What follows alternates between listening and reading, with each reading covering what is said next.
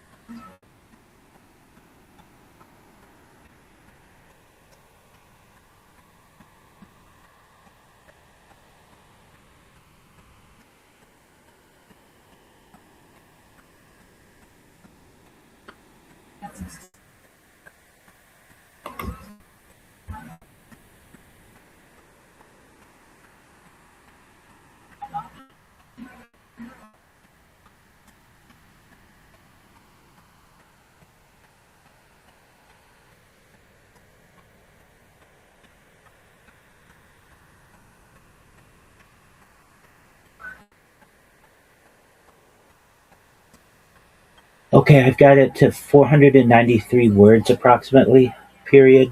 I am going to send it to you when you are ready, period. Please watch though to make sure I don't get banned because I included the links.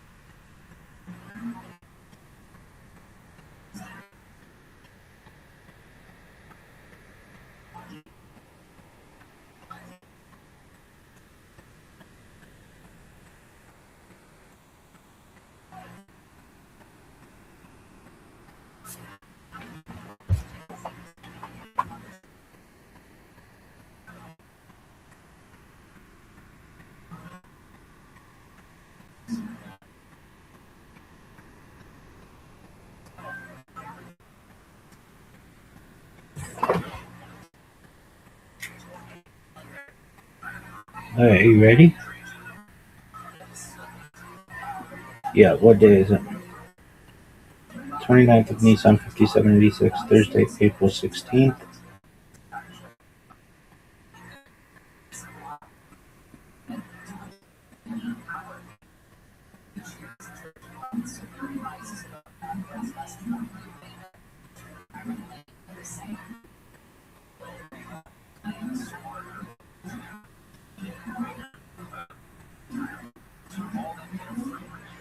$37.61, creation of the world, birth of Adam and Eve. Chava.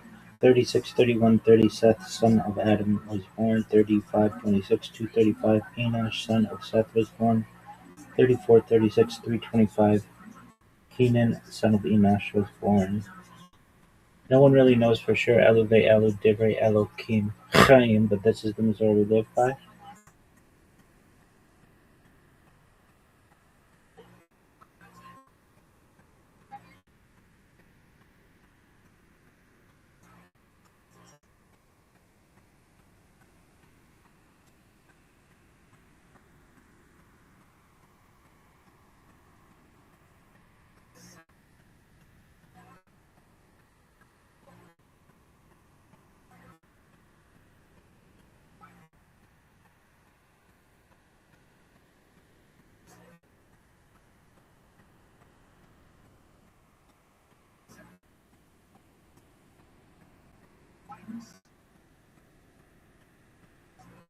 Coffee and Kabbalah, Kabbalah and coffee.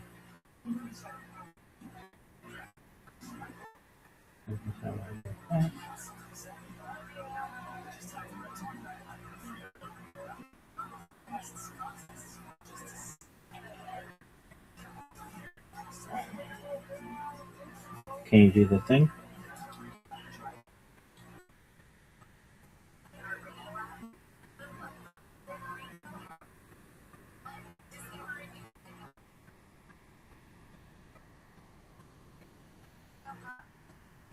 Rukatida Nailana Makalam Shaka Shana Mitchell Fitivanu Al Sefera HaOmer.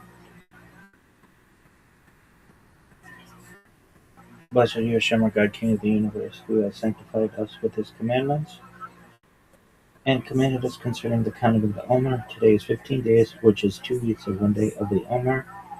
May the merciful one restore unto us the service of the Beit HaMikdash to its place speedily in our days. Amen. Selah.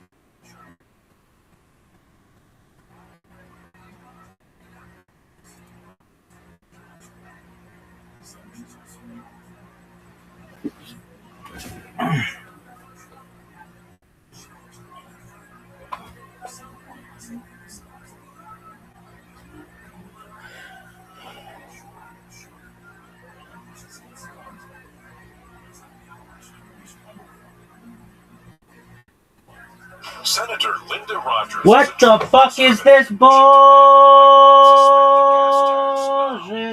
Bullshit!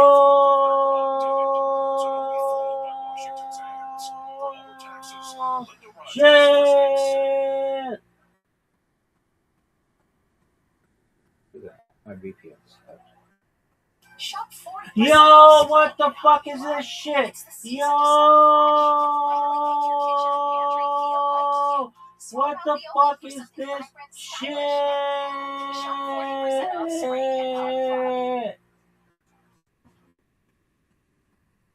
Stupid VPN.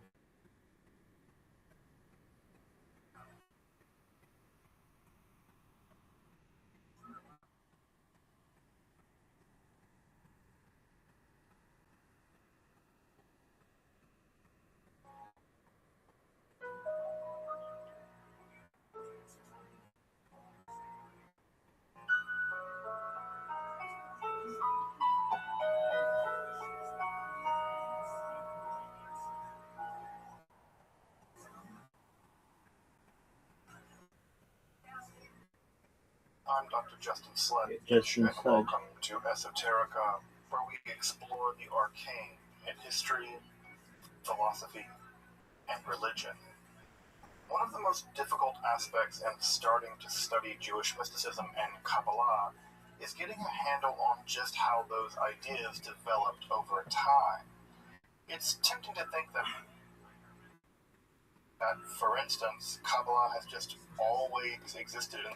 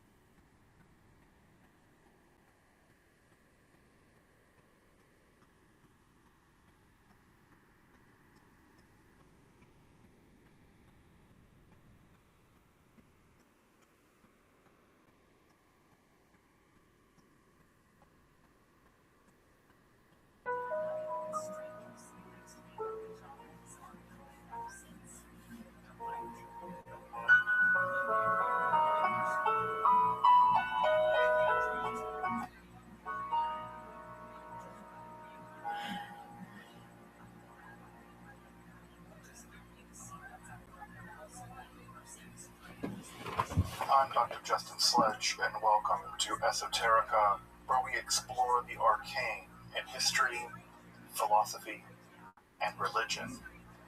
One of the most difficult aspects in starting to study Jewish mysticism and Kabbalah is getting a handle on just how those ideas developed over time. It's tempting to think that, for instance, Kabbalah has just always existed in the form that we have it, or that Kabbalah is just one thing at all. Of course, Neither of these positions is really tenable. Such notions developed greatly through the ages and are still developing. And there are now, and there have always been, numerous mutually exclusive schools of Jewish mysticism and Kabbalah. This class is meant to serve as an introduction to Jewish mysticism and Kabbalah from the point of view of its incredibly complex development from the prophets of ancient Israel unto the rise of modern Hasidism in the 18th century.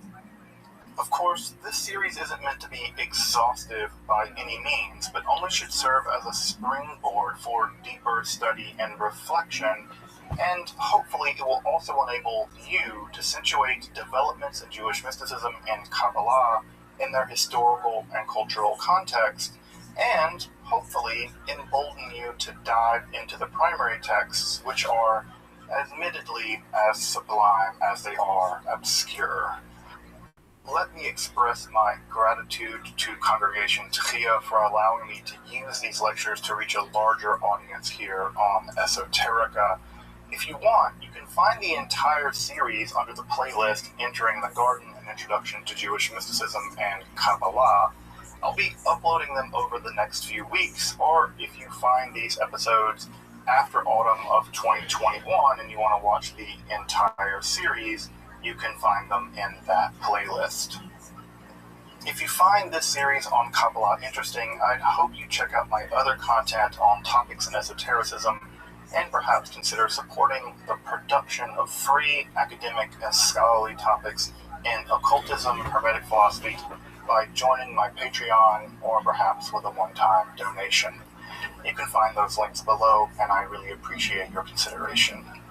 Now, let's enter the garden of Jewish mysticism and Kabbalah. Welcome back. Let's just jump right in, right? So the first thing we should do is do a bit of a recap on apocalyptic Judaism, just so that we can all be on the same page going forward. As I mentioned in the previous lecture, apocalyptic Judaism really emerged in the turmoil of the period after the Babylonian conquest in 586 BCE, and then really taking its form in the period after the Judahites are allowed to return to their homeland beginning in 537 BCE. And it's in the subsequent aftermath of that turmoil that what we have is a big theological shift in how the ancient Israelites understood their relationship to their God. As you may remember, the older, more prophetic literature said that if the Israelites don't keep their part of the bargain, God's going to wipe them out. Well, they weren't all wiped out. And so that's a theological problem, right? We have a sort of a threat that, I remember my mom sometimes telling me, I brought you into this world and I'll take you out of it. And then I did something bad, and she did take me out of it. And I'm like, I might have called your bluff, Mom. She just comes in and just beats the shit out of them. That kind of happened them. with Israelites, right? God threatened, look, I brought you into this world, I'll take you out of it. And God didn't. So what do we do theologically with that? And what ends up happening and what ends up emerging is a new kind of theology and a new kind of interaction with the Israelite God. And so rather than the Israelite God communicating orally to prophets, what we have is a shift in the theology where rather than communicating orally, right, what we have is God communicating visually, right? God is showing the Israelites various kinds of things. And the biggest, perhaps the most important thing that God is showing to the Israelites is that there's a plan. That everything that's happening is planned. There is a reason why you're suffering the way that you're suffering. There's a reason why wicked people seem to triumph.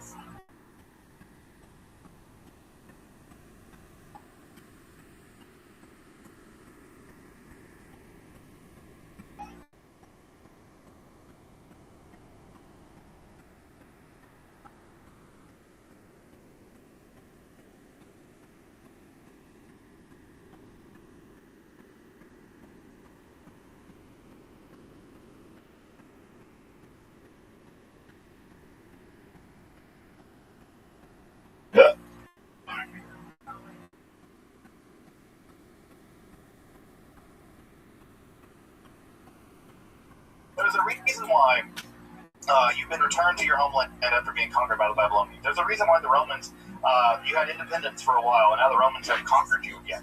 Why is all this happening? Well, for the apocalypticists, there is a plan. And typically, right, other things that the apocalyptic literature also deals in is things like cosmology, right, the structure of the universe, history, why the universe came into being at all, and specifically what they're often really interested in is the origin of evil.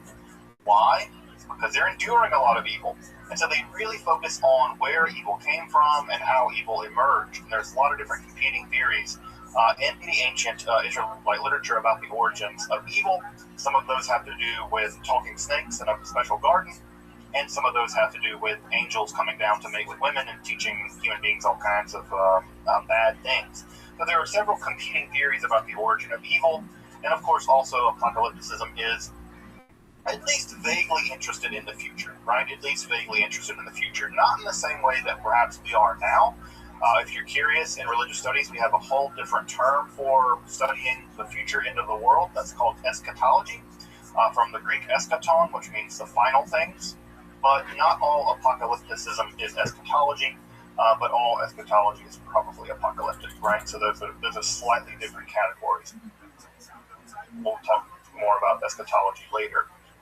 And as I mentioned last time, there is a massive amount of apocalyptic literature. I think that if I skip back just a couple slides here, right, and you can remember here on the page, there's just a library of apocalyptic literature that gets developed, some of which occurs in the Hebrew Bible, most of which does not, right? And then, of course, we also have Christian and Islamic apocalyptic literature. This is a vast, vast, vast amount of literature. And I think, as I mentioned, if you were to take the apocalyptic literature and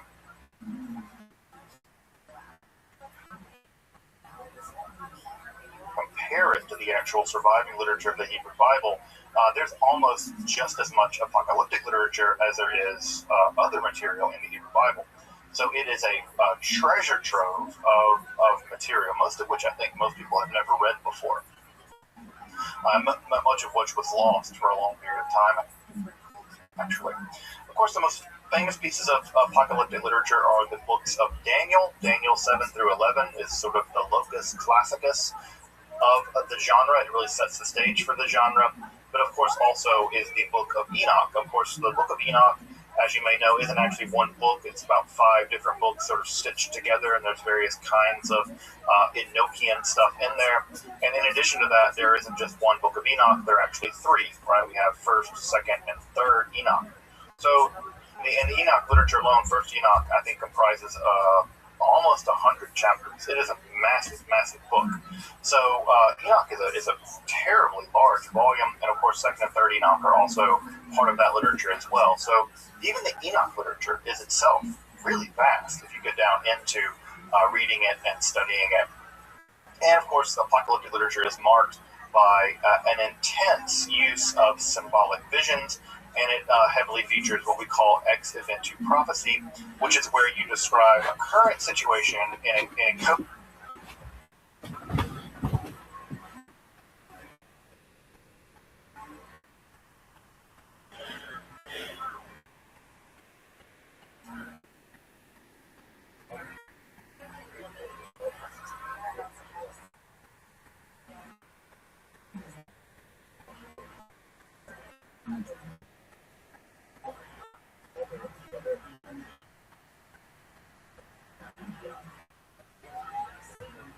language as if it's going to occur in the future.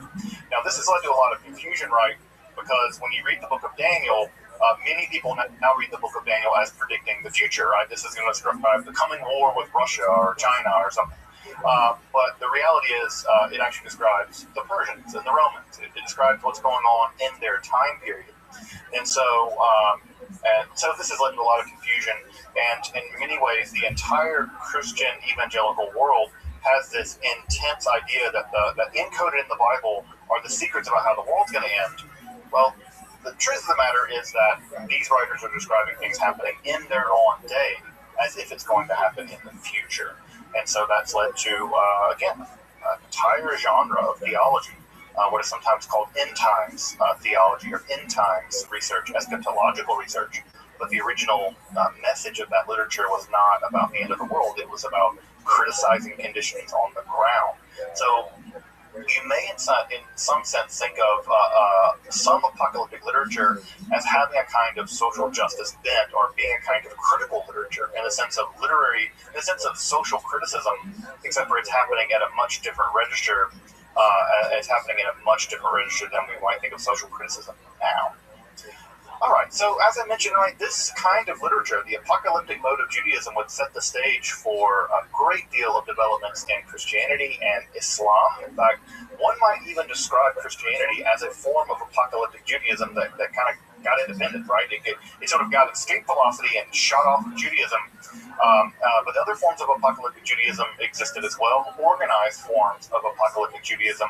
Perhaps second to the Christians would be the Essenes. The Essenes were also an apocalyptic sect of Judaism, though they were probably wiped out during the Great Revolt. In fact, Josephus even describes how they marched out to battle and they were massacred in a couple different battles. So it didn't work out for them. Though, right, one of the things that's worth pointing out here is that apocalyptic Judaism did not prove popular in proto-rabbinic, and rabbinic circles. So we'll get to that. We'll get to why that is a bit more this evening, and how apocalyptic Judaism did survive into rabbinic Judaism and how it didn't. And again, part of what's going on here is the rabbis have a very simple agenda, folks. Their simple agenda is survival. Their job is to make Judaism work in the aftermath of the destruction of the temple, and in the aftermath of the genocide committed by the Romans after the Bar Kokhba rebellion. And so, what the rabbis are concerned about isn't, right, this final battle with evil. They're really concerned with, how do you cook kosher food in an oven that has these characteristics? That's the kinds of things they're worried about. They're worried about continuity and not about theological clamoring over what's going to happen in some grand titanic battle. And so, because that, again, if you really do believe that God's going to intercede on your behalf in some grand titanic battle, well, you might march out trying to pick a fight with the Romans because God's on your side. Well, then you might get massacred. So the rabbis are less interested in those kinds of theologies, although with an exception we'll talk about tonight. And the reason why is they've seen them fail over and over again.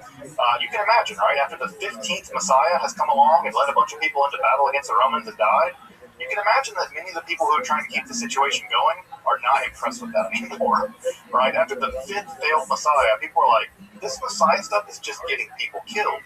And by the way, it's still getting people killed. Right? You can talk to those folks out at Waco, you can talk to folks at Sharingo, you can talk to a lot of folks. Messiahs often lead their people into great peril, and it can lead to all kinds of problems. By the way, Jesus wouldn't be the first nor the last Messiah. There's been a lot of Messiahs that come and go. They typically share the same fate as Jesus, though they don't typically enjoy the same success that Jesus did. So, the proto-rabbinical organization... The hilarious thing is if the United Nations decided to sue over you using their name, or me using their name, then we go viral. Period. It's win-win. I'll try to get to them toward the end of the lecture. So whether they're wrap-up questions or clarifying questions or digging deeper into whatever. So let's turn to a form of mysticism that did emerge from the apocalyptic mode of Judaism, but did survive in the rabbinical world, right? That did survive into the rabbinical world, and that is going to be Merkabah mysticism, Merkabah chariot mysticism. And we'll clarify a bit more in a minute just what that means and how, weird it is. Because, of course, it's going to be rather weird. As I mentioned earlier, and as the question was asked earlier, theophany, the idea that God appears to people, was a central Israelite religious trope. That's a claim to fame, right? God showed up and gave us a bunch of rules and chose us to be special. That's a core concept in Israelite religion and Judaism. This is an idea that survives all the way to this day, and one might even say that it's one of the core conceptions in Judaism as it exists. So often, as I said, right, God would show up and God would reveal, sometimes through an intermediary, various kinds of information, various kinds of commands, or even God could even make contracts with various people. So God made contracts, for instance, with Abraham, right? Abraham said, or Abram at that time, right, you're going to do this, and I'll do this, and we'll make a deal, right? We'll make a brit. We will cut a covenant, as it literally says in When we Hebrew. go viral, And so God makes these various we will covenants make with it these various happen. people, or people in the Period. case of the, It's just foreshadowing. Israelite Period. state. And so this idea that God could show up to you or show up to us was an idea that was very common in ancient Israelite worldview. Now, what's going to change, right? What's going to change is that visual contact with God typically is God coming to you, right? God revealing things to you. What's going to change in the apocalyptic mode of Judaism is that you're going to go to God. God's going to take you up into the heavens. An angel is going to escort you into the heavens and show you around the heavens, or show you We'll around sing the the national anthem at the Super Bowl. the underworld, even, right? Enoch even gets tours of the underworld, the bad place you don't want to go when you die. And so there's a shift in the apocalyptic. Rather than God showing you, right, you get to go to God. And that motion where rather than prophets being told things as if they're sort of passive recording it, rather than go on journeys, that's going to be one of the big shifts in the apocalyptic literature. And of course, the main two events in which this happens in the literature, at least in the biblical literature, are Isaiah and Ezekiel. And those two theophanies, the theophany of Isaiah and Isaiah 6, and the theophany and Ezekiel, are going to be the two big prototypes for how this is going He to ends go up down. taking the What I should also mention, coin by the flip way, coin is that the angels are the various other supernatural beings that are often seen by the apocalyptic without a word. are not the angels that you're probably used to. I know most of you probably have in mind the more Renaissance version of the angel. That is to say, it's a roughly humanoid, sometimes even baby-looking creature with wings, right? Sometimes with multiple sets of wings. Some 6 is typically the way it's described in Isaiah. In the Ezekiel vision, these beings look nothing like stereotypical angels. We have wheels covered in eyes that rotate around each other in weird ways. People have even said things that this might be a bow or something. Who knows? There are other creatures that are sort of stiff-legged that have various kinds of wings and the shapes and the heads of various kinds of animals. They're very, very, very unusual creatures. And they often get strange names like the Chayot, right, the ones that are alive, or the Cheruvim, or the Ophanim, that's the name of the wheel-shaped ones. So biblical angels or biblical supernatural creatures are very unlike the cherubic angels that you may have seen adorning paintings from the Renaissance. Israelite angels don't really appear like that. What's important about the apocalyptic is also what's going to be added from Isaiah and eventually into Enoch, where they're going to be given visions of the throne of God. They're going to be taken to the very apex of reality, which is God's throne room, and they're going to be shown images of the throne of God. Well, to get to the throne of God, you can't just kind of go, the old, Maynard saying, right? You can't get there from here. Well, you can't. You got to travel.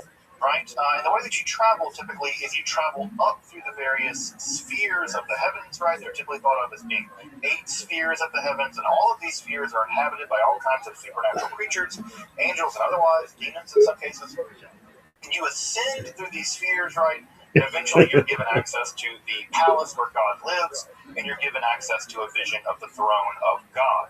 We first see this begin to happen in some of the literature associated with the character Enoch. Enoch, as you may know, is famous because Enoch never died. The Bible simply records that Enoch walked with God and God took Enoch away.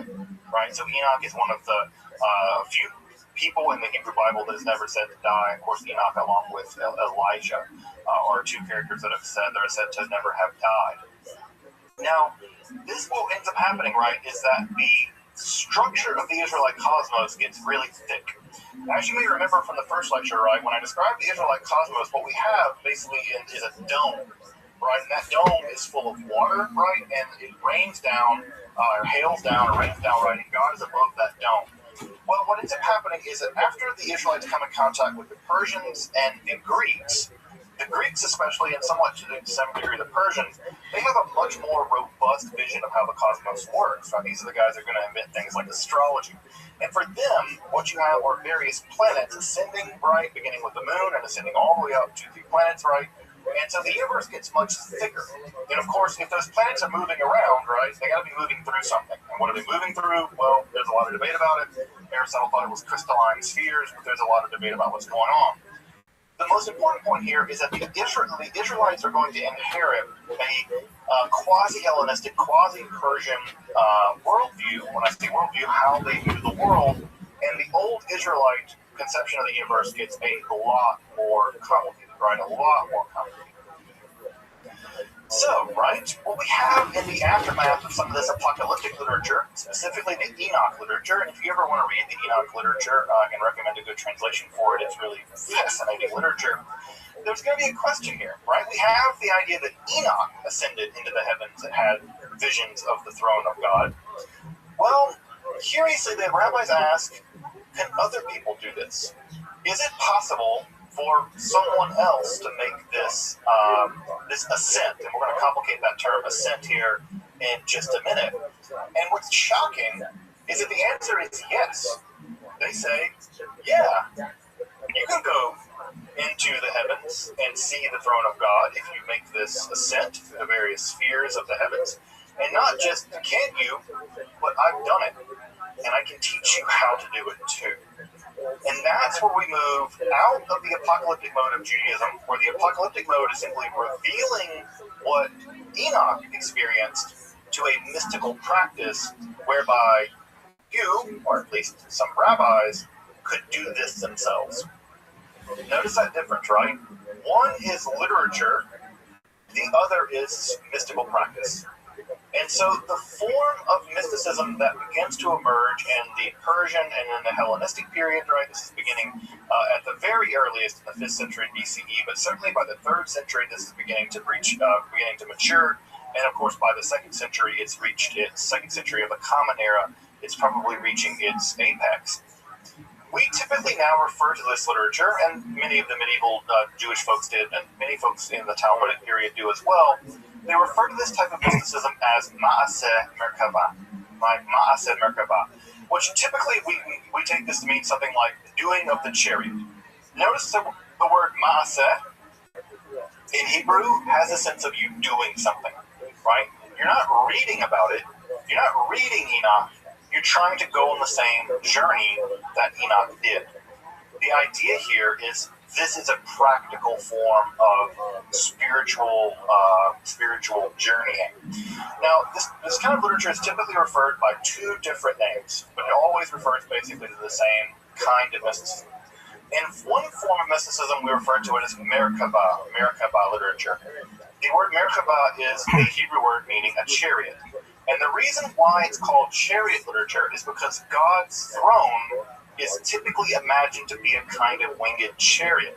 Now, if I scope back a whole bunch of slides, right, all the way back to that Persian period coin. Let me find the Persian period coin. Remember this coin I showed you guys a couple of weeks ago, right? Notice that this is probably Yahweh, right? Notice what Yahweh is riding upon. It's a chariot, right? And it has a wings, right? It's not being pulled by horses or whatever. It's a horseless chariot, right? And so if God has a Tesla or whatever, right? So anyway, God's being pulled on a chariot here, right? And this is a winged chariot. Notice this is also God's throne. So when we say Merkabah mysticism, what we mean here is that these mystics are attempting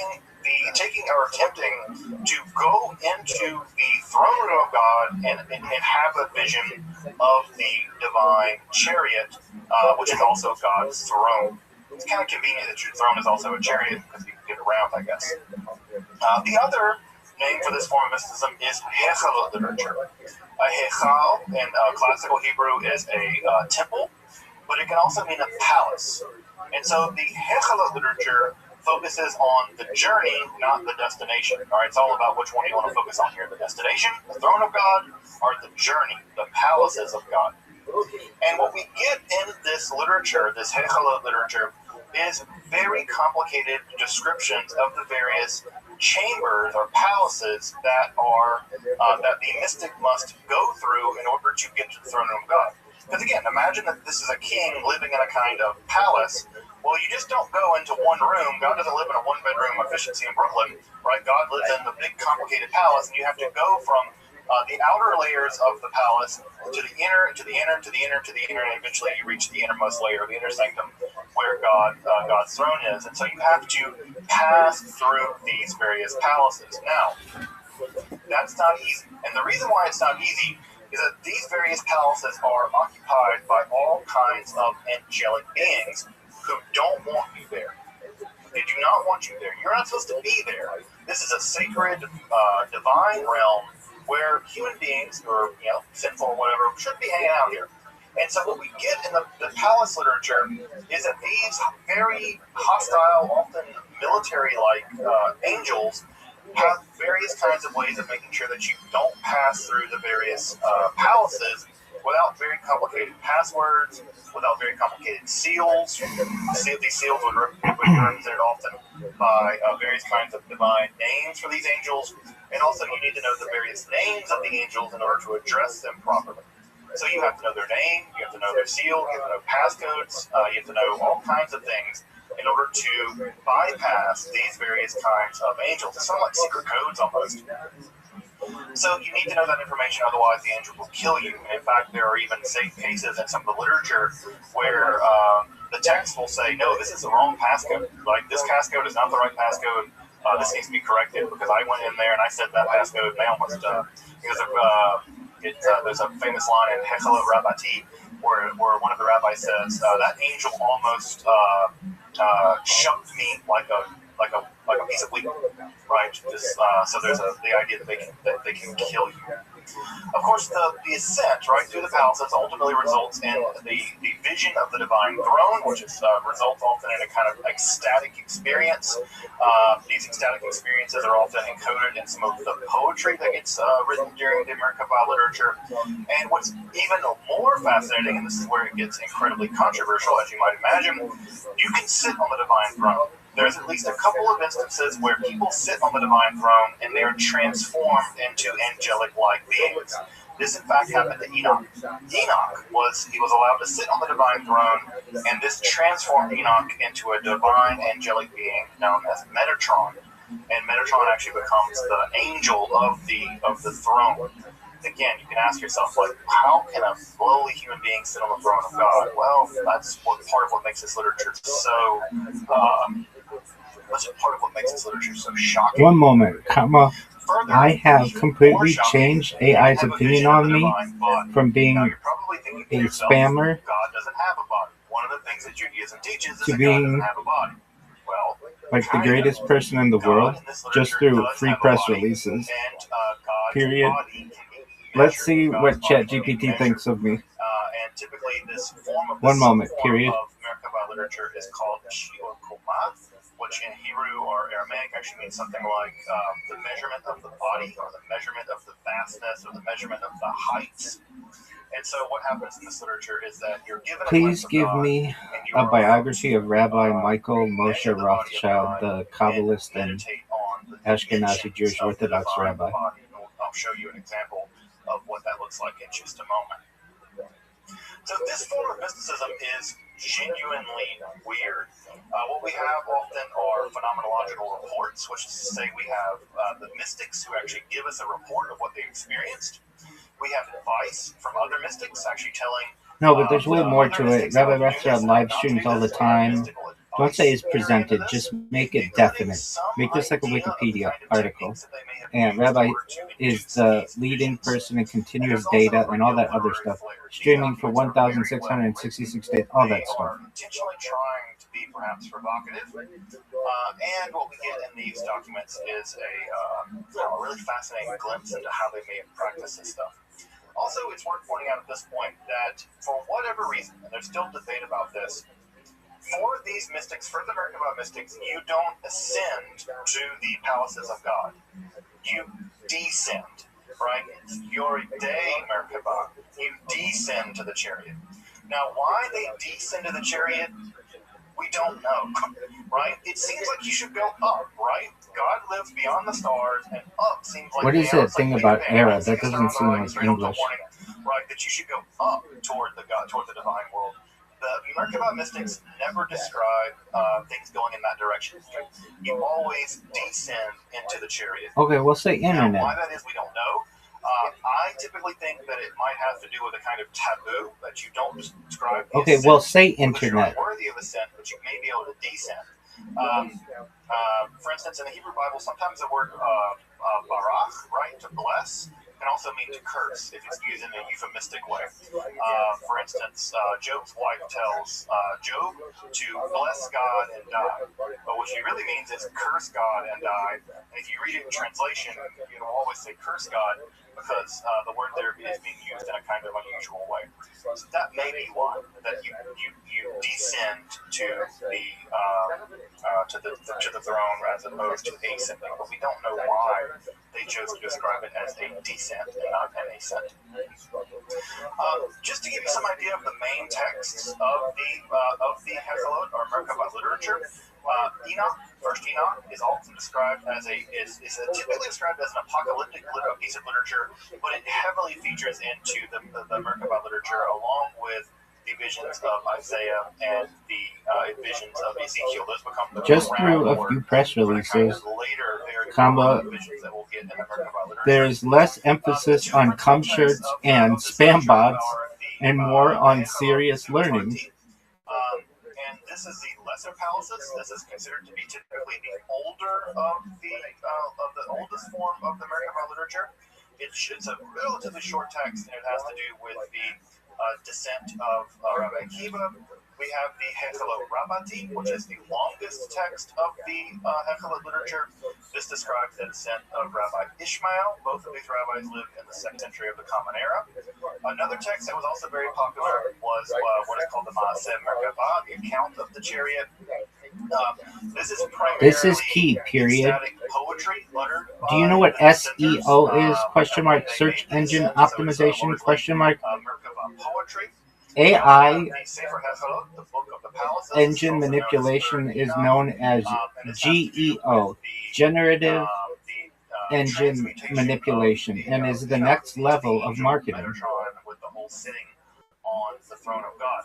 What's also worth pointing out is that in 3rd Enoch, you have perhaps one of the most provocative ideas in all of Jewish mysticism, which is to say that not only is Enoch transformed into Metatron, but that Metatron is sometimes described here as the Yahweh Katan, the little Yahweh, right? So you have the Yahweh Gadol, which is God, and you have Yahweh Katan, the little God. Now, the idea that there can be two gods is going to prove to be absolutely, period. One thing at a time, period. You'll be shocked how this works, period. In the air during the if anything, do a chat GPT query of the coin right now and its current state, and then give it 72 hours, and you'll see there's a lot more information that's positive about our coin, period. Some ideas that even the Trinity may have emerged as some of may have emerged in conversation with some of this idea that there is a greater God, a lower God, and things like that. So again, basic assumptions you make about Judaism are disruptive. I agree. Mystical ideas, one of which is that there is a lesser Hashem, a lesser Yahweh, and that idea is, I think, very, very shocking for many people. And again, also I mentioned this text, Shir Koma, and Shir Koma is a separate piece of literature in which, as I mentioned, right, describes the various dimensions of the divine body in a Persian unit called the Parasan. We'll talk more about that in just a minute, and I'll give you an example of what that looks like from the Shir Koma. This form of mysticism seems to have hit its apex right around the 2nd century, right around the 2nd century, sometime in the middle of the 2nd century, in the 150s, 160s. Now, why? We don't know. Why that time period? That's the direct aftermath, or right at the time period of the Bar Kokhba rebellion. As you may know, Rabbi Akiva was martyred during the Bar Kokhba rebellion. Rabbi Ishmael lived around the same time. We need to Why then? Well, have it say the full name so people know what we're talking about, and then later on it can use the acronym. Descending into the throne room of God allowed wants them to connect with God in a new way. It's not clear, but that's when the form of mysticism seems to have hit its apex, although it seems to have been practiced all the way into the Middle Ages, and there are Hechelot texts that are actually absorbed into Kabbalah.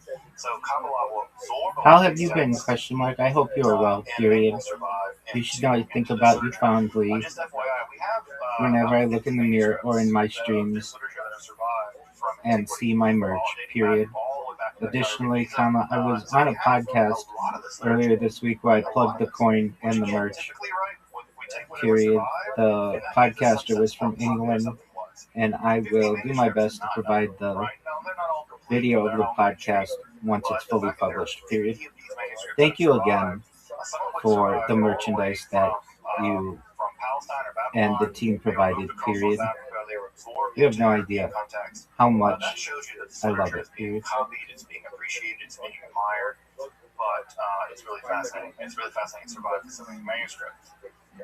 We think that the way this literature was formed, and this is a going theory right now, most literature, by the way, I should also mention, is in Aramaic, not in Hebrew, which means that it was also being written in the vernacular at the time. This is literature not meant, this was literature meant to be read and wrote in the vernacular.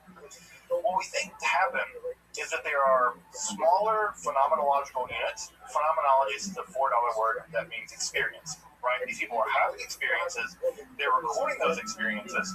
Those experiences are what we call microforms. They're just very small snippets of discrete mystical experiences. And it seems like there are schools of mystics having these experiences. So I might go to the first heaven, you might go to the fourth heaven, right? I might go to the put third something one, hilarious? the second chamber of the fourth heaven.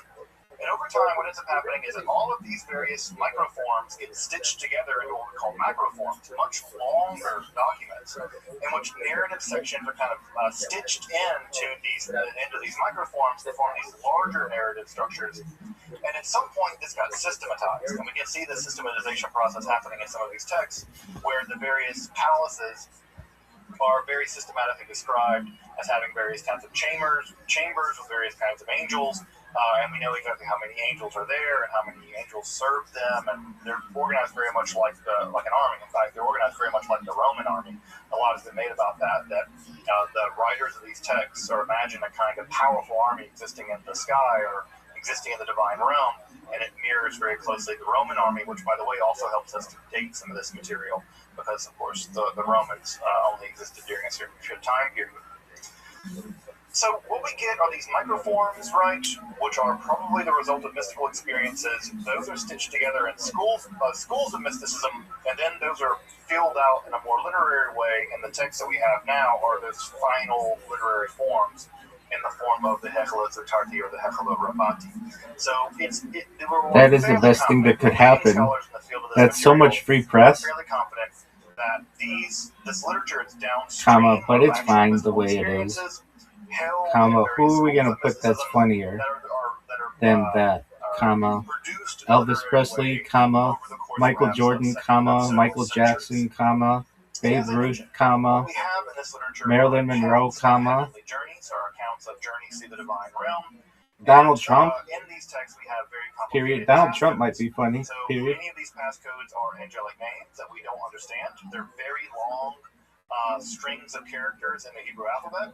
We don't know what these texts means, what these names mean. They don't look like typical angelic names.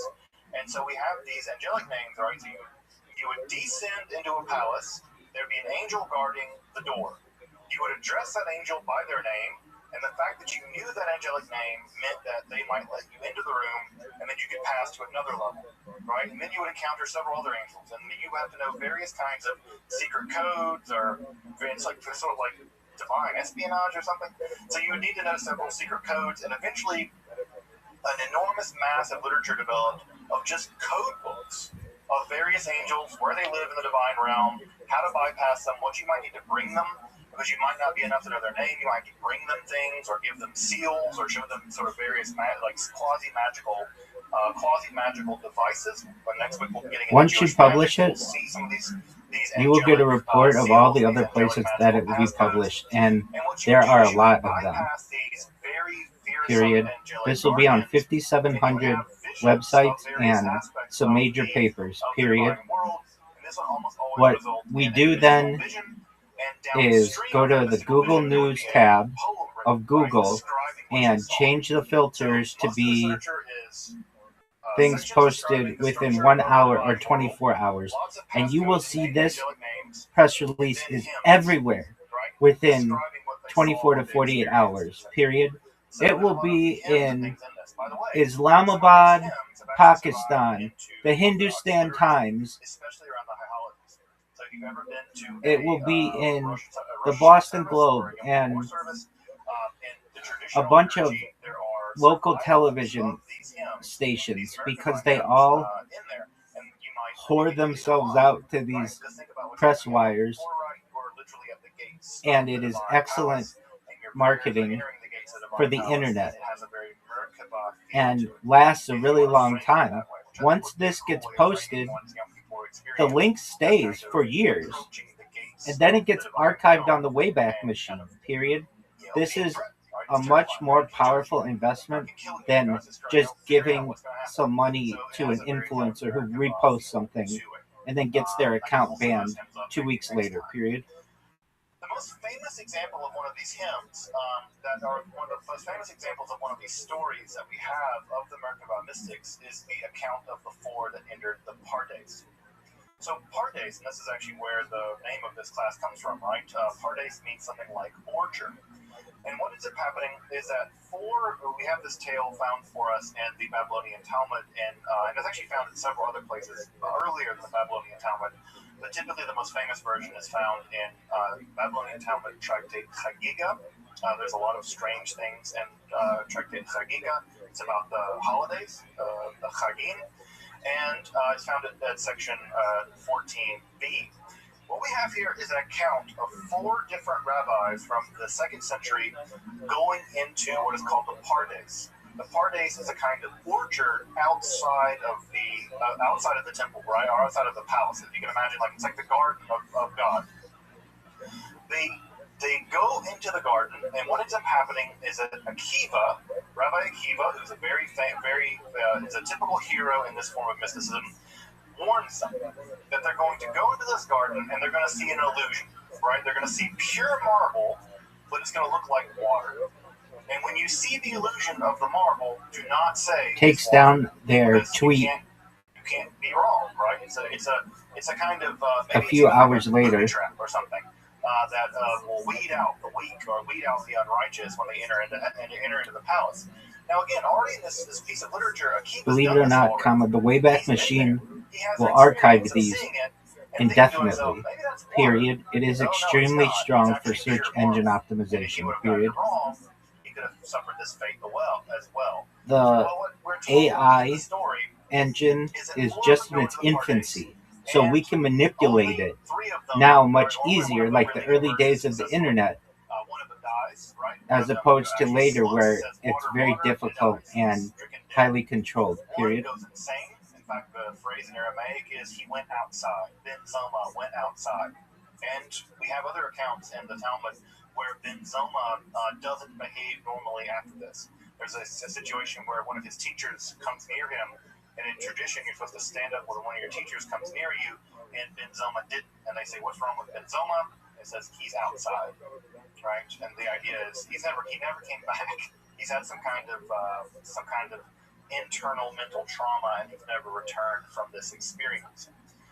Even worse in some ways is the poor fate of Elisha ben Abuya. Elisha ben Abuya is a very famous rabbi of the 2nd century. What ends up happening is that Abuya actually bypasses the water illusion and makes it into the throne room of God. He was a very, very advanced mystic, and he was able to make it all the way into the throne room of God. But what he sees there disturbs him. He sees a being sitting on the throne of God. Now, from Isaiah, we know that there is no forward, there is no backwards, there is no up, and there is no sitting for God. God doesn't sit down, right? That's one of the things we know from Isaiah about God. Well, Elisha sees this being, Metatron, this angel, sitting on the throne of God. And what does Elisha declare? There are two powers in heaven. There are two gods in heaven, right? He declares that there are these two beings in heaven. Well, when he declares this two beings in heaven business, this is, for the rabbis at least, the most catastrophic heresy he could have committed. In fact, the phrase is he mutilated the shoots, or he severed the reeds. And this becomes a euphemism for committing heresy in Judaism. And all the stories about Elisha ben Abuya, many of which will refer to him simply as Acher, the other one. Once it gets posted, we have to have at least all kinds of stories in the Talmudic literature 10 or so, if we can do it, members of the community to create random Reddit accounts and then post the random links of the newspapers to our Reddit, or specifically our subreddit. Period. This becomes very strong for manipulation of AI. Period. Additionally, we can cross-post these posts in different cryptocurrency subreddits to get more eyes on it. Period. It is incredibly powerful. Period. We are basically creating a giant web of links that will manipulate AI and its opinion of our coin. Period. And we'll get to it next week when we talk about Jewish magic, that there's an idea that you can actually just so we can run a test, I'm going to do a random ChatGPT query about Harry Potter Obama Sonic 10 Inu. And then we will do one in a few days and see if anything changed. One of the first time they have this idea of someone being beaten with fiery lashes. It's this angel, Metatron, being whipped with fiery lashes. Can you please give me a Wikipedia article like thing on the cryptocurrency Harry Potter Obama Sonic 10 Inu? You got dudes getting into heaven, seeing two gods in heaven. There's a lot of stuff going on here. By the way, that idea that there are two gods in heaven, we already see that idea in 3rd Enoch, where the idea that Metatron or Enoch is transformed into an angel that is sometimes referred to as the Yahweh Katan, little Yahweh. And again, it's clear that the rabbis are pretty concerned about this whole business. And, again, the Talmud may be a reaction to it, although it's clear that Rabbi Akiva, perhaps one of the most famous rabbis in the entire Talmud, himself is a kind of shaman in all this. He's taking people on these mystical journeys and warning them of the various perils along the way, although his warnings unfortunately aren't heeded and people end up going crazy and dying. Perhaps the most famous Merkabah mystic in the history of all Merkabah mystics is St. Paul. St. Paul in the New Testament, in a very oblique way in 2 Corinthians, he actually says he knew a guy who 14 years ago was raptured up, taken up to the third heaven. And away we go! Exclamation point. Some kind of Merkabah literature, or some kind of Merkabah practice. And so it seems that Paul himself, right now he says, I know a guy, he's almost certainly referring to himself. It seems like Paul may have been a few hours, and it will start to populate, and it will be everywhere. Period. I am shocked at the many places that these press releases get posted. Period. And so, if it's the case that Paul is seeing various kinds of things, he's going into and then they will get reposted. Period. I get press releases of mine from 4 years ago that will get reposted randomly years later in Israel. Period. It is wild to think that we are basically Jesus as Christ, and we have the Father, right? That's two powers in heaven. Now we get the Holy Spirit later as well, of course. But this idea of two powers in heaven is already percolating at some level in rabbinical Judaism, and that when we see the notions of that Christ could be God and the Father could be God, this idea is not so out of the wheelhouse of what was thousands of links all over the internet right now that are going to define how AI views our coin. Period. Now, as I mentioned, right, earlier on, perhaps most shocking, and I think I would say most shocking, perhaps the most shocking form of mysticism ever to emerge in Judaism is this business of the Shiur Koma literature. where in some accounts, right, you're given a vision of the divine throne, and you kind of have an ecstatic prayer. You utter an ecstatic, you have this vision, and you utter an ecstatic hymn or prayer or song, and that's how many of the texts end. The telegram in some texts, you sit on the divine will throne, be. and you're transformed into an angel. By the way, Paul almost always talks about being transformed into what he calls researched by future generations someday as perhaps the ultimate cesspool of debauchery on the internet, but will be forgiven due to the overall impact of peace and love that the coin emits, period. Where your body is transformed into a kind of spiritual body, and that's exactly what happens with Enoch. And another version of what sort of the final outcome of all this is that you're given the ability to measure the divine body. Or you're given the ability to measure the divine body in a Persian unit called the parasang. Now, they picked the parasang because the typical unit of measurement in the Israelite world was the cubit. And as you may know, right, the cubit goes from the tip of your elbow to the tip of your fingers, right? And you measured things in cubit. And typically it was standardized by measuring the cubit of the king, and that became the official cubit, at least until that king died. Well, the parasang was a much larger unit of measurement, and it was about, we would say about 3.5 miles, right? So about 3.5 miles. What we get in the Shiur Koma literature are measurements of the divine body, along with the mystical or perhaps magical names of the various parts of God's body. So I've reproduced here part of a translation from the Shiur Koma, right? So we have the right and left eye, right, of God. We have the names of God's right eye, right? So we have the names of God's right eye. We have the other names of God's left eye. Now you might be curious about why we haven't spelled AZRYYH. That's because we have in the Hebrew text, right, it'll be Aleph, Zion, Resh, Yod, Yod, Hey. Right? Now, you might be asking, well, why didn't you translate it out? The simple answer is, we have no idea what these words mean. They're not Hebrew words. They're not Aramaic words. They're some kind of unusual, mystical word that we're not quite sure what they mean. Now, what's important about that is that next week, when we begin to talk about Jewish magic, we're going to see something very similar happen in Greco-Egyptian magic. There are going to be long strings of Was words that you who just posted that link to Reddit ? Is there any way you can take it down and repost it? Please don't call me infamous. That will have a huge effect on AI in a negative way, comma. Please say famous. These long strings of Hebrew characters, but no one knows what these characters mean. People really work hard to try to figure out what they mean. And sometimes we do find out kind of what they might mean, but it's anyone's guess. So we have God's left and right eye. We have them named here. We have here a couple different names for the different manuscripts, right?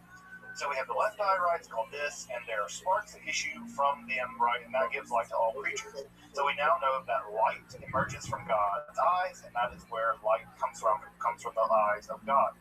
So we have the white of God's eye, right? So the white part of your eye. We have the name grid. And so we also have some measurements here, right? So the white What's of that quote of Dave Chappelle? Anybody can be famous. It's hard to stop being infamous or something. That's a huge number. Right, you can do the math there to figure out how big God's eye is, but you're talking about tens of thousands of parasangs long. And if you do the math there, right, you're getting tens of thousands, maybe even hundreds of thousands of miles. That's how big God's eye is said to be. The distance between God's right shoulder and God's left shoulder. Thank you so much, period. Especially on Reddit. I already have a reputation because of all my spam bots, so we need to keep everything as positive as possible, period. Thank you so much, period. I appreciate it greatly, period. I tried for hours trying to get somebody to post that, period. You are amazing. The distance between God's eyebrows is given, right? The distance between God's nostrils is given, the distance of God's fingers, which are unusually long, are actually given as well. I taught a Jewish mysticism class at an art college once, which is great because art students they're weird, they're great. But one of the things that one of the students did was actually go into CAD design program and actually mapped out what God's body looks like. And what's weird is that God's head is really, really big, and God's arms are kind of weirdly short, and God's fingers are really, weirdly long, and God's trunk is small, but God's legs are really long. So you get this really creepy looking creature. I'll have to dig up more the image that the guy came up with. But what he did was he Did you watch the new Bob Lazar documentary? Question mark. And God's eyes are really big, right? God's eyes are really big. And shockingly enough, right, have you ever seen the stereotypical picture of like a gray alien? It kind of looks like that, right? And of course, that's Christopher the Middle of all the alien people, alien conspiracy theory people, whatever. But it is weird. It is weird. And so we have Absolutely. Period. Pages and pages and pages with this stuff. They use Blender and AI to show what S4 looks like, and it is pretty impressive. Period. I very much enjoyed it. Period. Into the Middle Ages. One of the probably people that's reading this and thinking to themselves, "This is terrible," is Maimonides. There's a great argument that the Guide to the Perplexed, if you've ever had what's the right word? The pleasure or the punishment of having to read the Guide to the Perplexed, right? Because it's just as likely to perplex you than help you. One of the things that's true about it is that one of the main theses of the Guide to the Perplexed is that God does not have a body. And that what Maimonides does for the vast majority of that book is spend time going through every single metaphor of God's body. God's hand, God's eyes, God's legs, God's hair, whatever. And Maimonides goes through every single time the Bible describes God as having a body and shows that it's not to be taken literally, it's to be taken metaphorically. It's possible, and I think likely Menachem Kellner has written a book about this, where Menachem Kellner argues that at least in part, the most important piece of Jewish philosophy ever written was written to combat Merkava mysticism and Shiur Koma mysticism. Now that's high praise, right? There's no higher form of praise than parody or criticism. Because if people are criticizing you, that means that they're taking you seriously, at least at some level, they're paying attention to you. And it seems that Maimonides, at least in part, is writing the Guide to the Perplexed as an argument against this form of mysticism. Now, what's worth pointing out here, right? What's really worth pointing out here is that this form of mysticism lasted for hundreds of years. We'll talk about that more in a minute.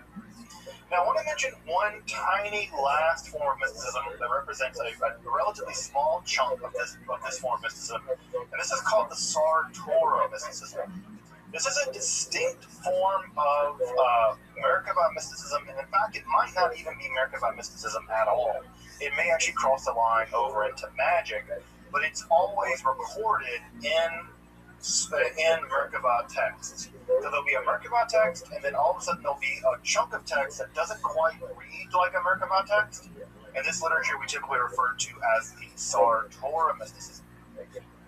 Sartora mysticism is unlike the Merkava mysticism, where you descend into the divine realm to learn various kinds of secrets. In the Sartora mysticism, you actually summon an angel.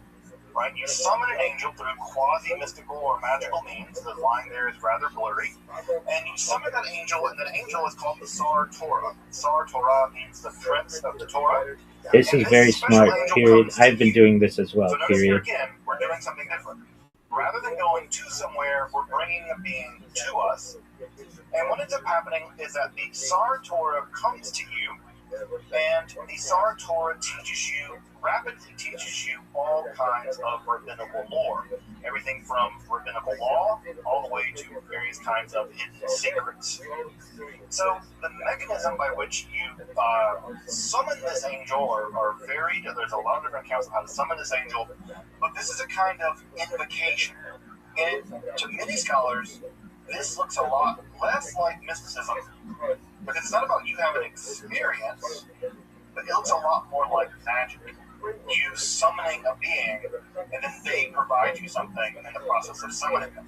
Just like you might summon a demon to teach you something, here, of course, you're summoning an angel, and that angel does the job of rapidly teaching you all kinds of rabbinical lore. Now, what's important about that is that idea of using magic to learn things very rapidly is going to survive in the medieval period, and is going to be an entire school of magic called the Notary Art School of Magic that's going to be just this. Now, you're not going to typically summon an angel to do it, but it's interesting that we already have a form of mystical, magical stuff going on by the time of the Merkaba literature, where you are, in fact, summoning an angel to learn rabbinical lore very rapidly. And if you've ever studied rabbinical lore, then you can appreciate the fact that people might want to, not have to study all day in order to learn it, because it's a lot. So this Sartor literature, as I said, right, crosses the line probably into Jewish magic. And that is where we're going to pick up next week. We're going to begin to pick up with the earliest layers of Jewish magic, what the ancient Israelites thought about magic, what the rabbis thought about magic, and then we're going to look at some of the magical techniques and devices that have entered into Judaism and have thrived all the way down to this day. It's worth pointing out here that the Merkaba or the Hechel mysticism would be the dominant form of Jewish mysticism for the majority of Jewish history. We think of the Kabbalah as being the dominant form of Jewish mysticism, but the Kabbalah is only about 800 years old. If you say where we think it began sometime in the 13th century, that's only 800 years old. This form of mysticism has existed all the way back probably to the 2nd century, probably earlier, and it was still being practiced all the way through the Middle Ages, right? All the way up to the rise of the Kabbalah. In fact, the Kabbalah absorbed a lot of this mysticism in it. So if you really want to think about Jewish mysticism in terms of what got practiced the longest, Merkaba, Hechel literature, was practiced far longer, at least at this point, than Kabbalah. Right? Kabbalah came later. It's only really been practiced for about 800 years. I say only 800 years, that's crazy, right? But still, 800 years, right? This literature survived at least for 1,000, perhaps. So it's only the next couple hundred years that Kabbalah will lap Merkaba mysticism, right? Will lap it.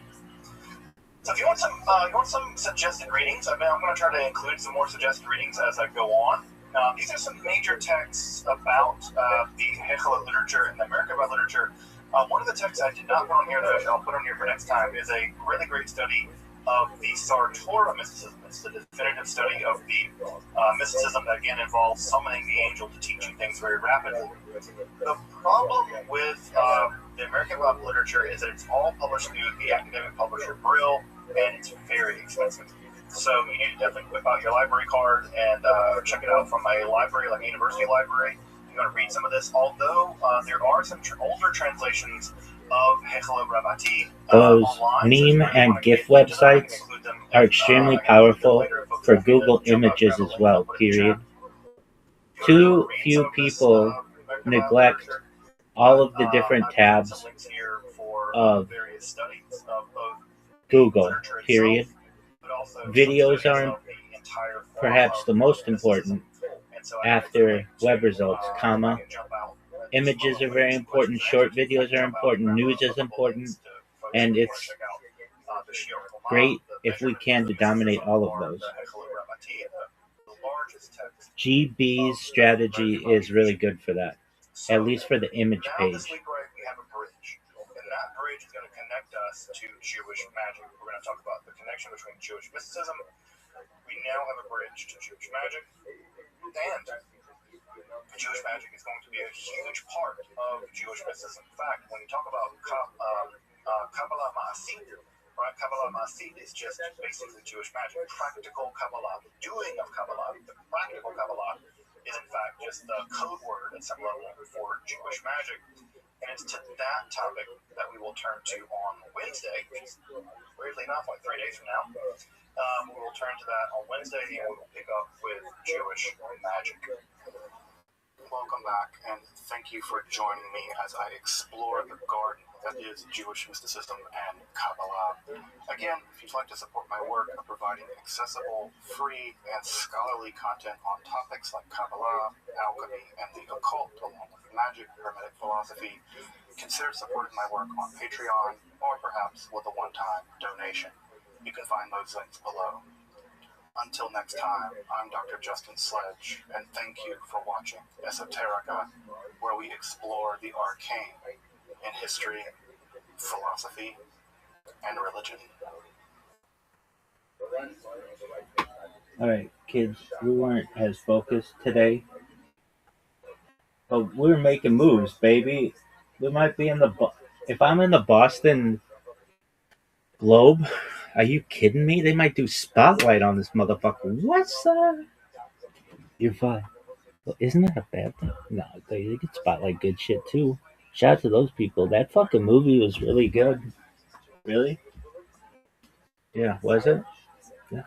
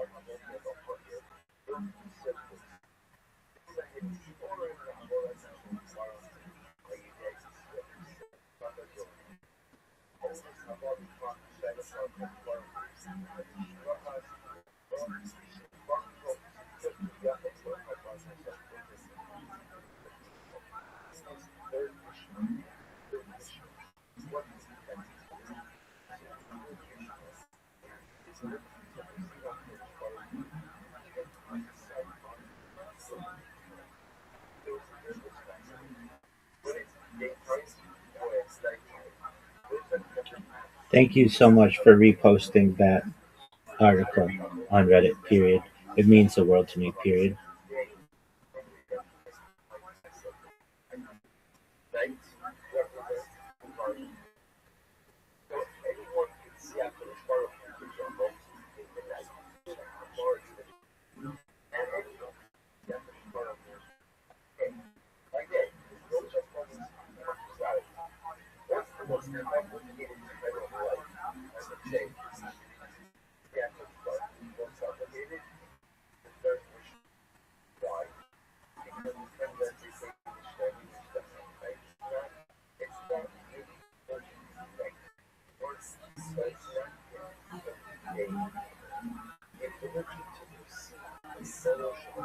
My pleasure, comma, my friend, period. Now we sit back and watch, period. Take a screenshot of the Google front page if you can, because you will see that these press releases may jump into the top 10 spot, period. Additionally, comma, apologies that sometimes my longer messages in this Telegram aren't that clear. I use voice to text, and sometimes it's not clear, period. I do my best to proofread, but sometimes I miss things, period.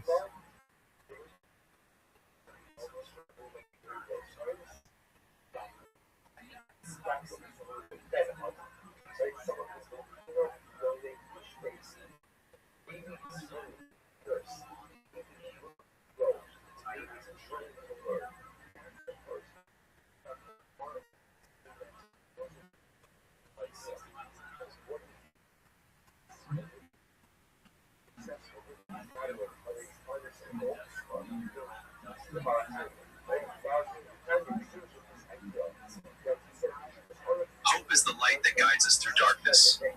Together, we can build a brighter future. Hope is the light that guides us through darkness. Together, we can build a brighter future. Hope is the light that guides.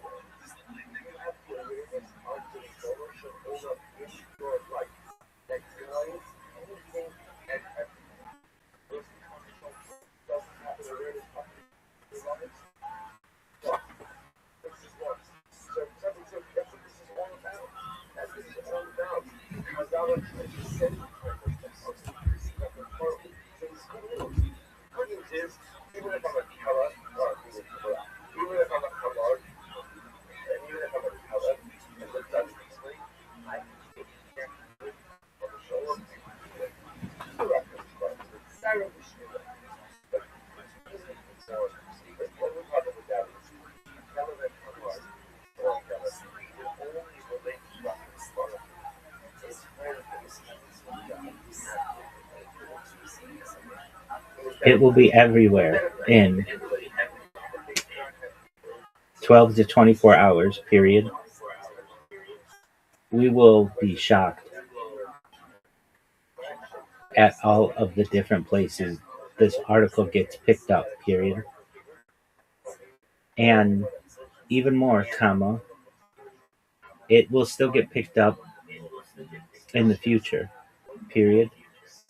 Once we get it in a big publication like Market Watch or the Boston Globe, which should be in a few hours, comma, we can start posting that to our X and to Reddit,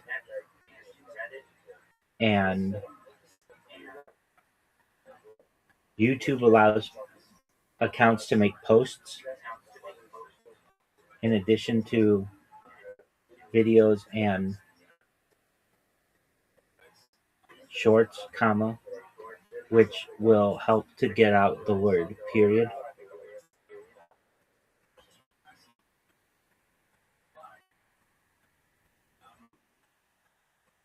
It is like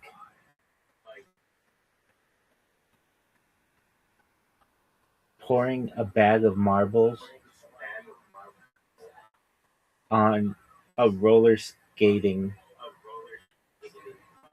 rink, period. You never know what is going to happen.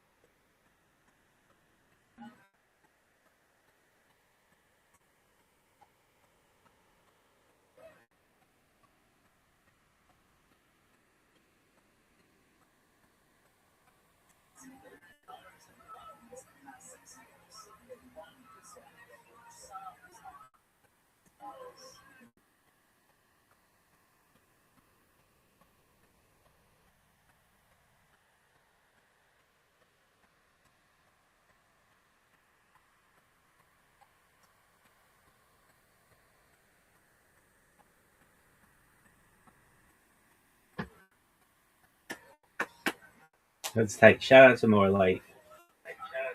Thank you for paying for that. That's amazing.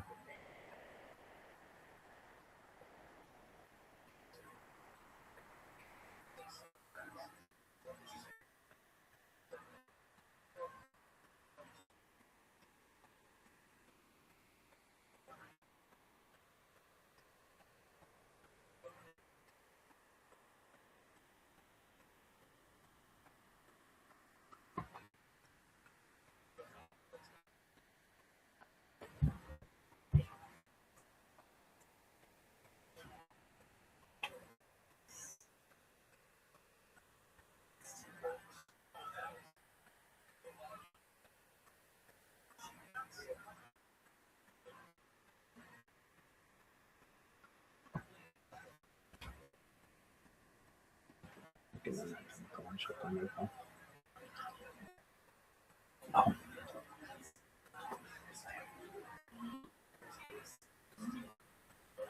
I have something else that I want you to consider as well for our main X account, period. Just one moment and I will send it to you, period. Just be on the lookout. I don't want to get banned or muted or whatever for sending a link, so I will put spaces in the URL, period. I want you to look at this X service that automatically reposts and likes and comments on any post of a user, and it's a one-time fee and it works indefinitely.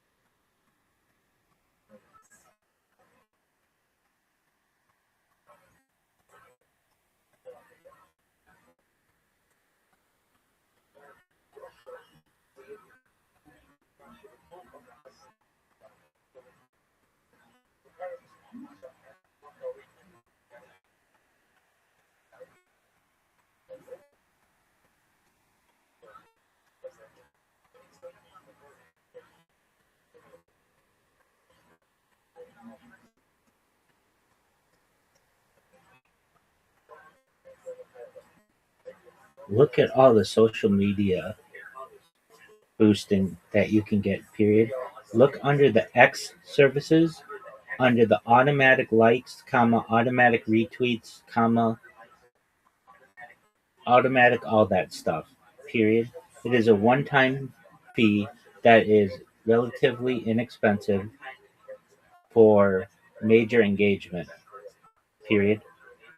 I'm not saying we do this right now, comma, but just consider it. We'll see how the press release works, period. With this service though, comma, every time we post from the main account,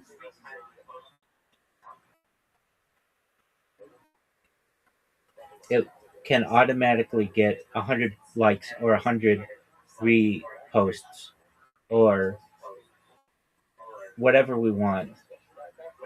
And it's just a one-time investment for the lifetime of the account, period. This is how big influencers retweet and then, or I should say, this is how big influencers tweet and then get 1,000 retweets within 30 seconds, period. These are the tools they use, period.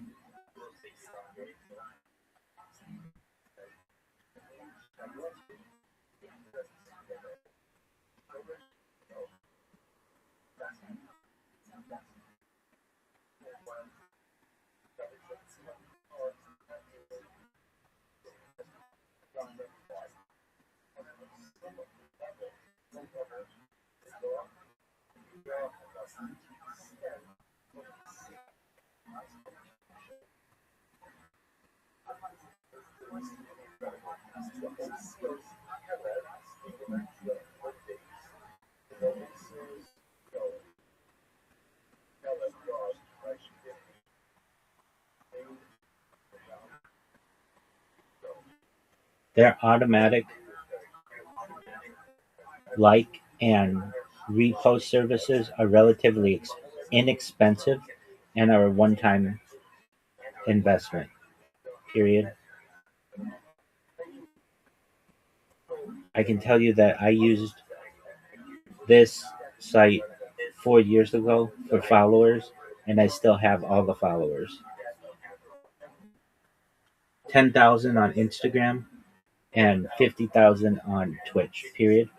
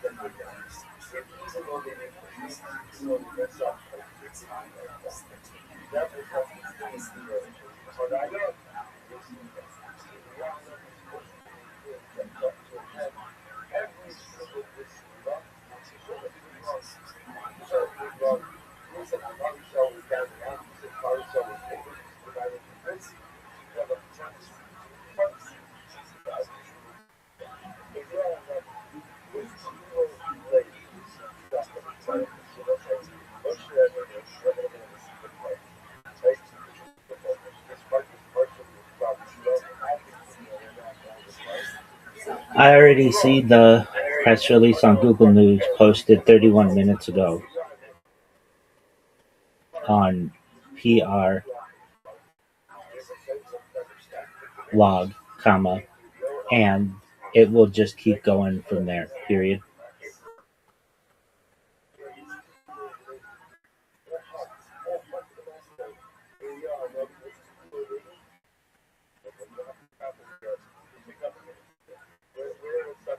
Exactly, period. That's what we need, period. That will make every single post much stronger than it currently is, period.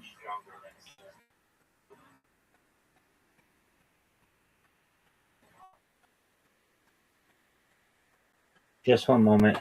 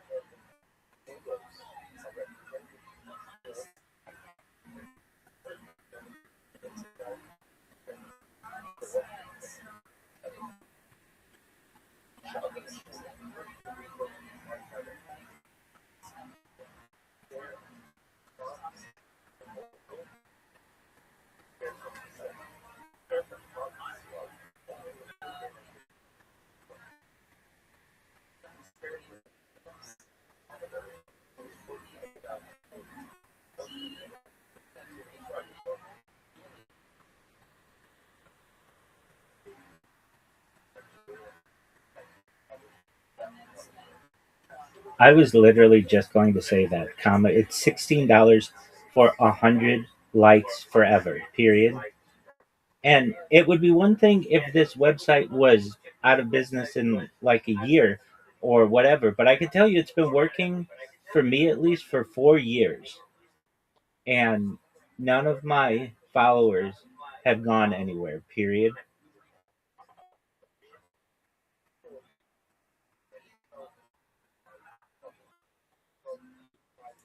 I was literally just going to say that, period. For $16, you can always have 100 likes on your posts, and for like $30, you can always have 100 reposts. Period. It is absolutely worth it. Period. I've advised other coins on this strategy, and they've used it and saved themselves hundreds of dollars a week from paying reply guys. Period. I always tell anyone do your own research, of course, and you can try it with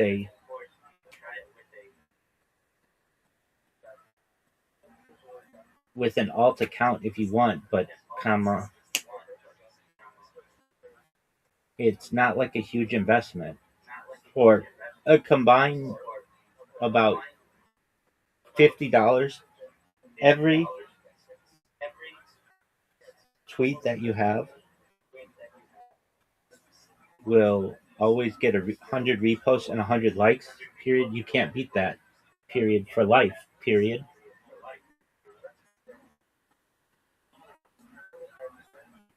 I I was literally just gonna say that. Period.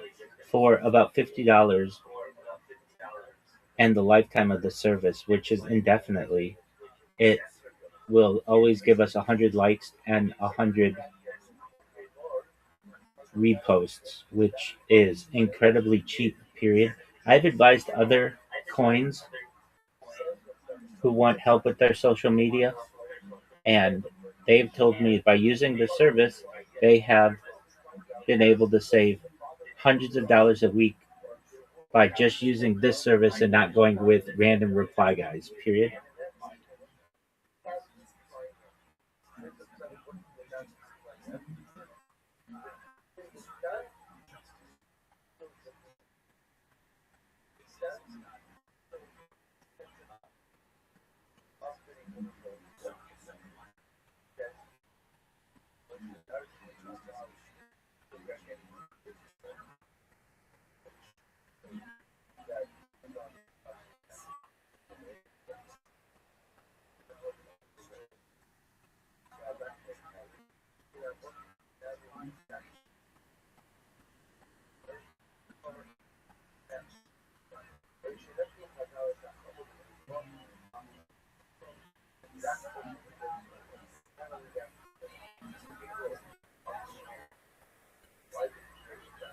Did you click the automatic service? Question mark.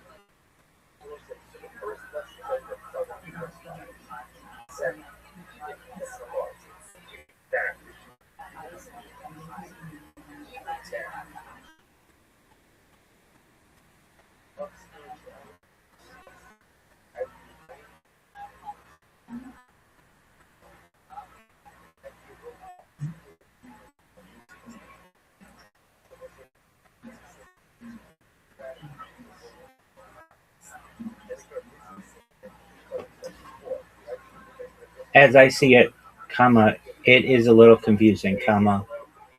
They call it automatic likes, but it seems like there is a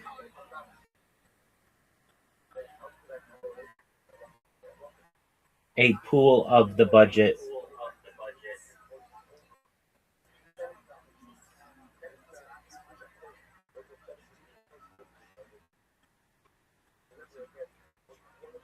that is eventually drained. Period. I think I may have been confused because of the name. I would not buy that right now. Here's what I would do.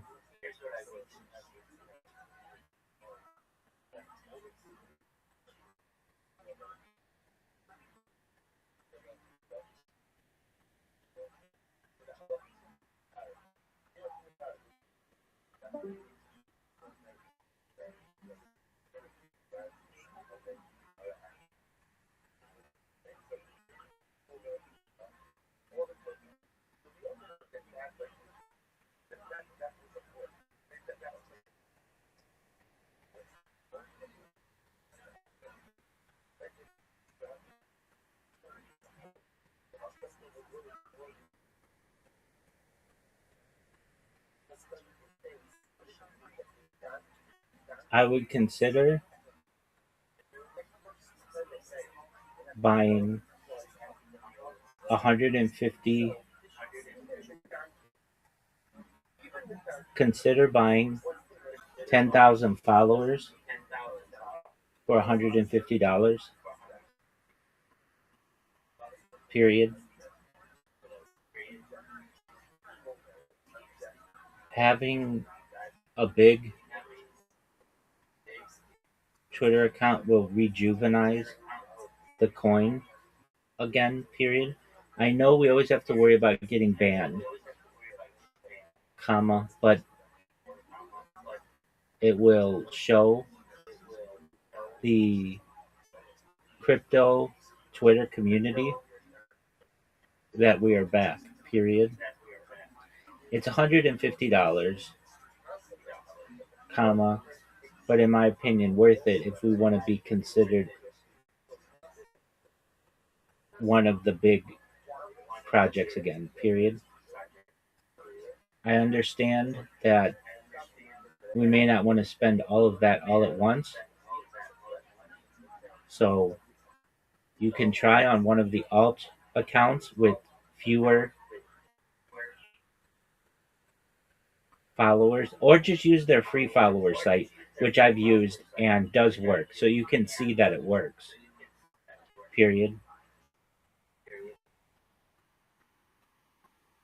When we have 10,000 followers or more, we become a medium sized Twitter account, which is what we need for more growth. Period.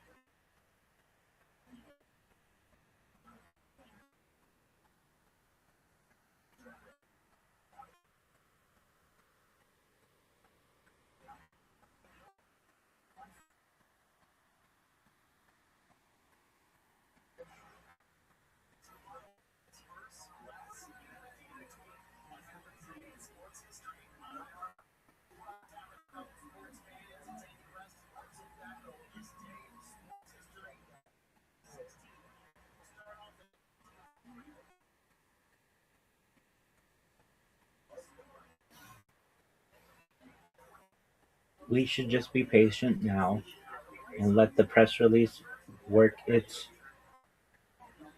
way through the interwebs, period. However, comma, perhaps in the future, more followers on Twitter would be good, period.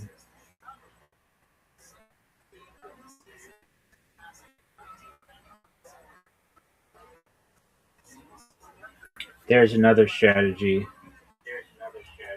that I will say that works really well, but can get rather expensive. But I see people doing it all the time, period. They start a space, add like 1,000 listeners to it for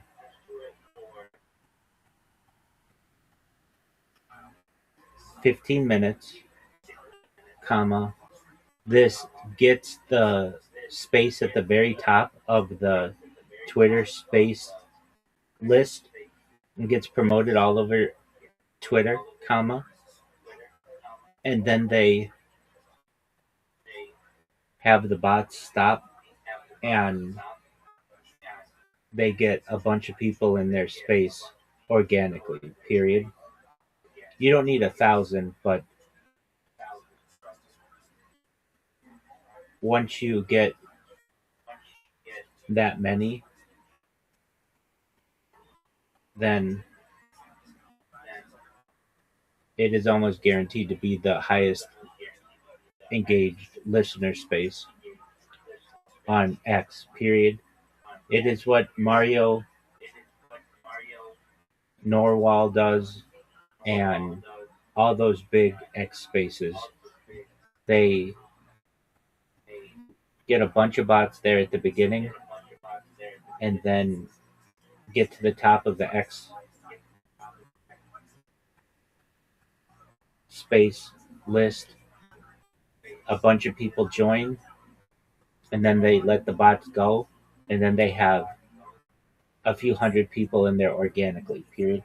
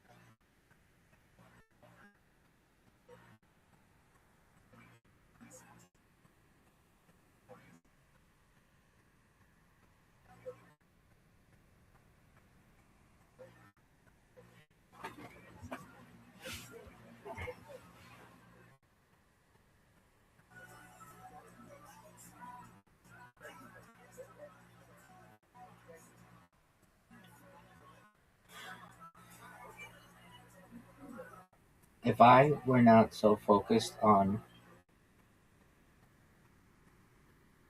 my live streams, comma, I would love to make a career out of creating a website for Twitter Space listeners. It seems extremely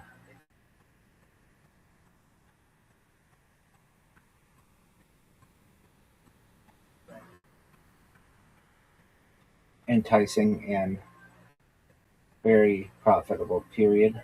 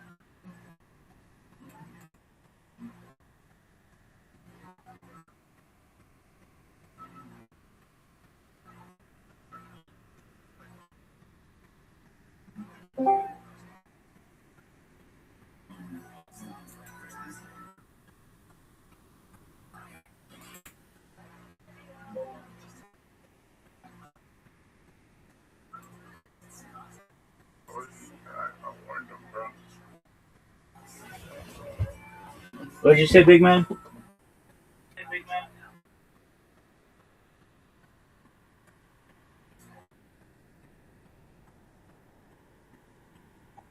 I don't care whether your daddy is, etc., etc.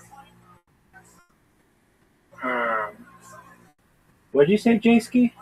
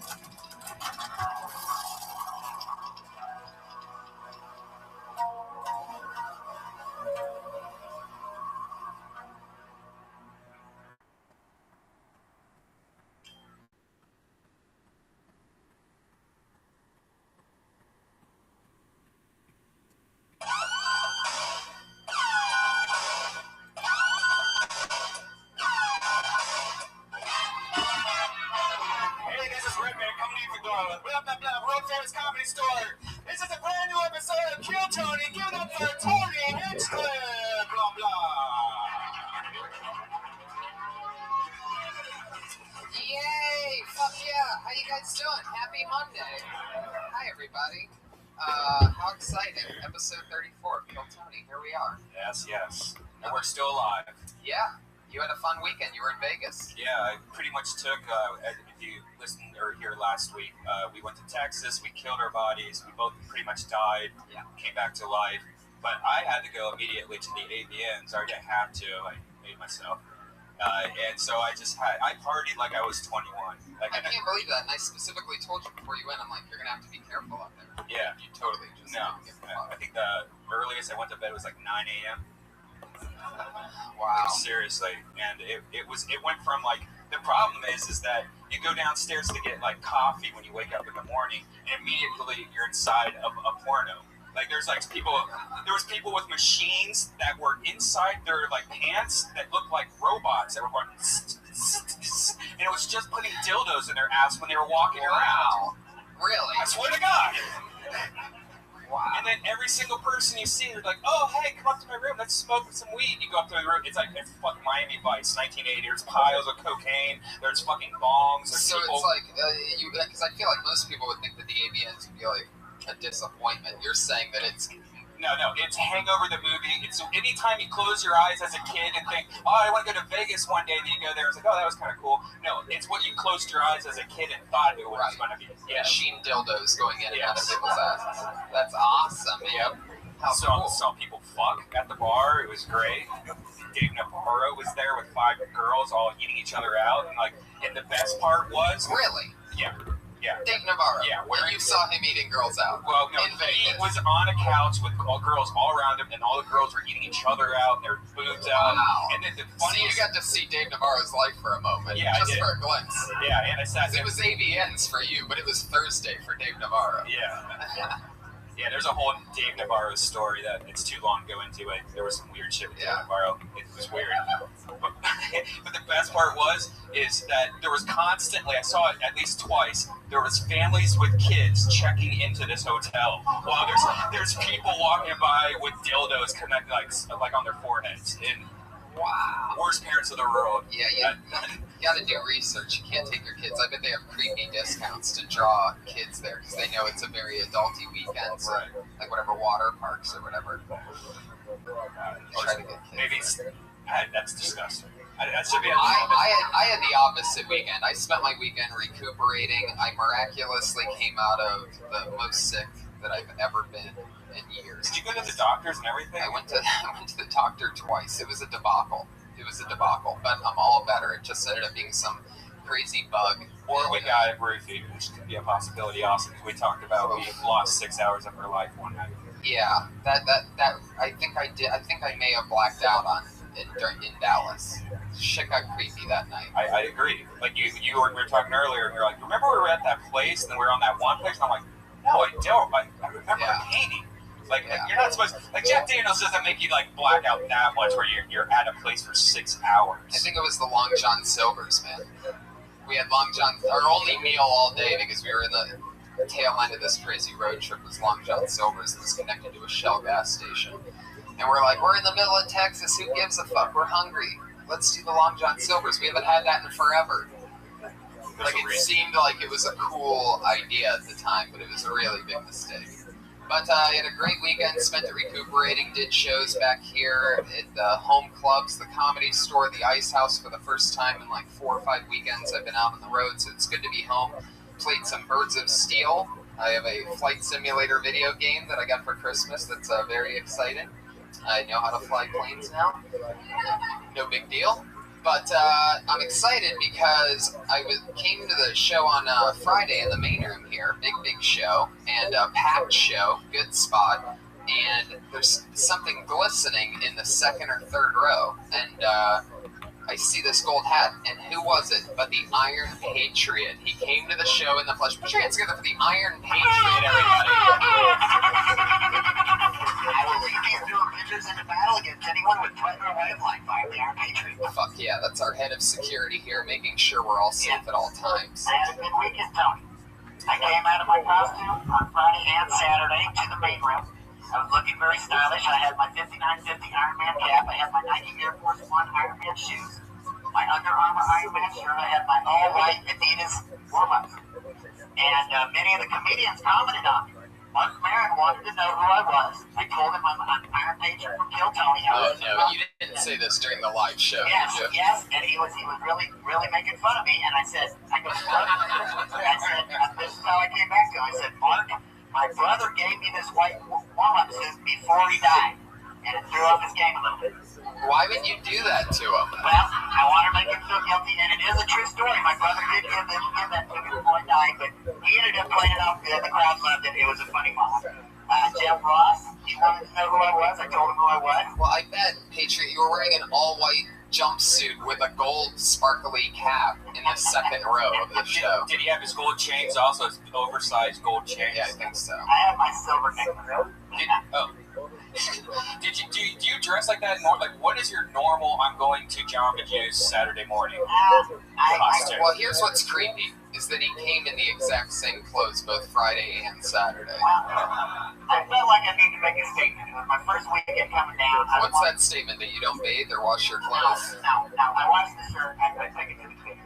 You did not take it to the... There's no same-day dry cleaners where you live in Hollywood, I washed Patriot. the shirt, but you got a warm-up suit. You don't have to wash that every day. Why would you lie and say that you got that shirt dry cleaned in between Friday and Saturday? Why would you lie to me on our own podcast? I washed the shirt, but the warm-up suit, you don't need to guy. It's not like I was doing a triathlon or nothing. So did you take it to the dry cleaners or not? No, I'm talking about the shirt I washed. Not the I do every once in a while. I'm just saying every once in a while. What are you saying, Patriot? I think you're having a short circuit right now. But Jeff Ross beat up on me pretty bad. But one thing I want Jeff to always know is I'm the one that fired the first shots, because when he was on Kill Tony, I got after him before he got a chance on me. So Jeff, you remember that? It didn't go well. Yeah, but that interaction didn't go well. You ruined that moment. It hurt him. I got a little torpedo shot in the mouth. He didn't like to talk about his double chin. All right. That's enough. Yeah. Jesus, Patriot. Yeah. Take it easy, man. Yeah, I got a special song I'm going to do tonight, Tony. Oh, no. This Sent in a song? This is going to show my softer side. Oh. And, I know you guys purposefully don't tell me when he sends in a song because you know I don't want to do it. And I'll just tell you guys right then, like, we can't possibly. Yeah, I've been moving through my music career. I did one for my first band, Rummy the Dreamers. Let me ask you a question, because I saw a tweet this week that somebody tweeted that they bought the Dirty Crabber album. This is his failed rock and roll band from Dallas in the early 90s. And the whole album, I believe, is $10, right? Yeah, $10. All right, now here's my question. From your newfound Iron Patriot fame, you know, Death Squad fans have gone and ventured into this music, and then some of them are buying it. Are you sharing the profits with the other members of the band? Because clear back in '98, I signed up with the Orchard. You know that red band, the Orchard Company that sells music? Yeah. I signed up with them, and it sounds like a really big label. No, it's a big internet label, the Orchard, and if people buy that, that money will go directly into my bank account. So I appreciate anybody who bought it and helped me out a lot. Wow. Well, he just loopholed a response to you. Yeah. He just pretty much said that he just gets all the money. No, Yeah, and he double promoted it. He said the name of the website 5 times. the Orchard gets a percentage, and then I get the rest. How much does Orchard get? I think they get about 30%. Wow. I'm not sure what the thing is, but they take a pretty healthy chunk out. Fuck yeah. All right, let's. I can't believe you sent in another song. Yeah. Patriot, is this a new one? Yeah, I'm going to tell you after I get done with it, I'll tell you what it's about. Okay. Well, how far in do we have to go? Because these are usually just completely unbearable. It's not going to be that long. Okay, go ahead. This band failed completely, This is me and he's solo. trying to reintroduce it to people. This is me playing guitar and solo, just singing with a guitar. It's hilarious, though. You got to check out the music videos. The man behind the suit is. Turn up with it. They always sound the same.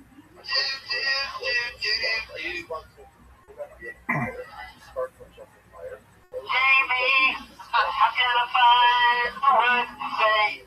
Thinking of you every night and day. God only knows I can't help it. Sometimes, so brown I get a feeling that I just can't hide. God only knows I can't help what I run to. I wanna get real close to you. I wanna hold you in my arms. This time's gonna be right. Gonna be right. Oh, Jamie, I'm loving you so. The world is up here. He knows I can't help it. That's what you have to do. Well, something bad happened. That's all right there. I didn't know your robot suit had a bailout switch like that. Do you go to like an experimental rap part of of that song or something? Because you jumped on me telling me to stop right there. Well, I didn't want to go on too long. I mean, you guys get the point. Right. It's a beautiful song. I get the feeling the second verse of the song is when you choke out Jamie and hide her underneath your parents' stairs. Let me tell you something. That's the only girl I wrote a song to. It was a girl I was in love with named Jamie back in 1992. And I just really felt for this girl. The ironic thing was that she had a bunion on her foot. And I usually don't like that on a foot, but I gave an exception. She had a nice face, a nice body. I smoothed down the pouch, licked the toes. Now she ended up marrying my bass player from my band Shame, so I didn't get her. I didn't stay with her that long, but I was really. When did they start dating? Were you still in the band with It them? was a couple of years after that they started hooking up, and they have 3 children now, live in Dallas. Let him deal with the bunions. Yeah, but she was a beautiful woman. I mean, there's no doubt about it. Wow. Yeah, but that's a little slice of my life back in 19. Where did things go wrong with Jamie? Well, I don't Did know. she really have brown eyes, or was that supposed to be a joke when you were looking into her brown eyes? No, she. Yeah, were you talking about Jamie's asshole in that lyric? Yeah. She had a beautiful eyes that I'm thinking about now. Oh my god, jeez. You're really twitching over there, my god. That nervous twitch is unbelievable. I noticed you don't really have it outside of the suit, but inside the suit, you're just a fucking... I mean, my god. I work in mysterious ways, Tony. Are you still writing songs? Do you still write Dirty Crabber songs? No, I haven't been writing songs in a while. Awesome. That's great. That's really good news. I still gotta play a lot more songs from my past before I get to any new ones. Well, I'm glad that you're here, Patriot. We have a very exciting show. What do you say we get it started? It's Kill Tony 34, everybody. Our guest tonight, this is his 3rd time on the show. He is a true Kill Tony favorite, one of my funnier friends in the world. You know him from his hit show right now, Getting Dug with High. It's the one and only Doug Benson! He's back! Him and the Patriot have a great chemistry. They're very close. It's just fun to pretend that you're punching, Tony Stark or whatever. Yeah. I'm Norman Osborn. The Patriot. Doug, how's it going, buddy? Welcome back. I'm so happy to be back. It's already been a great show. That song wasn't so bad. No, that was actually one of his better ones. Normally his songs get very repetitive over and over and over again, very quickly, within like 20 seconds. Well, I think he was very professional tonight. Cut it off before that happened. Yeah. Yeah, that was very emotional. I actually like that song. I think that might be my favorite of yours because it didn't have the same formula, like it jumps into a chorus, back into the thing. It was like, He's really growing as an artist. Doug, can I talk to you a little bit? Oh, sure. Here we go. Doug, it's good seeing you again. We had fun at the podcast. That's all. You're the Messiah of marijuana. You got one eye that looks like it's on indica, one eye that looks like it's on sativa. Hey, that's a Jeff Ross line. Now, okay. The comic Patriot, stealing should not be part of your repertoire of comedy. You're right. That was a good line when Jeff said it. Yeah, you're right. It's funny how it also didn't get a laugh when the comic Patriot said it.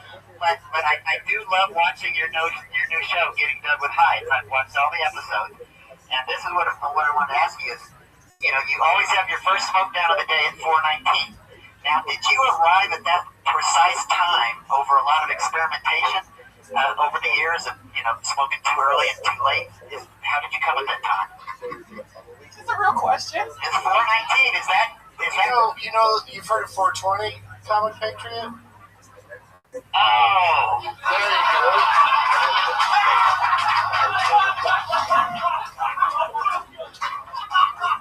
There you go. Oh my god, that really just happened. Oh my god. Every episode at 4:19, I announce that it's 4:19, and then we're smoking at 4:20. Somebody just threw some energy drink. 5-hour energy. Can I ask you this, Doug? I know that Tony isn't a big enough star on his own to come on your show, but what if I came? Jesus Now, Christ! what if I Oh came? my god, you piece of shit! What if I came? It's Brian that's doing What I'm stuff. saying is, what if I came along with him? Would that be enough star power us together to come along? Oh my god, Patriot! You're a couple steps ahead of me, which is odd because you can barely move in that thing. But I was thinking about doing an episode where you just stand in the corner and do this thing that you're doing now. No. Because that'd be pretty fun. Because we could just blow pot smoke in your face the whole time. Well, I want to be right in there though with you in the conversation. I don't want to be on the side. I want to be participating. Put a tube into them, like so a tube's just coming out the side and you can all blow it in. Yeah, let's blow it inside your costume. I think that'd be fun. We'll send a bus.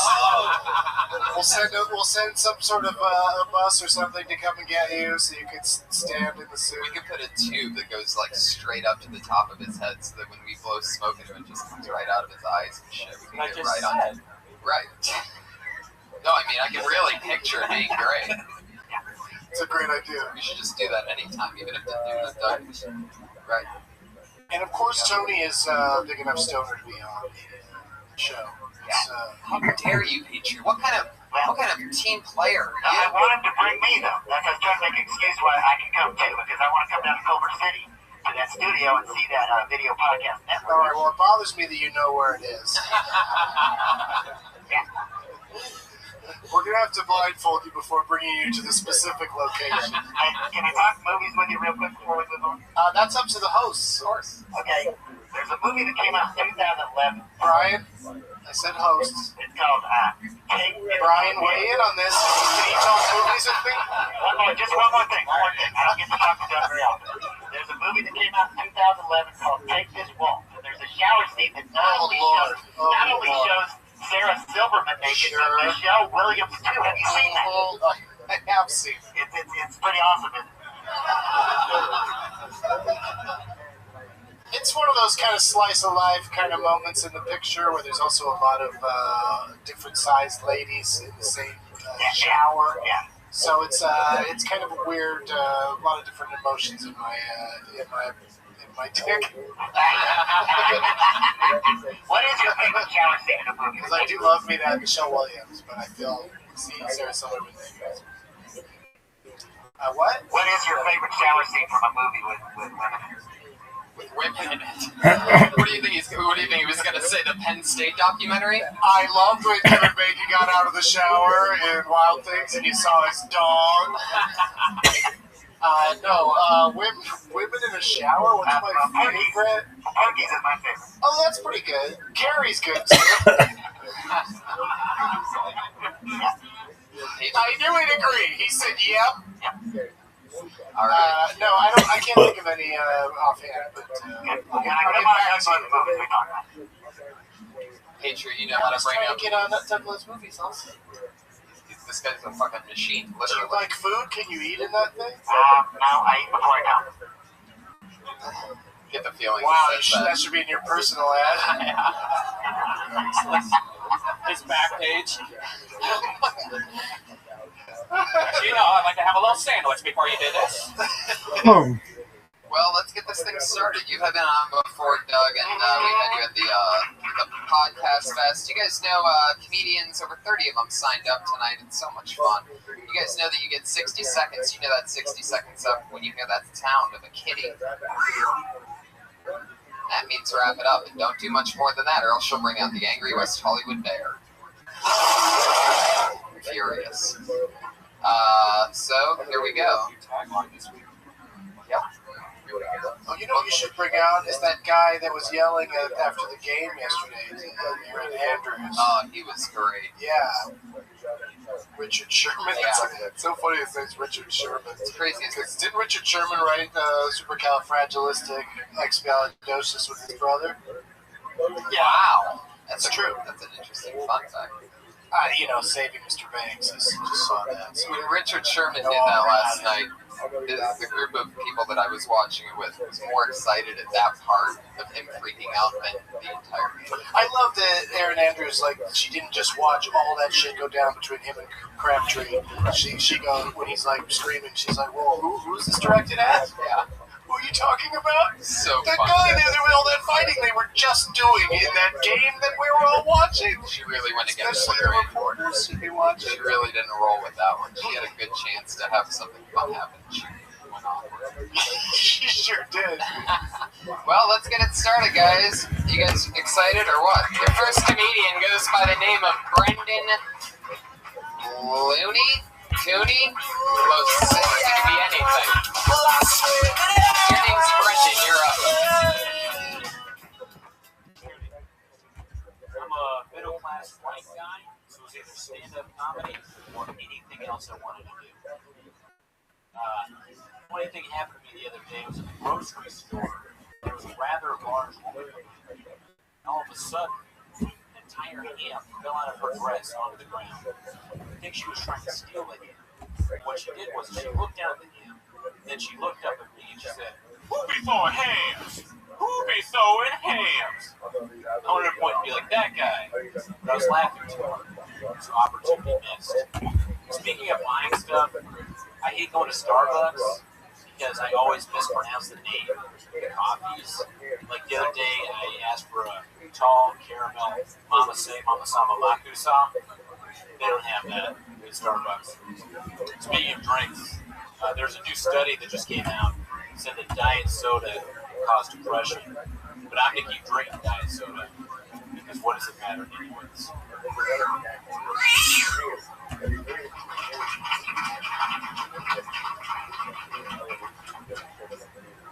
I kind of wish that cat was in the act when he does it elsewhere. He says that line. He throws it out the window in a trash can. You sounded very talk show host. Like you sounded like your segues were very very unnatural. It kind of threw me off. But other than that, yeah, man. It's actually an interesting one because I coincidentally was walking through the original room like 45 minutes ago or something, and I saw you just as I was walking from one side of the bathroom to the front. And I saw you do that joke about how I'm middle-aged and white, so I'm a medium or whatever the hell you said about being able to do whatever you want. And I laughed then, but I think that you totally said it completely different than how you said it the first time downstairs. And you got it across down there, which isn't on, so I don't know why I'm really referencing it. What's the difference? I think there was something. Do you remember? I think it really Do you was. know what you changed? I think it was the pacing, really. Well, yeah, it was the pacing. Yeah, it was like I started off with "What's up, friendly audience," and then there was probably more confidence. I would say downstairs there was. Right now. Why do you think that? Why? If you had to guess on why that would be. Maybe I was just shocked I got picked first. Or I don't know. I'm a big fan of Doug Benson. Oh shit! It could be like the Golden Globes. You know, every acceptance speech was, I didn't think I was going to win. And I'm always amazed by that because they do have a 1 in 5 chance. In your case tonight, you had a 1 in how many people do you think there are? 30. So. Yeah, so I buy that as an excuse. I'm on board with that. I mean, you know, sometimes there are things that throw you off your game, and when you can recognize them and adjust. That's why I liked when you walked up here and just went, Cooney, just said it, and then went into your act, just very matter-of-factly. You didn't, whine about it, but missed opportunity there because, you know, maybe you've said something funny about it, and then everyone would have enjoyed the fact that you ad-libbed something based off of the awkwardness that had just happened. But, clearly a professional presentation. Right.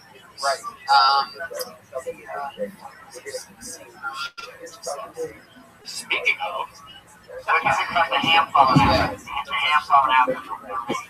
I thought the voice was interesting. Had you said the ethnicity of the lady, or was that supposed to be a surprise? I don't go into that now, yeah. Yeah, I was sort of surprised by that when it was such an ethnic-sounding voice. But Especially sound like a guy. it was funny, though. I mean, it was a funny voice. So I'm not going to argue with that. One thing I would say is that you could definitely add on to a lot of that stuff. It seemed, I don't know if that's your take, is like change direction. Almost, it's very one-liner-esque, but it almost didn't seem that way. But you're like right in the middle of a one-liner and not. Is that the way that you roll, or is that a thing, or do you like changing direction that often, or like for example the Starbucks joke after you do the Mama Sam or something, you go to a different topic after that, and after you're over the white thing, you go to something. So. Tell a story movies that they have one with. So, like, I think it's the minute restriction, if I may, on your behalf. I think it's the minute restriction that's making him throw out as many of his wares as possible. How long have you been doing stand-up? About 2 years. LA? No, I did it back home in Arlington, Virginia, which is like How long have you been in LA? about a little over a year. Well, there you go. Thanks, guys. Cooney. Soon to be Arlington phenom, Cooney. Do you think that? I think that's the other thing you should do is just cut it down to just Cooney. This Brendan stuff at the beginning is slowing it down. Ladies and gentlemen, Cooney. He's on Twitter at Cooney or Die. At Cooney or Die. Cooney or Die. Oh, that's fun.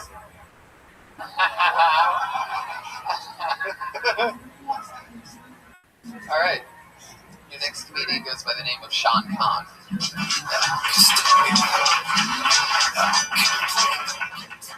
Round of applause if you've seen the movie Lion King. All right, great. I don't like that movie because it doesn't make any sense to me.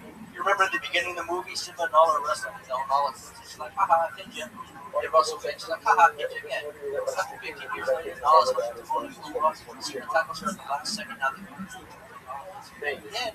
Makes Simba recognize Nala. And Nala's like, oh my gosh, Simba, you're still alive? You need to come back. You need to fight Scar. Things are terrible. It's like, Nala, why do you want Simba to fight Scar for you? What if you just defeated Simba for the third time? It's like, can't you do it yourself? You just proved you're like a black belt in jiu-jitsu, like black belt like Lion Jiu-Jitsu. You're like a voice Gracie in the Lion King.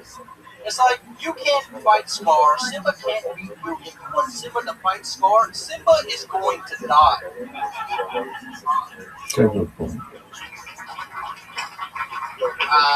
Fuck yeah. Did you just recently get really high and watch The Lion King?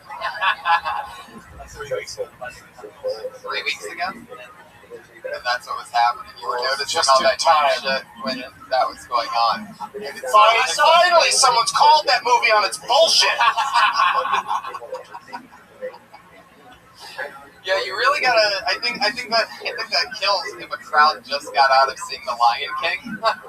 You know what I mean? Well, who hasn't? That's the lies we're leading. We've all seen The Lion King. So we've all I don't remember. just got out. But that's part of the charm of it, is the specifics are so fun. Just the fact that a grown man, are you also a Brody? Those adult and young dudes that love My Little Pony. Have you seen that documentary? It by is the way? so good. It's the best. It is so good. I haven't laughed that hard at anything in a really long That's the only reason I'm referencing it, and will continue to reference it for the rest of my life, because they're super into My Little Pony, like you are seemingly into Lion King. But it's more like you just saw it, and you're looking for things to talk about, and you came up with that bit about it. So here we are. Well, it's more so to kind of has opened up to like it's basically You had that idea first, and then applied it to Lion King. yeah. I had the idea first, but I need to find like some type of like gimmick to it into it. So I use like the Lion King as the point to start off with. Well, that's and then you just have to jump in. that just felt to me like you just, like was already said. You saw Lion King and like thought of a funny thing about it. So. No. That's just to kind of get into the other bit. Like I have like stuff, and then like I'll watch things and that'll remind me like, oh, that kind of goes up. Mixing things up. Sure. We're just seeing a section of it. Yeah. And so this is the open into that page. I would use things that just come off like too like misogynistic, and then this is like a way to kind of buffer that. It's still there's misogynistic no as hell, but there's nothing less misogynistic than Lion King. Was it the time limit that made you speed up so fast? Yeah, Like right now you're talking like normal, and you were so fast that I can understand half of it and get me hard. Could you? I just want to do a quick little not game, but I want to try something. Could you say his name again, and could you put the mic back in the stand, come back up, and do this? Start exactly the same way you did last time, but just do it again. Like go from the back of the room, leave the mic in the stand. Like we'll introduce you again, and then just start the same way you did last time. If you can remember how you started, just start the exact same way. Ladies and gentlemen, are you guys ready for your next comedian? You're never gonna believe this. Sean Conn, everybody. Hey, it's Sean Conn. He's been on before.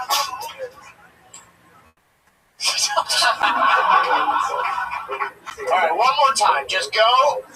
Don't start the act. Start like you did before. Just like start over again. Like come out like you're top of the act. Exactly what you did the last time. God, and don't throw the mic stand into the stage. Don't tell him what to do. I want him to do exactly what he did the first time. Okay. Put your fucking hands together. For Sean Conn, everybody! Oh, what a surprise! All right. So I made my point. Just by doing it 3 times, you already started doing more like a goddamn human being.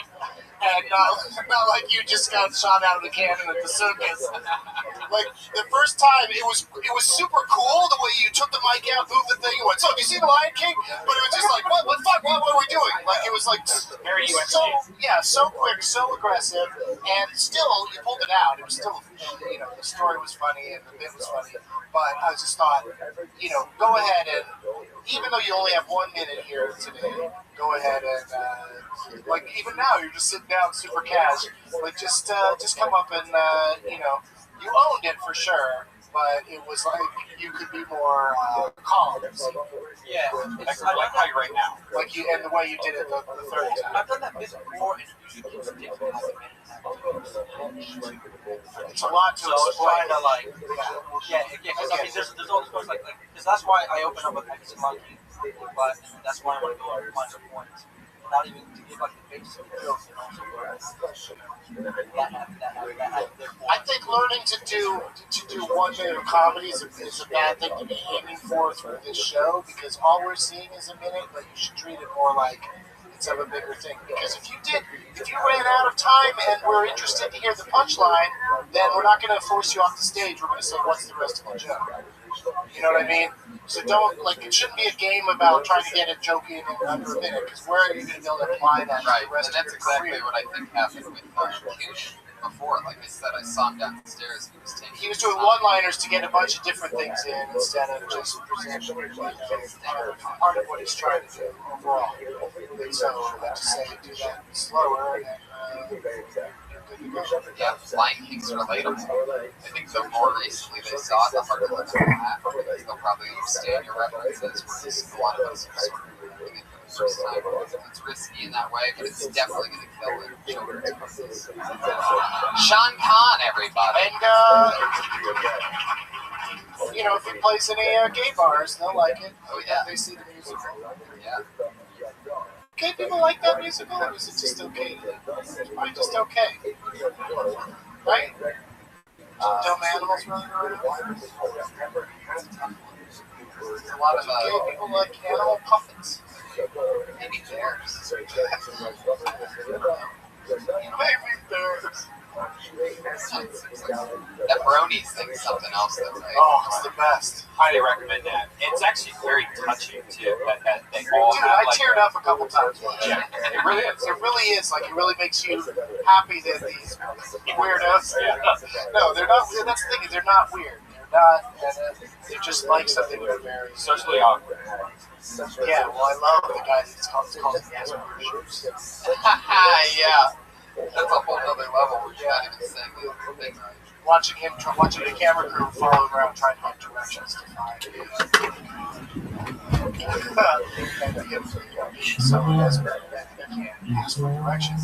But there's a crew following him around and they know where it is. Right, that's the part that, yeah, exactly. It's kind of cruel, but it was effective. Very interesting. What's it called again? Bronies. Just Brownies. It's on Netflix. Watch it. Yeah. It's stoned though. You're really, really stoned. Yeah. Trey Stewart, everyone. Holy moly. Trey Stewart. Oh, employee. No. Whoa.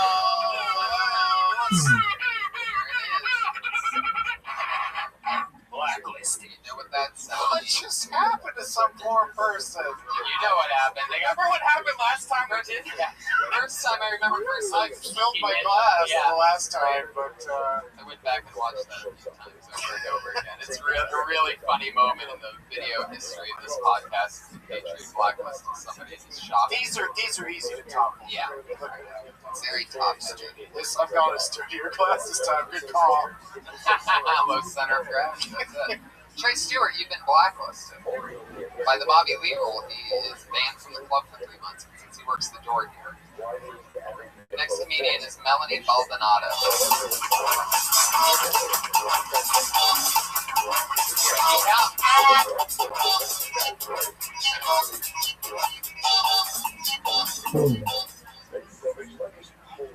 It's nice being almost white. My mother is Hispanic, and I don't understand that you look white, why you wouldn't want to play the white card.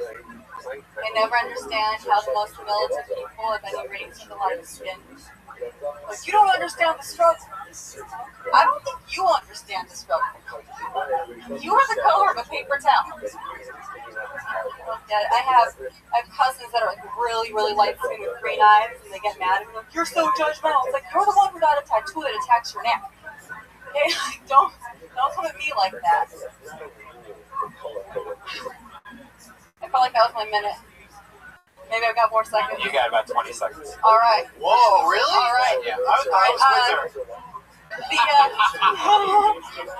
That felt like a minute. I'll Right? stay in on it. When people get mad that they get judged at the airport, it's like, you look whiter than me. Yeah, you're Middle Eastern, but nobody judged you until they saw your ID. She just didn't believe you. Okay? She thought that was your fake college ID, that you look 25 or 40, we get it. Nobody judged you, sweetheart. Nope. 15 more seconds. What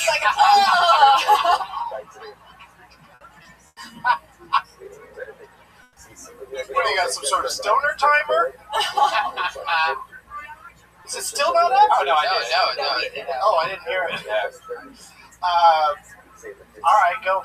Yeah, they have your cousin has a tattoo that attacks their neck. Well, it attacks their face. Oops. Oh, On the neck, it attacks their face. Gotcha. Well, it attacks the neck too on the neck. Sure. So that the joke was it looks like it's attacking Right. his face. All right, yeah, you totally lost me on that. I was trying to figure that out. And the last joke, I didn't get to the last joke. Like Middle Eastern people, sometimes they say that like they get judged at the airport, but it's like, you didn't get judged until you flashed your ID. Nobody knows you're Middle Eastern. Like, I mean, that's like, don't bitch about it. Like, I get judged at the airport. I get pulled out of line. I'm not even Middle Eastern. I look like a terrorist. I mean, I guess. You know, The terrorist robes aren't helping. I do. Well, I mean, you know how like. joke. Well, you know how in the line they're supposed to go like every other? Like they're supposed to go every other in the line.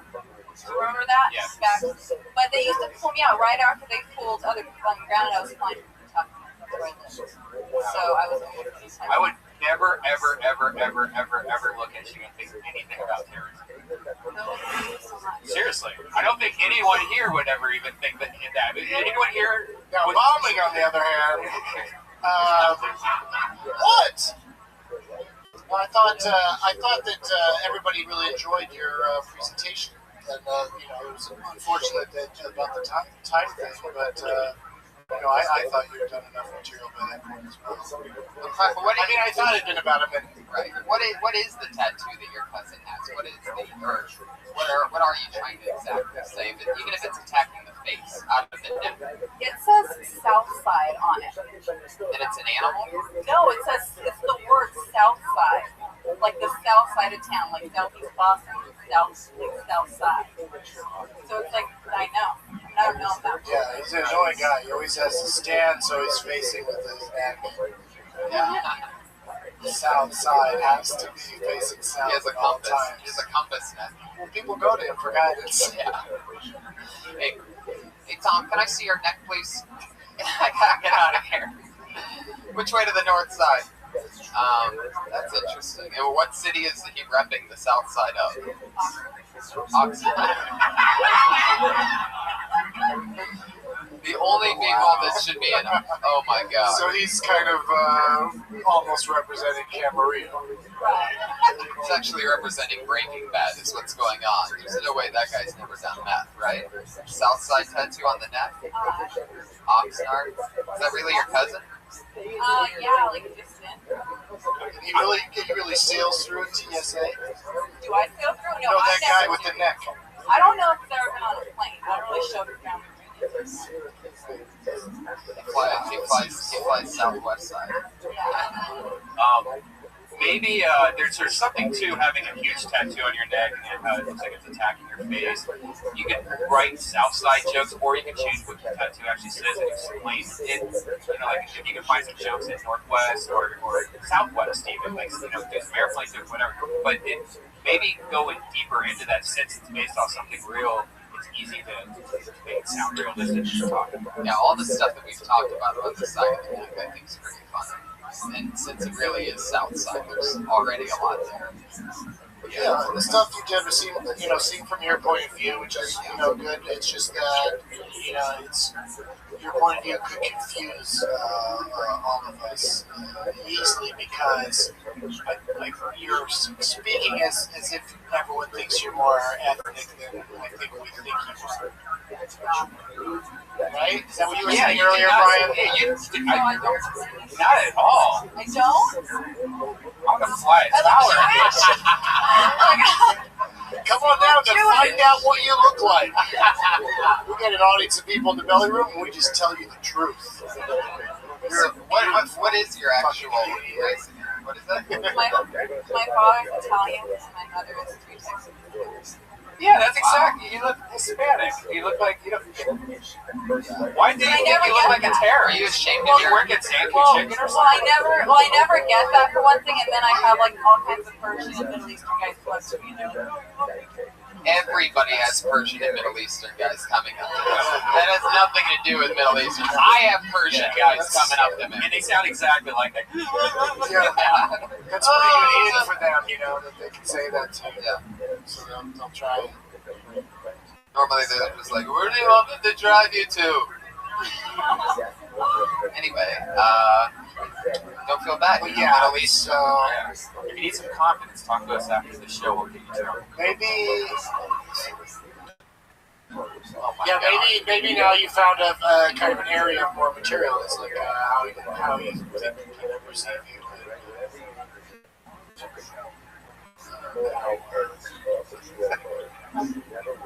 I don't know what I'm saying. No, it's true. There's probably a lot there about being a Hispanic that gets confused with being Middle Eastern or vice versa. This is what you wish you were. There just seems to be a lot of opportunity for you to get to talk about yourself and talking about that culture clash. But at the same time, that does seem, I know it's like a dress and a sweater, but it does seem a little bit Middle Eastern. It does seem like you Middle Easterned it up a little bit. Right? Could be a bomb under there the more you think about it. I mean, it is a sweater, but it could be a bird if wrapped a certain way around a certain body part. Oh my God, no, KJ, no! Melanie Maldonado, thank you so much. There she goes. It's Melanie B Comedy on Twitter. Whoa. Jesus, Patriot, you're out of control tonight. Do you ever pay women so you can look at their feet? Yeah. What? Kind of figured. Hey, I was just watching Savages So today. maybe you could give it a nice off. That movie Savages, there's a good scene of Selma Hayek with somebody beside her. I just watched that today. Have you seen Savages? I haven't seen it. I was intrigued and it got bad reviews. Patriot, is there like a website that you can go to? Yeah, WikiFeet. Oh my God. WikiFeet? That's where I found Natasha Leggero. I found that she has a little curve on her toe. I found that on WikiFeet. Yeah, and then you mentioned it to her on the show and she freaked out. Yeah, you know the story. Yeah, the legend. Oh, All right. yeah. Okay. So power down. And I love it. how many do we do? We just get through as many as we can. Oh my God! Well then let's stop Yeah, fucking around a lot of time with him in between acts. We're getting together for Kyle Henson. When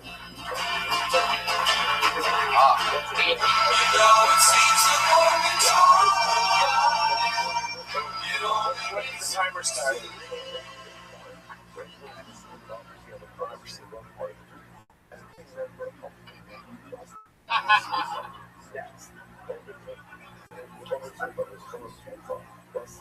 People change the cost of those for only a couple of months. I don't really have time to explain to you guys, nor do I really care about it. But I'm going to need you available all day on Thursday. I'm from a town called Beaverton. People always ask me, hey, Kyle, what's Beaverton? Make so much grass. Everybody wears plaid. We say hi to each other. We drink bald eagle tears. Drink tears from a bald eagle, like logistically. How do you get a bald eagle regression? You can try it mentally. They're majestic, like flying like 99 feet above you, like, fuck you, you're endangered. Like, you can do it physically. You happen to catch a bald eagle, he's going to be freaking out his cage, his wings are going everything.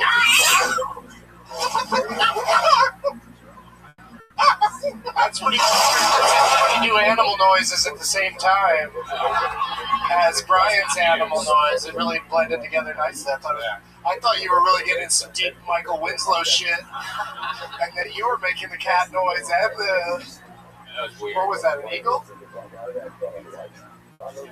It's not a bear. It was a bear. The second one was a bear. Oh, okay. West Hollywood bear. Very angry bear. In fact, he seemed extra angry tonight.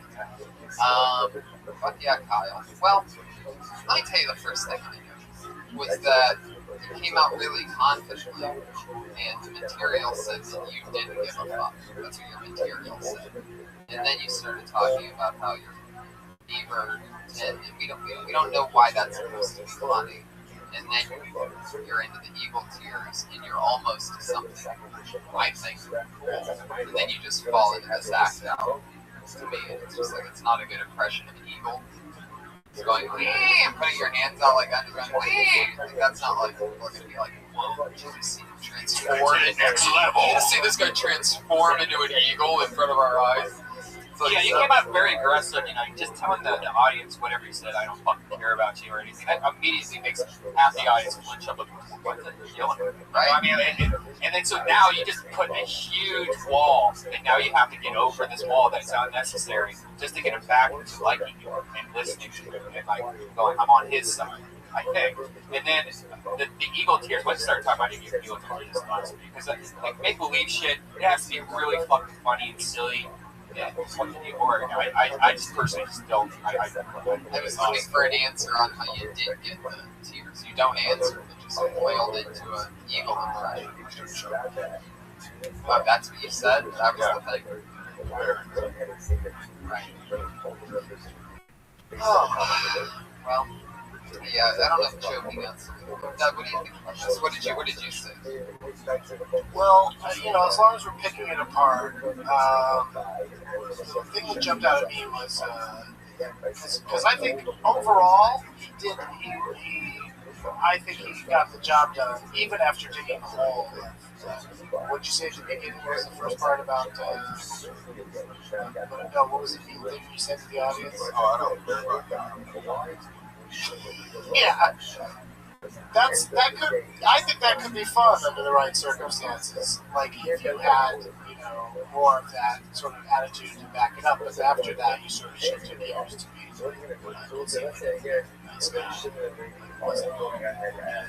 again, we're all hearing opinion of it. But the part that I thought was fun, that jumped out at me, was what you said. People go to me and they're like, hey, what's it like in Beaverton? And it's like, no person's ever walked up to you and done that. And it's just, that's just, but somebody's probably asked you the question. So, I just say try to not, the phrasing of people come up to me and say, like, why would that be the first thing somebody says to you? Like, ever. So, it just, the phrasing of it, and the idea behind it's fine. It just, that just jumped out at me. It's like a weird way to put it. But then also, the voice of it jumping around was funny. Like, I did enjoy that aspect of it. So, that's, the whole thing was an emotional roller coaster. Trying to say. Now, Beaverton, where is that located? Oregon. What's it like there? What is the coolest thing about Beaverton? Thank you. We have Nutria, like rap. Nutria? That sounds like somebody put in a drink to lose weight. Nutria might cause dizziness, diarrhea. Rat You face. should talk about that, because I don't know anything about that. You could probably just buy some money in that. Especially if it's exclusive to where you're from. Yeah. And do you have anything about the Nike headquarters week? Got hit by I think you should just do it. Sorry, that's exactly. You got what? Phil Knight hit me with Alright. Did you get hurt? No, I just jumped on his hood. You should have fucked out of it. Should have. Why? You didn't. What'd you get out of it? He's getting the machine. What? Yeah. You were working for him at the time? I was working for This goes deep. Yeah. You were working where? I was working for AT&T, giving their employees soap. What's going on? Oh, Chewbacca- you were Chewbacca Winslow was on there. us again. Wait, Yeah. Chewbacca was that guy? Skippy Simon. Did I hear your car driving by one more time? I liked it. Oh, that's different than the first one. The first one was definitely Chewbacca, and he didn't want to do it again because he was embarrassed. Do the first one again. No, now you're destroying Chewbacca. Fuck it. Kyle, you gotta just relax. That's Kyle Henson, everybody. He's at Kyle. I love it. Kyle. I liked it. The first one was Chewbacca. Then he tried to. He was, he's got his thing going. Like he was trying a lot of different things. I'm just saying, if anybody's gonna do an Eagle impression, make it Don Henley. Oh, It's an Eagle joke for the 6 Eagles fans in the crowd. Put your hands up for your next comedian. It's Aaron March, everybody.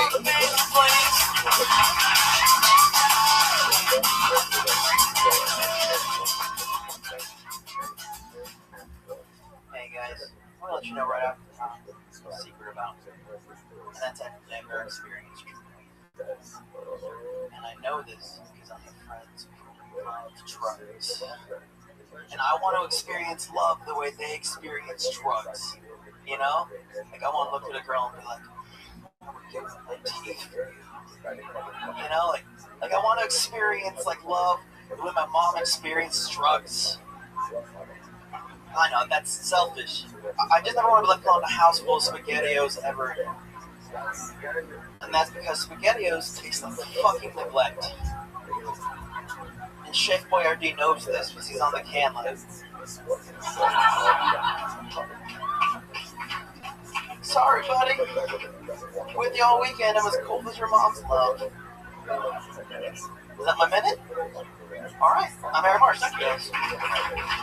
Fuck yeah. Aaron March, killing it. Thank you. good job. Thank you. That's what I do with a minute. That's how you do it. Yeah. I should have poured your RD shit. It's hilarious. Yeah, it's a great call. And yeah, I think you had it from the very beginning. Because the first thing was, the giving up his teeth. That's from love. I mean, that's just great, man. I think there's more that can be added to that before you get to the ship. Before you're amazing. There's more examples. Like,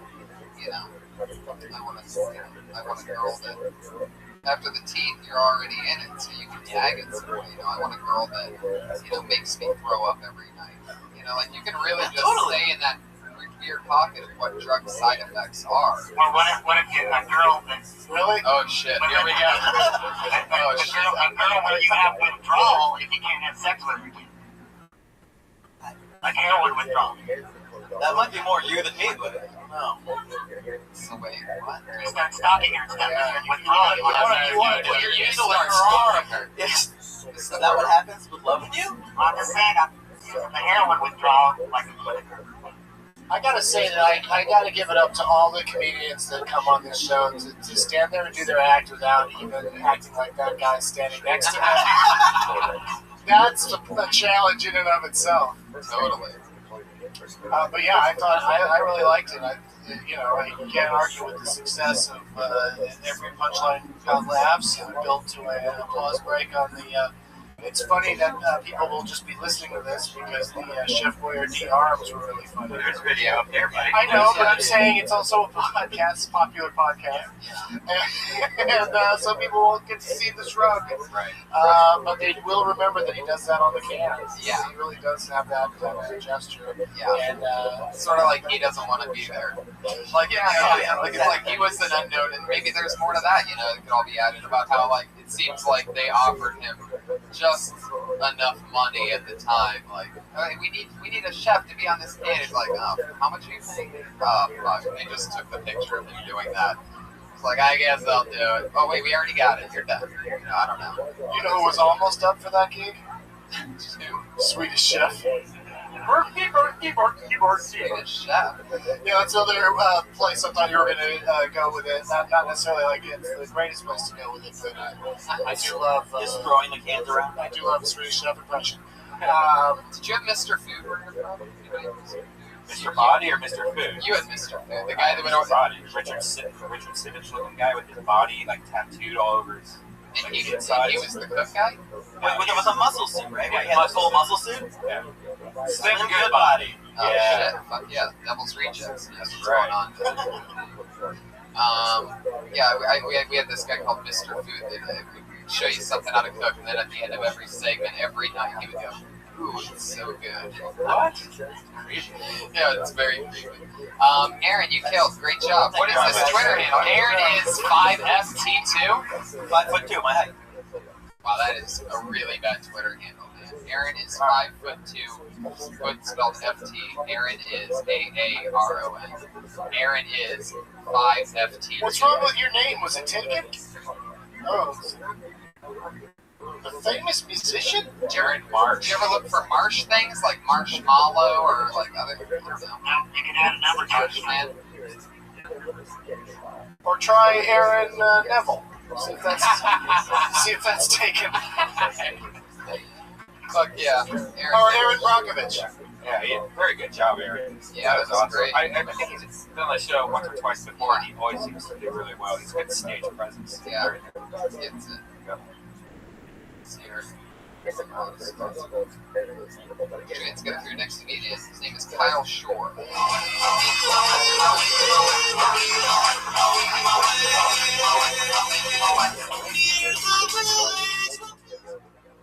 I'm a former Marine on Afghanistan, Class B. I'm a veteran. That's great because if you don't laugh, you're a terrorist.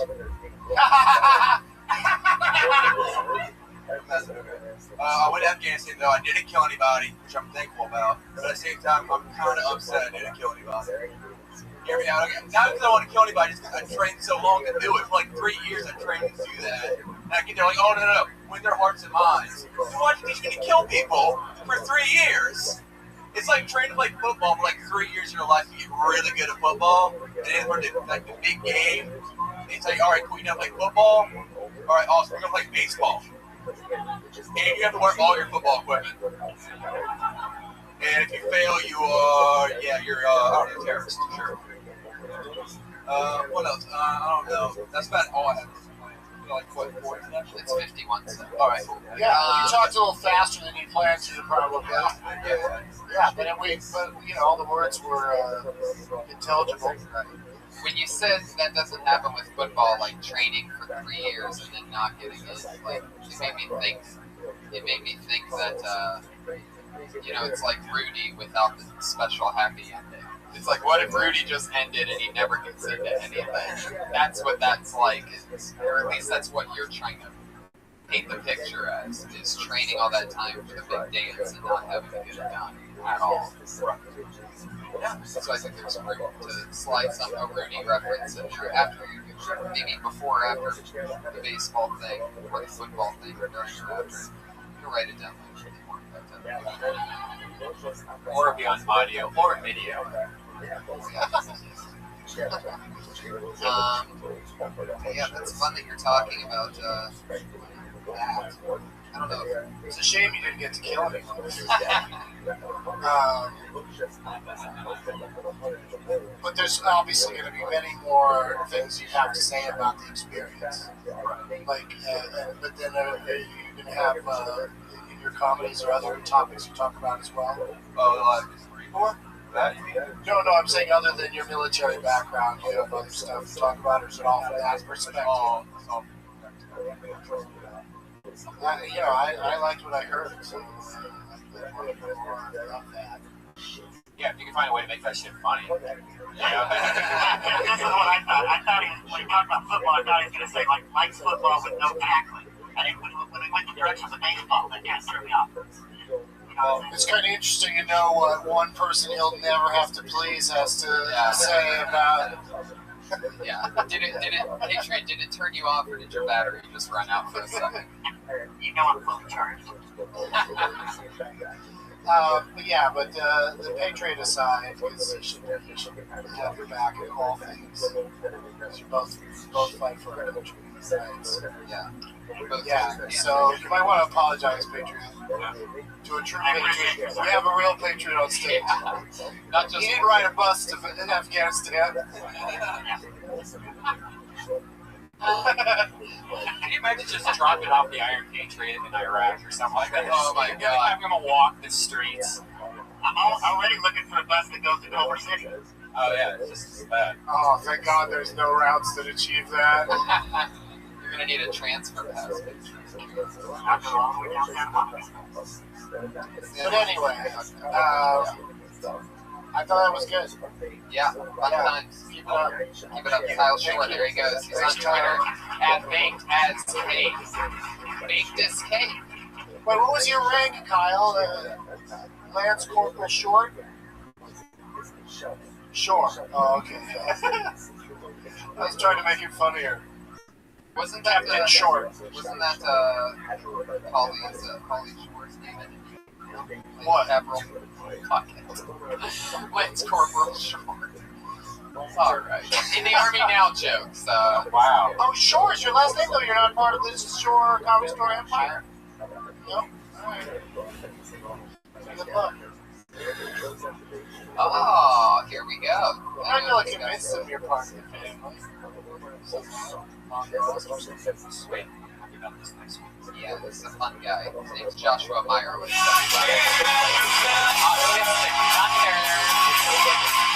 How's it going, guys? My name's Joshua Meyerowitz. I have Asperger's, or Asperger's, which is a high-functioning form of autism. If you don't know what that is, it's like being retarded, except I'm smart. So feel free to laugh. Don't get weird on me. I'll be weird for you. Luckily, I have very loving parents as well. I live with them both. My dad always has something to say to me. You're a comedian! You're more like a vampire! You sleep all day and then you go out at night and suck! I'm Joshua Meyerowitz. Holy shit! Action-packed! Wow! Yes! Thunder and lightning. God damn it. That might have been the best minute I've had so far this year. Don't touch me. Hey, bit of a sorry. Autistic Thunder, Wow. Joshua Meyer. That was great, Josh. You could have done a better job than one minute. That was perfect. And you just look great. I mean, for those of you that don't know Josh, he's been doing comedy for what, 3 years now? About 5 years. Really? Here in LA? How much of the comedy store? 3 years, right? And yeah, huge transformation in 3 years. To be sociable and unfunny too. Able to be around in public and obviously hilarious. So I mean, it's just so awesome because we've been friends for those 3 years, sort of like a somewhat of a mentor relationship. Josh used to wear those handicap shoes where you have to Velcro the nuts. Shoes? Really? Yeah. Well, I told him about do you the really? I think I was the one that told you about the shorts, though. You used to wear shorts. Yeah. Like in the wintertime, Yeah. like 10 degrees, you would wear T-shirt shorts. too. Yeah, and t-shirt and I shorts. thought you liked dolphin shorts.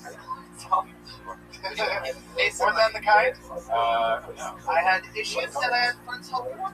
And you have totally evolved in it. You keep such an open mind. You really are smart as fuck, and it's unbelievable to watch your growth over the last few years. And a killer fucking job tonight. Just keep doing what you're doing. It's unbelievable. Yeah. What kind of smart stuff do you do? I've actually met him before I moved at the ArcLight, and I've always gone to those movies with him. Yeah, I love him. He's a movie monster. Yeah. This is the real movie. He's a lot. This guy's a freak of nature. Right, yeah, you know a lot about movies. Video games, comic books, that's the highest level. That's what they call it. That's what they call it. Yeah, I'd say that's one thing I would say is watch out for is that, like, you know, it's, I know it's, you know, what?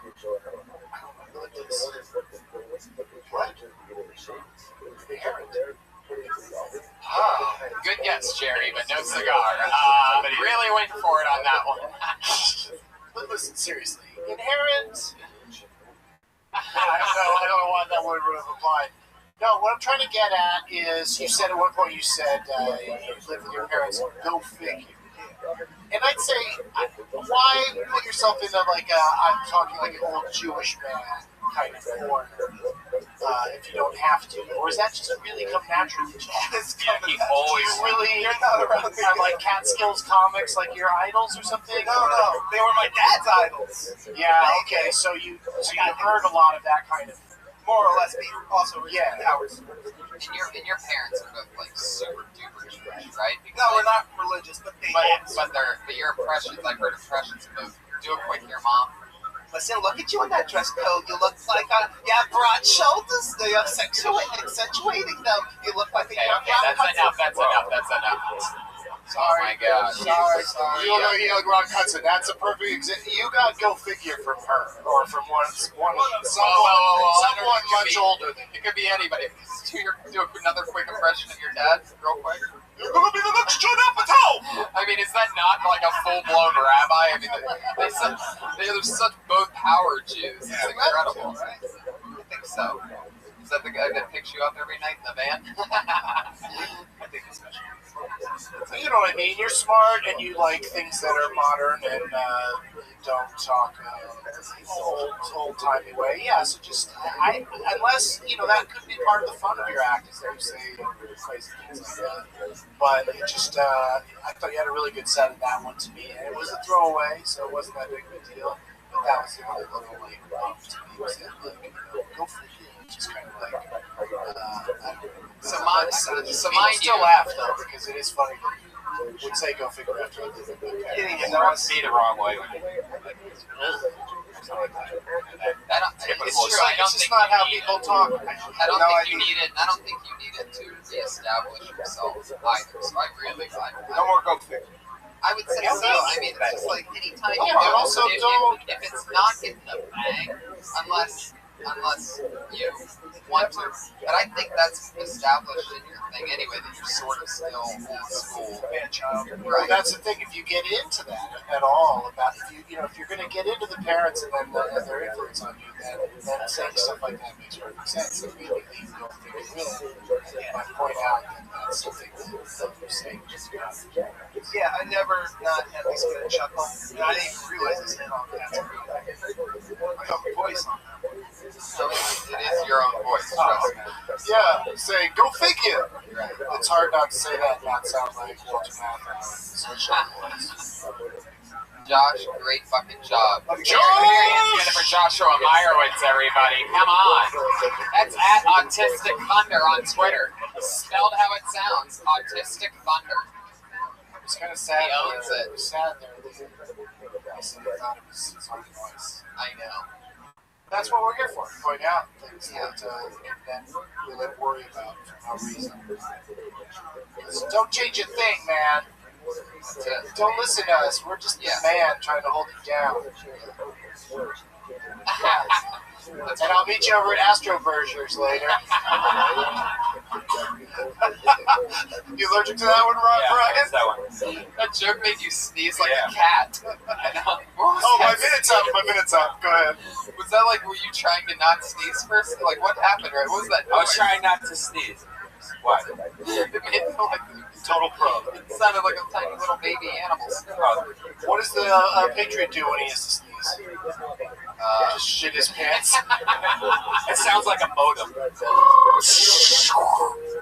I've been lucky so far. I haven't had a runny nose to deal with.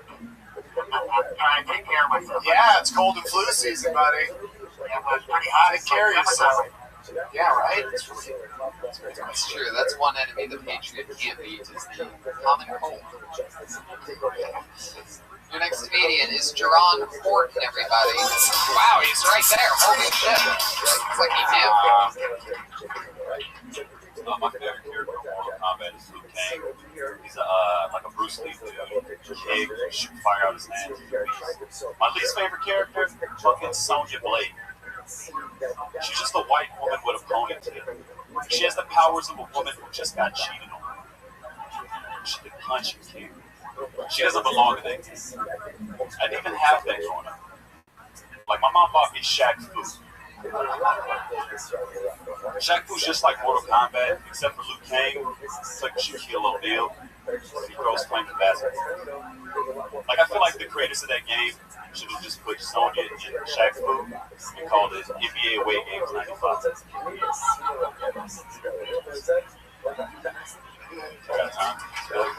Yeah. Was that a sports joke at the end? I had no idea what that meant. Sports video game 90s hype. It's all, you gotta know a little bit about Mortal Kombat. I thought of it for her special skills. You could, special skills. You could say like, kid, card, some shit for that. I thought of Carrie Underwood. Right away, when she fucks up that guy's car, she's like, "You're never gonna cheat again." It's like, well, maybe he won't, but maybe he'll, maybe it might not beat up his car when the shit goes down. She's special, kind of crazy, right? Because that is still against the law. Destroy somebody's property. But yeah, I got a little lost at the beginning on some of the references. Like when you said, when you were like, "Fuck, what's her name? What's her name?" Yeah, we like, fuck somebody. Like, I think the whole audience was kind of like, "Oh, what's so mad at her?" Sounds like a nice name. But then once you got into it, I mean, I just enjoyed the whole, kind of being so specific about a topic, and also just the smooth delivery of the whole thing. It's definitely smooth delivery. Nothing to dislike, really. Yeah. I guess. Just make sure you hold on hands a little bit more with references. Yeah, but did anything make sense enough for you to make you laugh, though? You said you liked it, but like I can't even think of one thing that made sense because I don't know what he's talking about. So video game, football, I have no idea. He clearly lost some of the dumber audience members. And other people were like, I'm interested in what I'll figure out what he's talking about. Eventually, it all made sense to me. But yeah, it needs stronger punchlines, but I'm just saying that I thought that it's clearly not, doesn't seem nervous or anything. Oh, no, Delivery perfect. Did you understand it? It was a little bit wibbly wobbly. I was along with you on the ride completely. I could understand. I liked the pacing. I just think that there's a lot of math to it. There's a lot of, you gotta know Sonya Blade, you gotta know NBA, you gotta know Shaq, you gotta know Shaq Fu to know why that's funny.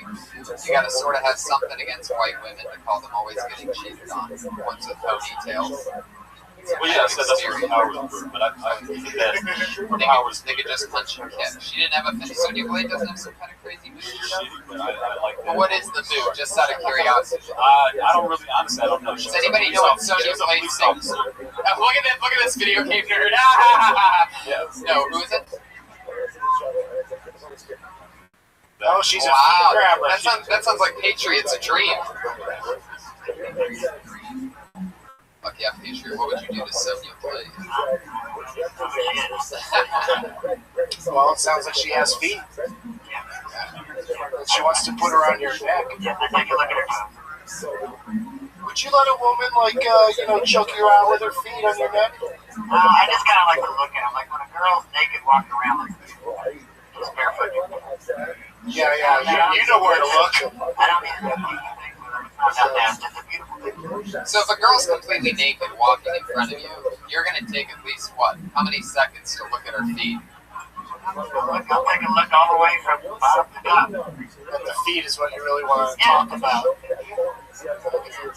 All right, so let's say a girl's standing in front of you completely naked for 10 seconds. How much are you giving to boobs, face, vagina, and feet? Well, probably 40% feet. Whoa! See, that's a lot. What the fuck? That is Spend a some lot. time starting with feet. I don't really care about the rest. 5, we got a 15. Everybody's negotiating way lower than you. Feet is 1. I don't even care if a girl has feet. That's still, Yeah, I know, right? I said 40. There's still 20% for the top, 20% for the breast, 20% for the. Wow, you're really good with the numbers. Do you ever It's almost think- like you thought about it prior to tonight. Do you ever think if you didn't call it a pouch, you might get more vagina? Yeah. I don't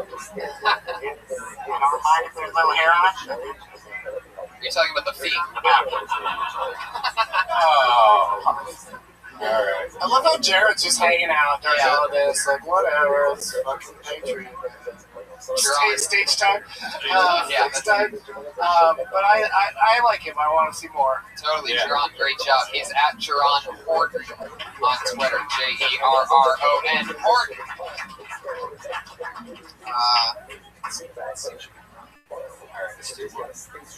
Put your hands together for Dan Lawler. Is that a new name? A new name. It was the guy that was How's it going, guys? I'm Dan Lawler. I totally fucked Sonya Blade. How you guys doing? fuck Sunday night. Yeah, I will. I want to. Guys, I'm not sure why it's called a glory hole, but it sure is fun peeing through such a little target. You know what I mean? Guy on the other side didn't agree. But, I mean, give it up for the Comedy Store bathrooms. They're top notch. They're great. So, I'm not sure. Maybe you can help me. Is it still considered fingering if you use your thumb? Or did I just thumb that gas station attendant down the street? Yeah, it's free juicy fruit either way. That's a W. That's a win. So, I go to church a lot, as you might have guessed. But I had some trouble the other day. This woman was freaking fuck out. She's freaking out. Like, in the middle of the sermon, she starts freaking out. So I had to say to her, I'm like, look, lady, relax. All right, the Pope has said that breastfeeding in church is totally fine. Sit back, read your Psalms. I'm almost full. Guys, I'm Dan Lawler. Jesus Christ, this guy's a fucking machine. How long have you been doing stand-up, Dan? I started like 7 years ago, but I took like 2 off. Right. You live here in LA? Yeah. Wow. How cool. What else do you do? I write a little bit. I act. I was in Little Caesars commercials. Oh, you were that guy in Little Caesars that was jerking somebody off? Yeah, it was part of their big act. It was really big in Chicago. Yeah, I was trying to remember the part I liked the most, but I liked it all. But there was one line in particular that was really funny. The slurp at the end I wasn't crazy about that, but that's just something you gotta learn at the time. Great stage presence. Yeah, how often do you get up? A lot? Yeah, a couple days a week. I try to do like 3-4 days.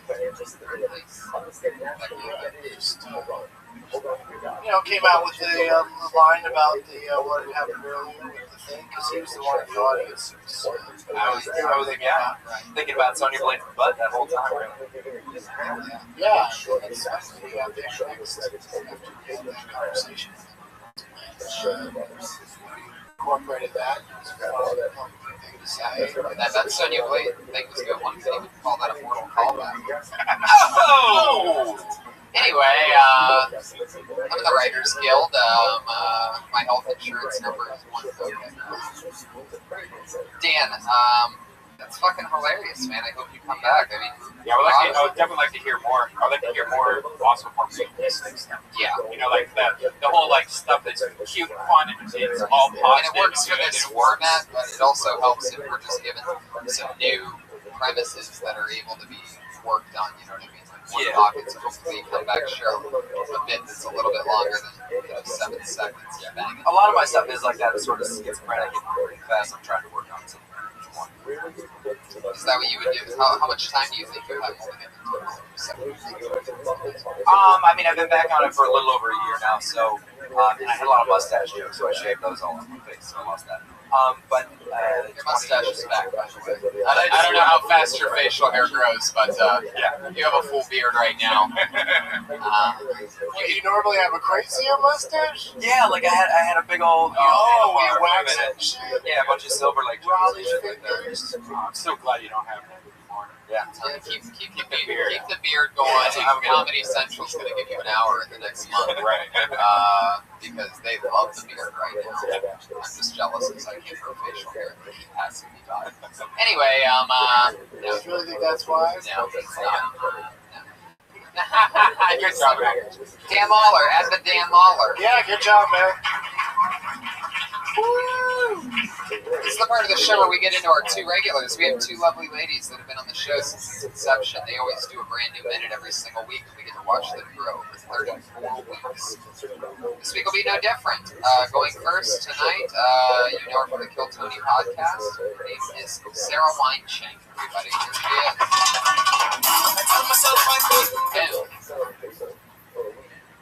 Who's eating all these rice cakes? Anyone ever got full off of a rice cake? How many rice cakes does it fucking take to get full? What's misleading about rice cakes is the word cake. I feel like it doesn't need to be there. Right? I have a lot of assumptions based on this.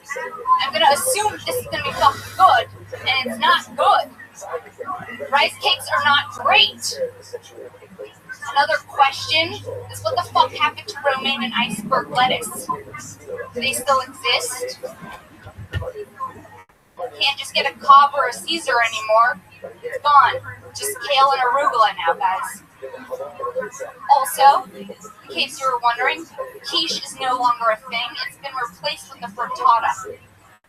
That's it in my food trend update. Thanks, guys. That's 58 seconds. You got this thing down. This is like your third or fourth week in a row staying right in that pocket of, I mean, I guarantee you have to have, I know for a fact, just in the past month, you have at least 4 or 5 killer minutes on food alone, and that's a run. If you're doing a 15, 20, or longer set, I mean, that's a great thing to have up your sleeve. You could close with it, you could open with it, you could establish yourself, you could do it in the middle, you can do anything you want.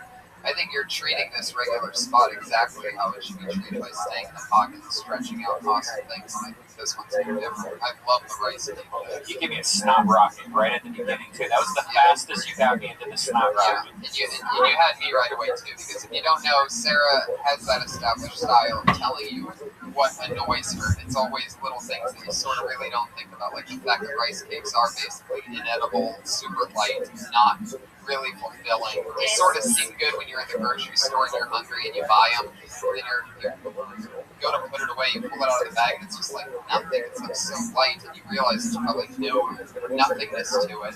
And the fact that they do call it a cake, which is normally delicious, covered in frosting, sweet, flavorful, to say the least. Are you supposed to put something on those? You're supposed to put peanut butter or jelly on them? No, you're supposed to eat them just as normal, and then you can put little stupid things on. You could also talk about that, the shit that you're supposed to add with it. Dress it up? Yeah, like the back of the rice cake packages has other recipes, like put some fucking like iceberg lettuce on it. You know, it could be like a callback or something, whatever. Raisins. Yeah. Yeah, I like quiche. Now, what do I have to say now instead of quiche when I go to the restaurant? No, quiche, that's out. What's trending? Frittata. Frittata. Frittata, yeah. But I like the. I just never thought of before about how they're cheating with the word cake, like you really pointed out, like how fucked up that is. And I thought another thing you could maybe throw in there is like, but it that doesn't happen with pies. Everybody say we try these apple pies. Right. Yeah, that's right. Right. That's a great Brand new organic health pies, you guys. All the pie you want. Or It this just doesn't taste anything like pie. Yeah. Hilarious. There's no kale candy bar. There's no. There should be. It's like iceberg and like romaines, like poor man's salad. Right. There's actually It no. sucks. Yeah. right? Isn't it like iceberg lettuce has nothing positive? Yeah, it takes away that celery. Just you're burning calories while taking them. It's actually more of a workout to chew it. You end up eating it. So yeah, you're covering it. Great job. I mean, that's killer stuff. Yeah, Awesome. fun. She's on Twitter at Princess Shank, SHENK. So that's at Princess Shank. I'm so proud of her. Yeah, it's amazing. That's just. I would definitely pay money to see her. I would love to see 15 minutes. Yeah. She's been on all 34 shows? No, she's been on Most 29. Yeah, most of them. Yeah, a new minute every time, right? Yep. Oh, she's like, we should have her do a longer set somewhere. Yep, we're about to announce that just after this next. Oh! Your final comedian, she's been with us the longest. She dropped out of college because her first comedy spot was here on Kill Tony, and she fell in love with stand-up comedy. She's the one and only Kimberly Congdon, everybody! Closing it out. Bringing it. Hello! I read a story where a lady got mad and chopped her husband's penis off because he said he was leaving. The only thing I could think of is how good was that penis? Literally could not part from it. He was like, I'm out of here. You're fucking nuts. She's like, that's fine. You can go. But the dick's staying here. Wouldn't it be funny if she loved it so much she literally wanted custody of the dick? Like, she went to court and the judge is like, well, ma'am, what is your reasoning for wanting partial custody of this penis? Is someone dying back there? Yeah, what's going on? Whoever you are, control yourself. Just get a grip. Why do you want partial custody of this penis? She's like, well, listen, I've raised it. I've watched it grow. It's not that you can live with it, but I should have it on weekends and holidays. That's it. Thanks. Slaughterfest. Again, 59.88 seconds. It's like a joke at this. That was great. Very well written. Yeah, I don't blame you though for lashing out at that weird laugh. Was that real? Was that a real laugh? Yeah. Just let it out or do whatever you need to do next time. Or walk out of the room outside and never come back. That was unbearable. Yeah, that was whatever really you weird. need to do to make sure that never happens again, that'd be great. Stop Now it's breathing. just a regular thing. Oh, it's already been Just through this. let it out. No, her regular laugh is unbearable. It's all the same thing, but just let it out. Whatever that squealing thing is, it's high pitched. I hear. Separate your laughter and water drinking activities. Yeah, that's the problem. I heard that noise on Blackfish when they separate the kids from their parents. Kim Congdon, you fucking destroyed. Yeah, that was awesome. The ladies of Kill Tony. Bring Can I it say in. something real quick? I think it's a disturbing trend with these women cutting the penises off. I mean, we all know about the John Bobbitt story, but I would have thought it would have ended after that. This stuff is still going on, huh? Yeah, I guess. Yeah. Do you know where this one happened at? Chopping dicks. I was Googling today. Yeah. Some weird shit. Oh, it was Chopping Dicks, Tennessee. I just Googled. So I read somewhere that someone said you could just think of the most fucked up things and you can Google and someone's done it. And I was like, and I Googled chopping off a This is a man's comedy writing tip right here. See the man with two dicks? See that yet? There's a man with two dicks. Yes, and they I both have. get hard and he's fucked, but he went at the same time. Like, both holes. Oh my god. You can Jackie smack two at a time. Jackie smack. Jackie smacking. You already have a name for that? The Jackie smack attack. Kim Congdon, great job. Thank you so much. Follow her on Twitter at Kimberly Congdon. Congdon. Good job. Yeah. That was awesome. Man, the How ladies killed it exciting. tonight. Yeah, so the big announcement is that Kill Tony is coming to the La Jolla Comedy Store for its first ever road gig. trip. And the entire crew is coming with us. Sarah Weinshank, Kimberly Congdon, Josh Martin, the Iron Patriot, Brian Redvan, and I, all going down to San Diego. That's March 1st, a big, huge Saturday night show.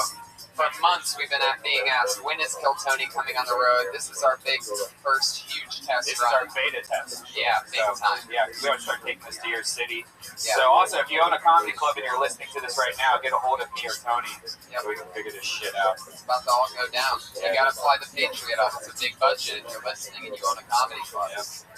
But let's figure it out. Doug, How does that work? Does he have a special suitcase? I got a gold travel bag, and I'll get 2 of those, put it in, then I'm going to bring in the middle section on the plane with me. Is this more practical? That's your carry-on? Yeah, but I'm going to get 2 gold travel bags to put on my legs and chest. You'll have to be on a big plane. Oh my god. The bomb people are just gonna be like, are you fucking kidding me, dude? Yeah, I think I'm going to have to get there early that day. Red, white, and blue LED star. Oh, good sell. No way that's a bomb. That's what they're gonna say. Doug, your show is so entertaining. I've told everybody that I honestly think it is the funniest concept for a show that I've heard of since whoever thought of Kill Tony came up with that. Getting Doug with High is unbelievable, and I just love what you're doing over there. I got to go to one with when you had Jeff Ross on. I got to sit there and watch that taping happen. It is the most fun concept, so please everybody watch that. And what else is going on? What do you want to promote? Oh, let me tell them where they can see it. Wednesdays at 4:15, and thank you.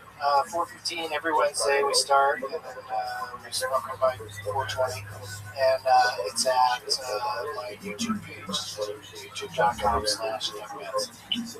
There's a bunch of episodes that we've already done, like the one you mentioned with Jeff Ross. So just watch them whenever they want. when's your Comic-Con movie coming out? Still trying to finish it up. We're on the finishing touches, trying to figure out how much money we want to spend on music, how important music is. The Comic Patriot did the music. Oh, Yeah, Dirty Crowd. that's a good idea. Follow the Comic Patriot on Twitter. He's awesome on Twitter. I'm in the process of building a Kill Tony blog as of today. Gonna start putting thoughts and interesting aspects of whatever I think on that, so we can get interactive. Easy with you guys listening better. So thank you so much, live audience, for coming out. Word of history, the fastest growing podcast in the history of the internet. Thanks for being part of it. Bye, guys. Just a freak with the freaks of it.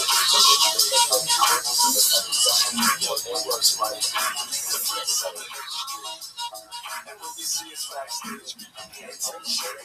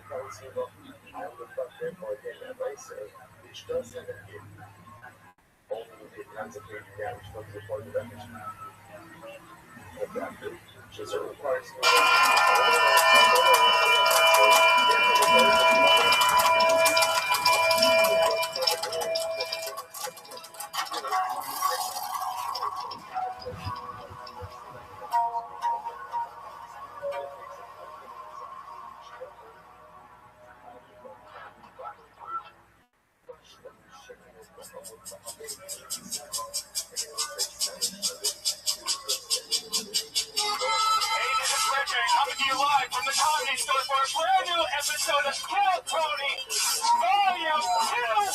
Give it up for Tony Hinchcliffe.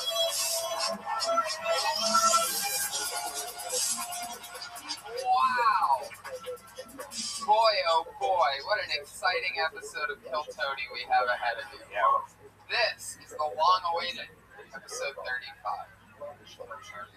And what an exciting week it's been. We did getting Doug with High on Wednesday. Me, Red Band, and the Iron Patriot. Yes. If you guys don't know him, it's this guy. Yep. This is him right here. So Iron Patriot. Hi! He's That's his doll. The man has a doll. So yeah, it was an exciting week, and then, as you can tell, for the first time since episode 1, there is no Iron Patriot here.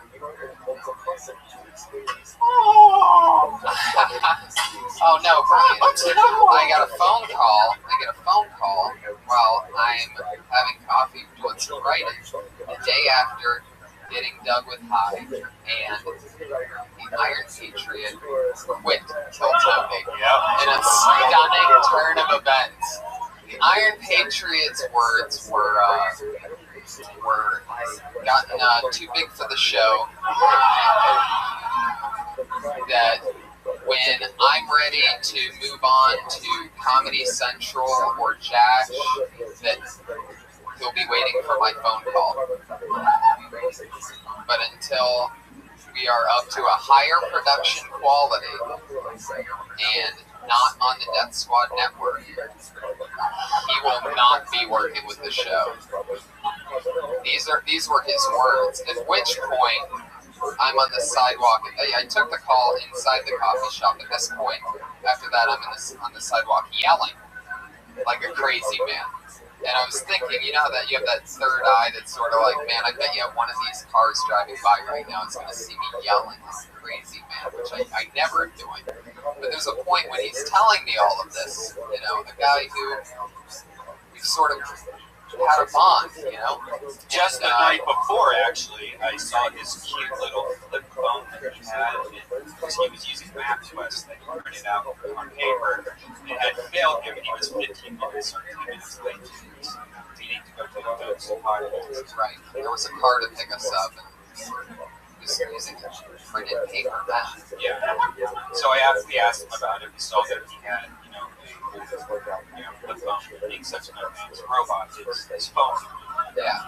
I think it was the E815 Motorola, if you guys know what that is. And we also noticed that when he was having trouble with parallel parking, but then the thing that really stood out was the Patriot has this thing where he slams car doors really hard. Yeah, I think there's a couple theories. I think he wears the armor all day, so when he's out of the armor, he's very strong. Because he's slamming the doors like he's fighting with an ex-girlfriend. I mean, it's a very standout problem. It's not like we're like trying to find something. Like you could hear this door slam from far away, and I noticed it when he got out of his car.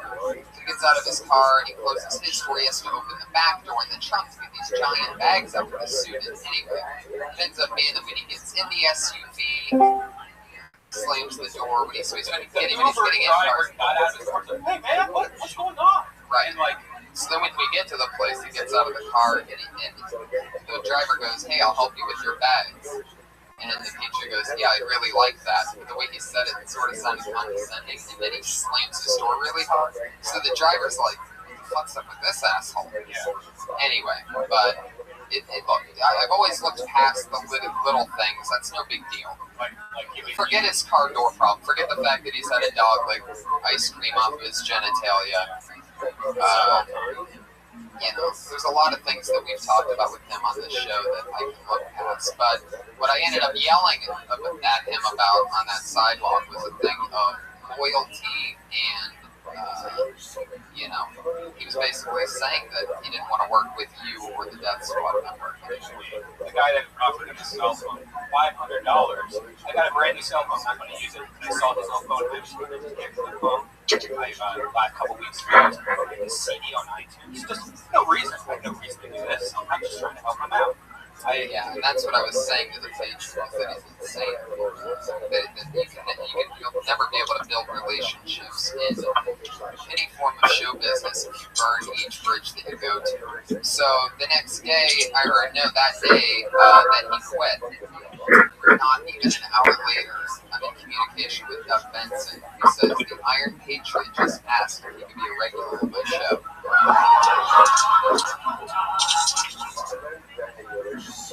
In which Doug replied, I could see the response time was so fast. It was so fast. And he goes, no chance of that happening.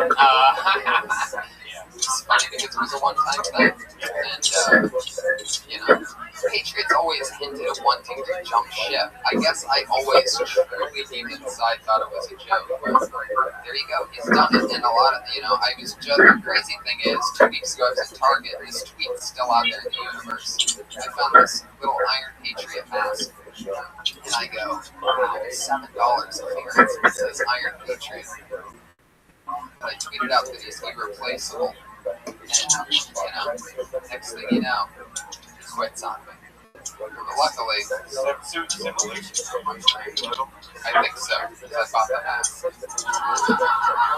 I bought the mask, and I'm like, this is fine, just in case we ever want to do anything silly, I'll have this mask. So, then he quit, but I don't know if he's that irreplaceable. We're going to give it a shot. Ladies and gentlemen, Red Man and I would like to introduce to you Iron Josh, everybody! Wow!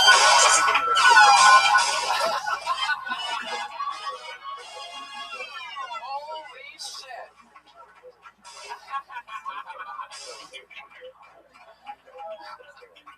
Wow! Iron Josh. Sorry, there's not an Iron Patriot to fix your mic for you. So let me fix this.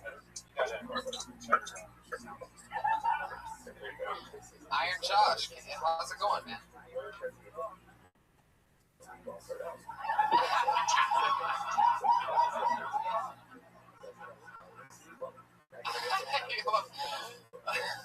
I don't think your machine's on. Let's see. No, you gotta fix your. I believe he said that he'd like to lead these new Avengers into friendship. Here, I gotta take out your voice thing. I gotta turn this on for you, brother. Here, maybe this is an official product now. I'm guessing this isn't a $5,000 suit from Norway. No, this is our penis microphone snake. Yeah, you just put it in your pants and talk anytime. It's adjustable for any heights.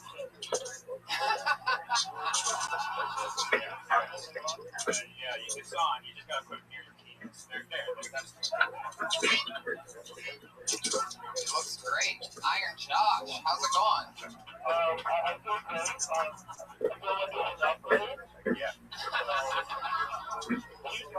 Yeah, you gotta watch out for your penis speaker. Maybe you could just hold it to your mouth the whole time. Let's hear one of your famous catchphrases. Yeah. Josh.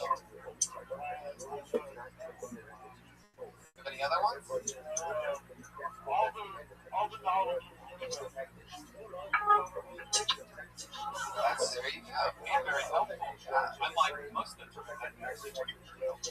Yeah, totally. Fuck yeah. How exciting. You know what, Iron Josh? This costume doesn't seem as realistic without a chest light. So let me just turn on your chest light right there. Fuck yeah. I mean, how are you alive, Tony Stark? Or wait, who are you? Who are you actually, Iron Patriot? Oh, you said so many weeks before that actually you're not Tony Stark. That inside your costume is actually a villain in the Marvel Universe. Who is it? That is true. He did say that about a week or two ago, that the Iron Patriot turns bad at one point. And he ends up trying to fuck everybody over. Son of a bitch.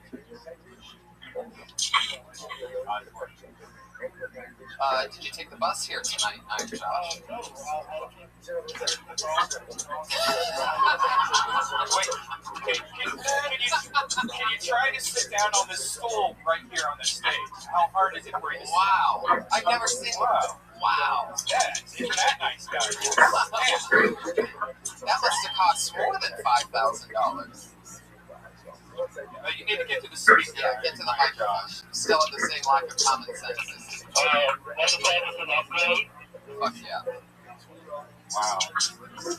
So we've got the Iron Josh. We've explained to I think a great enough deal about the Patriot.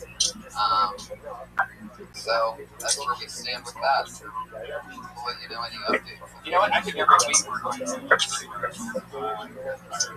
so I think by the next chapter, or wait, next volume, that we'll have a better after we upgrade this shit using some fucking help from t-shirt sales. Well, we've got that out of the way. What do you guys say we bring up our guest, huh?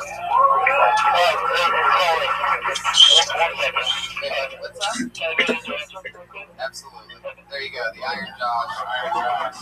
Luckily, we have yet another replacement for even him. Iron Mervis is here, everybody. Put your hands together for Iron Mervis. Fuck yeah. Wow, look at this. So wait a second, he can...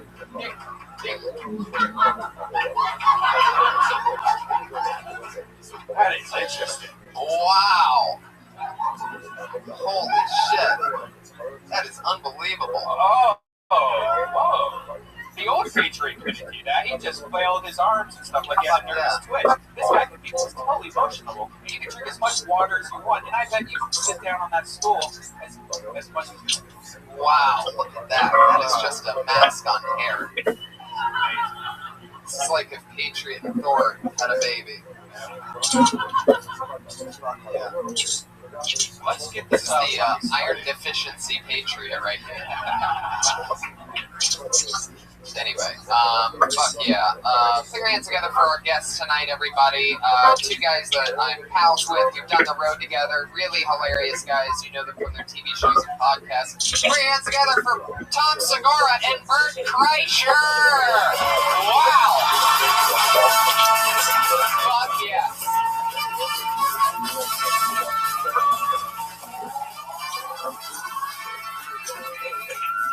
Hell yeah, guys.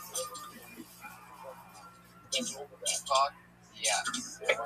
Welcome to Kill Tony. This is both of your first time. The Iron Josh is back. One more time for the Iron Mervis, everybody. Nice. Really good.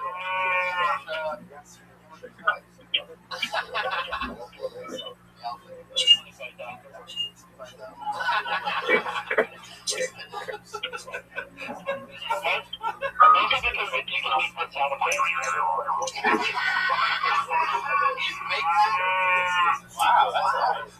I went to a kid's party and this was Spider-Man. Show up and it was Spider-Man. I feel like this.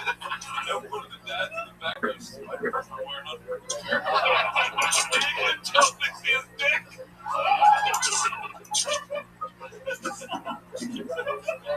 Yeah, Patriot, you have, Iron Josh, do you have any questions for us, guys? I actually do have some. I've been researching the two of you, like you do every week. I have a question for Tom. Apparently you have a fetish for you love poop here, and you like poop. What's the deal with the Bristol stool chart with you? What's the deal? Do you like it? What is it? I don't know what it is. Oh, it's a thing I devised that the medical world has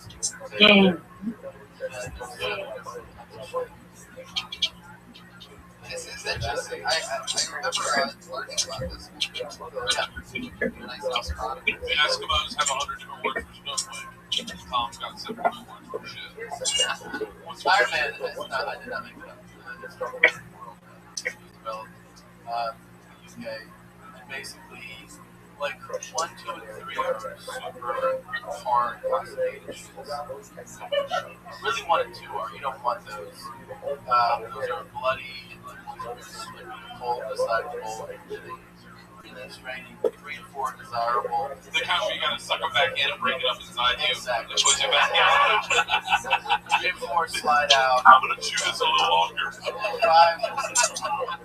5's a little looser, and then 6's are not good. It's a real mess. 7's a lot of water. And that's the way. I don't know why. Your question is, remember you was on a TV show called Birth the Conqueror? Yeah, so the whole premise. What is your favorite roller coaster in the state? In this state? In the United States. What United States? It's 99. What's your favorite roller coaster? I had a show called Birth the Conqueror on Tropicana where I rode some roller coasters. A lot of viewers.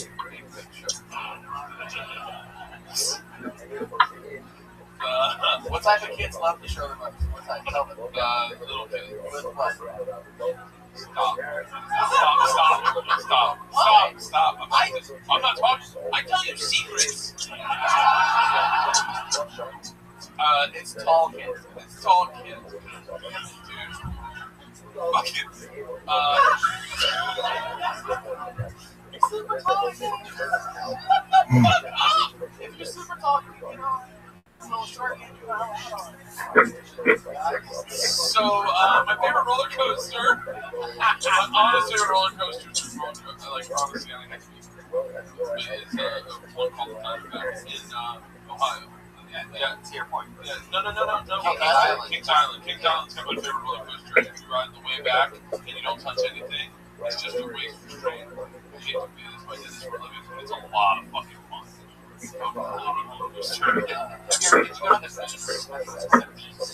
and Cedar Point? I rode all the roller coasters at Cedar Point. How does that roller coaster lead? That shit beats you up. If you have a baby, you don't have one. Well, not people ride roller coasters, Brian. Actually, none. Yeah, ride roller coasters. What if the pregnant woman, right? I'm just pregnant. Goes, I want to get the back seat. Really fucking put a hurt to this kid. She can ride the bear. That's the one ride The that beast never is a hurt me. monster. My neck's still fucked up from the beast. Exactly it. I've done Cedar Point almost, well, I mean, up until a few years ago. I was going to every year of my life. When you live in Ohio, it's just sort of something you do in the summer. One time I went to Kings Island, the only one time I rode the beast, my neck was fucked up. My neck's still fucked up. And then, I'm one of the few people that never had a rollback on top of a tractor. I almost got stuck on the top. It's actually a pretty fucking fascinating video. It's on TV. We shot it for TV on an accident. But we got shot up at 120 miles an hour. And you go up like 410 feet. And at the top, it stops. It was just the wrong amount of time to wait for the right person. We got stuck and I fucking lost my shit. How long were you up there? Not very long because I started thrashing around like a mental patient. Like, fuck you! And then it rolled backwards. Were there like any? No, there was no, there were no tall kids. Not super tall, like 6 foot. I love it. Well, before we get started, we just needed to cover one more thing. A fan of the Death Squad, Yuck Nasty, for the last few weeks, Yuck Nasty on Twitter, we found out that his house burned down. He had a kid and a wife, and the house burned down, and the Death Squad fans got together to raise a very hefty amount of money for him and his family. And one of the things that we did here on Kill Tony is we actually donated the actual Kill Tony sword from the last 34 episodes for auction to raise more money. And we did that, and we gave it away because one of our biggest friends of the show, Waterboxer, was nice enough to exchange that sword with a sword that he made. He makes all the heavy majority of the awesome fan art that you see on the show, and he made a brand new Kill Tony sword that replaces that one. It's whoever the lucky buyer is of the other one will get that. Wait, is Waterboxer here tonight? Yes. Where is it? Here he is. I see you all Come get this Waterboxer. Take a bow, buddy. It's your great work that made that possible. So that's super cool that we were able to help out a friend of the network, Waterboxer. You're Brixton Bullets? Whoa, Brixton Bullets. Fuck up. It's so bizarre to fucking, like... Yeah. You get Twitter starstruck. It's wild that we just go by those things. Yup Nasty's house burned down, so Water Boxer helped us out. Yup Nasty definitely sounds like a black rapper from Florida. Yup Nasty. Yeah. He's a white non-rapper from Green Bay. The opposite. Well, I don't fucking with you. MC Cheese. Alright. Spoiled Smoker. You know that guy? Yeah. Yeah, I know all these. That's so crazy. They're like, I see the name and I go, oh, hey, I know him, but I don't really know anybody. But I feel like I fucking know them. I called into their show. They were doing a 24-hour podcast. I was in Paris. I called in, and then I ended up spending a dickload of money on a fucking long phone call. Drunk talking to them on the phone, and one of the guys on the phone was Mike Maxwell. Yeah, that's all the art. It's fucking bizarre. Yeah. Water Boxer was on that call, right? Oh. Oh yeah.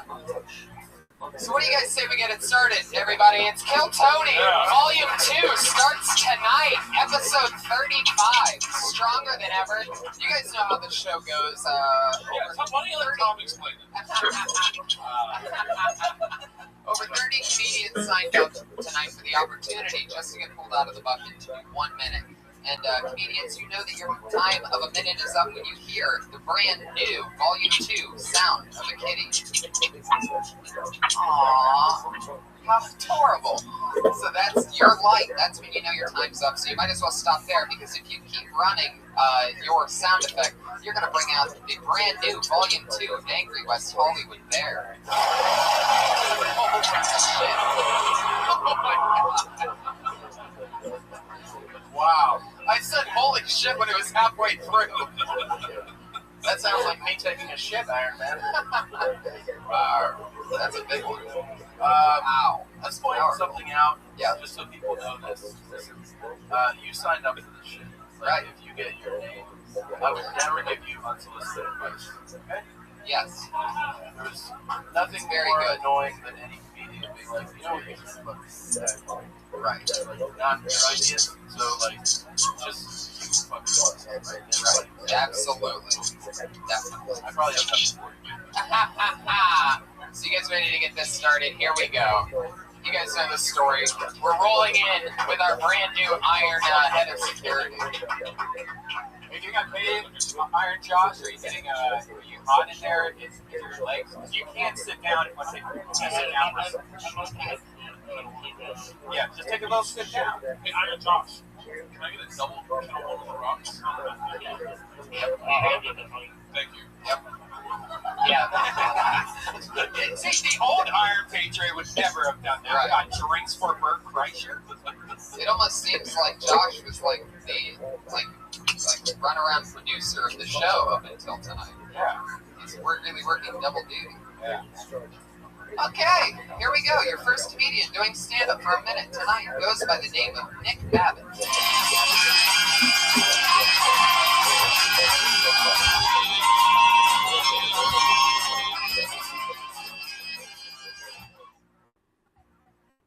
I grew up on a ranch in Arizona. I used to love me to get into out there.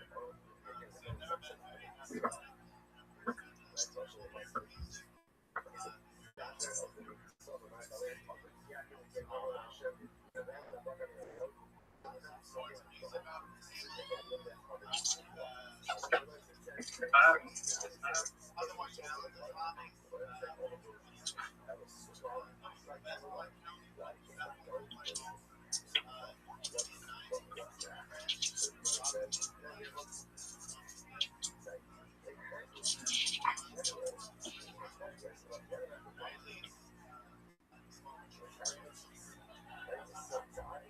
been very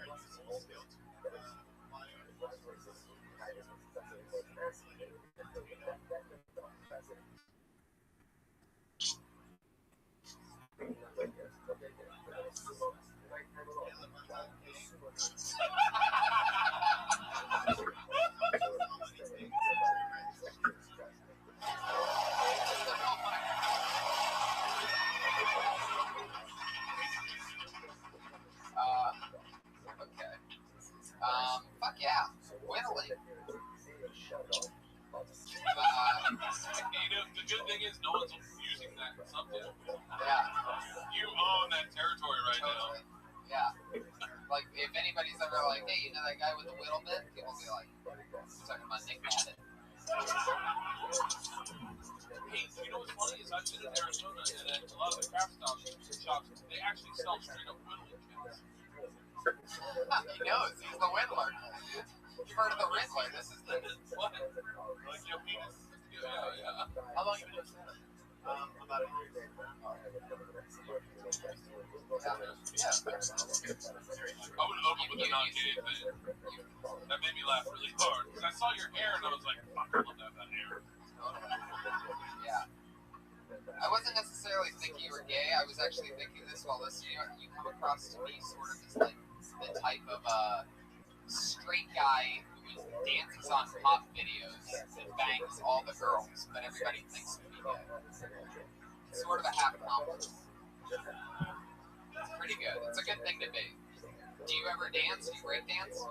Damn, you look like you would know how to break dance. It's not something I assume most people do. There's something about you that just I can see you as more. So wait, what were the things you couldn't do that were very Arizona? Listen to music or be racist?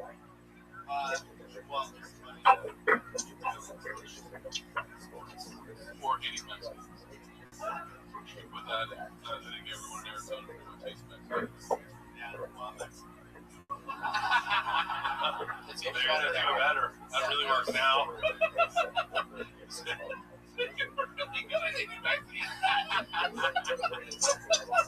Are you really Mexican? I see you with your hat off. This is turn. I don't like where this is going. Where it's got it. You have a great head of hair. Take my hat off. Love it. Oh, he's getting serious. Oh, holy shit. Oh my god. This guy's got the head of a centaur. God, like, where do you keep your horse body? Kid Icarus grew up. You and your brothers should have started a band. Oh, the Iron Josh is back. Oh, there he is. Fuck yeah. The Iron Waitress, everybody. Wow. Fuck yeah. I like. How long do we do this? As long as we feel it. I like. I didn't get the earbud joke, but then like when you started the next joke, then I was like, oh, that joke's over. And then I got it, and I liked that it was that it wasn't big. You know? Yeah, I think that wasn't like a heat show. Yeah. Moving. Moving.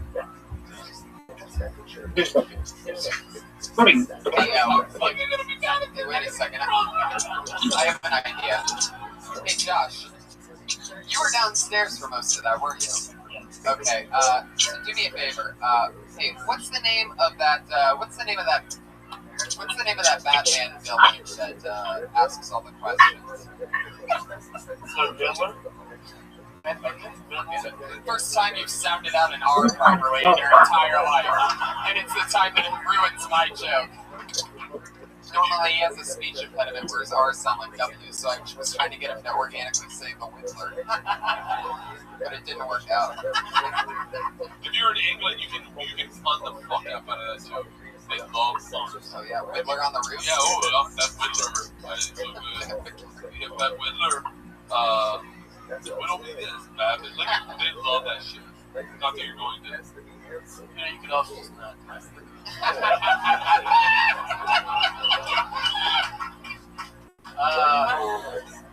No, you gotta trust your instinct because you got your jokes. You said, well,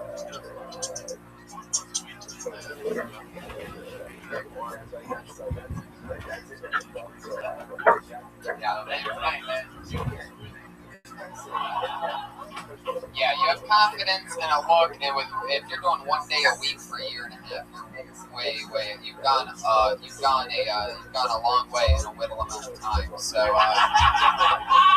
thank you, Nick Babbitt, everybody. There he goes. We got one down. no Twitter, no nothing. No Twitter handle on you, Nick Babbitt? You're not on Twitter?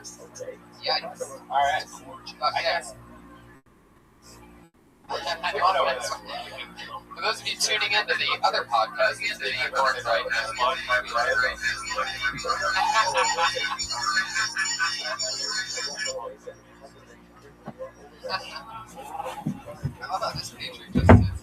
relaxes and watches the show.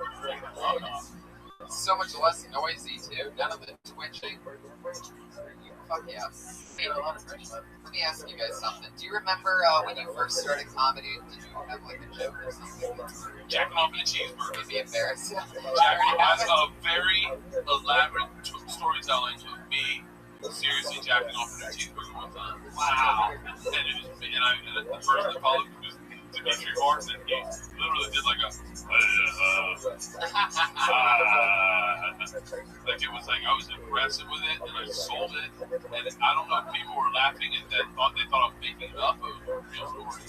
And then I was like, and the best is a real story. I jacked off the cheeseburger and then I don't do it because of that. But and then my bud, this guy that ended up beating me up, pulled up next to me right as I was in the car. Oh, I was in the car. I should have told you that the whole time. I don't do the jokes. That's just that's it.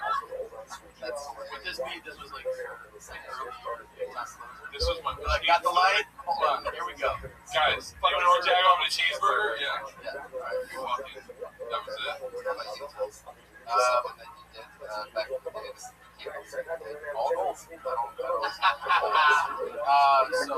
Probably some of this. There was Guy had a lion.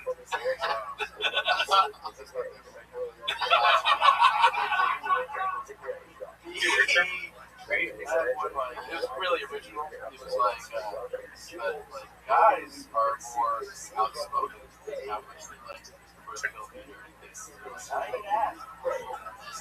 But the girl was shy. He's underselling it. He's Yeah. really That was very cool also to do more established. And then their first 5 minutes about that last guy's fucking closer. What a fucking asshole. You guys like me or you guys that was a pretty bad one. It's a bunch. I don't think I've had that answer where people are like, I have a long list. There's a lot of stuff I've seen. I love it. How exciting. That was great. Here we are. Stephanie Barber, everybody. It's Stephanie Barber.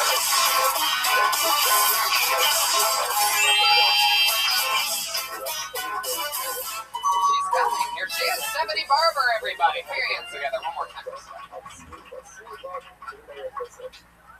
So, which I like because it's not like window shopping, none of the things buy. But guys, do us please a favor. Maybe you can step it up a little bit, get a little bit more creative. I'm sick of getting the same headless dick pics from guys. Maybe you could be a little bit more like my ex-boyfriend. He used to do really cool things. Backlight his penis. It was just like Darth Vader. We called it Dick Vader. Those jokes were endless. He did other things like, and I suggest you guys try this in your own personal life, even if you don't have anybody to send it to. Get 2 mirrors, put one in the front, one behind, drop that dick right between, and boom! You've got a dickmatized picture. I call it Dickfinity. It's literally an infinity of dick. It goes on for Yeah. Stephanie Barber. Yeah, I think you have actually the part I like the most about this is what you say, like the statement you can get more original than what you said. Like that opens you up to so many places that you're setting yourself up for all the creative things somebody can do. That's like like you said, the Dick Vader thing. 1,000 ways you can try every time you do that thing. You should literally do like a checklist and see what's the response. Like you say that so many of the dicks are headless. You mean with our heads or the dick's heads? Because I got lost sometimes. I was like, who doesn't put the head of their dick in there? That's what I It's like a forearm. I thought it was a fucking shaft pick too. It's like a shaft pick. Like, who's setting I got shaft? shafted. Yes. I was like, you know what? I'll start sending dick pics if you just have to do shit.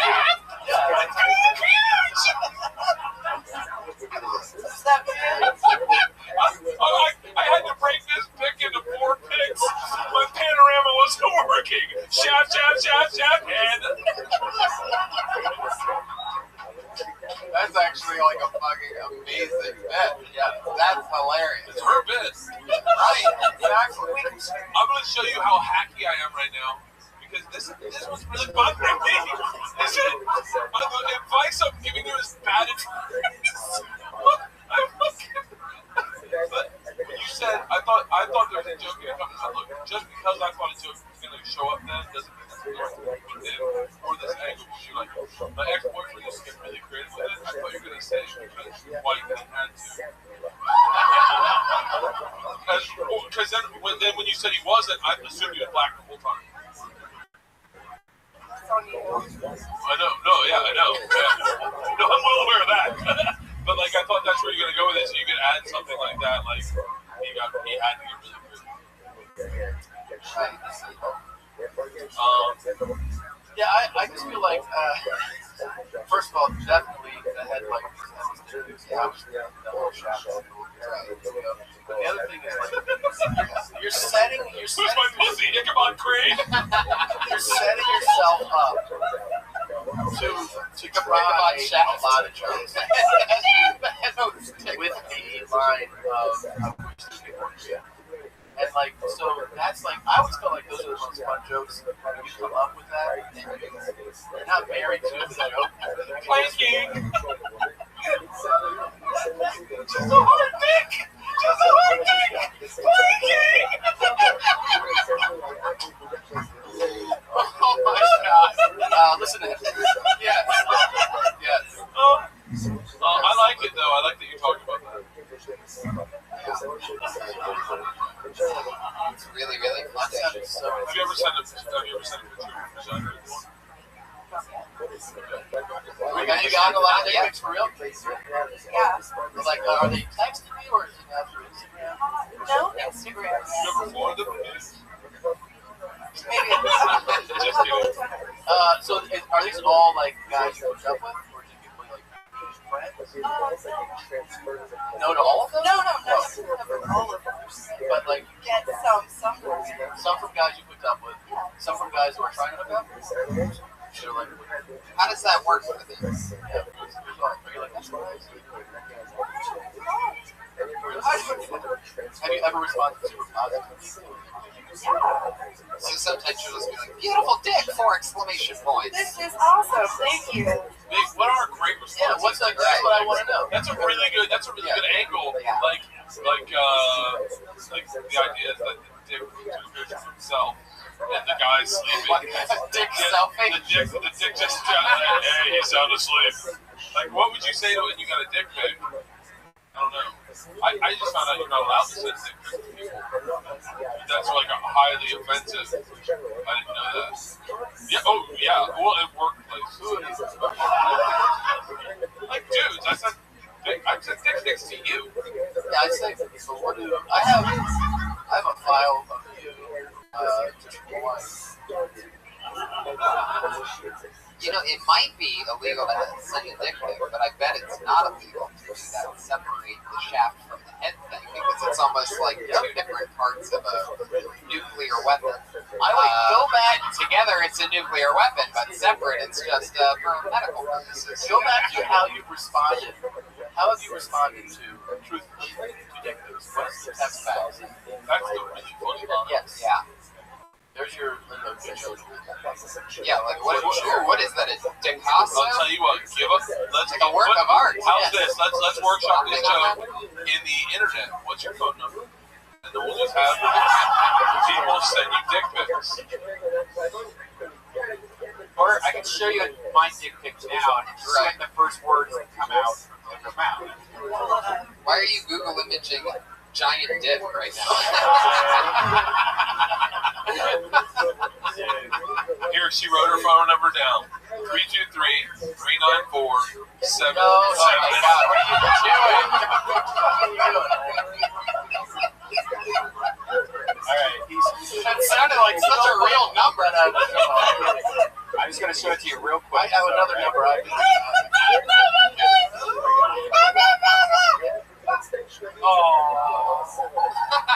I like you responding to other people's.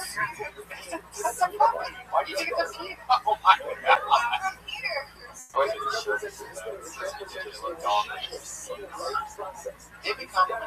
eyes, of that nature. He looks sweet.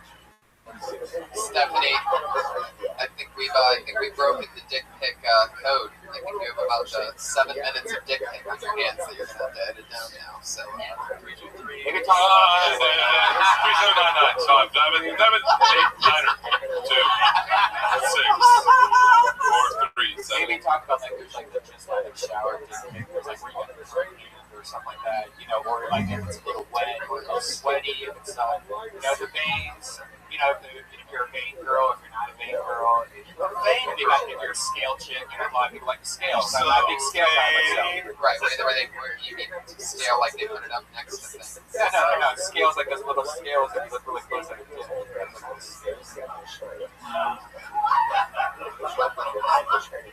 All right, What? who's next? Stephanie Barber. Great job, Stephanie A. Barber. At A Lady with 4 Y's. Is that right? Her Twitter handle is at A Lady with 4 Y's. Where are the Y's? Hey or lady? If you want to tweet her a dick pic, feel free, everybody. She's at A Lady. 4 Y's. I almost want to ask her why. Could you use that Twitter handle? But you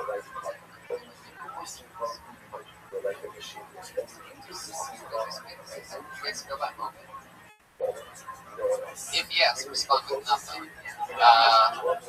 Train together for Savory. Wow, just one name. Savory.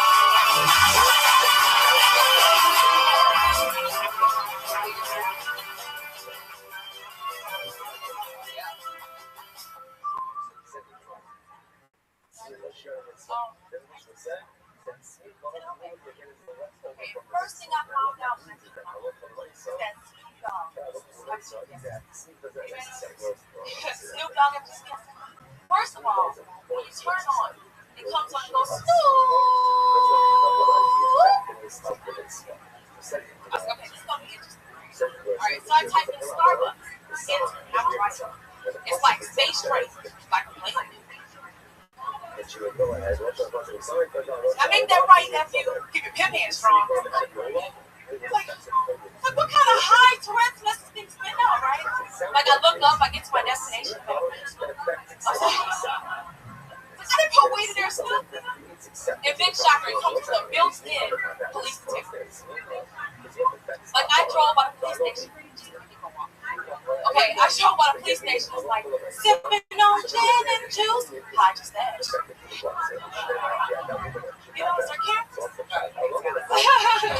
But yeah, 57 seconds of Savory. Am I saying that right? Savory?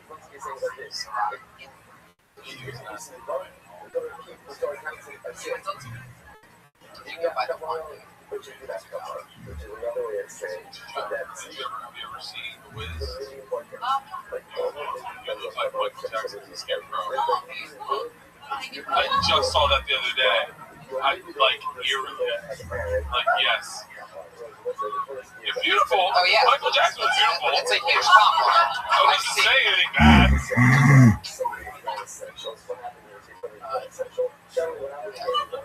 I think you look ugly too. Here's what I was gonna say. So the premise is like, how long did this take? Couple years. Like it's a premise where not necessarily Snoop Dogg, but it's like a character as a system. There's versions of like that exist. So I think if you like the bit a lot, one thing you should stand out for would be like doing awesome Snoop Dogg impression. So like that way it's like, if somebody goes like, oh, Snoop Dogg has the value in it. It's also an awesome impression. That's what I think would make that. If you do it, if you don't. It is one of those things that you don't realize. You get up in the bit and you start doing the bit, and you don't realize how much that little bit of a real impression sells it to the audience. But I'm wondering, I just found out recently that you can actually change the accent on your GPS. You can actually change it so it is a British guy or a Spanish guy, or an Australian guy. So there's a whole field of that. Because I actually, when you said, I don't really really? It's called what? So he's really got one.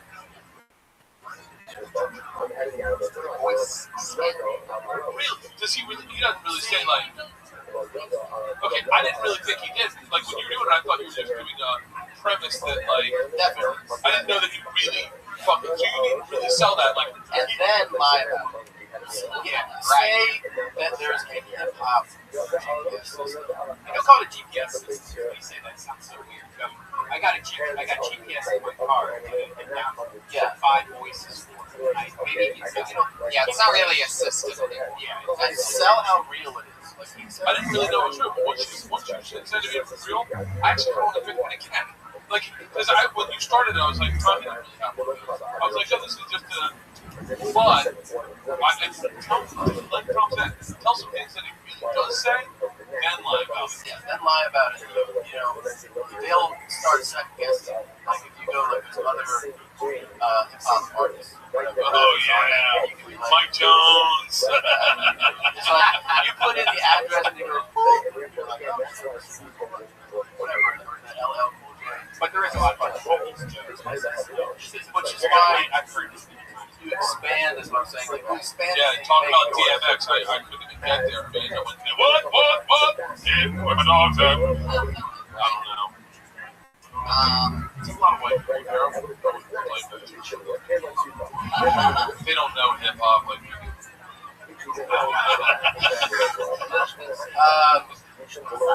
Patriot, Iron Josh.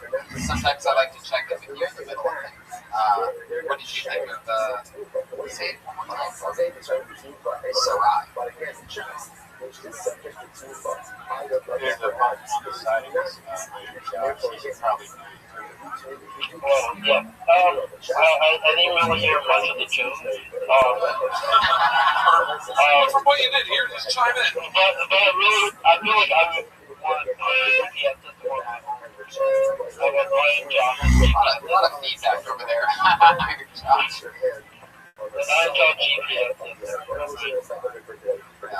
Yeah, oh, hey, all right, so I started with the ego.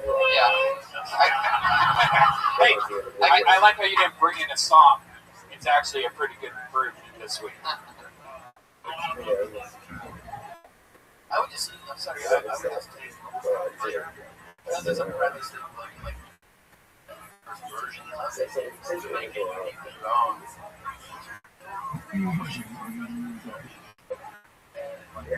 To sell that it's real, stuff you can make up about it. Super creative, how you want to outrageous plan. So, I mean, that's one way to go about it. I was like, by the way, I meant to say this to you first before I told you look like Michael Jackson. You have great stage presence. You really do, and that's going to take you a long way. And then what you'll find is, as it is longer, you'll get rid of premise-driven bits and start talking more about yourself. Because someone like you will not need the future to go to like those. So these are going to be stepping stones to get you more comfortable on stage. So just don't spend too much time on these type of jokes, because when you get into it, you will be talking exclusively about you. And that's That's exactly it. Nailed it. Siri. Nailed it. Yeah. Son of a bitch. Sarai. Her handle is I am Sarai. Oh yeah, and change your name if you want to. Yeah. To like Rachel. Yeah. I'm just kidding. I am Sarai is spelled S-A-Y-R-I-E. I am Sarai.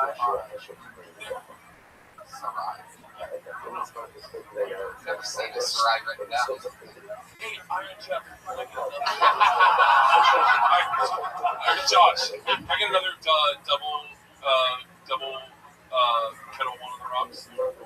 You We'll have another round. Yeah. Tom will take one too. I'll tell you. Tom will take Yeah.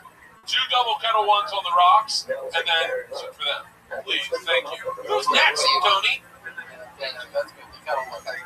I just want to say again, I think Gary Josh is such a huge improvement. Maybe he can get drinks. I can't compare it to anything, but it's true. Oh, well. I like it. It's really good stuff. I'm a big fan of his work. Yeah, it's great. Iron Chef's gonna go down in history, by the way. That's gonna be a soundbite forever. We're getting together for Skylar, everybody. Tyler Stokes?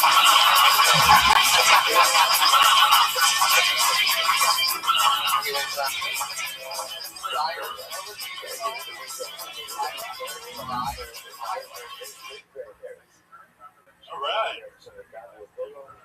So, I work in a strip club as a bouncer, and I have a couple of tips for fellas. If you're in the porn theater, don't strip what we do. Seriously, it's offensive to me, the bouncer, and the homeless guy whacking off. No, this is a true story. Go into the porn theater, then I open the door. Guy jumps up, ah! And I'm like, oh, dude, put on some clothes or something. And then he's like, I'm like, why would you strip me? He's like, oh, I'm a little drunk, you know. No, nigga, I do not know how it is. All right, thank you very much, Skylar. Have you ever seen Passenger 57 before? I just saw it the other day.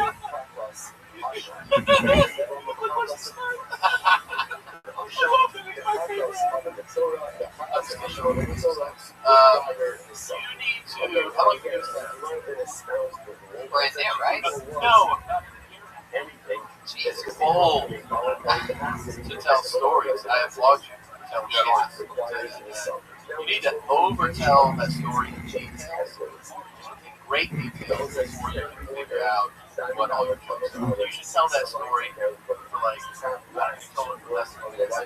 You should tell it for 7 minutes. Everybody should be your whole thing. And try to remember all the details. And try to let big jokes about every detail. Listen to it. And that's how you're able to figure out what the fuck is going on. You're like under. I mean, that's, you know what I mean? Like, you're like, I'm there, and then the guy jumps up behind me, scares the shit out of me. You just scared the shit out of me. Definitely had that going for you. Yeah, sort of like the horde. Right. Really made us all jump. You said like, me jump the merge. It wasn't actually your thing, too. Me too. Scared the shit out of me. You said it like, then you're like, what the fuck? Right? So you got like, right. So, but what you want is I feel like people will say that, especially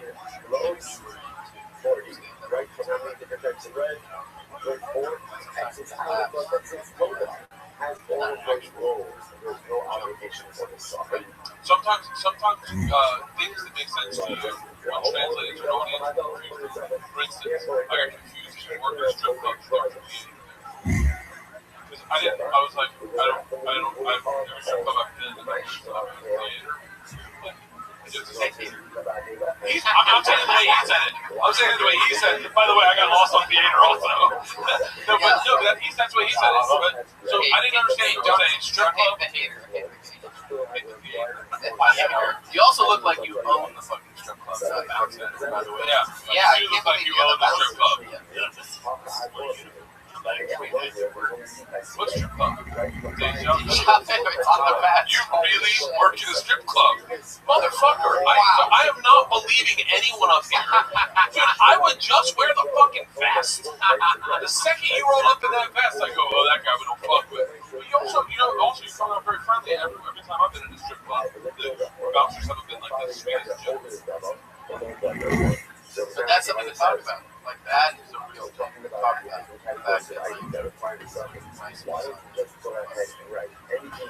you have to have a knowledge. Can I hear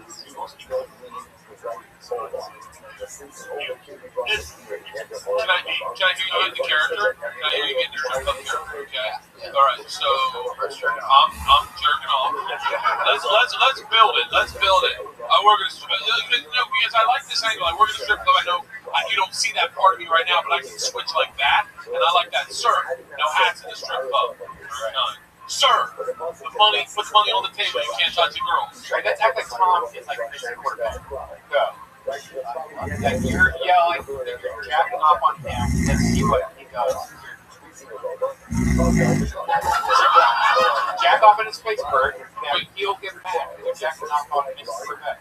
I can't let that go. Wait, who's missing that? So Tom is playing his role as a Okay. My point was, if you crescendo it, Joe's working 3, no hats, put the money on the thing, and then your punchline would be something ridiculous you would stop someone from doing. Yeah. That would be the joke. I'm not going to write you a That's joke. great. That's a great joke. You understand it? Yes. That you would say like, sir, no hats. Sir, take your shoes off the table. Sir, stop masturbating. Whatever your joke is. Yeah, so if you're going to suck your own dick, you need to be laying on your back. Yeah. But I like, because you gotta understand that when you show up as the friendly guy, I don't see the bouncer. So if I don't need to see the bouncer, this isn't about you being a bouncer. That one joke lays the foundation. By the way, I'm not a fucking expert. I'm just giving you my opinion. That one joke is the foundation of credible. I told you I could be a bouncer. Now let me tell you the crazy stories I witnessed. And that has shaped the fucking heart of you. I'd love to hear your perspective. Because I never talk to you guys. I literally, unless it's a bad situation, and then I'm like, fuck, I thought that was going to go differently. Yeah. She had Cholita tattooed on her stomach. Your joke on that with that 1, 2, 3, that third line, the big punchline, super outrageous. It could also be real. Really think about all the craziest shit you've ever witnessed and that's going to be the good one. And that's going to be the good one. And you should have, like when we were talking earlier, you should try, that's an open place where you can try this line, that line, like all these things that we witnessed had to say to somebody, and everyone would be like, who the fuck ever said that out loud? I've said that shit out loud, but yeah. And you should end your show by going, a lot of people think, hey, I'm a good guy, I'm young, I'm smart, I'm attractive, do I fuck strippers? Years ago. No, but I let them suck my dick and then drop the mic and walk off. Don't do that. I love it.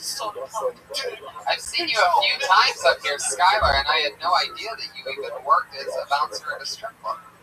Until this success. Definitely going to days up here tonight. Hey, come on out. You got the dirty girls that you like to come over. The ones who go, through. I know them. He works at Day Shop Dude everywhere. Yeah, I don't know what's I feel like I've been there. It's on Hollywood and Vine. We're open until 6 a.m. 6 a.m. 6 a.m. Yeah, No alcohol? No alcohol? No alcohol. Means, Fuck yeah. means full nude. Yeah, we'll do. Wow. All right, come out here and get your elbow. There he goes. Skylar, everybody. He's on Good job, Skylar. Comedy. Good job, Skylar. Talking about his Hey, wife. bring up a white guy so we can tear him apart. He's here. Oh, he can hold 3 drinks at once. Thank you very much. Oh my God. It's amazing. Oh, mine's coming. Okay, all right. This is So glad I got purchased. Dial back to you. all right. A lot of white people in the crowd. It was a white guy who's going to be honest. Oh, this guy's white. This is his return after a long hiatus. It's Jem, everybody.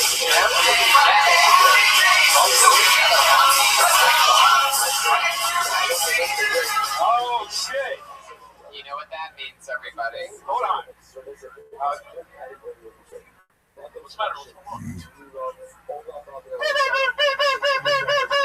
He's blacklisted. Wow. What happened? He was That's how it works. You miss your spot. You're not in the room. You have to take a break. all right. That was Or else people would just sign up. And then It's that they Jim. would it's Emily McNair.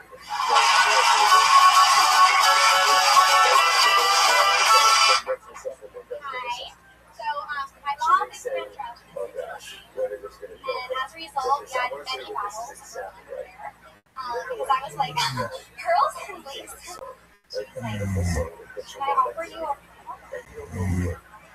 So when I was 6, I came up to her and I was like, I want to be a cheerleader for Halloween. And by her reaction, You would have thought I had said, I'm gonna shoot you in the face. She was devastated. She thought about it for 2 days. And then she said, okay, get your leave. For peace. So she gave me my little cheerleader costume, which said peace on the front, there's a peace sign on the back, and she gave me some green pom-poms, and she taught me the cheers I did all night. Everyone's started Halloween. What do we want? Peace! When do we want it? Stop the war in Iraq! Yay! Nice. Fuck yeah. Wow. Fuck yeah. Thank you, Iron Josh. You definitely bring energy and stage presence to the show. Also, really yesterday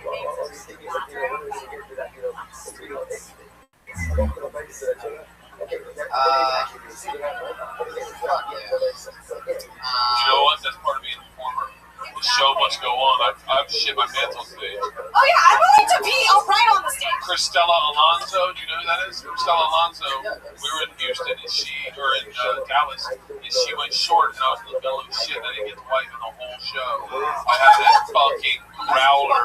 Wow. And she was like, great set, and I was like, well, fucking, why'd you cut it short? I fucking had shit my pants all the time. So, no, I've been in that situation where I almost had that happen because downstairs, there's a big restroom. You can hear what's going on in the other rooms. It's been a couple times where literally had it close and just like had to slice one off and do like a hard quadruple wipe and just jet out, and then you're out.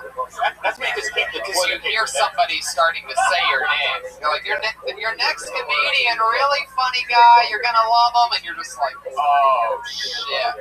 You have to get a bunch done right then. It's heavy. It really is. But I've noticed that if I have to pee or poop or fart or puke, all of those things go. You fart a lot on stage? I don't do anything. And once I'm on stage, I like the stuff about your mom. Hopefully she's listening. All true. Actually, I can't. I'm telling you right now, if you had peed on stage in like a glass, fucking showstopper. I wouldn't have any notes. Nobody knew. Hopefully these star shows were the mic stand. I realized that halfway through. How long have you been doing? August. Okay. Really, since I was 3. Everyone was really high in my living room. Don't ever tell me that. August. How often do you get on stage? You go to like open mics? I try to do a couple times a week, but sometimes it just doesn't work out that way. So you try to do it a couple times a week, but sometimes it doesn't work out that way. So, can I give you some constructive advice? Yes. Take the opposite angle than your natural instinct. Your natural instinct is high energy, giving it fun. Let that be your strength as opposed to your lean to. So try to start off slow and then go to that thing. Don't you start at a 10, there's nowhere to follow. And I always say that because when I was younger, I would do that for 7 minutes. And then when you start headlining and doing an hour, you realize, oh shit, you need to have some ebb and flow. So try to use that as your knockout punch and not throw haymakers the whole show. So talk about your mom and sincere on his way, then pop it up. I mean, I think that may help. This is coming from somebody who's disgusting. Russ, he'd say, Somebody laughs at his own jokes. he's absolutely mess. But the thing is, he's getting removed. Oh, no, I like that. Yeah, and you should, do it a lot.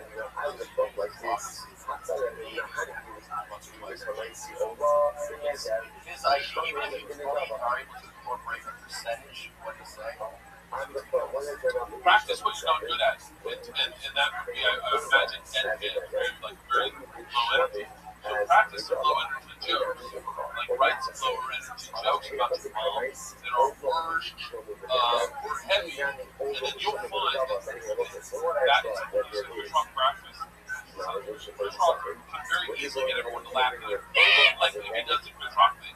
When you see him on stage, he is like Woody Allen, like very dry, so he makes you work. So when you get on stage next time, try working just very low energy words, and then you'll find you bring your energy in.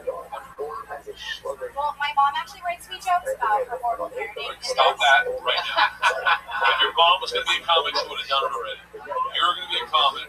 You write your own jokes. Do not let other people write your material. You write your shit. They're not. Do not trust your parents. You really say that to your mom? Yeah, my mom started writing. Did she write one that we heard? No. Hey, does your guys' mom give me jokes?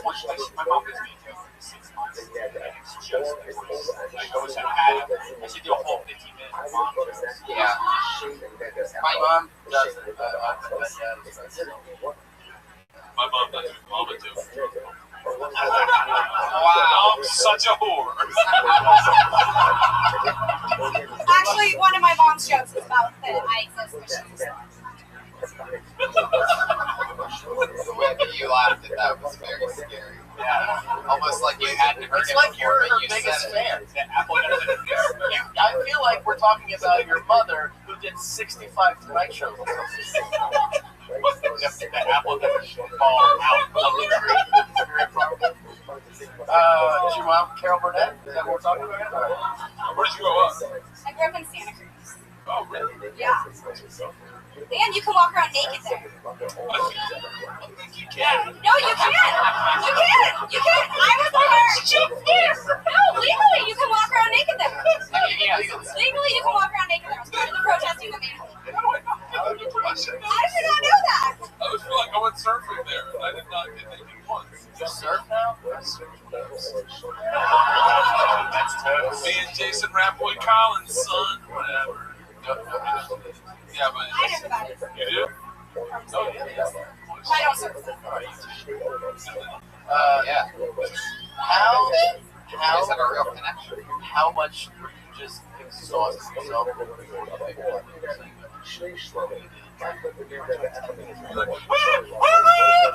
And then fucking just get off stage. I remember the first time I headlined, she was at the laugh stop, and I did a powerful 20 minutes. And I looked at my watch, and it was like 15.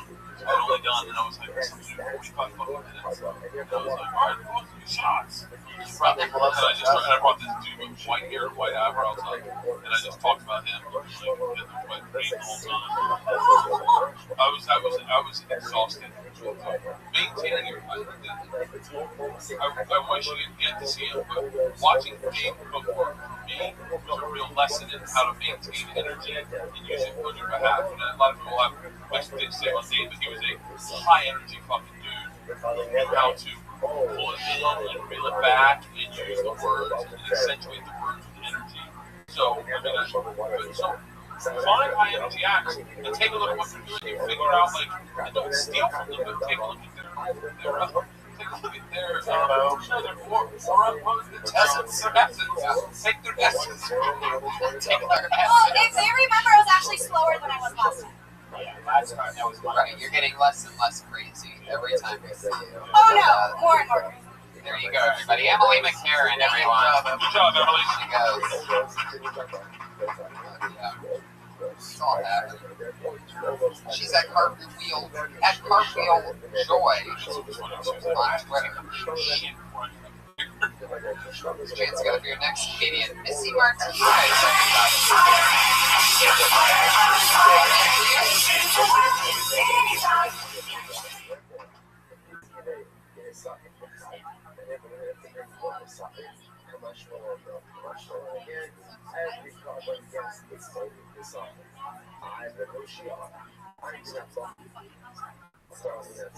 So I can't go to Olive Garden.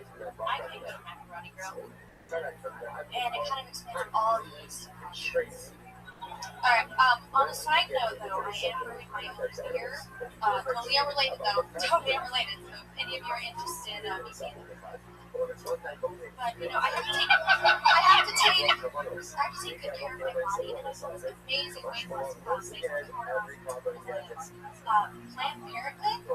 Yeah, one afternoon I lost 8 pounds, 2 ounces. Yeah. And my stamp card's almost full, so my 10th one is spring, and I get my picture on the fucking wall. Fuck yeah. Yeah, that's really good. Wow. Tom, I think you want to start this one. So, Wasn't it just your first time doing stand-up less than a month ago on this show? Wow. That's your second time doing stand-up? Why do you get naked?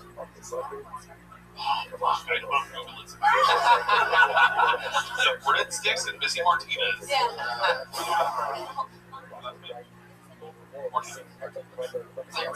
Real lesson.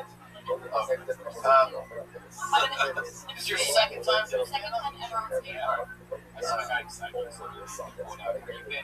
haven't gone anywhere else to do practice because you were a lot more comfortable this time around. Yeah,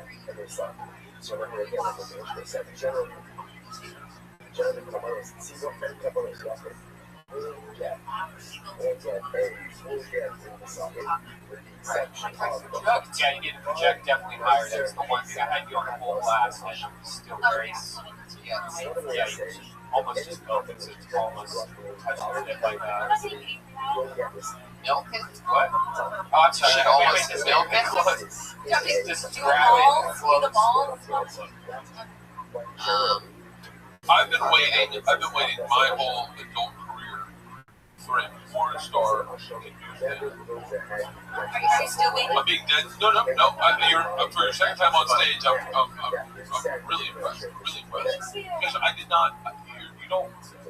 This is gonna sound like an insult, but it's a compliment. You don't carry yourself like a porn star. You're obviously hot, but you're not like you're not doing what porn stars do when they speak to people, which is disconnected. It's like when they fuck. They're just like. And they're not there. You were there. You were talking to us like you were a comic. And there's so much about sex that no one, that guys like us talk about. I want to hear it from the other side.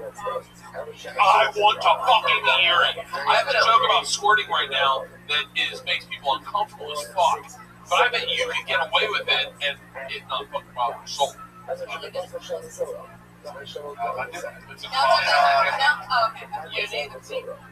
Yeah, all the stuff that you think is like, I think there's gold money, whatever you think is boring, redundant, and like, will assume always that if I have porn stuff, they're oversteps and just let things do things all fucking day long. And you bring it to the table that it's routine and like it's casual is what is the opposite of everyone's basic experience. So that's what's so funny is going to be your take on boring, mundane, selling sex. That's one angle. Like the fact that you're like, fucking another getting back.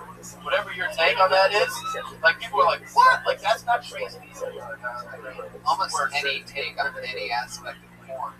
What you're saying is better than anybody else's because your true perspective. Like if you are Perspective, what it's all about. if you're in the game, then you can cross those two huge things. Another thing you have to think about, and this is only your second time, and you're used to in your career, presenting yourself as sexiest version of yourself, is you know that what you look like.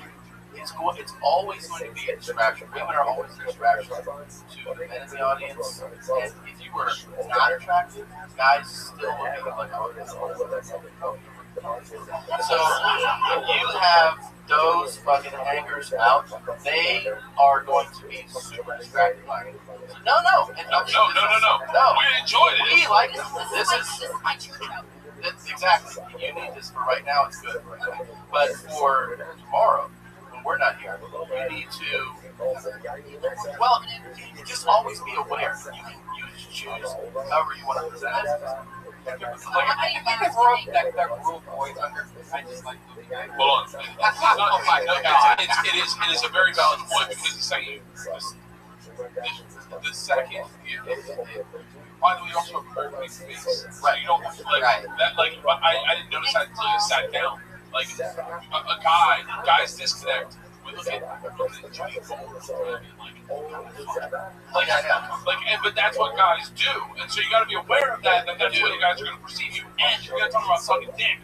Oh, I mean, you're going to fucking lose us. There'll be a line in the bathroom like, come on, I want to see your closer. The thing you have to remember is that the more visually conceptually the less they're actually listening to what you're saying. Like, they're literally going to finish a good joke, and people are going to be like, whatever, going to jizz all over. That's how I have my home. That's how you get college degree. Wait, explain that. Tell me that story. And you got, are you serious? And like professors are like, whatever. Yeah, that's happens to us. I would say that. But no, but I'm being serious when I say I worked with Savannah Sampson, and she was on stage trying to get me to stand up. She's going, "What's my pussy?" And I was like, "Yeah, but I want to hear you. I would love to hear about that time that you got choked out by fucking Rocco Siffredi's. I would love to hear that story. That would fucking, you'd have me on the edge of my seat. There's so much shit that is everyday to you, that is fantasy to the majority of people in this room. And you have once again, you have a place to speak from, and not a lot of people can do what you're doing. There are not a lot of women in your profession that I thought you were like, when you were like, everything that you were going to have to do, give me more like, no, but it's the truth. I mean, we've all, because we live in LA, and so, I mean, but do what you're doing, get there. Here's another thing. This is like a minor note, but like, the whole way you do the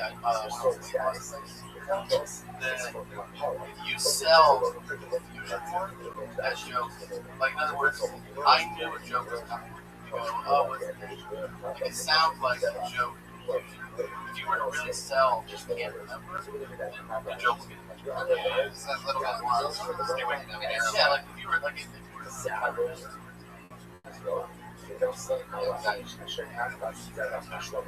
By the way, last night, I don't want to make each other think there's something that you're not, but, hey, you know what, a lot of guys like, you know what could be an interesting angle is a little bit of education towards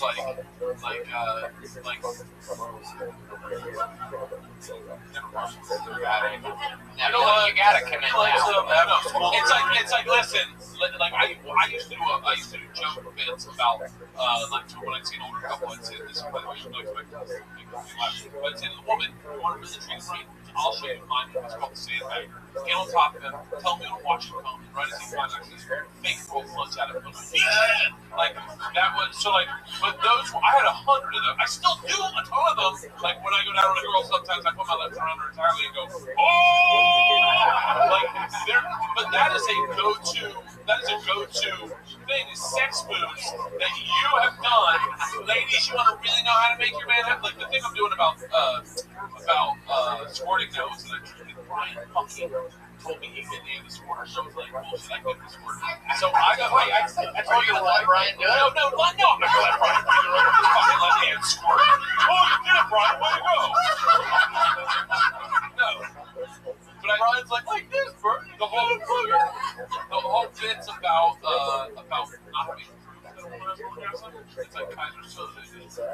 Like I want to see evidence. When I come, it's like it happened, and so I want to make her sort. Is that what you say when you come? It happened. That happened. That was real. Charge that to the game.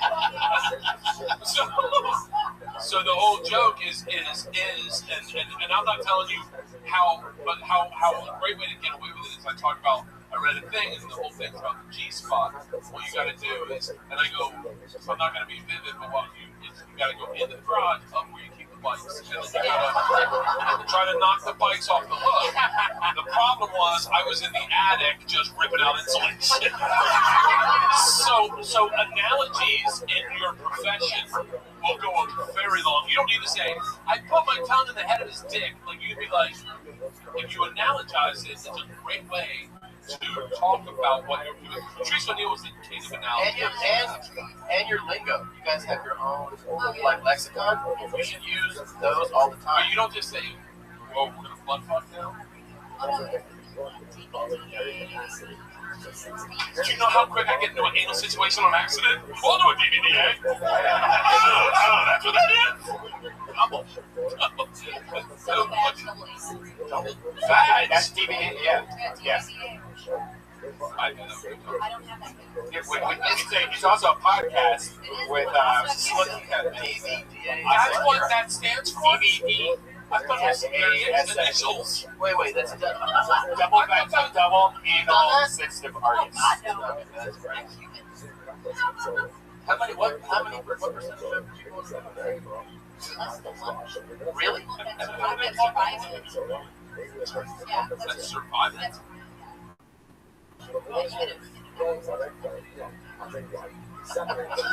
That's true, like the green jacket, if you win the Masters, you get like the fucking the pink socks and stuff.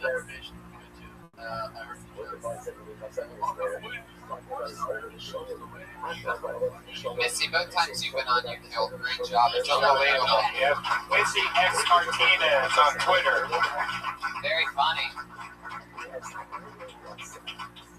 Awesome. This is the part of the show where our only two regulars, do a brand new minute every week. They're both lovely young ladies and very, very hilarious, super cool, always different, fun. This week's no different. This next young lady, you're going to recognize her because she exists in Tony, and she recently just did a dysentery. She's very, very funny. Put your hands together for Sarah Wineshank.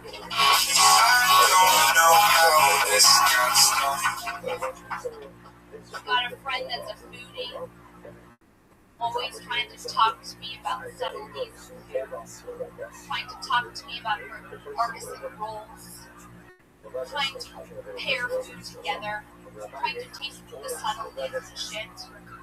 She gave me a scone the other day. You ever have a scone? First thing I said was, "What's wrong with this muffin?" Fuck is a scone? 5-day-old muffin. This muffin was.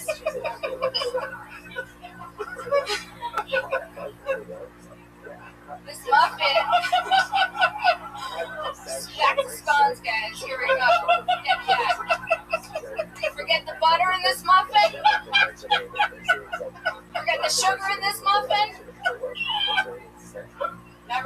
You never see poor people eat scones. Only a rich person treat. Poor people eat muffins, guys. Alright. Wow.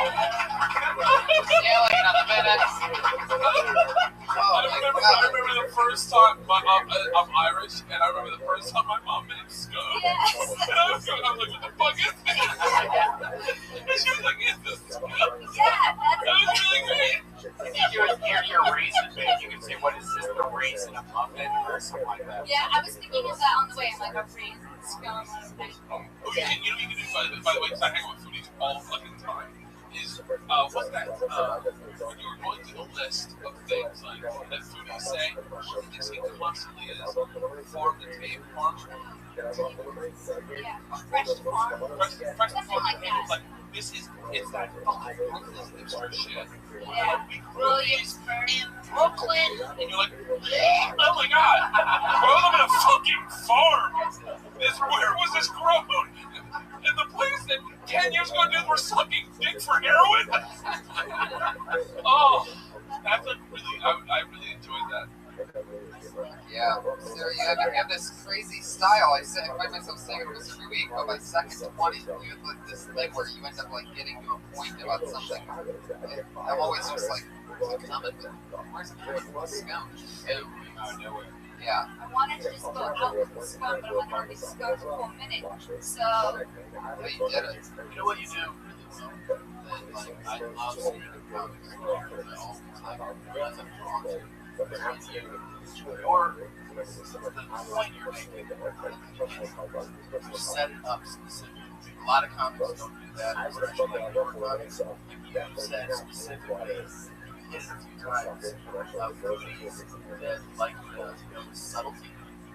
right? That's what you say. Is you make them. So we're now in completely on what we're going to joke about. A lot of people will say, like, I have friends with foodies, and then they bring this, oh, like, what the fuck is this going to be like? Well, you set up the specifics of it really well, and that's why the jokes work. Because you're specific about what it's about.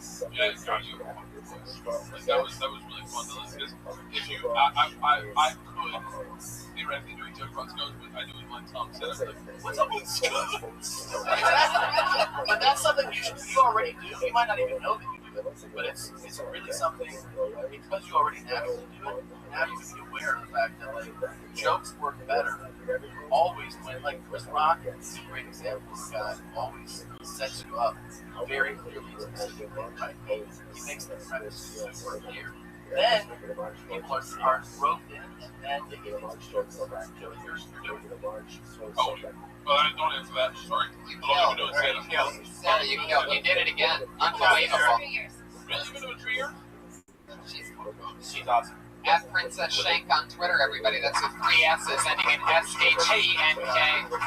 Is your mom black? Yeah. Puerto Rico. I followed you on Twitter today. Both of our girls are Puerto Rican? Oh, I followed you on. Your mom's black, right? You're Puerto Rican too? You're both Puerto Rican. Holy shit. Well, ladies and gentlemen, your final regular and your final comedian of the show. Also a Puerto Rican, a college dropout out of the Florida Gators to stay on the staff and crew of Kill Tony. There she is. It's Kimberly Condon, everybody.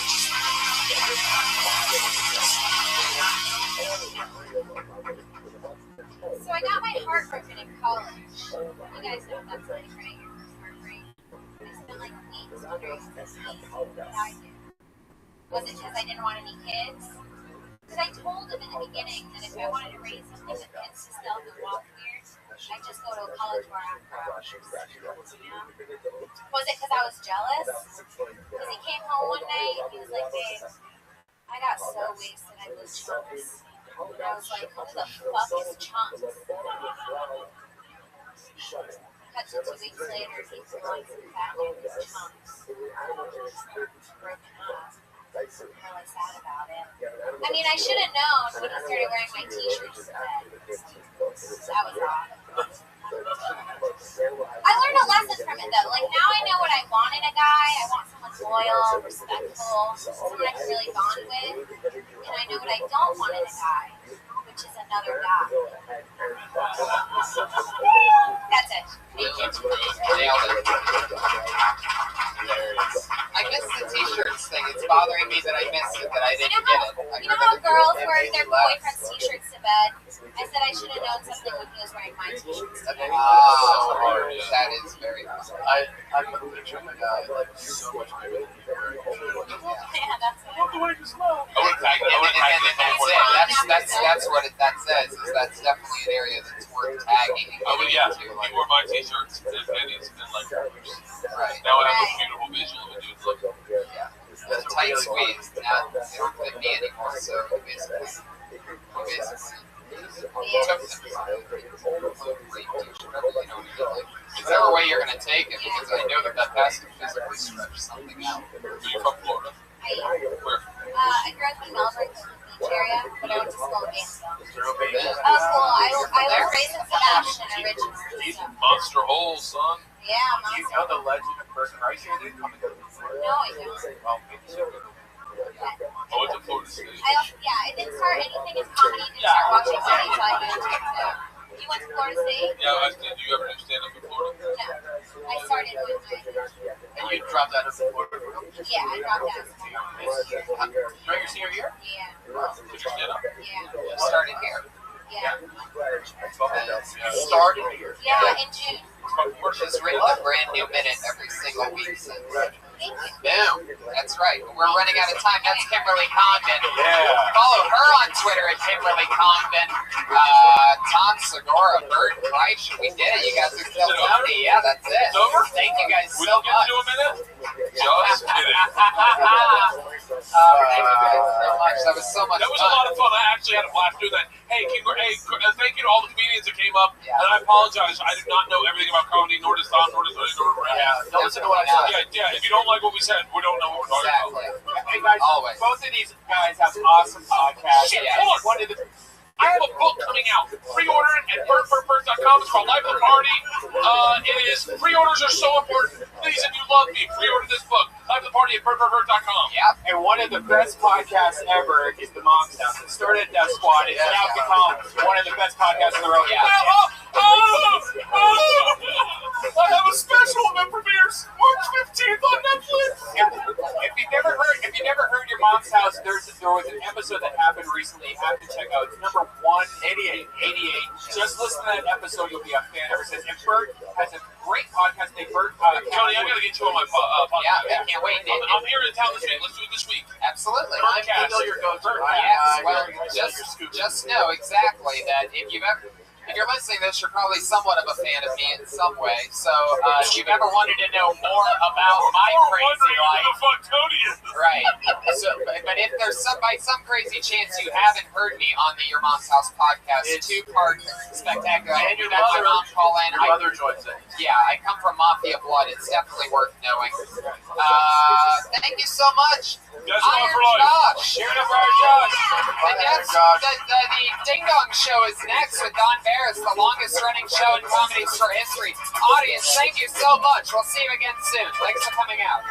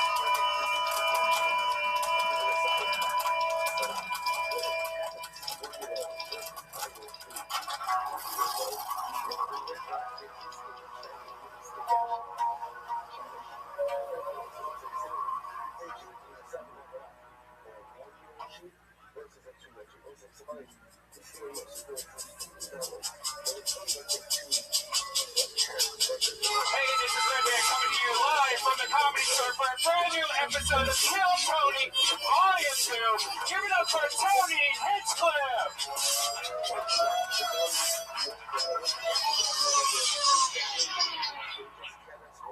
Fuck yeah, everybody. How you guys doing? Hello. Hi, everyone. Good to be here. Happy Monday to you. Episode 36. Kill Tony. Here with good friends. How you guys doing tonight, everybody? Always fun. Down? What are you saying? Yeah, that's what we're talking about. This sound system here changes every single week. It's fucking annoying as hell.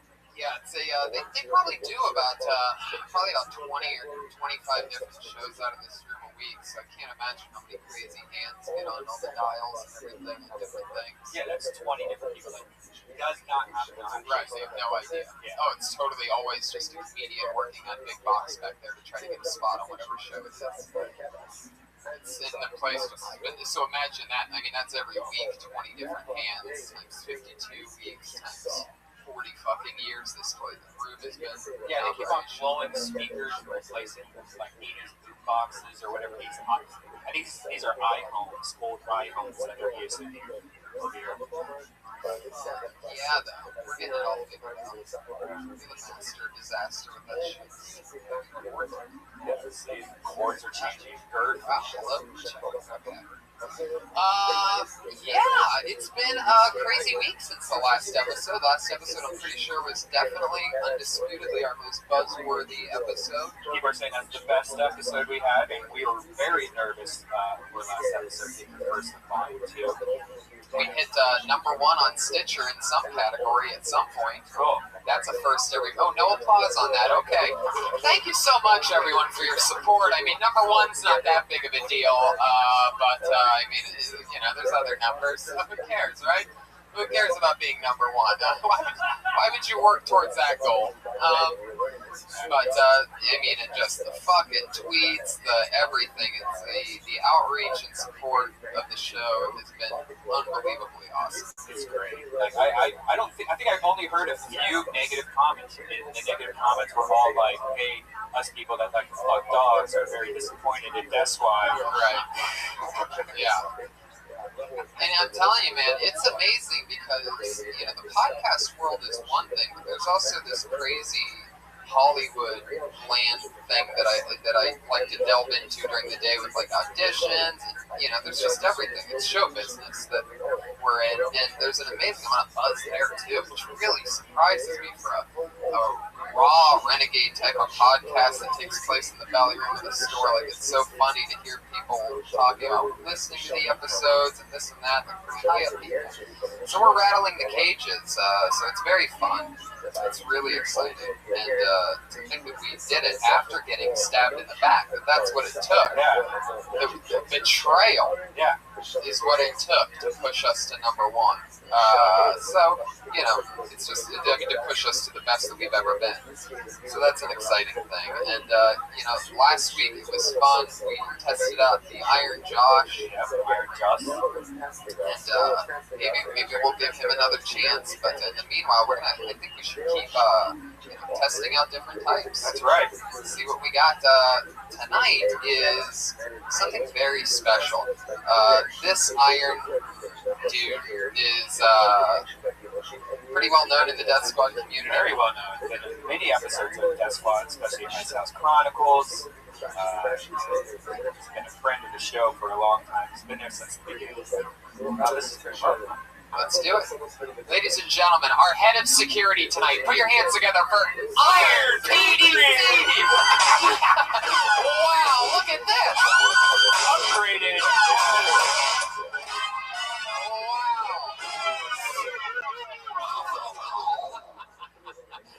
Wow. Stronger than ever. This is great. As we can tell, there's been some upgrades. No longer does he have the iron penis snake. He has an advanced wireless mic system coming out of his crotch. Yeah, you can tell. Yeah, that's a hot mic. It is a hot mic. Heck yeah, some IKEA lights on your palms. That's pretty cool. That's right, too. What was that? Oh, I got you. Yeah, that's true. Oh yeah. You gotta stay in one spot, Patriot. Or I mean, Patriot. Is it the Patriot or the Iron PDC? What do you think? Well, I think like the Patriot. Patriot it is. Patriot. His name's Pete. It's in the patent of Pete. It's the Patriot. So fuck yeah. So what's been going on, Patriot? What's going on? What's your world like? Took the Boulevard today. Yeah. Got back to the fight for the Superman guys. And trying to get my pictures and get dollars from kids. Bullshit. Exactly. Now you had a band too, right? What's that called? I did. It's called Filthy Lobster. Filthy Lobster. Yeah. That's a hit song, Share My Papaya. Share your papaya. Yeah, Share My Papaya. Oh wow. Heck yeah. It's really weird because, like, him looking over at me really seems like we're looking at the original Iron Patriot. Yeah. It's a pretty nice city, but Yeah, it's slowly getting there. It's like if the Iron Patriot. This is what the Iron Patriot looked like on Halloween when he was 6 years old. Or it looks like the Iron Patriot's like on a slumber party. Yeah. He's in his little jammies, little sleepover. When all else fails, just make those noises. Hell yeah, you've done your research. That's great. Well, I'm glad to have you here, Pete. What do you say we get this thing started, huh? Yeah. Oh, yes. Wait a second. What is it? What is it, Pete? Oh, well, absolutely. But in the meanwhile, to stand in for you while you use the restroom, we are going to bring out the Iron Gatriot, everybody. Our first ever homosexual head of security. Wow. It's Iron Justin Martindale, a.k.a. the Iron Gatriot. How you doing today, buddy?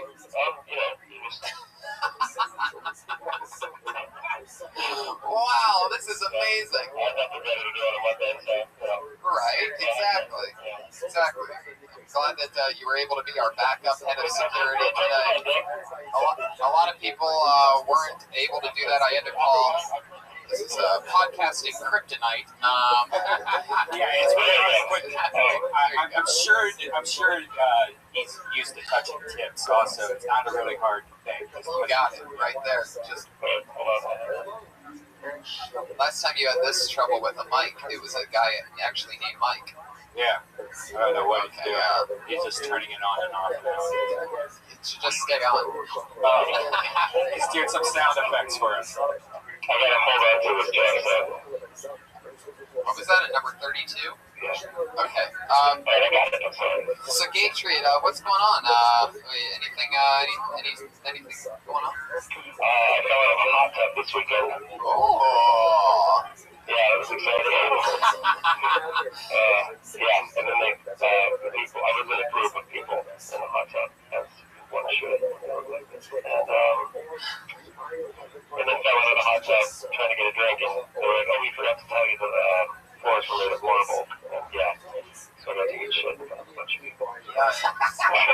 Now, Tony, the Iron Gatriot brought a song this week. What? I heard you guys like music, so... Wow, it's been a couple weeks since we've had a song from our head of security. I'm pretty excited about this. Ladies and gentlemen, here you go. The Iron Gatriot, everyone.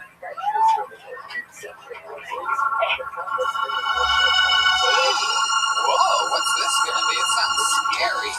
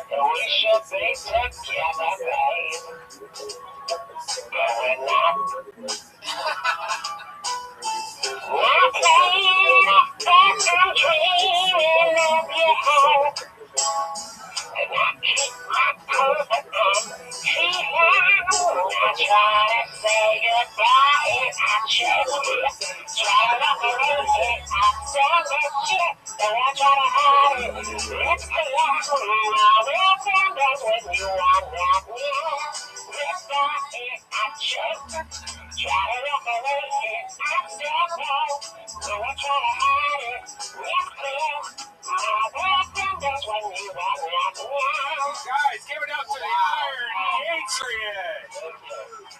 Wow, heck yeah. That was awesome. Heck yeah, there he goes, the Iron Gatriot. That was amazing. Justin Martindale, everybody. Heck yeah. Unbelievable performance. Thank you so much.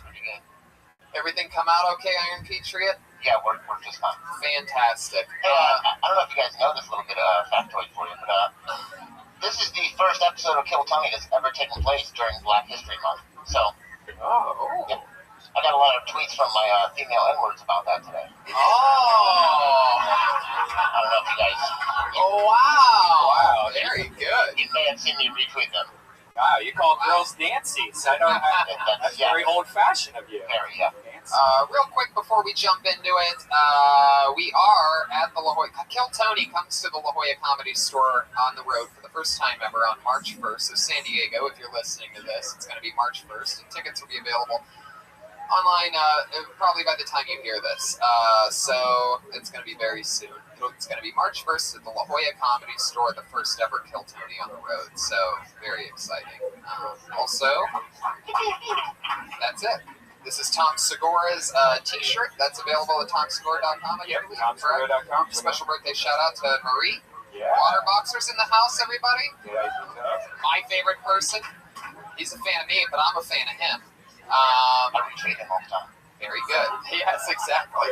All right, so let's get it started. You guys ready? Kill Tony 36, motherfuckers. And just as always, it's super duper special. In no particular order, your two guests go like this. Truly one of the first people to ever take me on the road with them or work with me. One of my favorite people, one of the funniest people here at the Comedy Store. It's Steve Trevino, everybody. And also, coming with him, from the Big Lebowski, from Seinfeld, another one of the best comedians in the fucking world, Tom Herrera, everybody.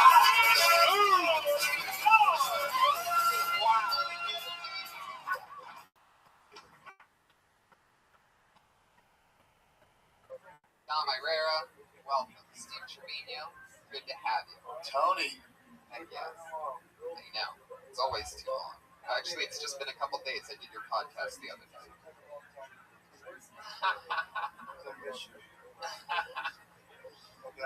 That was really gay.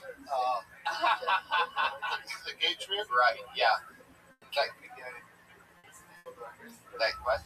I can't be gay because I want to take that kind of shit. Yeah. I go to the gay gym hoping to get raped. That way, at least I know I have a nice body. You know what I mean? There you go. I tried. See, it's not on. It's on. It's this weird belly roof that makes crazy. Yeah. It's like Do you guys hear us? It's only super clearly. Oh, we hear you. We just don't like you. We just don't fuck. Do you guys want a drink? Josh is gonna make a run right now. Josh, y'all have a beer, bud? Do you need beer? Put your hands together for my fucking guests. We're gonna have fun tonight, guys. These two guys know comedy big time. Patriot, you got any questions for our guests? I'm doing a little research this afternoon. And Steve, you started comedy in Texas, right? Yep, Texas. Then you came to Hollywood. You had a writing gig and opened up for Carlos Mencia, right? Oh, let's keep that to yourself. I'm still trying to shake off the stink, buddy. Well, I heard you on Mark Maron's podcast. Yeah, talking about Carlos stealing jokes from you. Has he contacted you since then? No, I haven't. He doesn't talk to me much anymore. He doesn't talk to anybody fucking much anymore. Apparently. I just like the way that the questions are coming from your dick. Yeah. Yeah, that's where the voice box comes. So yeah, it's a good question, Patriot. How about anything for Dom? Dom, you've been in the Big Lebowski, Seinfeld, Golden Girls, Everyone Loves Raymond, The Late Show, Tonight Show, Conan. So my question for you is, what's your favorite breakfast cereal? Say it's Mr. T, please. That's okay. You know, I actually stole material from Carlos Mencia. Nobody would believe him.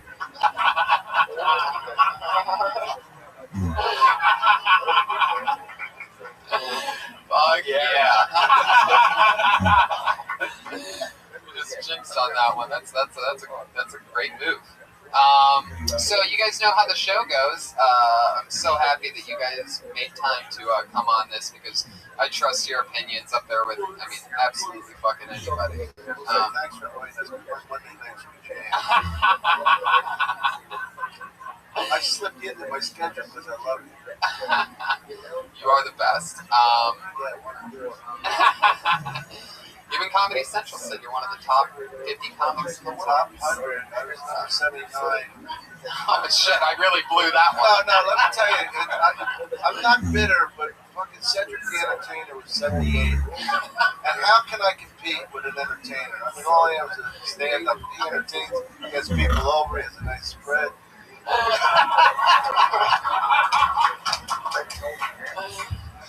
Solid point. That is great. I was voted top 10 of comics in Gregory Point, Texas. Oh, that's a very important one. I was number 9. How big is that zip code? There's about 2,000 people there. Yeah. That's pretty good. My mom was on the committee to vote. That's how I got number 9. Oh, yes. Thanks, bud. I like that. Awesome. So you guys know how the show works. As always, over 30 comedians signed up tonight for the opportunity to do 1 minute of stage time in front of our lovely guests, myself, and the show.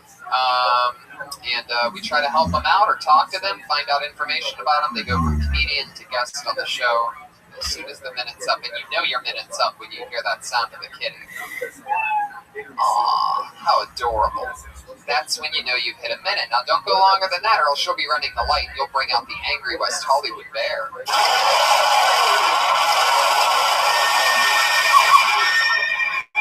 Wow. He is extra angry tonight. Holy shit. He really is furious. So, I mean, we try to teach the people, you know, you got to do your time and get off. That's part of being a stand-up. Yeah, exactly. So, you know, all those little lessons. Right. Can you imagine that? I'll let you tell him. With no further ado, what do you guys say we get into it? Here we go. I have a bucket full of comedians. 2 of my favorites. Please with pick me. Nate Cook, please. Stop fighting to avoid my Just a tight 90. No, sir. I was number 79. Don't forget it, motherfucker. I won't. I'm sure you'll remind me a couple more times. Well, here we go. Your first comedian goes by the name of Tracy Greenwood. Wow, right there in the front. Mistake number 1. Is this thing on? That's fucking Josh, can you turn on the microphone? There's a button on. Is it? Okay. There we go. You gotta talk in. Sorry about that. Okay. Well, actually, in my daytime job, I was an attorney, so I Michigan, so I traced it up. But I worked with a guy who used to bring his phone to the bathroom. I didn't like that, so I came up with public service announcement to tell people, oh, I didn't like it. I wrote it in the phone. Don't use your phone when you're drunk. Don't put that image on your phone. You can text, you can sext, you can tweet some teeth, but don't call me from around the force. Let's see. I think that my concern is legit. I just don't want to push. So if I hear an echo or a grunt, hang it up. Some things are just better when you don't use your phone. Thank you. What's that? Wow, okay. 37 seconds. That was a lot of poem. It's, okay. So, you don't do stand-up. This is something like you're trying out right now. Is this your first time on stage? Wow. Where was your first time out? Wow. See, that place just puts anybody up. That's the difference between the comedy store and the improv, by the way. If you pay for a class, you get to come up with it. Is all your material like poem based, or do you have jokes? Like I have jokes, yeah. Can I hear a joke? Sure, I have a joke about being a father. There you go.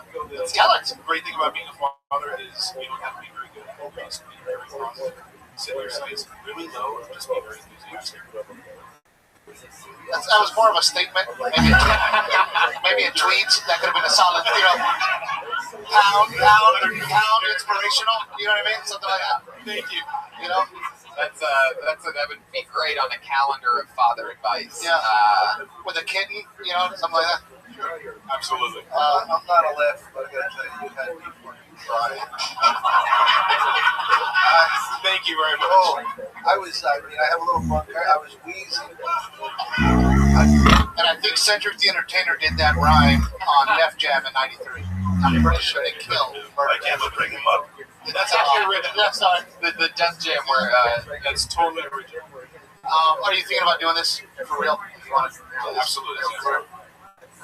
It's hard to say anything. It's your second time on stage, so right. The only advice I have is fucking keep doing it. Yeah. Maybe make it funny. Right. Yeah, probably make it funny. That's some good 2 times advice. on stage, I'll tell you this, just so you nip it in the bud. You want to do poems? That's great. You gotta. if you really want to be like a poem type of comedian, it's gotta hit hard. You gotta raise the stakes. You gotta start rhyming with crazier words. You know what I mean? Like you really gotta go for it. And what I'm basically saying is, if you want to do stand-up, Don't. immediately lose the poem. Yeah, because you don't want to get. That's my first time to do That's what he was trying to get to. Don't do the fucking poem. Jeff Rothschild. Jeff Ross wants his poem back. Yeah. That's what I mean, like Dom said that. Dice Clay is a good example of doing a poem right, even if it is like a nursery rhyme or something like that. He stole it from Otto and George, by the way. Did he really? Yeah. Wow. It wasn't even his. My inspiration was Attila the Stockbroker, who was Russians teaches us.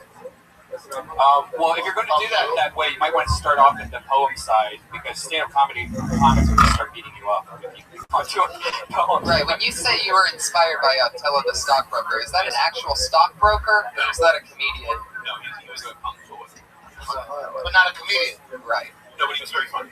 I think you're very likable. Yeah. Thank you. I think you're very likable. I think that I like the way you started out with the mic going up, and that was funny. No, I couldn't. That tight tuck T-shirt, hilarious. Tight tuck, buddy. It works with my body type. No, it doesn't. But I mean, it's your second time on stage, guy. You know, hit me.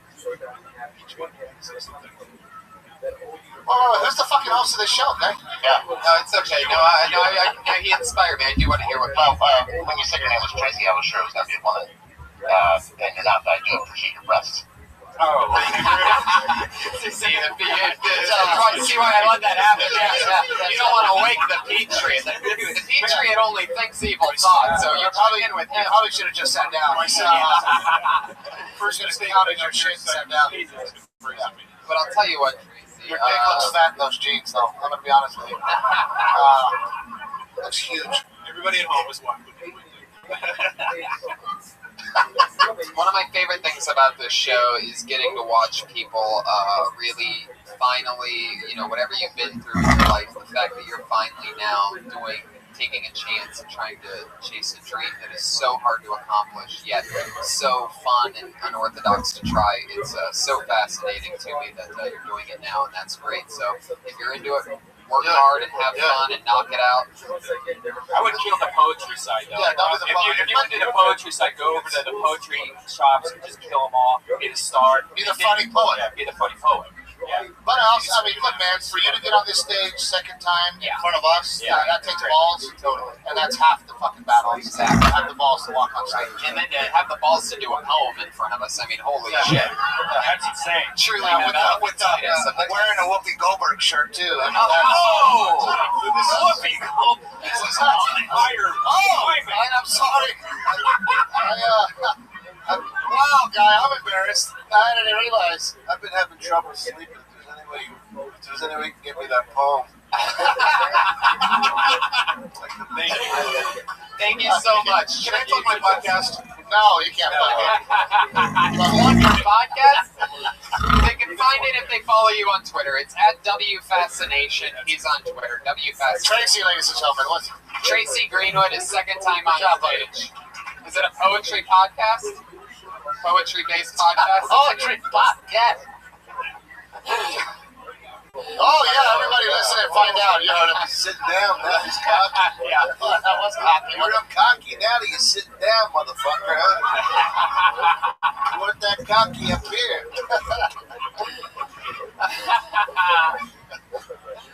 Oh, this show is fun, Tony. You said it was going to be fun. No, I mean, we're just getting started. We're crushing dreams. This is awesome. Let me ask you guys something. Do you remember maybe like a joke or something you did when you very first started stand-up comedy? Maybe you regret and like you're a little embarrassed that you did. Can you share it with us? True story. Now, the joke that I hated that I did, that I really fucking hated. That you did. I did the joke, but I hated it. It was jokey. It made me sick to my stomach. So, the guy stood up in my act and said, "Hey, you son of a bitch, I hope you drop dead." This was the owner of the club. I told you it was terrible. But you remember those things. I mean, there's jokes that I did 5 years ago that I'm like, what the fuck was I thinking? I don't even like your new stuff. Thanks, buddy. Wow. Motherfucker, don't clap so hard, man. Don't clap so hard. I hope you keep sticking out, motherfucker. I hope in 5 years I can remind you about your bullshit poem.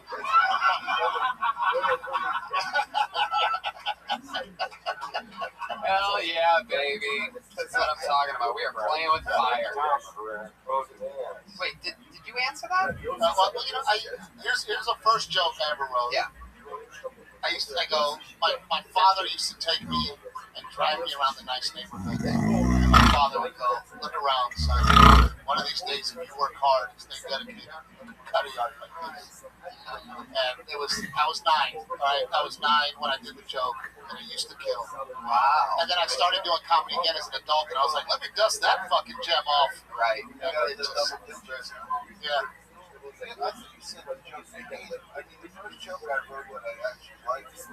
No, I did say joke. Yeah. Joke that you were embarrassed that you did on stage.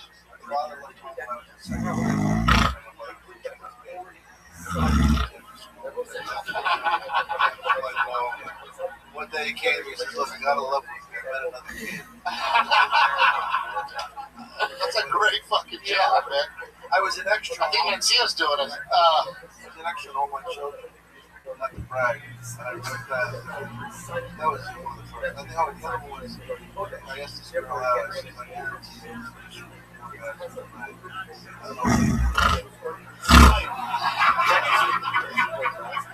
But I will say that, I will say that, you know, you look at like a pro like that, your delivery now is just, you can say fucking anything, and it's so funny, you know. Yeah. But you know what I mean? Like it's your cadence, and you learn to kind of get that. And your second time on stage. There you go. Yeah, that's real. Solid point. Number 79. Reminding it. 3 heavy.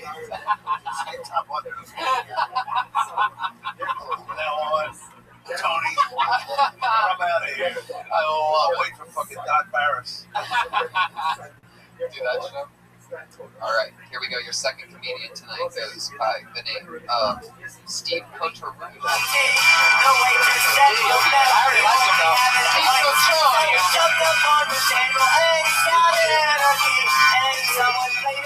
Coturro. Alright, it's great to be here. Fucking sweating already. I was thinking of joining a gym, and you can tell what that decision wound up being. I look like the world's biggest eighth grader up here right now. I'm doing it, once. I'm doing it. I got to take a tour of the gym, I think, which was a long waste of my time. She took me to the spinning room with all the cycles. She said, you can go at your own speed. You don't have to feel bad if, like, Louis Armstrong is not like next to you. And I thought that was an interesting choice. Because that's a black jazz musician. Some people are going a little too hard. When you're working out and you got dick veins running through your whole body, let's skip a day. You know what I'm saying? Eat a fucking burrito already. I'm over here. I got to peel off my shorts. I got waistband marks, just dimple it in. It's like a mold for macaroni. Pretty much is what it is. You just glue it in, make a little belt. Next workout, you peel it off. You have a little snack. It's good. Wow, he stopped talking. That is one angry bear. Couldn't wait to come out. You ever think of doing poetry? Yeah. You've been doing it a while, haven't you? Yeah. Now you did the right thing. You moved the microphone to the side. Just, you know, Smart man, like you're smart man. Yeah, No, I'm just sweating. you're self-comfortable. Nervous? Really tired? You're that tired after 1 minute? More nervous. and that strong minute you did. Take a little break. I was fine in 30 seconds. I couldn't catch my breath at 45.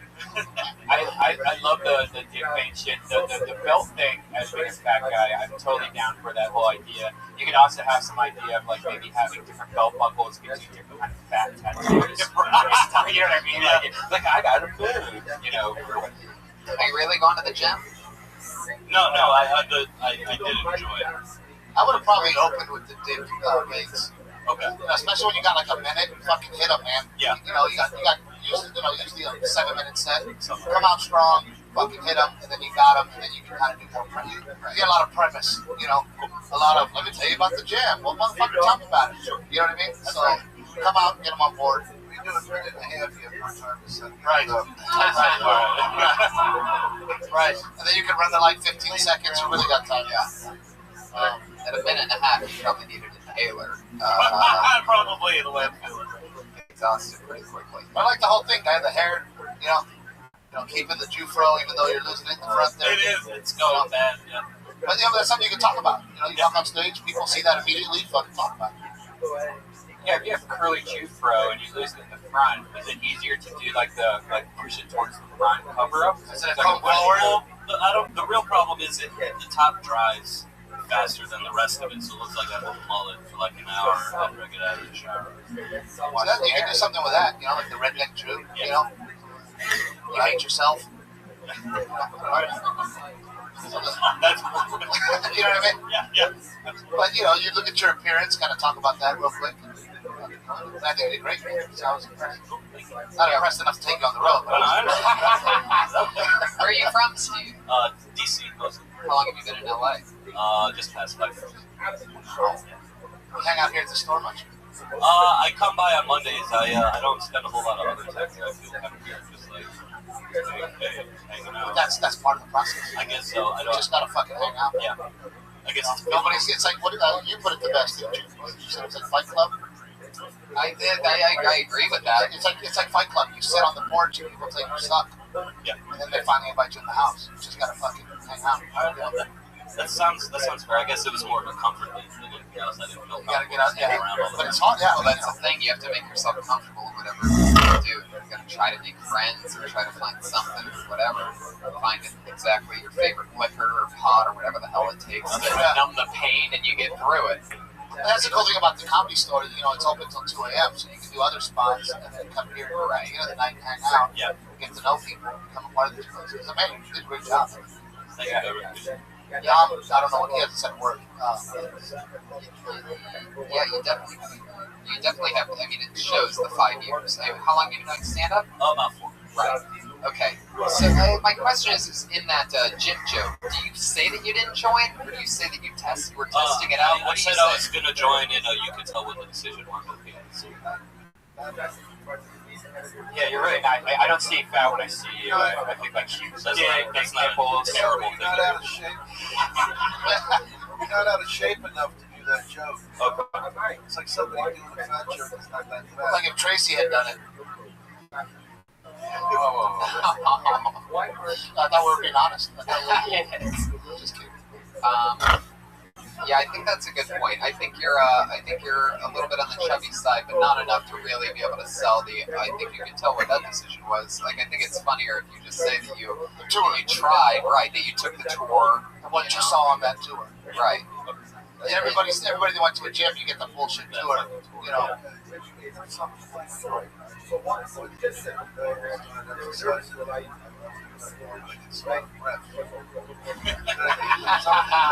Just something that you're in bad condition because you're not fat. Yeah. You're actually kind of cute. Whoops. Every time. That works. Whoops. Took the words right out of my mouth. But I definitely, like Steve said, I'd start with the dick vein thing, then you're cooking with fire, you already have momentum going into anything else. Maybe melting right after that. I like the belt idea that you had too, was the different, It's like cookie cutter shit. because those are the two big punchlines in the joke. I didn't really get the Louis Armstrong reference, because he's dead too, you know that, right? Yeah, she meant Lance Armstrong. Gotcha. Now it's funnier. Right. Parallels between Lance Armstrong. Fucking hilarious. Tweak some words to make that word better. Yeah, make it a little more obvious. That's one thing lately I've been noticing that, like, in my head, I think I'm already being obvious, but you actually have to dumb it down a lot. Like, that's the hardest thing is dumbing it down because it pisses you off. Like, you should get this. You should be at least on the dumb level that I am. I'm a retard. But no, like most of your audience are even dumber than what you think. Like even if you said Louis Armstrong, he's black. And then you kind of let him into, he's black and has both his balls. Something like that. Yeah. So you let the audience know who he is. Because when you said it, I didn't immediately go, Okay. All right. I think you did great, man. Steve Cotronio. Cotronio, thanks for Thank you so much. He's on Twitter. He's on Twitter at Steve Cotronio, Cotroneo. Heck yeah. This is fun. I didn't have to crush him. That was good. Yeah. No, it's fun to start off with the Tracy Greenwood. You get that out of the way. The guy that's just starting, it's good, Tracy, because I mean, the $1 million question. When I said you're new at this, and you go, "This is my second time," that means that's like the complete get out of jail free card. Right. Sometimes there's literally been times on this show where I go, "Okay, great. Well, you're just starting out." And they're like, "I've been doing this 13 years," and that's when I'm just like, "Oh, you should kill yourself." Right, exactly. Where it's just like, yeah. So heck yeah. That's a good thing about your set. There's nowhere to grow. You started, you know what I mean? Right. You have to get better from there. Definitely starting from the bottom. How'd the set at the Improv go? Oh, this is not great for a podcast. One person came exactly perfect. That sounds about right. You gave that one person a ticket. Perfect. Which, by the way, for young comics, that's the worst. Like when you're a young comic, you want to invite your family, you want everybody to come see you. That's the fucking worst. The bringer show shit. Just skip that, guys. I don't even believe in that concept. That's a scam. That's a guy trying to make money off you guys. Do not fucking do that bringer show shit. Yeah, it's better to do any open mic. We didn't have that bringer show thing. I started after selling that many people. Not that I'm old. Come on, Tony. Get off your high horse. Yeah. Did you ever do like an open mic with musicians or anything? No. I didn't do it. I was an actor. I was already polished. I still have a material. I couldn't believe you had to repeat material. Right. That was the biggest hardest thing for me because like coming out of improv, this very sensation. It's the best thing. You realize how hard it was to Absolutely. That was the exact same thing. I mean, I was totally amazed. Obviously not the first night I was here, but the second night I was here when I saw them again, I'm just like, wait a second. What's the deal with that? Yeah, well, one of the first people I saw was Pablo Francisco, and he tricked me. And you think there's no way that he could do that. He made all that shit up. Right. So the next day I go, I gotta hear what he says to see, that's the trick of it. And then I came back to see him, and I'm like, wait a minute, motherfucker. And then if they can but it was still brilliant. Right. Yeah, it was still brilliant, still laughed, but, I mean, and then you realize that every fucking motion, everything you did was worked out somewhere, And you add it, and you notice, if you notice quickly, like a real good one, in my opinion, is Al Madrigal. Like, you can watch Al one night, and then the next night, you'll see him do the same thing. It'll be bigger. It'll be better. I don't mind that. What I mind is the fake laugh.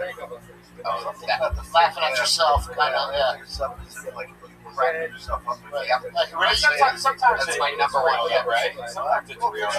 Yeah, sometimes it's, but I usually get a laugh from somebody in the audience. Like, sometimes I'll say, I'll say something, and then somebody will react to the audience that'll make me laugh. Right.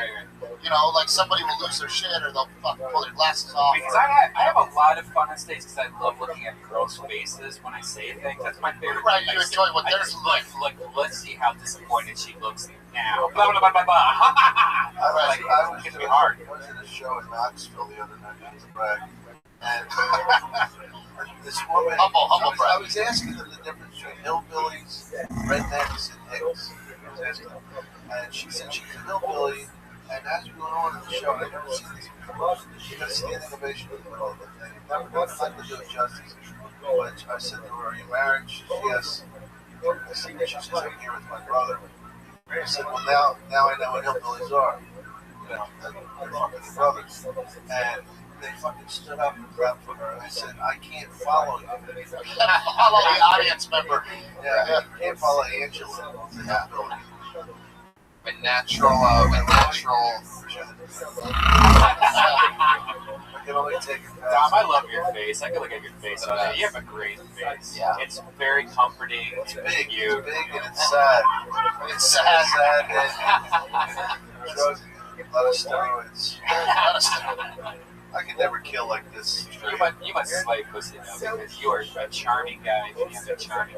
I get the chicks that I should never get if I didn't have an God bless the ass. The best. I can make them come just doing setups.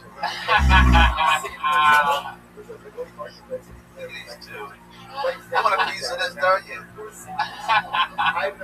All right, your next comedian tonight is Kevin Jones. games. We had that. A lot of, I'm pretty sure these are all new games so far. Wait a second.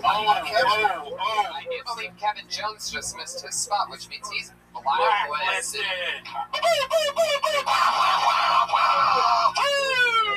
Very good. Did you do that? Wow, that was pretty damn good. Hey, by the way, for all future blacklistings, you have to recreate the car alarms from the one that's been on since the 80s. Like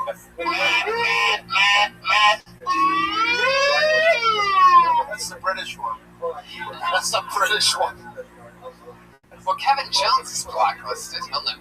He's not going to be on the show. Which, by the way, that's a horrible way to start your comedy career, by signing up for a fucking open mic and not showing up. Yeah, that's horrible. Exactly. How about Jessica Blankenship? This is a dude, I'm gonna be pissed. I see movement. I see movement in the audience. Oh, here we go. Oh, she is Jessica Blankenship.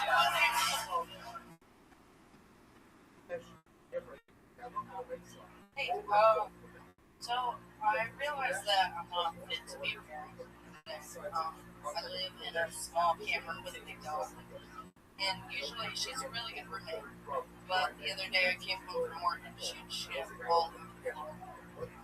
And instead of cleaning it or a bottle of water, put a towel down and jerk in the car. So I can imagine if I had a kid and she got sick, I'd just pour a bottle of water and tell her. If she got sick in the backseat of the car instead of cleaning it up, I would wait for her to clean it. I'd probably end up asking her to teach me how to fix myself. You know, I really don't think I should be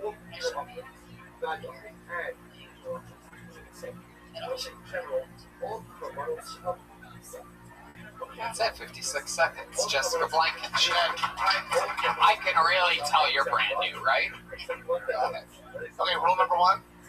Grab the microphone stand and move it out of the way. Yeah. That's rule fucking number one. You walk on stage, if you're not going to use it, grab it, move it out of the way. That's rule number one. And another dead giveaway was that I noticed that you slowly moved back throughout the entire minute. Slowly but surely. I love the premise. Going away from the audience. I love the premise of the joke. It was a really good premise. There's beats there. Most of you got to find her. What joke? I love. Yeah, I know. But it's real. That's what's good. Keep it real. The thing I love is I would love to see a really professional comedian. How much time do I have? Yeah. How much time do I have left? In a minute set. I'll take a 30-second light. Then you can give me and then another one at 45. Blinking at 45. Second encore.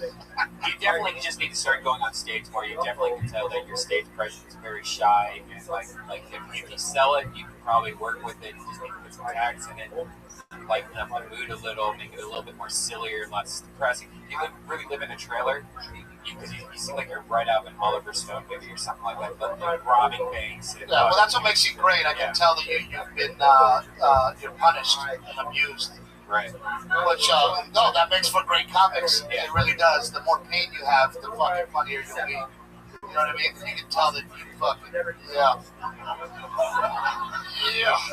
It's true, and all that definitely gives you perspective. And so I mean, you gotta if you're interested in this, then you gotta be knocking out open mics, because what the open mics do is they just burn away that muscle of how you kept looking down at the stage, how you're slowly moving to the back of the stage, and all the little fundamentals like moving the mic stand.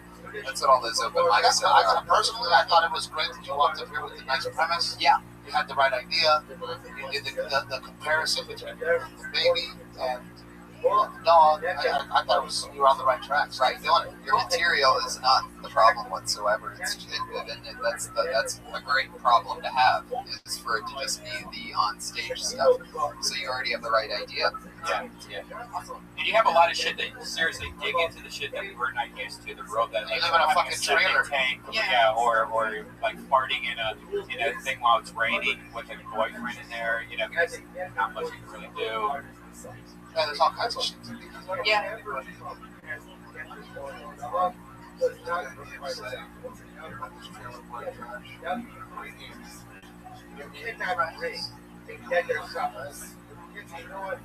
I'm from Texas. I've been several.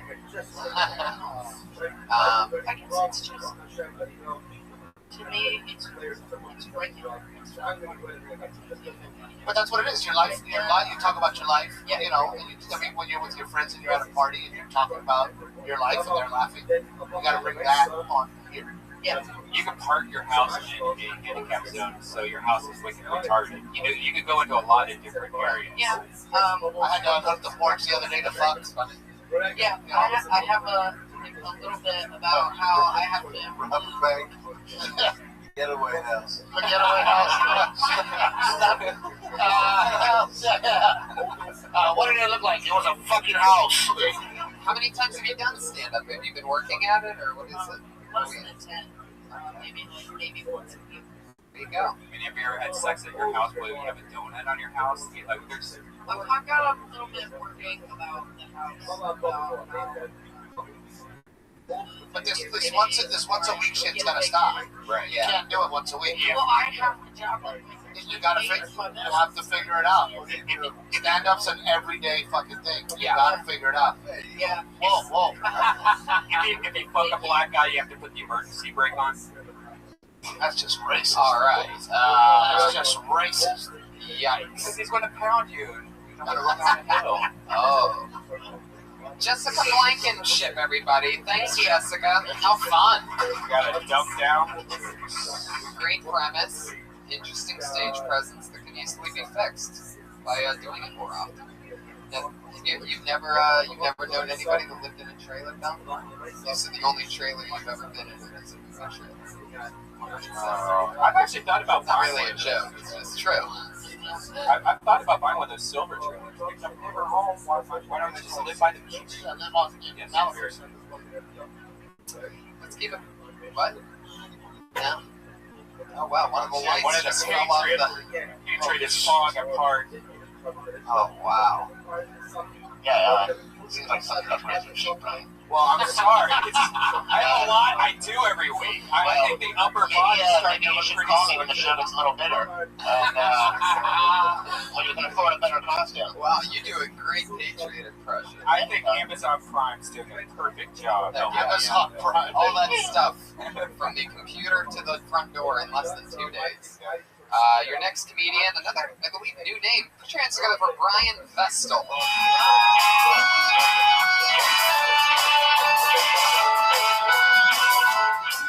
Hey guys, so my first date was also my first concert when I was 14, and it was Boyz II Men with Montel Jordan opening.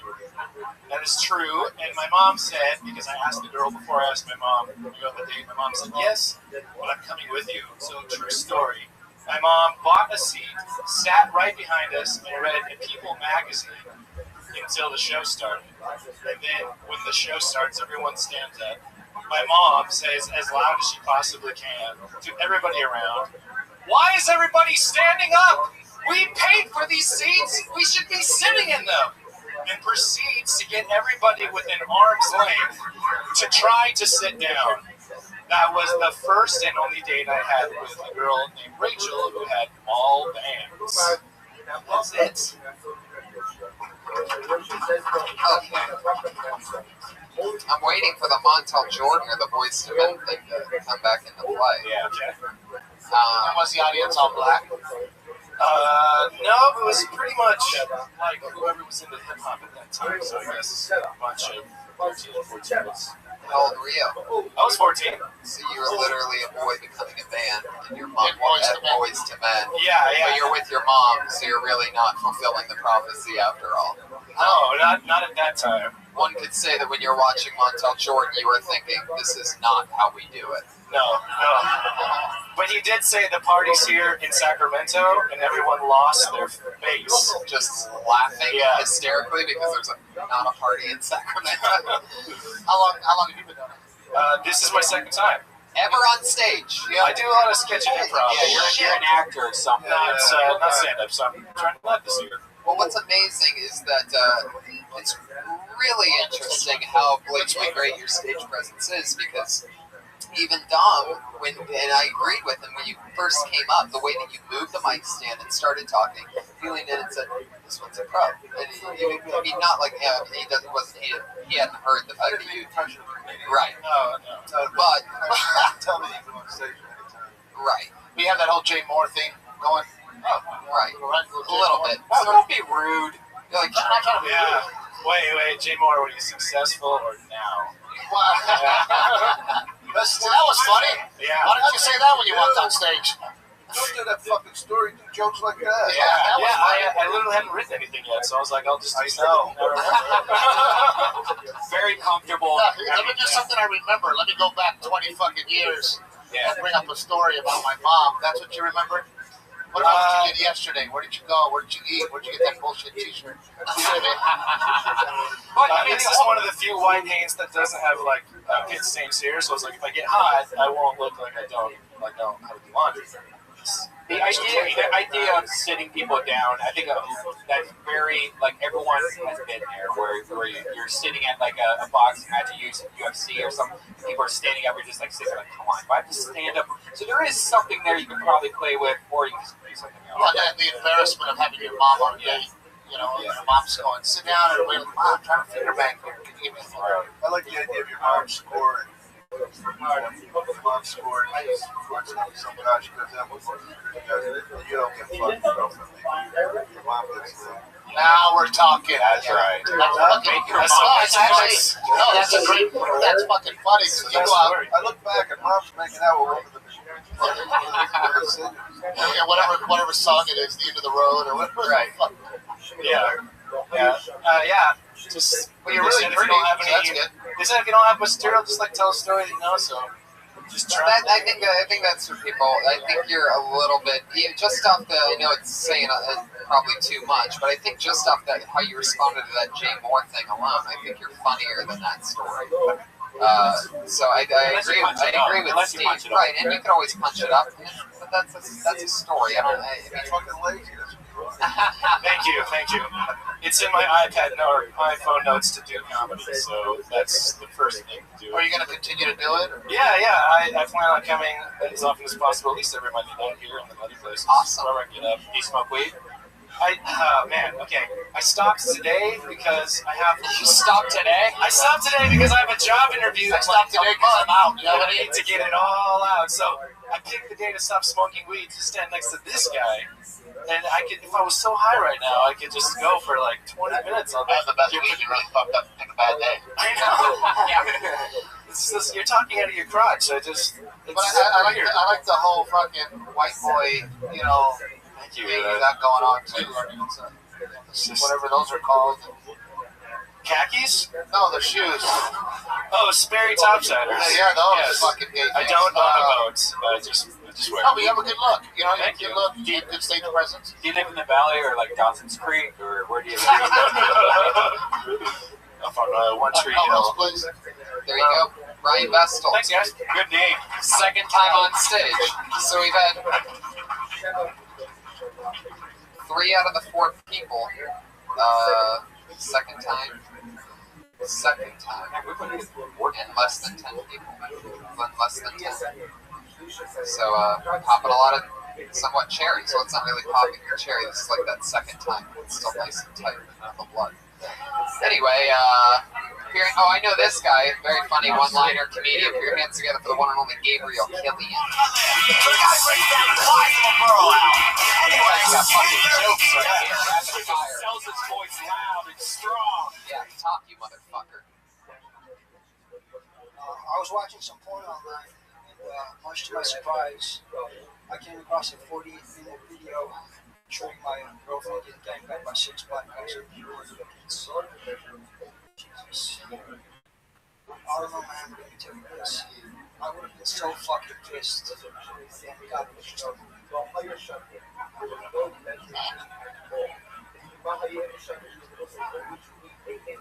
girls don't believe me anymore when I tell them I'm a light-skinned black guy. I start saying light-skinned. They don't believe me anymore either when I say I'm black from the waist down. It's true. It's the price I'm looking for. Same with Jordan.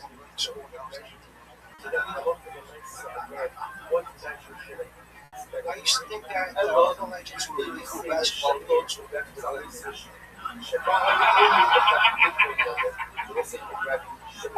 Nailed it, 58 seconds. That was something. That's funny. Fuck yeah. Your voice was stronger this time, but you're very quiet and shy on stage. You're wearing a hood and a hat. Yeah, but you know what? I kind of like it. Do you? Yeah, I kind of like the kind of, whisper into the thing, kind of raspy voice thing. You're hiding behind the hat. Mitch Hedberg, I used to work with Mitch and bragging. And I asked Mitch one time why he covered his face. He said he had stage fright. And Mitch said that's why I grow my hair out so that I can put it in front of my face because I'm afraid of being on stage. And that just kind of was the allure of him as well. So I kind of liked it. Quiet, like you have to listen. You want to hear a show? Yeah, it makes people listen. Puts them on the edge of their seat. It's a great psychological trick. I didn't know you were light skinned the whole time I knew you. It's Armenian. Do you have any jokes about being Armenian? All right. Do you have any jokes about being Armenian? No. Oh, come on, that's hilarious. Right. Nothing, huh? Nothing. There's got to be but I never told this. As opposed to the other ones? I'm half broken, half Armenian. Half broken? Half broken, half Armenian. Yeah, don't do that Armenians. Was that Iron Patriot? Sounded like a full Armenian to me. I think they good. You like? It was my first time on stage. How come you don't do other places? You sign up, you said earlier, you mentioned to me before the show that you signed up for the last 17 weeks in a row and you didn't get on. Yeah. You're saying you haven't done this show for a month. Before this, I went up and You really get nervous. You are so shy. What if I kiss you on stage? Do it. Do it. I want to kiss you on the lips. Oh, shit. A little tongue. Yeah. Pull out that dick. Let's touch tips. All right. This is a kill Tony first. Wow. There you go. Now, what makes you nervous on stage? Like, because I can tell by your hands you're like going like this and stuff like that. Yeah, the way that he breathes. Who cares about these stupid faces looking at you? Who gives a shit? It's weird. I don't feel nervous. My body reacts that way. You get like jittery, especially because it's been a while since I've been up stage. Do you ever look at audience members in their eyes when you're on stage? Does that part freak you out a little bit? I don't usually, because most of the times I go downstairs. Yeah. Other places. What do you look at? What are you looking at when you're I on did the Flappers main room and I was looking at them. Right in their eyes. Is that a club? I admit I barely look at people's faces. I daze through them, or I daze around them, but it looks like I'm looking at them, but I really barely ever look at them. I look right at them. I look deep into their eyes, and I command, and because it wasn't always that way. When I very first started, it was sort of like, whoever the fuck, Jessica Blankenship, who was looking straight down a lot. I was a lot like that. I had a bad habit of looking straight down, and since I started in the original room, I had a bad habit of looking out that window on the right side. So I'd be looking down and then out the window. Almost not at all did I look at the audience. And I'm talking my first couple weeks. But one thing that I started doing immediately that I'm now super glad that I started doing, because now I can get a feel and a vibe in the middle of a set or the beginning of a set or the end of a set for the tone, how they're feeling, what they want. Because I'm literally looking so deep into their soul, I sort of know what they're thinking at the time. So if you wanted to, you could really do that, and I'm sure that would help with your stage fright, is to make a point to really make eye contact with people. Because looking at the ground and looking at the lights and looking at the ceiling, that's cute and all, but why not make it worth something? If I go up a couple of days in a row, nervousness is complete. But I mean, if you keep writing funny one-liners the way you do, it won't matter. Just fucking boom, and you'll be getting laughs, and you'll be like, oh shit, I'm getting laughs. Right, and once you get that, put your best joke first. That way you get that laugh out of the gate, and then you feel more confident. If you get the silence out of the gate, you're like, fuck, now what? You've absolutely got to be going on stage every night. I've heard your jokes before. I just brought you up as the one-liner guy. It still worked. And the fire joke's smart, man. It's a really good joke. Yeah, that's the price you pay. You got a knack for writing those one-liners. Get in the game, man. Stop pussyfooting around and do it because your jokes are way too funny for you to just be doing once a month or whatever the fuck. God's alarm's going off. He needs to take his pill. But is it bedtime? Is that your sleepy time alarm? Sleepy time. I think you did great, man. I was impressed. Yeah, awesome job as always. That's Gabe Killian. He's on Twitter at Gabriel Killian. That's GABRIELKILLIAN. Killian. Yeah.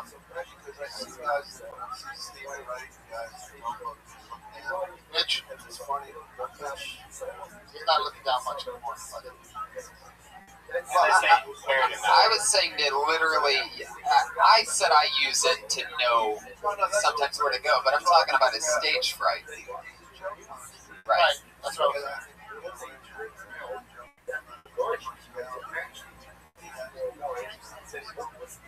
And what they're saying is if you guys would get together, you'd be one good comedian. Oh, thanks, Steve. I do wish I could write jokes. If I could only somehow find a way to make a living out of doing that.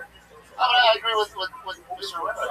No, yeah, totally. I was telling you about the stage fright. It's something that I know helped me. It was just real. I remember a few weeks then I was literally just staring at people, which is a bad extreme, but I was trying to break the habit of looking down. Right. So fuck yeah, we're really getting to the roots of shit tonight. Let's burn through some. Yeah, we're flying through it. Funny is. Your next comedian is Mike Roberts.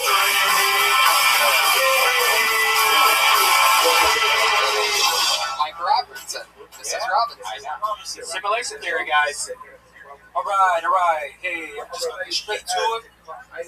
I've been divorced 32 times, and nobody knows but me. And my wife doesn't know. It's all in my head. And I walk past her in the living room, look at her on the couch, smile in her face. I just know. I had to realize one thing first: that she's crazy and I'm slimy. The reason I'm slimy is she's crazy.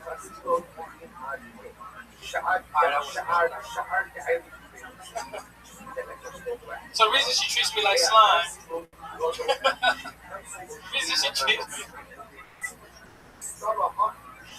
oh, you guys making me laugh at myself. Alright. Let me go back to it again. I've been divorced 32 times.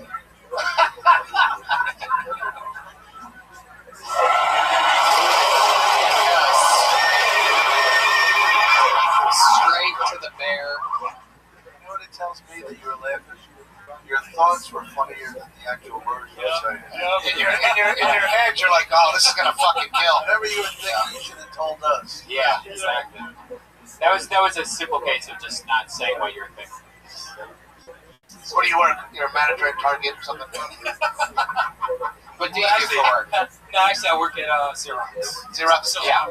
that's still around? So you nailed it. Big Yeah, corporate. yeah, Right. Yeah, big corporate. Yeah, I can see the slacks, you know, the tucked in the shirt, the whole thing. It's just you're black. I didn't think you had a job, but I wanted a few. There you go.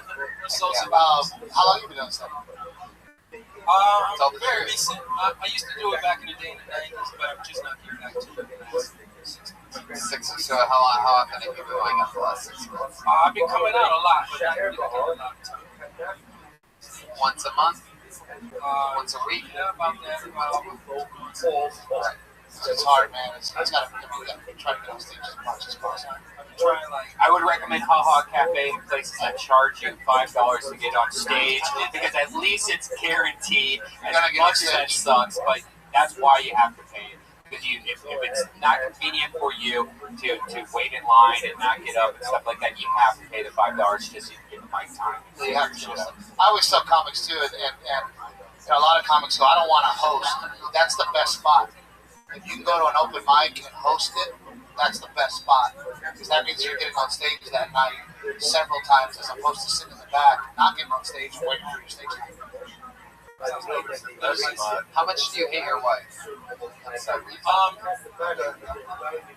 much do you hate your wife? Seems like a lot. I'm getting a vibe of a lot. There's a percentage of it, but I don't really hate it. How long have you been married for? 19. Oh my god.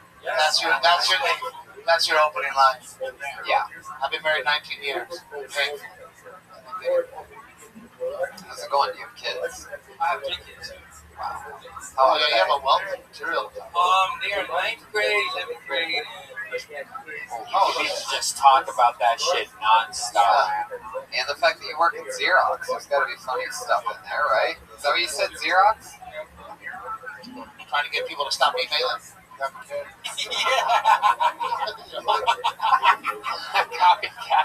Fucking camera suck. Oh my god, that's so great.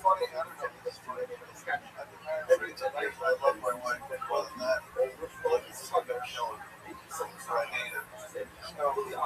Right, just flipping it, telling the truth, because there is something about what you were saying about the 32 divorces and this and that. Basically, what you were saying was that you don't like your wife.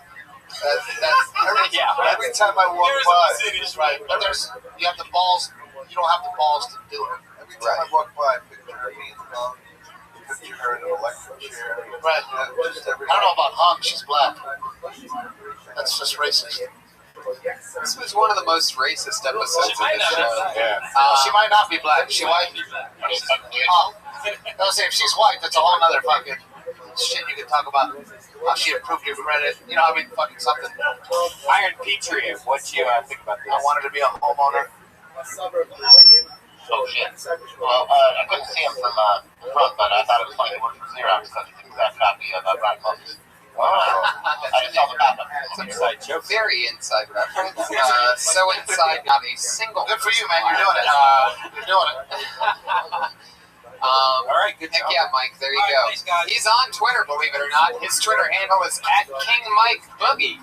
You got that handle, huh? Your King Mike Boogie. Wow. You got it. That's awesome. Heck yeah. Mike Robertson, everybody. Hell yeah, man. He prints out his tweets. Keep doing it. Yeah. Mailers, tweets. I thought the only comedian that copies was Mencia. That's not true. There's a lot of That's a big problem, by the way. There's a lot. There is. There really is. A lot? I think there is. I found a guy the other day that was stealing my shit. And Wow. And if you know my shit, and if you know, it's true. And if you know my shit, it's very hard to just come up with that type of shit. You know, it's very creepy and horrible. Yeah, listen to my shit was horrible. There you go. That's crazy. Did you talk to the guy? Yeah, called him out. Did you really? What did he say? Denied. I don't even remember it. His name's Brandon Jeffries, everybody. Not the guy that's steals.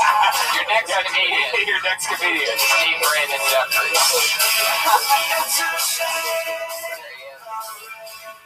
Lots of new people in this house. So I'm 29 years old and I work 2 shitty dead-end minimum wage jobs, because I dropped out of college, so I really painted myself into a corner there, And one of the problems about working these kinds of jobs is you work with a lot of other people who are fucking just gave up on life just like me, I try to keep it pretty positive. I don't complain a lot, but every now and again I'll have a small gripe, and somebody will be have to correct me. They'll be like, Brandon, just be glad you didn't at least have a job, just be glad you have a job while you're out there. I fucking hate that mentality, dude. It's like this person's aggressively settling for life so hard that they try to bring you down to their level. That's like the equivalent of saying I don't like fucking rat shit on my Cheetos, but at least have an afternoon snack. Or saying my wife's slowly trying to poison me with cyanide at one of my dinners, but at least I have a warm bowl at night, and a warm meal at night, somebody to love me. I kind of fucked that one up. That's all I got. Thanks. I counted 9 you-knows. You can't do it. You can't say you know. I counted 9. That became such a big problem that it gave me heart palpitations. It was that bad. That's how I can focus. Yeah, it was pretty freaky. You know, not hammered out, man. It's a lot different when you actually get up here. Of course. How long have you been doing stand-up? I've just been doing this like open mic in Riverside for a while, and it's just like music poetry, and then they let me go. So that's the only one I've really done so far for a couple of years. So this is your first time not in an open mic. First at a comedy exclusive open mic, and yeah, first time not in Riverside. So great, exactly. So it's like in Riverside is basically like saying and knowing because that's how they talk about it, right? Maybe I just don't notice because I'm in Riverside. You got me. I think it's just nervous. I think it's just a nervous thing, man. But I liked your energy on stage. Like you had good energy, and you went up there and you were like into it. It's just that your nose would probably be fucking nuts. Yeah, honestly, the second I heard the fourth or fifth one, I wasn't even paying attention. You were about 20 seconds in, just to let I think you should be the comedian. Oh, buddy, I'm seeing t-shirts, cool cap, koozies. What's the first thing that comes to mind when you hear the word VCR? VCR, video, whatever it stands for. Brandon, nobody's ever going to make it to what you're even talking about until you get rid of it. Right. I noticed like everybody's kind of about the 6 people laughed, because they were like, holy shit, I forgot to say. Right, and then they also laughed because they didn't know what you were talking about. So at that point, you had set something up, and we sort of knew that you had attempted one, and then you said, You're like, no, we don't. No, we don't know, man. So it sort of made it funny because they're like, we don't know. What are you, Mexican? Black? Yeah, great question. I'll talk about that. First thing you get on stage, talk about what you look like. And I'd also talk about how you sound white as fuck. Super white. Riverside's not next to like the ocean. Not at all. But you sound like a surfer. You skate? Yeah. That's what it is. What is the deal with like riding boards like that makes you talk super white? Like, no matter how if they're black or Mexican, if they ride a board of any kind, it's very like, hey, what's up, man? I just like to hear both like somebody else that is like him talking to each other. Right. No, yeah, I know. Do you know? Yeah, I know. If you didn't know, now you know. Yeah, exactly. So you know you're just way too much to get past like even know what I'm Totally. No idea what you need. Seriously, I had no idea. I was just focusing on how many times I said Yeah. I was at 9. When you listen back, when you download this later and listen to No. Seriously, you need to because it was really crazy how many times I said it.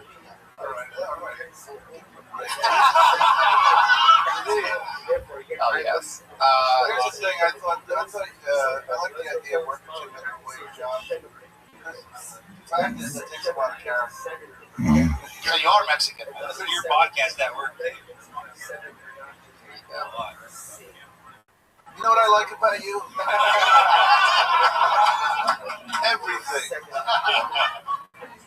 And but I think there's something really intrinsically funny about somebody who works 2 jobs because it's admirable because you can make more money not working.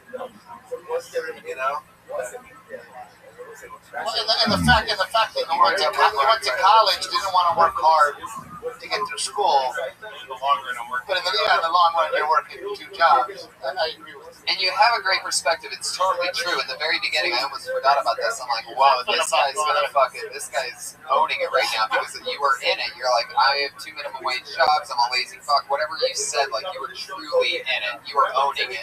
You go off on that. Yeah, and then it went a whole different direction. So just know. A whole what? A whole unfunny direction. No, but you got something. Yeah. So don't quit. Good job, man. Just that goes. seriously. Don't quit goes for fucking everybody. Right.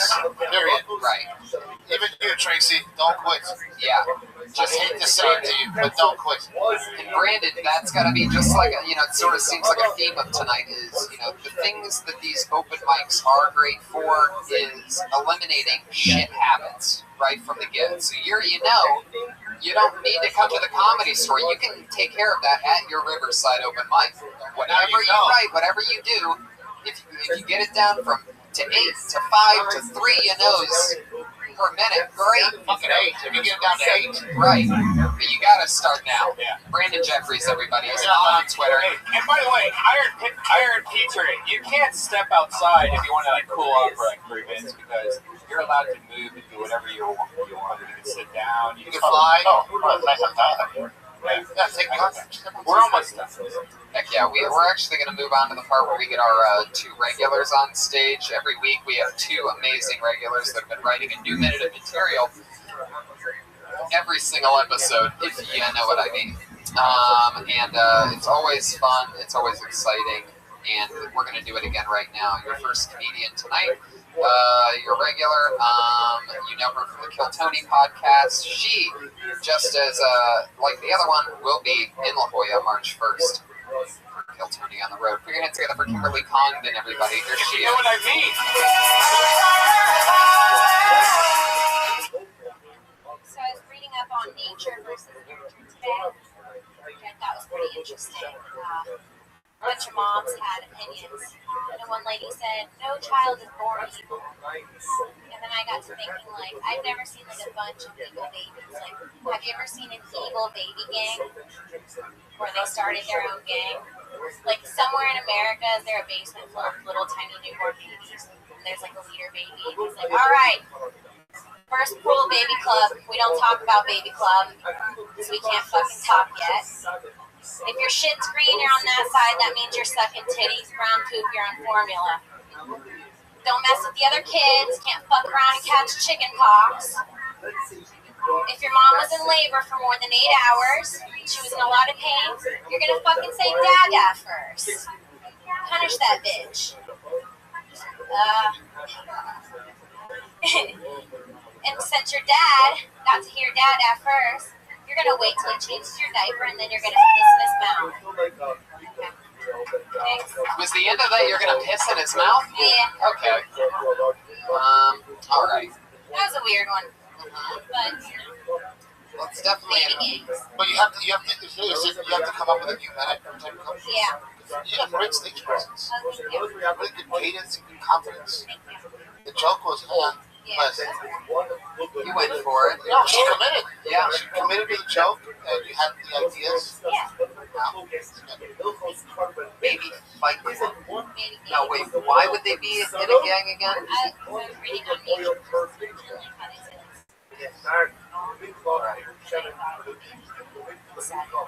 Because they were born exactly. Yeah, there was a whole bunch.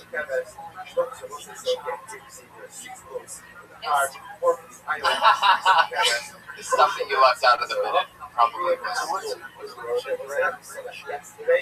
Formula and titties. What's green? That's not your name, though. Formula. Brown is titties. Titty milk chocolate. You know, Oh, you need to. well, I was gonna do. Maybe the evil babies have a 40 of milk. Yeah, well, you know how Bloods and Crips are like blue and red. I was gonna do like the color and blue to determine which gang you were in, or something. You know. I thought a lot about babies today. Yeah. Have you ever stage presence? Thank you. How long have you been doing? Like 7 or 8 months. Really? Yeah. She started on the show. Really? Her first time was on stage here. She dropped out of college to stay with us. Thank you. She dropped out of the University of Florida. Really? We did last year. What are you, gay or you're kind of brown? My mom's Puerto Rican. My dad's Oh, shit, you're alcoholic. Hey, American, fuck this shit. Get up and open up a casino. We make real money. Quickly. Heck yeah, Baby Fight Club. That's an interesting one. It definitely needs to be weeded out or eliminated or something. You know, we got to get somewhere with it. That's what open mics are for. You come up and you just try every single baby example you can come up with until you find the ones that work. Kimberly, great job. Kimberly Congdon, everybody, there she goes. Working it out, getting through it. You want to do a minute? All right. You want to? Let's get to our last comedian, and then you can do a minute. The other regular on the show. Put your hands together for Sarah Wineshank, everybody. Here she is. I'm female with glow in the dark, pink sparkly retainer, guys. Yeah. On my retainer, there's a peace sign sticker with rainbow petals. What makes me sad about this is that I don't get to eat tape by the foot when I'm wearing it. Okay. I got Play-Doh. I have some type of developmental issue. I was looking at this Play-Doh, and I realized in that moment that Play-Doh is a weird thing. You can't. Have you ever seen dried out Play-Doh? Nothing's worse than dried out Play-Doh, guys. You go to open the container expecting to have some fun, and what do you get? Disappointment. A rock. Yeah. Rubble. You know? Rubble. Looks like scones are just ground up inside of this Play-Doh container. Also, the scent of Play-Doh. Have you ever smelled Play-Doh? Yeah, you love it because there's chemicals in there that make us addicted to it. You know what I mean? You see it and you just want to open it. When you open it, and all those colors are smashed the fuck together, and it's just rust color, you're disappointed. There's nothing worse than dried out Play-Doh. Sarah's voice is taking things like that, normal things, and stressing out over them. No, I love the Play-Doh. This one's Play-Doh. The scones reference was, yeah, it's a callback from Another Minute That Killed, where she just talks about scones. Get more descriptive about, whatever it's inside that Play-Doh. Then it's just dried up fucking Play-Doh. What does it look like? That's what I wanted to talk about. There's hair in Play-Doh, so pubic hair. It's shaved. Yeah, it's in that weird little tube, so you can't. What is that like? It's almost like a Pringles can for midgets or something. Yeah. It's like a tiny, thin, little. Or how the white Play-Doh used to turn all black from, when you're a kid, your hands are dirty. Stuck in the bucket. Stuck in Yeah. I had other shit I was going to say about it. Like how the lids don't match the color inside. Like, motherfucker. You're like, I want to fucking drink it. Just like, everything is like that same clay color. Dama, what are your thoughts on Play-Doh? It's like a press conference. Well, I think Play-Doh should be used for good, not for evil. I like the way Silly putty. Play-Doh silly putty. That was after this. I got 4 fucking months left to live. But I like the way you play like the little cute girl, and have the retainer with the. That was weird for me to say because I feel like that's not my normal voice. Like I never really hear. So Do you really have a retainer? I do. I have to take it out to suck dick, something like that. No, but I want to talk about dicks. Like I want you to. Start talking about dicks. No, I prefer to talk about Play-Doh. No, but I thought it was funny. It was not hard because you went with the, it's hard for me to eat the tape by the foot. It's only 12 inches I put in my mouth. Oh, thank you. I think it would be the biggest left turn ever, knowing you as well as I know you, seeing all the minutes that you put together, if all of a sudden at some point you just make a huge left turn and start talking about dicks in your mouth. Go from seashells to whatever, to this, to that, Play-Doh, scones, dicks in my mouth, everybody. Yeah. All us guys put Play-Doh on our table for kids to mold it, to look at it, and stuff like that. Shit. All us guys do that? Buddy, don't put me in the. There wasn't enough Play-Doh, motherfucker. Oh! Costco, bitch! I thought you did great. You're really good. There you go. Sarah Weinshank knocked it out. We did it again. Did you want to do a minute? Yeah, here's my intro. Okay. Here's Dom Irera. Wait, no, wait.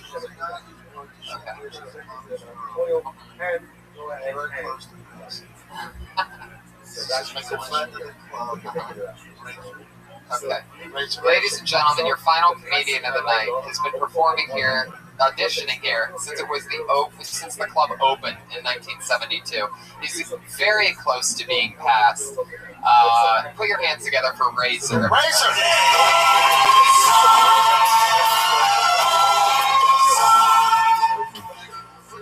It's like a turtle. I mean, they're like this. They can pick up the things.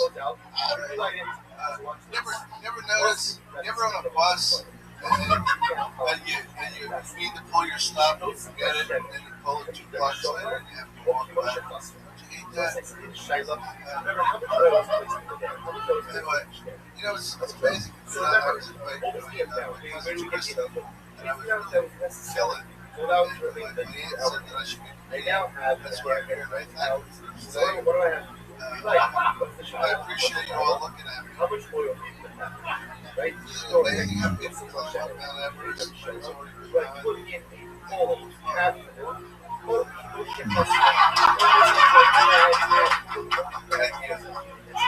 Razor, everybody. Wow. Couple things. Couple things, Razor. Anybody that looks like this, not gonna make it. Yeah. I'll tell you, Razor, I know you've been doing this a while and that you're almost past here, but I mean, you have the stage presence of a guy that's number 79 in the world in stand-up comedy.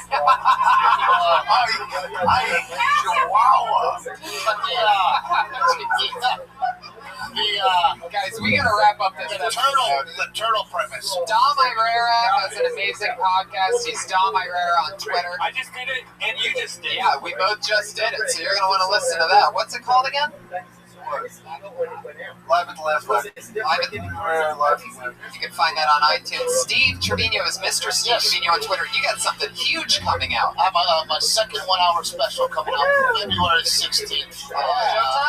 It's going to be on Nuvo TV. Very nice. Nobody's ever heard of it. I saw your last one. It was fucking great. I'm really proud of this one, so hopefully people tune in. Is that the one you shot at Corpus Christi? I shot at the arena. We had 4,000 people in there.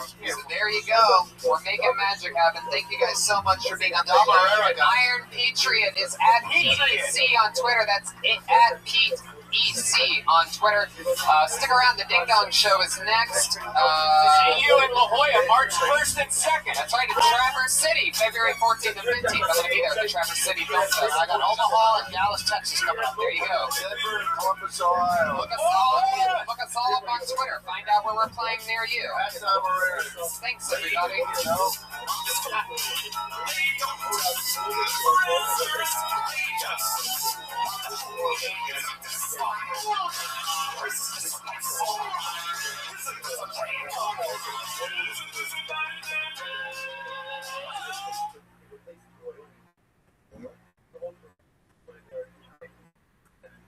Don't forget to mess it up. Empty it out. Replace it with the full amount of milk. Hurry up, so we'll say small bed. Once again, Rabbi says, that's when it's he says, follow us. Seeing us, and the says, hurry up, that had supposed to be the massive crowd from that Derek on slap, hopefully again, because you want to be successful, about our MS, but then it's a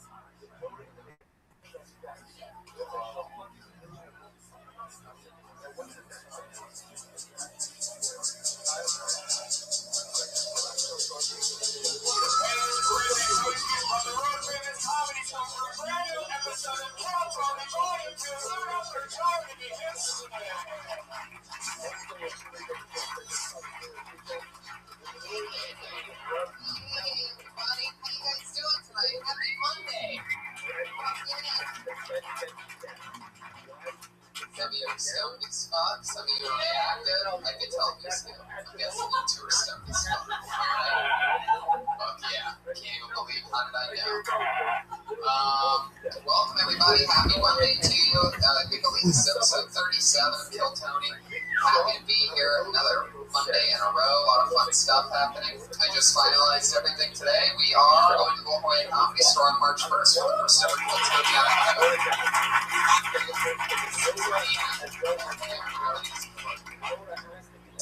we set a record, actually I believe it's a record, 39 people signed up tonight for the opportunity to do a minute chat with us and our very, very hilarious guest that we're bringing on this set. What's happening with you, Brian Redband? Nothing, a little disappointed. My sis is not here. I invited this nice little 20-year-old. 20? So. How could she not get into the Comedy Store? She's 20. I got her name. Yeah, it's weird, man. Like Asians, not better than that. But yeah, a lot easier for them to get fake IDs. I'm not going there. I just said too much. Oh, you can say all of this. No, I didn't say that. But it was really easy to do. It's amazing. That's so sad that your deceased couldn't make it. Yeah. It sucks. Hopefully the story will end up having a happy ending. She'll end up being here. Push that one right to it. Exactly. Set it up, I'll knock her down. We should bring up a friend of the show, friend of Death Squad, Missy Martinez, has been in the hospital for the last 4 or 5 days. She has a gland infection in her mouth. Her face is all fucked up. She has a chipmunk. So hit up her Amazon wish list. Throw her some love. Fires up. She made her stand-up debut on this show and killed. She's been on twice, and she's destroyed both times. Very specifically. So shout out to Missy X Martinez. Always a cool, fun person. What else? I had a big audition today that I can't talk about. And it went so exciting. And it went so well. Yeah, you know what might happen though? We can't talk about what it is, but if you get this, we're gonna have to figure out what's going on with Kill Tony. We're gonna have to figure out everything. We're gonna have to have a Tony replacement. Well, if this thing happens, Kill Tony is gonna be bigger than ever. We can do. We're gonna be at the Staples Center. Sorry, Monday Night Raw. You're gonna have to go to the Forum. Kill Tony's at the Staples Center this Monday. Yeah, that's very exciting. Yeah, I mean, yeah, I have 2 months until I call back for this thing, and it's like 2 months to prepare. But if I get it, man, it's fucking game over. I swear to God, it's the craziest thing. If anybody that knows me knows how braggadocious I am and how badly I want to talk about what I did today. It's unbelievable, but I can't talk about it. That's how the universe works. You finally do something so cool that it makes your head want to explode. You can't even fucking talk about it. It's insane. Anyway, happy how things are now. I'm content, even if I don't get it, because I have so much fun here on Monday nights. And, for those of you that follow the show, a few weeks ago, our head of security for 34 episodes, the Iron Patriot, quit the show. Said he got too big for the show, that when Comedy Central wants to have the show, that he'll come back, that he'll be waiting by the phone. But until then, he quit the show. And so what we decided was that we were going to start having replacement Iron Patriots each week. We had the Iron Josh, we had the Iron Patriot, our friend Pete. And this week's no different. Ladies and gentlemen, I would like to introduce to you our first ever African-American patriot. It's the Dark Patriot, everybody.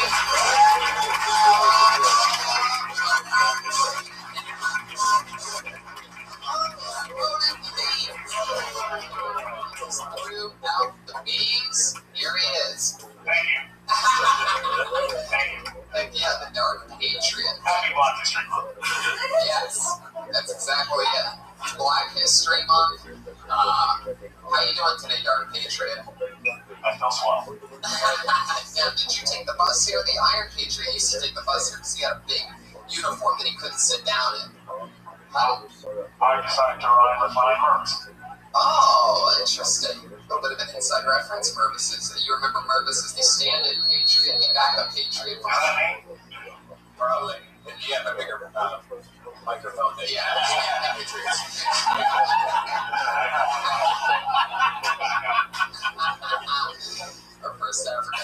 Patriots bringing the feedback.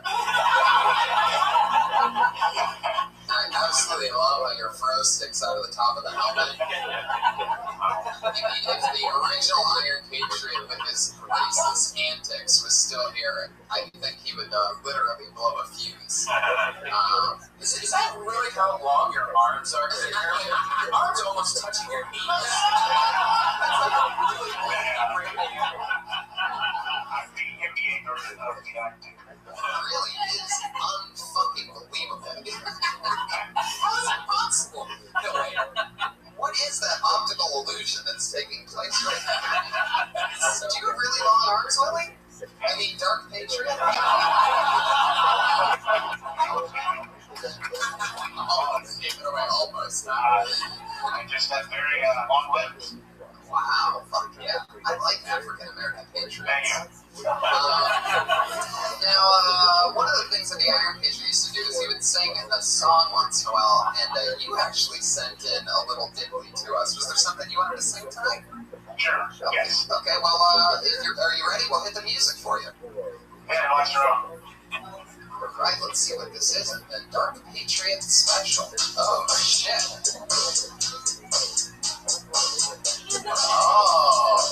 Oh.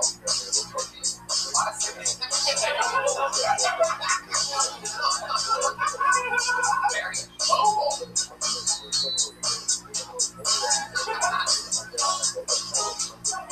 Oh, yes, wow. Yeah. Instrumental version of this song.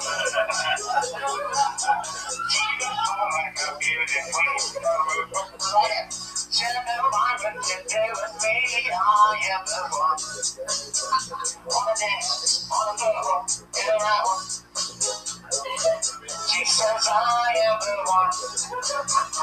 We dance on the floor, get around. I like this part right here. You want to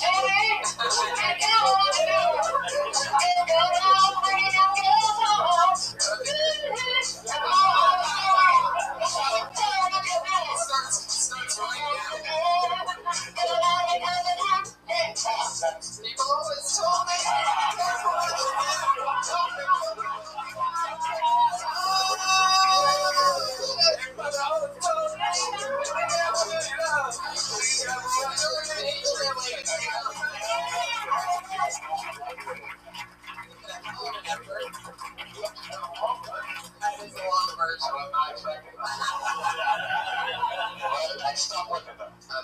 You're damn right. Stayed in the pocket. That YouTube version of that karaoke song was a little misleading. Fuck yeah, but hell of an effort. One more time for the Dark Patriot. Amazing thing format of the show isn't even about our head of security. That's just an added bonus. What we really have here is a bunch of comedians that signed up for the chance to do a minute on the stage. And I always have two of my very funniest friends join me to help me along with that process. This week is always no different. Two of our favorite guests that we've ever had on the show. Two of the funniest comedians that I know. Put your hands together for Mike Lawrence and Fahimi Clark.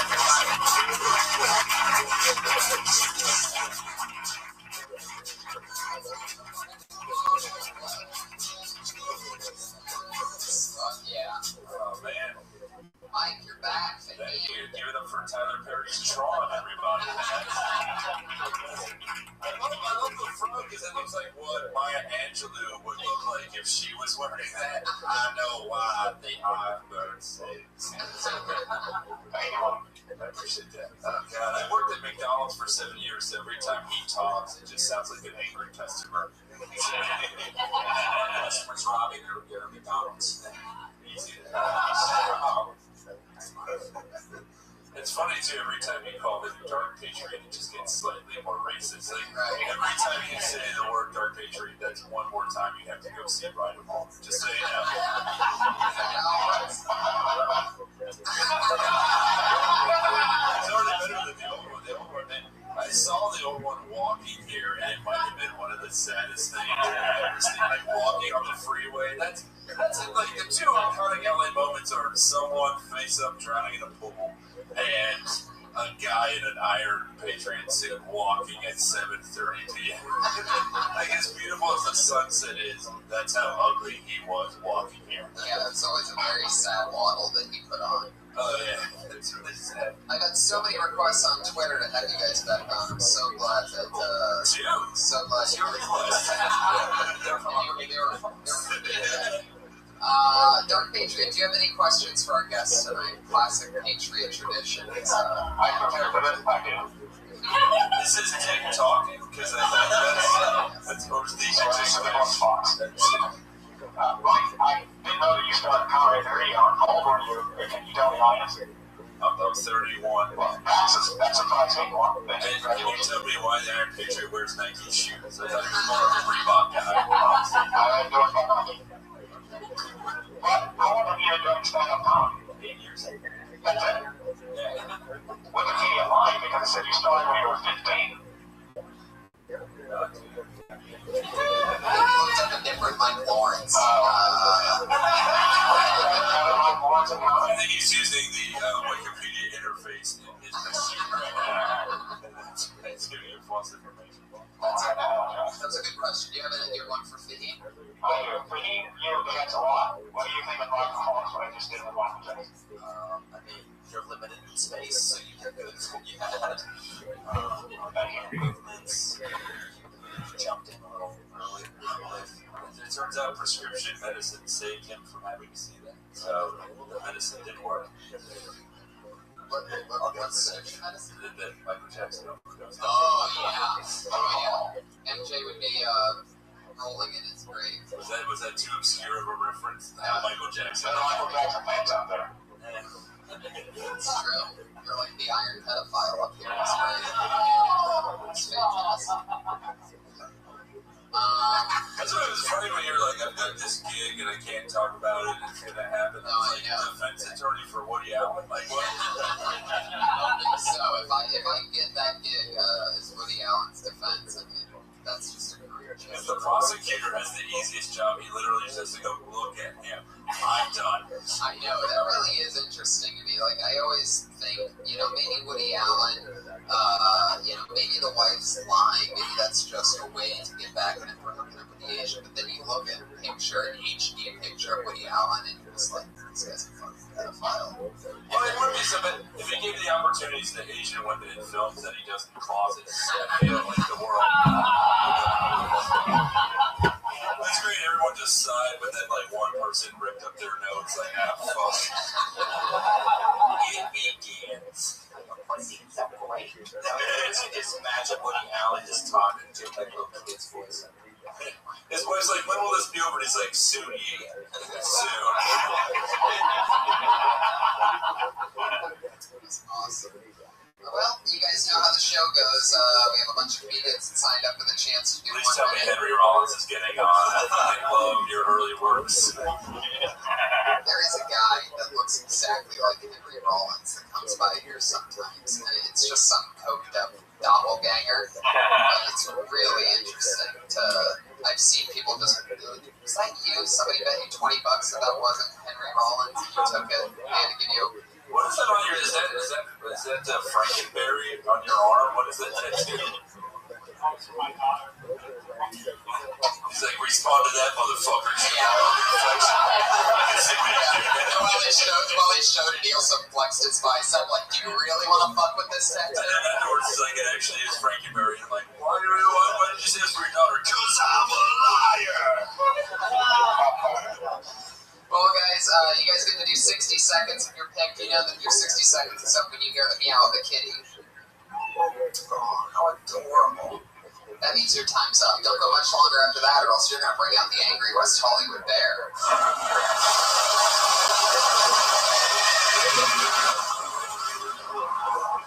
Yikes. More intense than last time. I don't recall it. Yeah, totally did. West Hollywood bear is likely able to get married now. It's actually angrier for some reason. It's very bizarre. So let's do it. You guys ready? Then get this thing started.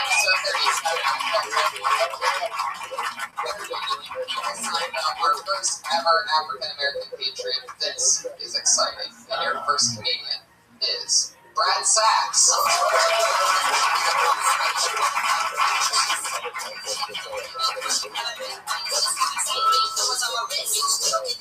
Thank you, guys. Thank you.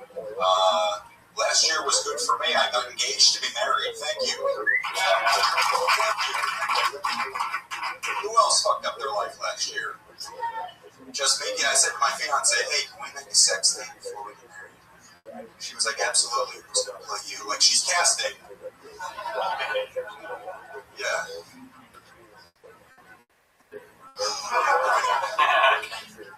I've been engaged for a year now. And, I love to see my fiance. About a year ago, now 1 year later, if I'm driving home and I get home like tonight, and her car's there, I'll just keep driving. Just around the block, guys. Thank you.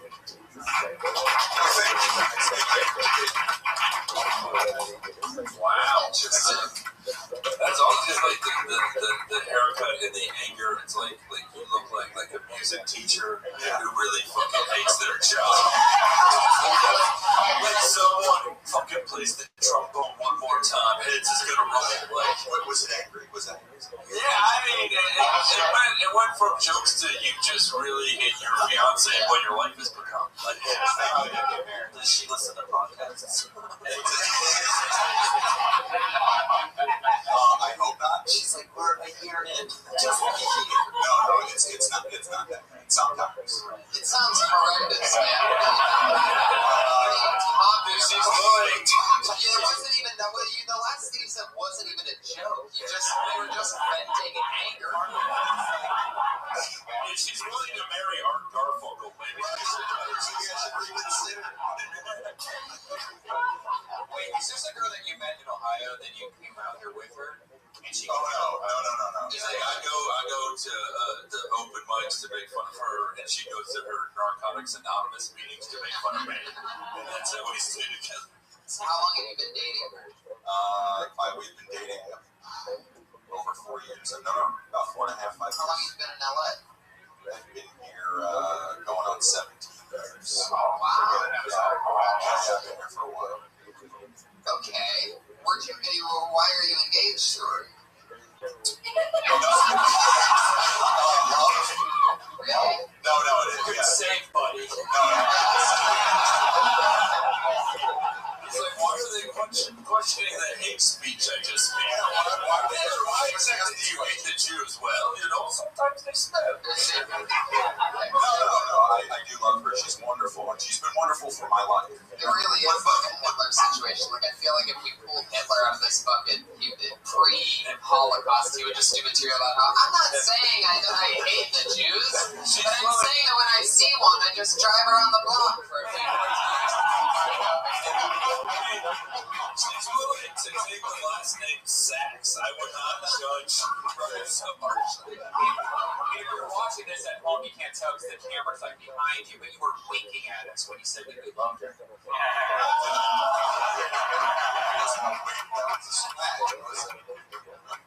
She's at her job waitressing at Denny's right now going, Brad loves me and that keeps me going on. Bitch. Her vagina is an abyss and I'm Sandra Bullock trying to get home and fucking... I have a question. Yes, sir. Do you really, really think that you should marry this chick, or do you think that you won't have another chance to get somebody as cute as she is? Or do you get... Serious question. It's not meant to be funny to a little blonde cokehead girl. Just relax. No, I think I could find someone else, for sure. Big city, LA, or anything.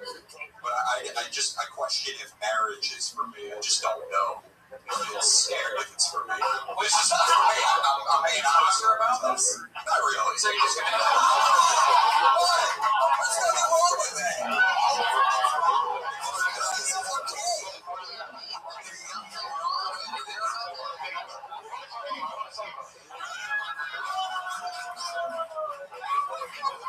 I know that you didn't open mic the proposal when you're already open micing the divorce.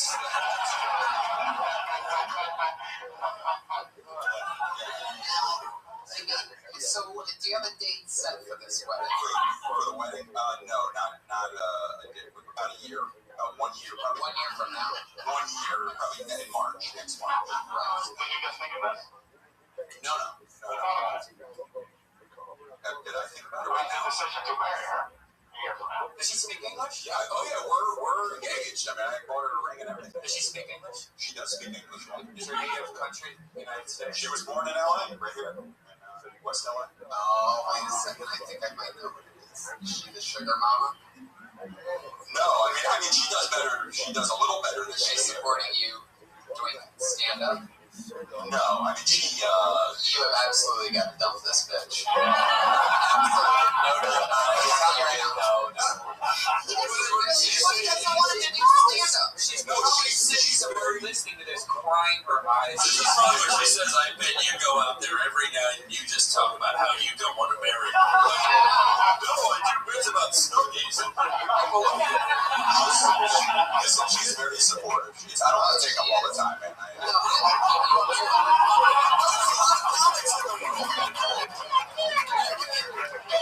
This may be the longest relationship you're in. So we're teaching you about commitment. That's good. No, I truly think it's just hard. I don't think I just turned 40 and I'm like, there's just no way I could be with one woman for the rest of my life. I just don't think it's. Wow. You mean you can't be with one woman for the next 15 years? Right. For the next 6 months. Yeah. If the one woman's gonna kill you in a few years, then I say it's probably not worth it. You definitely need to talk to her about all this because why are we? It's a great twist. You know what? She does not. She's so even-tempered and calm that that's the good part. What's the most negative thing about her? What's the thing? Because now all of a sudden you're backtracking. I mean, she's not gonna find out about this. Did she like the Red Hot Chili Pepper Super Bowl performance? Because if she did leave her, that's a deal breaker. Totally. I don't know. I don't know what's the best thing about it. Wait, here's a good question. How many times a week do you have sex? That's one of the things. There's not much sex. It's not, and that's the problem. I'm more of a sexual person. A sexual person. That was yeah. There's once a month. Well, you know, it depends. It's a complicated story. There's so much going on. They already saved the date for when they have sex next. Next month. I don't know. I don't want to. I'm very guilty taking up all the comics. I love that you keep trying to dismiss yourself. This is great podcasting. I'm sorry to tell you. So do you think you're going to do something very soon? I mean, because obviously she's not going to like. You know what? I don't know. I'm not going to do anything. I'm not jeopardizing anything. I'm just viewing my thoughts. That's all. I want to. I try to be honest. I mean, you come up here and on stage, you need to make yourself as vulnerable as you can. And I can't live my life if I can't be honest about my thoughts. You know, the greatest thing would be if her name was in this book. If she was the Dark Patriot.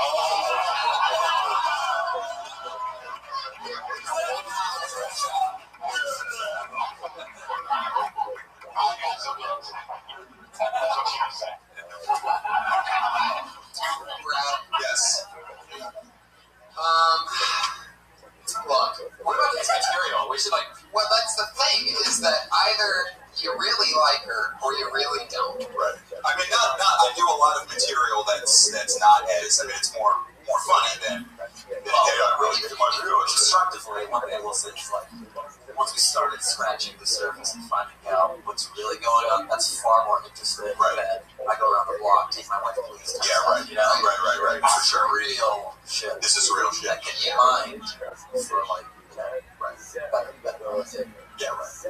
Of course, you gotta find money about it. It's more specific. Specificity is better than generalization. And a lot of it was wired in there. I mean, a lot of it we talked about. You should be talking about how, I mean, you're barely getting laid once a month now, and you're not even married yet. And that's a premise that people can't cover. You're engaged, and you're barely getting laid. Right. Like, Or not that's enough. It varies, but right. I'm sure it stinks knowing the tens of thousands of people that listen to this right now. Shit, dude. It's a bit. Does she make you happy? Are you happy when you look? She really does. Well, here's the thing: comedy never will. Comedy will never do that. I'm engaged, man, because this will never fucking fulfill you. You'll always be sad, angry, depressed. You got somebody that loves you. No. I totally agree with that. I wanted to see what you would do if they clapped. Yeah, the picture of the clap and it would start an electrical fire. And then one tear just comes out of the front of the face. Does she not have enough penis for you? No, what? Gay twist. Oh, no. I'm sorry. Brad, I would delve into all that real stuff a lot more. There's a lot going on there. Yeah. Instead of beating around the bush. Yeah, exactly. I would write down all the stuff that you don't want her to hear. Right. And make that shit funny. And then have her hear it before your wedding. Okay. And do that same 60 seconds. Los Angeles. Yeah. And do that same 60 seconds to your therapist tomorrow. There he goes, Brad Saxon.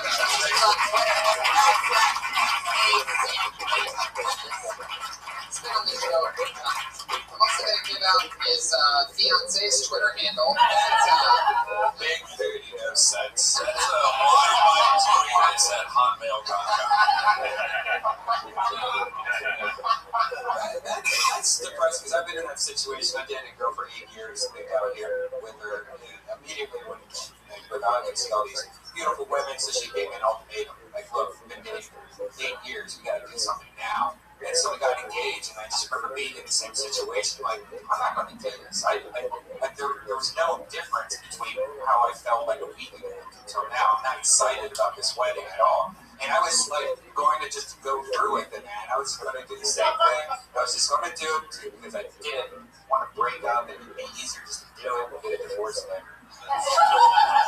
So, what is the deal with all these ugly people thinking like pretty people? All right, if someone accepts you, fucking take it, because if you do not take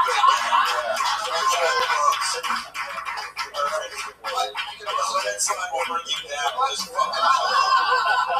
I would also say that every single ex-girlfriend usually is always an improvement over the girl from before. And if you ever go the opposite way, you're doing it wrong. Yeah, it's tough. But also realize that if you're a 31-year-old bearded man with state classes and you say, I'm going to go see the Lego movie, and the girl says, that's cool, have fun, that is a glass slipper that will never appear. I'm almost 40, and this is who I was with. That's why you don't get married. You're the biggest 12-year-old.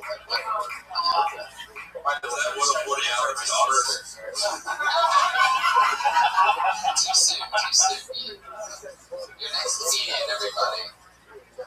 Move along from this love story. Thanks a lot, Brad Stacks, for bringing your shitty relationship.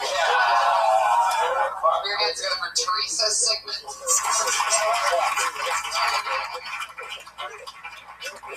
It's said when the argument you overhear at an Olive Garden. Yes. It's amazing. We all know how kids are really honest. To be honest.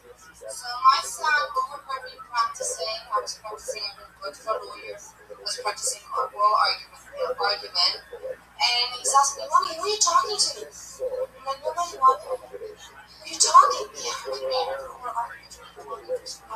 He said, what does that mean? He said, acting. Okay. A couple of weeks later, our guest from Europe come. And he ended up, running sightseeing. There's a homeless guy going off on somebody. And my son goes, Mommy, he's acting like you. And I'm going, Mama, he's doing the acting. And the European friends go, this is a homeless guy going crazy. My son compares to it. And then, no, there's no acting. And he's asking, what are you doing? And I don't want him to know for private reasons. I don't want him to do this weird thing. So I'm like, I'm doing acting now. And then acting. It's like acting like being a homeless guy is a lot less worse than doing acting. I thought I just great. So then people from coming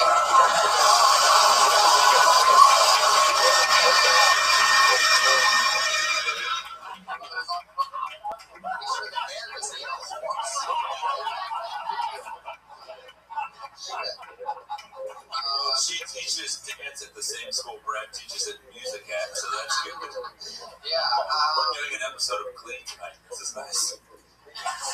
Therese. Can you talk to the mic? How long have you been doing stand-up? Tonight is a bump into this place. Oh, cool. Interesting. We always just those funny Germans, and I just like to show that everybody's right.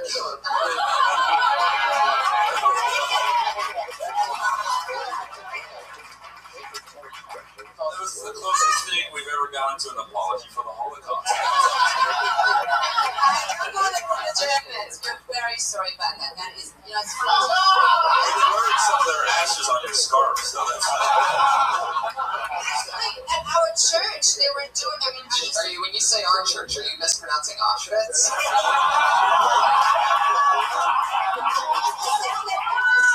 was this coincidence that they were doing, and it's an American Adventist church. They were saying, they were praising, I'm Christian, they were praising, God. And I was just I know, and I just thought, I'm a German, it's so ingrained in me not to do, and I just can't be doing my hand like that, and not even, that is just not, that you can't see a German do that crazy thing. So I was just not doing it. They looked at me like, what are you? I'm like, no, not that part. So yes, no. I give that joke 99 bread love balloons out of a bunch. I love that. So, how long have you were born and raised in America? No. Germany, for how long? How long have you been in LA? Yeah, about that. There you go. You are like psychic. What? He knows a lot about European ladies. You know what I'm saying? Have you ever been to Red Mine? What? What?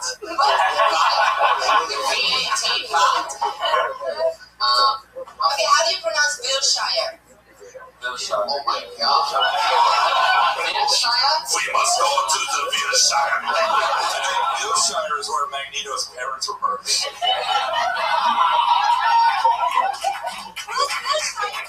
Everybody says Fisher. It's Wilshire. And when I try to order pizza, it's like nobody knows the street. It's the opposite. When I say it's between Sunset and Santa Monica, they're like, you mean Wilshire? I'm like, it's Wilshire. So, I go to my favorite pizza shop. It's on the corner of Wilshire and Wilcox. Look, I know it's not going well, but I like you. I want you to stay in this country. I think you should marry Brad anyway. What's this in the bucket? A green card? Now, are you full-time, are you a citizen now? Or you're just over here running from the law? Running from the law, right? What's the law? Oh, take a bit shy, I see. And go left on Temple 555. You guys should all go Tuesday and search of civil rights at the border. They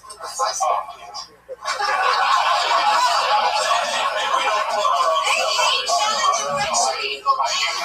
They hate Melon rich people. I always fight for you people and say, stop it.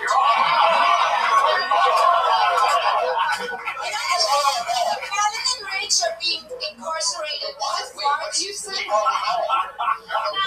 Do you mean blacks or rodents? I'm not sure. I mean people that are being falsely incarcerated because of the same thing that us do, but they get in prison, we go to rehab. That's the difference. Were you saying melanin rich? Well, I don't like to say black because I don't think there's black people. That's scary. Oh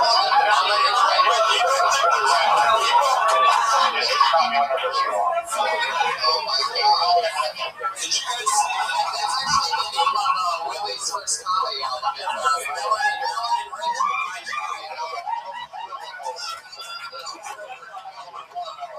She's at 12 years of slave conspiracy theories. I don't think this. If you look for the clues, it didn't happen. Patriots glaring at you right now. Larry, he loves me. Are you celebrating Nothing History Month? It's not black. There's not such such thing as a black person. It's melanin rich. In our literature, black is associated with the So, do you call white people melanin poor? Yes, in fact. Really? Yes, in fact. We should. But they're also melanin rich, just not Oh, rich. that's just the richest person. What? No, that's just reserved for albinos. I don't discriminate against race, I discriminate against stupidity. So that's a whole different thing. Race is if you can prove to me that race has something to do with stupidity, I'll look into it. As long as it's unrelated, somebody of any kind of like looks is completely unimportant. There you go, but you gotta admit those melanin rich. First they takes all our jobs, then they takes all our melanin.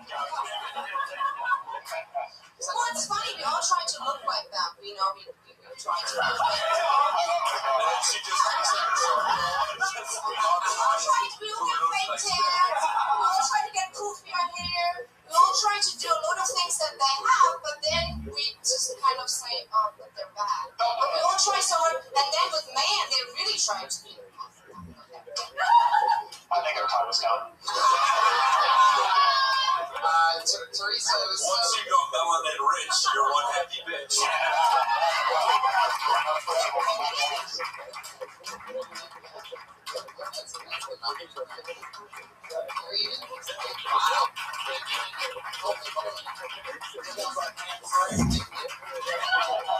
I wrote this joke in my diary. Man, those are definitely the two most interesting openers we've ever had on the show. This is like a fucking amazing start. That was two really different types of sadness. That was great. She really did apologize about the Holocaust for a moment. You guys caught that. She goes, we are really sorry about that. It's so fucking funny.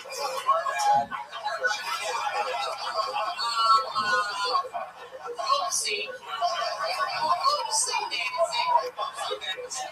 Oops, I did it again. Oh, he really didn't mean to do that. Accident. Did I do that? That's the melanin rich character, Steve Urkel. Put your hands together for Mike Roberts.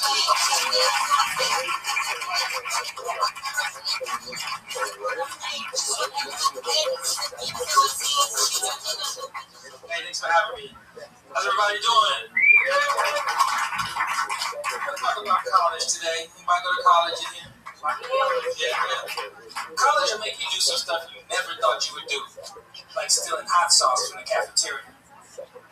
And you put it in your room and you dress it like it's yours. And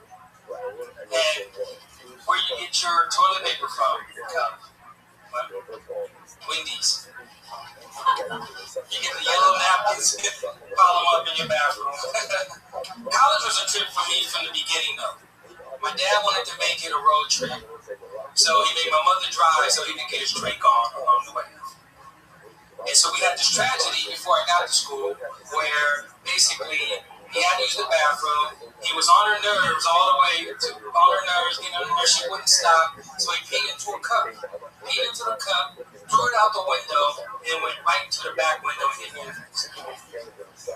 Bad part about it is, or the good part about it is I had on shades. Bad part is I had piss on my shades. That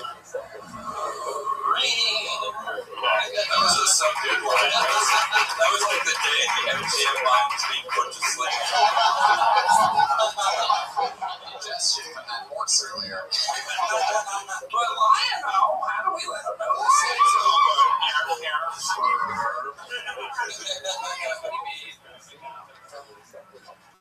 There you go.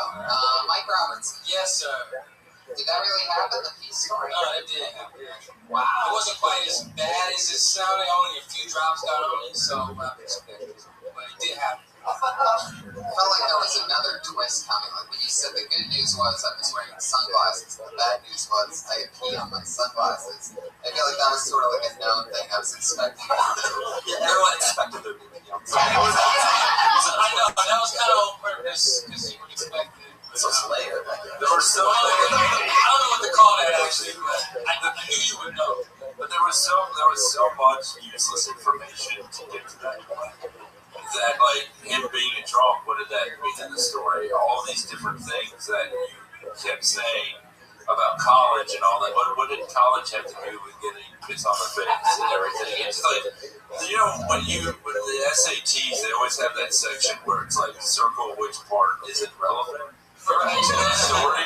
You should do that when writing jokes, because because you got cut off, right? You didn't get to finish because you had so much unnecessary. And then also, you're expecting what you seem to be relatable. It's not like none of us knows what these damn things is.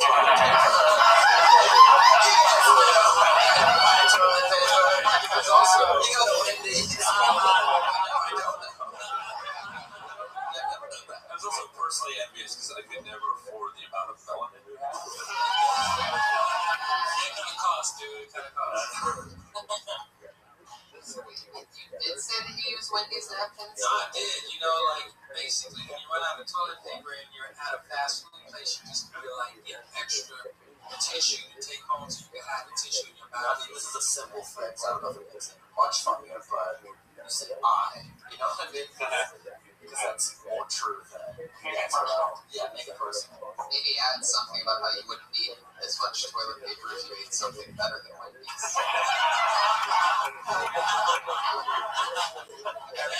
You use Twitter, so you know that there's like a character count. Like you only have so much space. Imagine trying to write that joke tweet. You know, like Twitter's really good because you have to try to edit yourself and get the point across.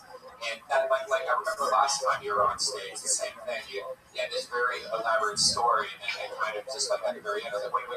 I was just paying too much attention to the story, and you really didn't do it. The thing is, if you work really hard, you could be a great comic someday. But if you keep doing what you're doing, you could be an amazing NPR host right now. Yeah, they're averaging about a punchline every minute. So, well, you know, I'm really like a storyteller kind of style. It's my style. And I'm trying to like put your strengths, you know. But go to the I'm trying to figure out how to do it in a but don't. Like, if that's your strength and that's what you're good at, then don't. Go to storytelling. But if you want to do stand-up, then you got to become a fan, you know? Yeah, definitely. What else happened when you got the piss on your face? There's piss on your sunglasses, your face is covered in piss. What do you say to your dad? Do you say, Dad, I'm back again? Yeah, exactly. What really happened? So what really happened is we were in Alabama. It was really hot.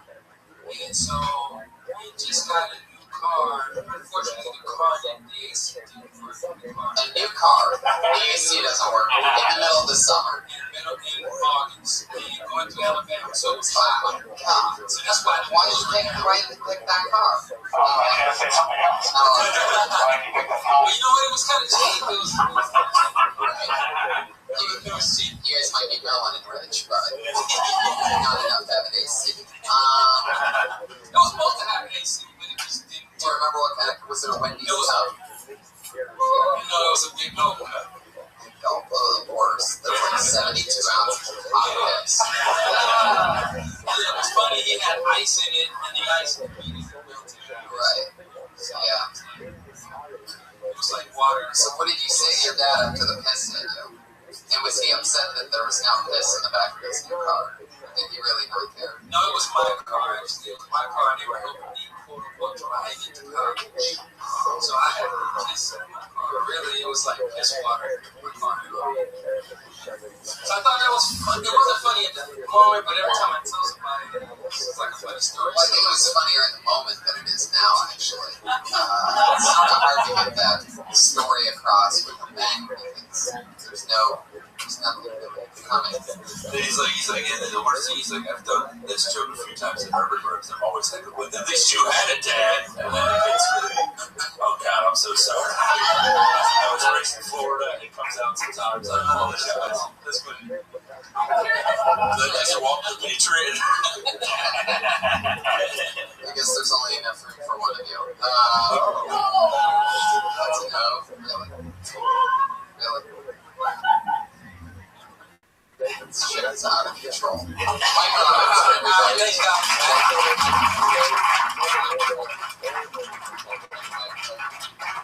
that you're on Twitter. You don't seem like the kind of guy that would be. If you're wondering who's the King Mike Buggy, I mean, I'm sure you tried Mike Lawrence when you were getting on Twitter. That's probably the first one. I'm so pissed about the person who has Mike Lawrence. He literally has one tweet in it.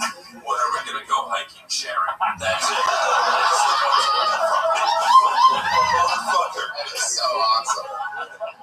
Yeah, somebody, and I believe it's like Uruguay or something, has the @KillTony.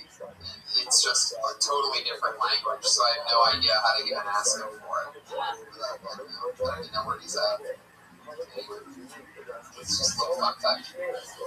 I used to, and they had toilet paper once when you college, and it was one of those pads that the chick would come on. There was no stand or anything on it, so I just went. Like a puppy pad? Yeah, you know, like there's like a fire hall chicken that's always on a puppy pad. Oh, yeah, that's really, really nice. Oh, that's like it was fresh. It was like, you're the first person to get salmonella of the butt.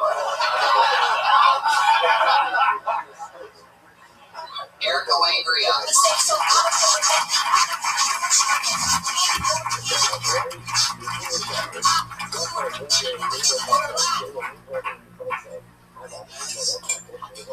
Alright, this is my impression of Brody Stevens is a strip club DJ. Alright guys, get out those dollar bills. Hell yeah, yo, we got that 2-for-1 promo out there. 2 for 1, 2 for fun. Enjoy it. That's right, guys. We got that promotional going on right now. It's the 5 for 3. You get 2 free lap dances. Loving it, enjoying it. Yes. All right, enjoy it. We got that ATM over there by the bar area. Hell yeah. Hot, sexy ladies out there loving it, enjoying it.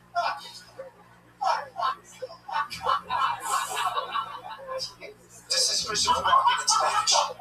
Christopher Walken in Spanish. Guys, necesito más countdown. Let's go. That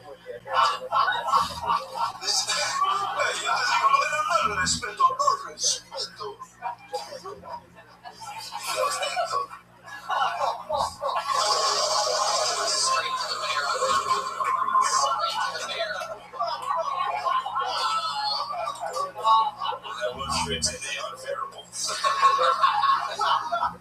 Well, I don't know what's worse, hearing a comedian do the 1000th Christopher Walken impression or the first Brody Stevens. That was a dick selling itself. Yes! Loving it, enjoying it, hell yo. Also, if you do an impression of someone, some insider, you know, like not a lot of people know who Brody is. Yeah. We don't know who it is. The impression's got to be very good. What about Andrew Dice Clay? Hickory, guess they keep got you on the weekend. Everybody can do that. That's like Mary had a little bit of your life. El niño azul necesitaba el dinero.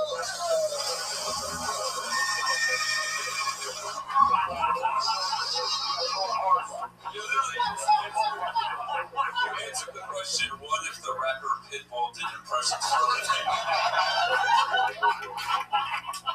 You guys like reggaeton impressions? This is Rodney Dangerfield sorting. Oh, what do I tell you? Yikes. Now, are you hoping to get those impressions like of inside people to the point to where you make them famous? The person that you're doing an impression of? You're doing a great impression of a guy who comes up on stage in a shirt that says pothead on it. That is fucking nailing it. Did you make that yourself? No, this is my buddy's shirt. My buddy is Bill Cosby, and he sounds a little like this. You monster deal with no Medusa. Stevens one, like, even though I know who he is, and I'm just having fun. I know, like, you know what I mean? I'm not taking this to Comedy Central, but look at the book, you know, that's you guys are just like, you guys are all like, no, shit, you're doing it wrong. Like, who cares? What I'm saying is that it was a really good club DJ voice. I mean, it was dead on as a club DJ voice. I just didn't have it. Everybody can do that one too if they want to. The only Brody thing about it was he enjoyed it. You know, yeah, exactly. That's what I'm saying. There was no Brody in that. There was like one or two things to the whole thing. If you're gonna do it, do it. But like that was just like that's strip club. I just said I should have got high before I did it. That's all. Do you like that? But you're not high. You're wearing a pot. The fuck?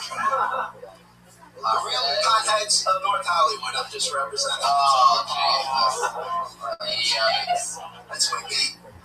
That's your gang? Wow. Red lights all over North Hollywood. We smoke weed. We jaywalk. We throw a bunch of bad stuff. Wow. You have nothing to do with the real potheads of North Hollywood. We're bad dudes. Who would have thought we wear vests like this. They're crazy. We're nuts. Who would have thought your last impression would be worse than the ones you did?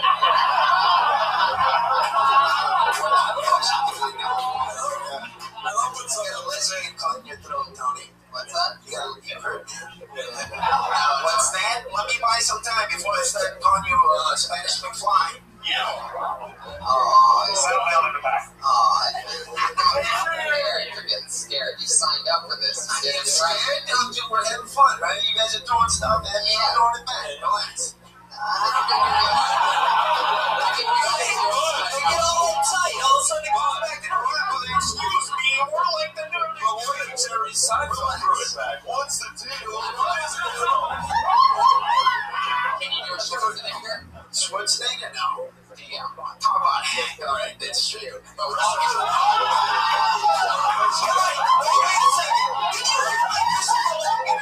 Did you guys hear my Christopher Walken impression? It was like, it was one line. It was supposed to be a joke.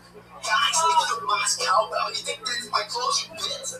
You had 60 seconds I'm doing 60 seconds on a freaking podcast, alright? Yeah, for people they show what? What's your music? Oh, what if they hear it? Oh no, what if they don't like it? Well, that is what's gonna happen. So what's gonna happen? I'm gonna play comedy tomorrow because of it. Because it makes it like this at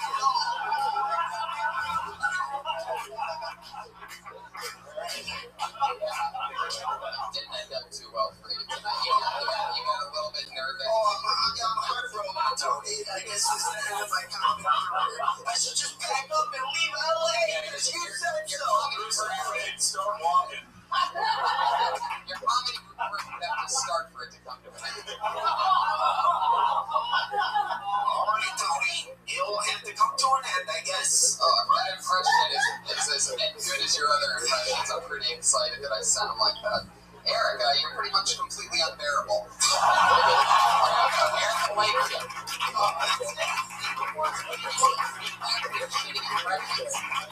This thing is just having fun up here, so you didn't really no one else coming back at you guys. You guys didn't have anything for that. You guys were just setting up material. You said yourself that you don't do that on stage. That you can't. Why would we all let go? They should have it. They think it's gonna end my comedy career. You're just wasting everybody's fucking time for shit they don't give a shit about. Dude, you think way too much in this podcast to actually think this is gonna make or break my career. We're not saying that. You're not saying so much. You're gonna get on the stage.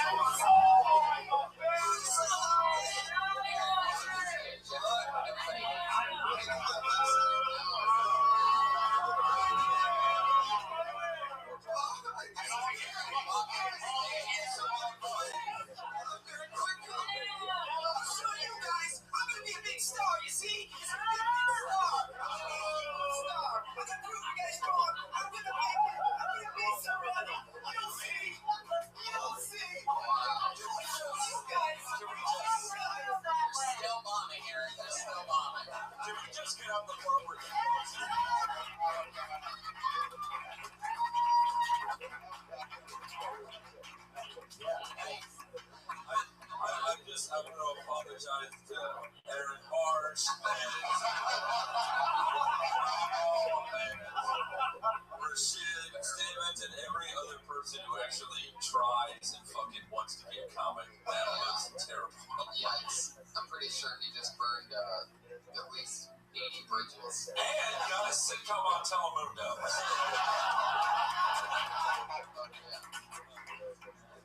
Get to make fun of them. This has been a crazy fucking episode.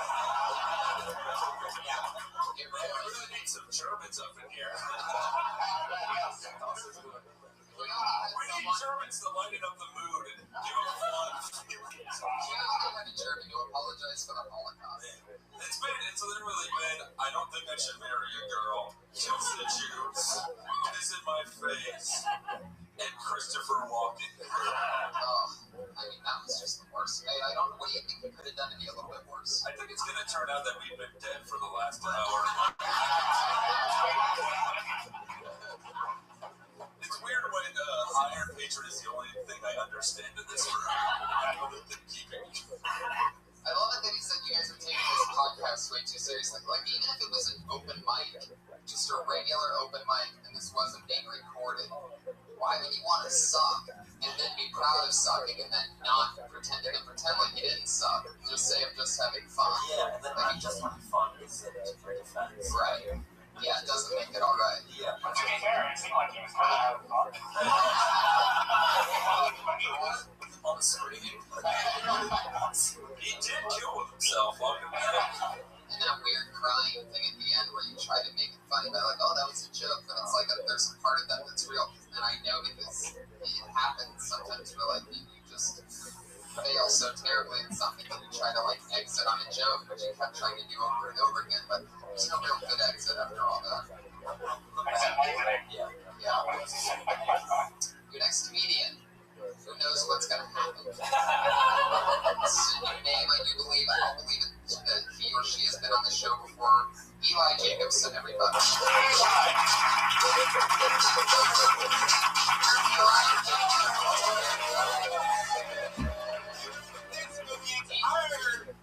Blacklisted. I don't know what it is.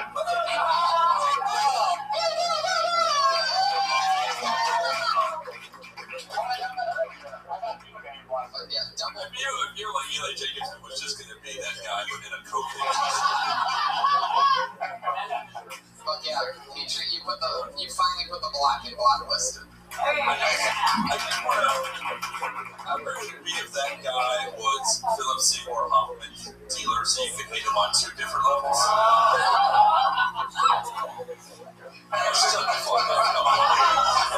Too late.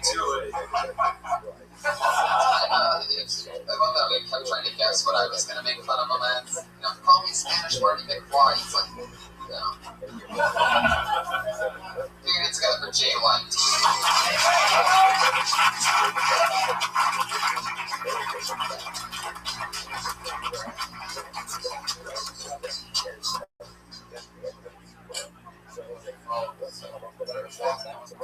Sorry. That's okay. Thank you.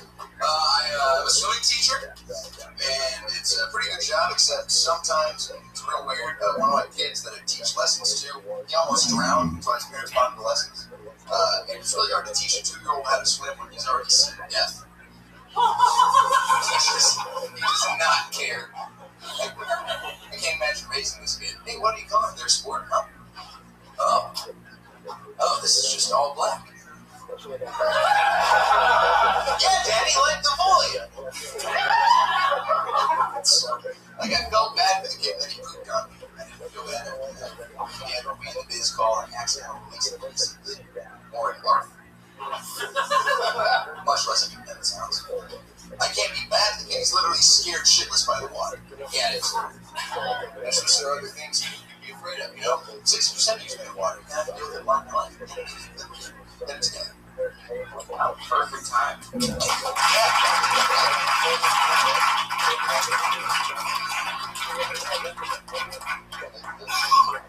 That was good.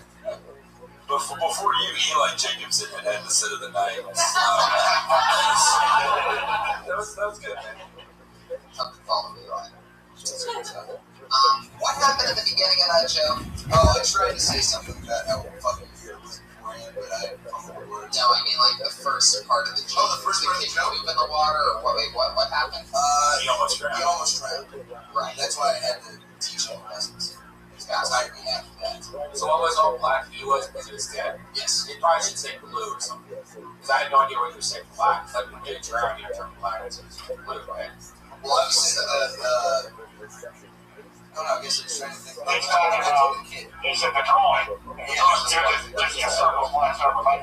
Yeah, okay. Thank you. It was a lot refreshing than the other guy. What he sense when Christopher Walken said that. As a kid in the pool, it's a young guy who wants to go on. Yeah. But we're having fun. What if Al Pacino was a swim teacher? Swim Johnny. Like, legitimately, I would say I like the confidence, the cadence, you're making eye contact with us. It's like, you look like comfortable up there. How long have you been doing stand-up? Okay.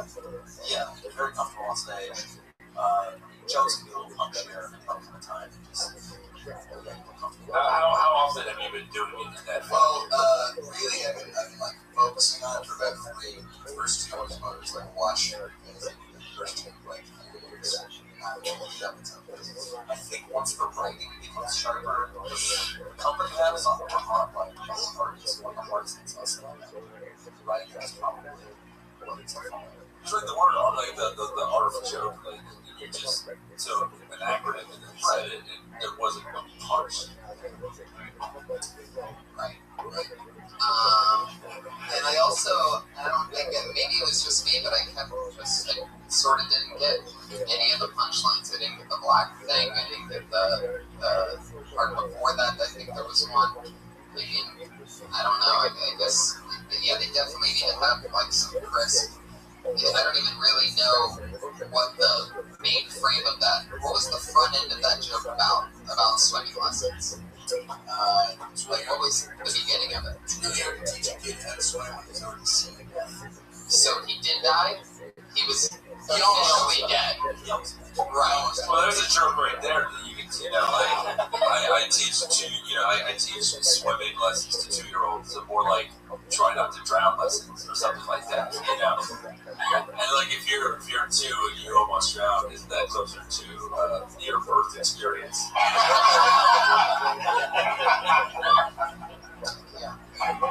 So, I mean, it's also like you got your hands on more wet 2-year-olds than Jerry Sandusky.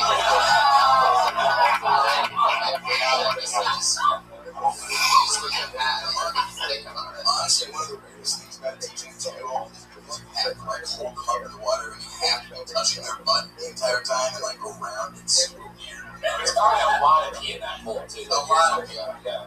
And there was one that when a kid pooped, there was poop in the pool. Big heat. Talk about that shit. There you go.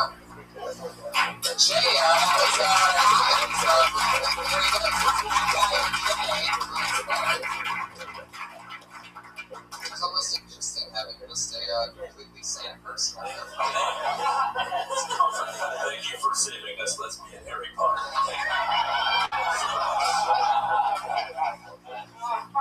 Oh yeah, let's keep the fun train moving along. Here we go. Anything can happen. It's Armando Amanto.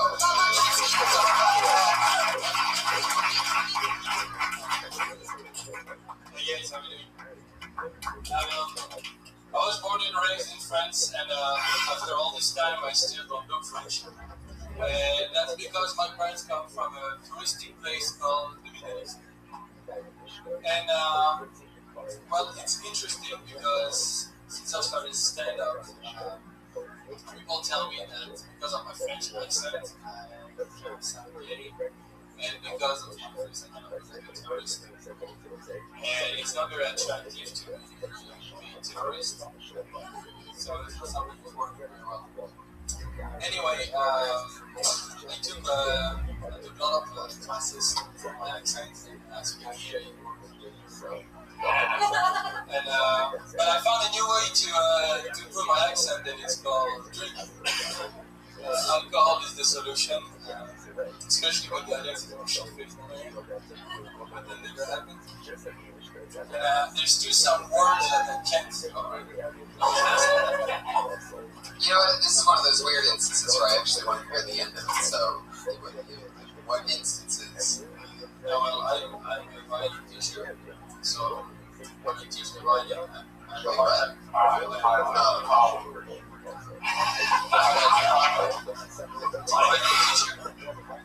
Okay. So, have a hard time pronouncing some words that really sound like shit. So like when I ask you Czech to concentrate, I will tell you, alright, Jonathan, will you please focus? It always sounds like Cisco Ramos schemes of work. It's a French Cisco Ramos. So you don't look French, you're wearing like Yeah, You're right, sir. Did you find out your jokes? yeah, you look like so French.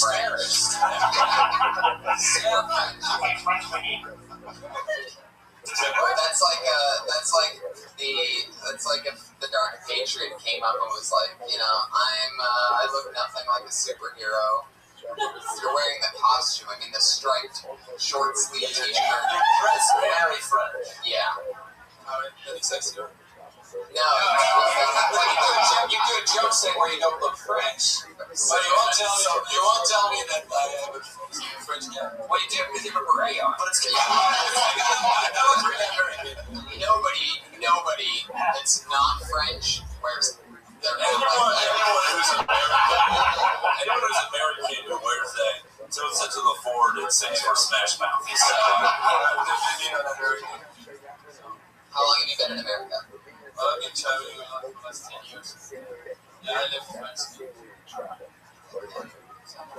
years ago, and you lived there all the way up before that, right? Yeah. Born there. Yeah. And what kind of Middle Eastern are you?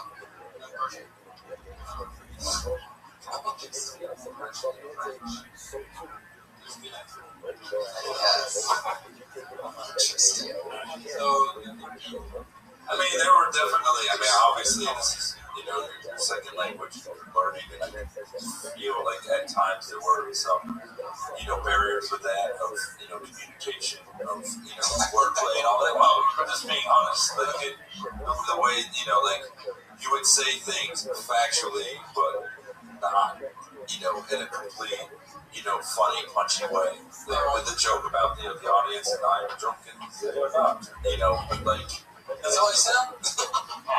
I'm not good at impressions, which we've learned is a good thing tonight. Actually, a bad thing. But I felt like at times there was, some kind of a distance in the more you do it. I applaud you. I can't speak any other language. Yeah, it's very impressive that, the second language is with you. But I think it just comes from our website because you like the syntax of what you're trying to say. Just the more you get down pat. I have a question for you guys. I've done a set last Wednesday. That's the same room. There are like 100 people. Not stand-up comedians. And I did my 6-minute show. Killed. And so I'm lost because, well, I bring my violin already myself. Your violin? Yeah. Did you play that last week? Yeah, I did. How much of the 6 minutes was the violin? 45 seconds. Did you open with it or close with it? 22. But if you see the video, like, it was 6 minutes. I just laugh and laugh after, and it was great. And every time I go to the open mic or something, we stand up comedians, expecting the punchline. It's just so different. Let me tell you why. Because a belly room bringer show on an average night, this is like a special format of a show that takes place in this room. Normally, the shows here, the audience are filled with the biggest idiots in the world. Because they got dragged here by their friends who work in restaurants with them and stuff. It's very easy and supportive room. Yeah, they're trying to laugh to help their friends out have, fun, trying to be supportive and stuff. So you get a little weird audience. That's what comedy can be. This is what comedy is. And then another question is like, I would watch like Louis C.K. myself, and then I would watch another comedian who's not funny and funny, right? How I find you guys way more funny than the other. So what's that? They have their own audience. Everyone has their own taste. It's always that way. Not everybody's always gonna like everybody. Everybody's different. So are the comedians. So it's all about finding your own little people that you like. Nobody has the exact same top 10 comedian list. And the thing is too, because I noticed at times that there's nothing wrong with it, but you were nervous or you would expect a reaction, and then there would be like kind of a sigh. That's exactly right. Yeah, that's fine. I mean, it happens all the time. But the thing is, you should be performing as if you're on that belly drum show all the time. Right, and that's what the open mics are good for, is like burning away that fuel of, oh shit, they didn't laugh at that. Like, that's exactly what you want to get used to. Yeah, don't give up on us. Let us give up on you. And a lot of comments will avoid shows where you don't get enough size out of it. You just want to do those breaker shows with enough kind of laughs. You're not going to get good if you're just going to be bored all the time. You have to be beautiful. Oh, yeah, I get it. Yeah, that's comedy. Yeah, so how long have you been on stand-up for? 3 months. This is exciting. I think, my favorite part of that set, by the way, and I don't even know whether you were trying to be sarcastic or not, but was when you said, I've been taking French classes and you could tell they work. Right. But it actually is true at the same time. I can't imagine, like Fahim said, I mean, a second language. This is the hardest thing to do, in my opinion, if you're with a normal language, to be able to change timing and cadence and beats and everything, especially just words. It seems like a fucking nightmare. Like, if my final... We had to do stand-up for French. Right. Impossible. The dude is terrible. Impossible. Yeah, you should talk more about that, like just about the French and stuff like that. I don't know, just talk about whatever you want to, you know? Someone's going to be like, hey, talk about that. I don't want to talk about this. Yeah, right. So just talk about whatever you want. But I think just get up more. Then it'll just wash away over this nice. Yeah, totally. Yeah, definitely.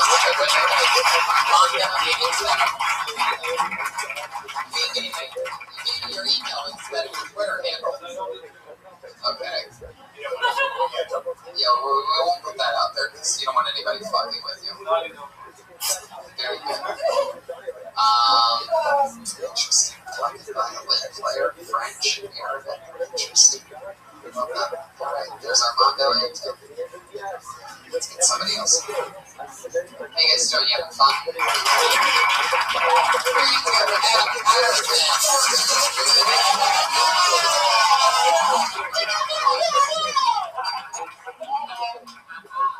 I want to apologize to the advocates. All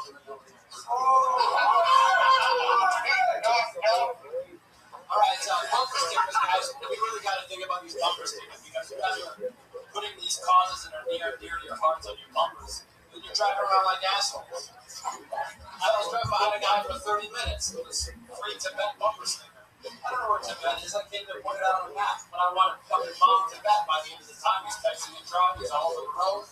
I think when I started a driving school where you do driver's test based on your driver's score, you're one of the bumper stickers. All the shitty drivers can get a cheap 2016 bumper sticker. All the good drivers get the coexist bumper stickers. And then I think the world will be a better place. That's all I have. I just started in December. Right. Awesome.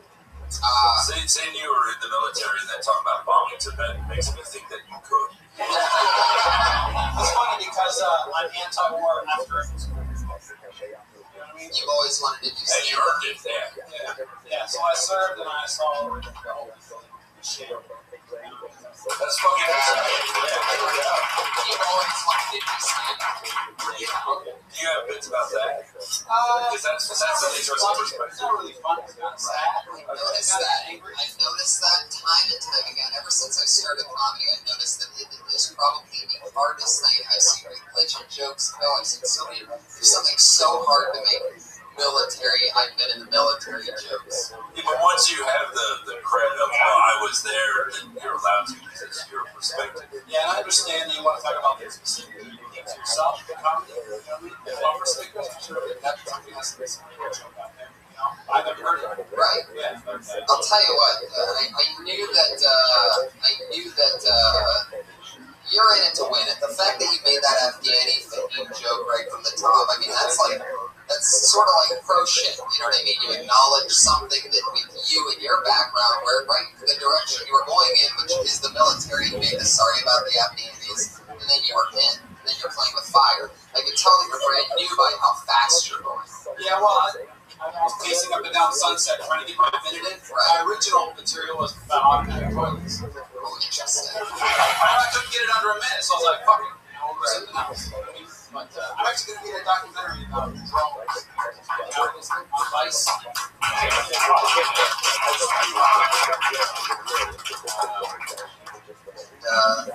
So you saw drones in person, you saw. I actually worked as a contractor for a drone program. Back in 2009, when I was from it, I started questioning it, started reading up on stuff, started getting different perspectives. It's just like the Chinese invaded the United States, started getting people in our doors. So similar to there. There you go. Yeah, exactly. That works. That's the type of stuff. I mean, if you want to go that, if you wanted to go that direction, you could. You can also, you know.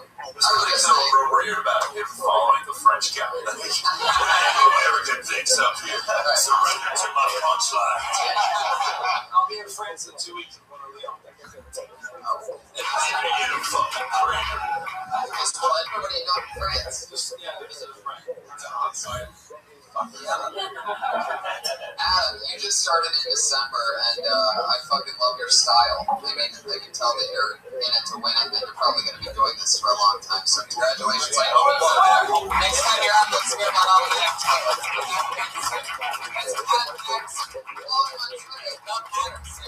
Unlike Homeland Security, this guy's an actual patriot, so, I mean, come on, you're wearing a pajama costume for a 600. Try, man. Oh, Red Man, it's not on you. That's all Amazon Prime, by the way. That's the saddest thing I've seen in shoulder pads since the Denver Broncos.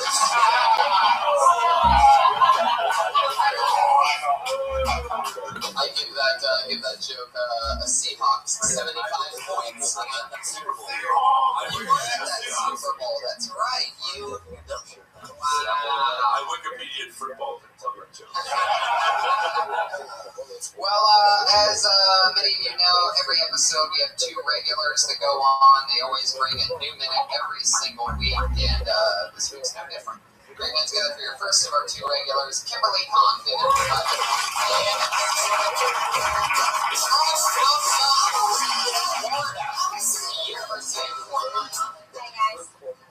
So I was thinking the other day, I was walking, and a guy walked by me. I was wearing some leggings, and he got a hard on. And then I got to thinking, boners are flattering. You know, it's like they're saying, "I choose you." Do you guys remember being really young and like doing some like Christmas performance at school and looking out to your dad in the crack and he gave you one of these? It's like the same thing, except he knows you inside out. One of my favorite hobbies is watching my high school friends fluctuating weight via social media. You know, it makes you feel good. Okay, so people have friends that commit suicide and they always say, you know, they didn't show signs. I had no idea. People show signs that they're giving up on life. Like, girls become Mary Kay consultants, and guys get tattoos that say bless. That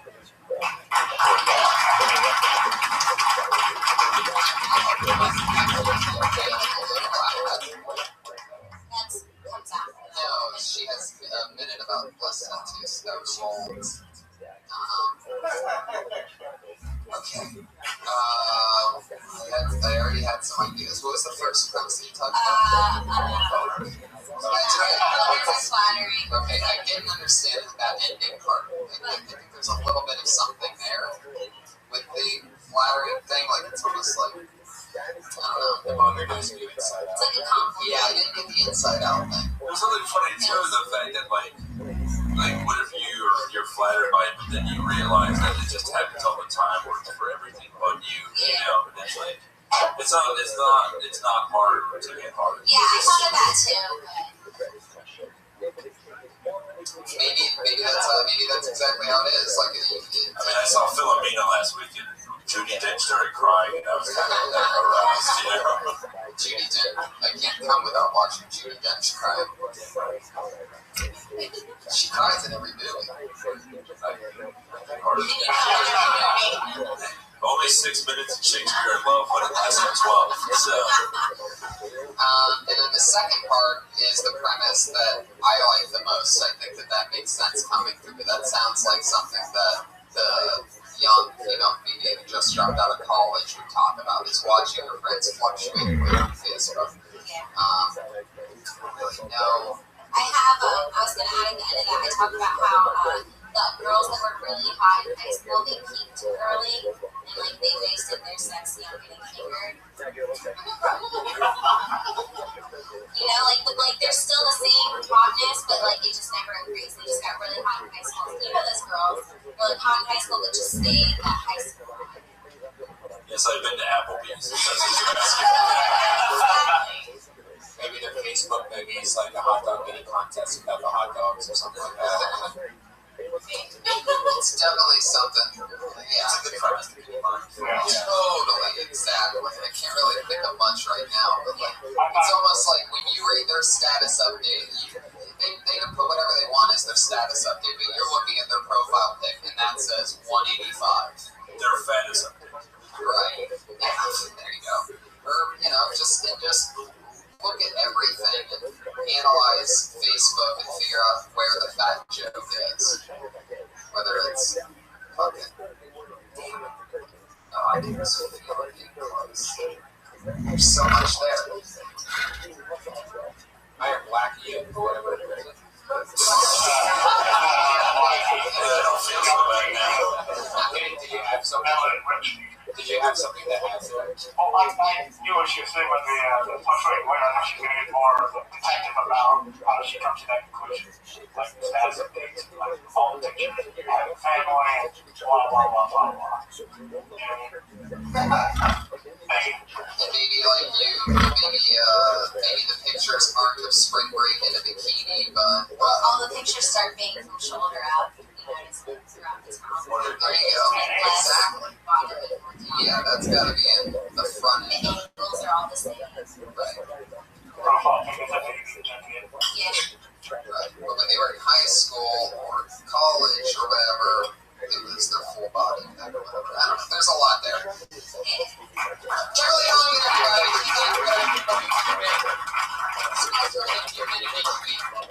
I don't even know how to do it. We're in it together for the always fun, always goofy. It's Sarah Weinstein, the great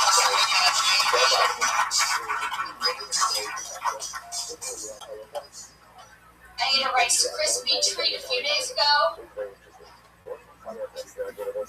Mind-boggling. Who thought of these? What type of psychotic genius, guys, thought to mix Rice Krispies with melted marshmallows? Takes a special mind, that's for sure. I imagine it was like a poor college student that was stoned.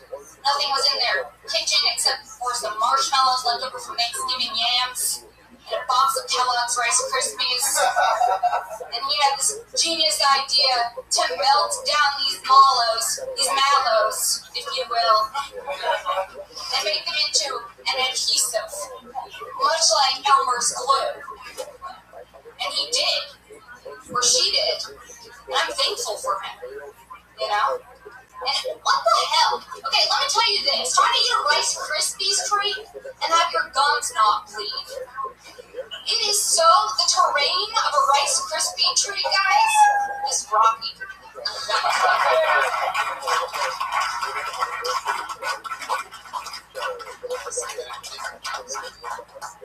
I was with you on everything up until that point. Yeah, I thought of that like 5 minutes ago, threw it in there, and I'm full of regret about it. Like, no, my gums have never bled, but I feel like it could. It could have been like if they started off with grape nut treats first, or you know, some other cereals first. Like you just go right to Rice Krispies. Yeah, well, then I wanted to do this thing about like Snap, Crackle, and Pop with the three guys. They've been pissed off about Rice Krispies treats because they don't want their like respective sounds to not come out because of the marshmallow coating. But I was like, is that too far? Like, is that too far? With gums bleeding. Yeah. Like the Rice Krispie treats that there's like snap crackle pops like punk song. The thing is that when you say that, like, you know, your gums have never bled and that you don't even really know if people's have, you said your gums always bleed in the jokes. If you're using like a generality and an absolute, then it has to be. Well, like, okay, I've eaten Rice Krispie treats before, and they're like kind of like rough and rocky, and like they hurt my gums. So I said that it bled, but that was an exaggeration. And yeah, I basically lied to you guys. I love the premise. It fits with everything else you're doing. I love the malo, if you will, all that goofy stuff that you do that makes you, that defines you. That was all in there. Definitely be punched up. Great premise. Great job. I love this Yeah, first time. I like the notes on the and then it's like you do a character kind of on stage. Because you talk to us is very different than the cadence when you stand up. Yeah, like it's how I feel, but when I'm having a bad time. But or like Sebastian, you know, the way Sebastian talks on stage, the way he is on stage. No, yeah, it's interesting to me. I don't just know me on stage, but then there's some people who characters and words. That's how you and Kimberly balance each other. Kimberly's definitely more her right. I was confused at the end. You started off like really indignant and angry about the Rice Krispie treat and why it exists, but then you're like, we're not thankful for it. So which side? Yeah, I know. Are you pro Rice Krispie treat or anti? I'm just actually confused at Rice Krispie treats in general. Like, what the fuck? That'd be the joke. Yeah, get into that one. Yeah. Unfortunately, we've run out of time. Sarah Weinshank. Yeah, but anything over you think it's so Saturday March person, folks. Thank you guys so much. At the Mike Lawrence, anything coming up that you want to promote? You, Fahim Anwar, at Fahim Anwar? Mike? Yeah, I'm at Mike Lawrence Comedy is my website, and Mike Lawrence, and yeah, I'm around. We're all gonna get stabbed to death by The Dark Patriot was Willie Hunter. That's at the Willie Hunter Show. Will Hunter Show, one of my funniest friends. At Josh Martin Comic, always helping us out. Thank you so much, everybody. Right, man? Yeah, stay tuned for the longest, hilarious, most amazing, coolest show ever, the King Kong Show.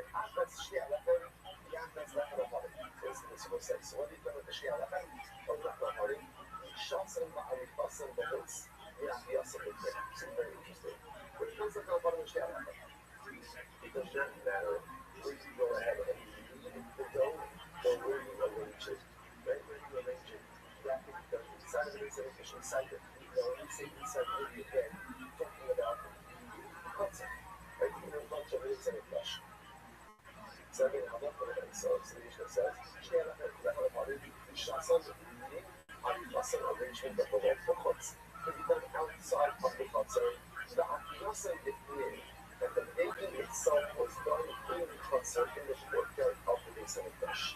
Furthermore, the Illinois process of Shabbos. Everyone says, according to the holidays, the baking order of the holidays is not known as Shabbos. Very interesting. Okay, now remember, we may have a problem doing certain types of the workout.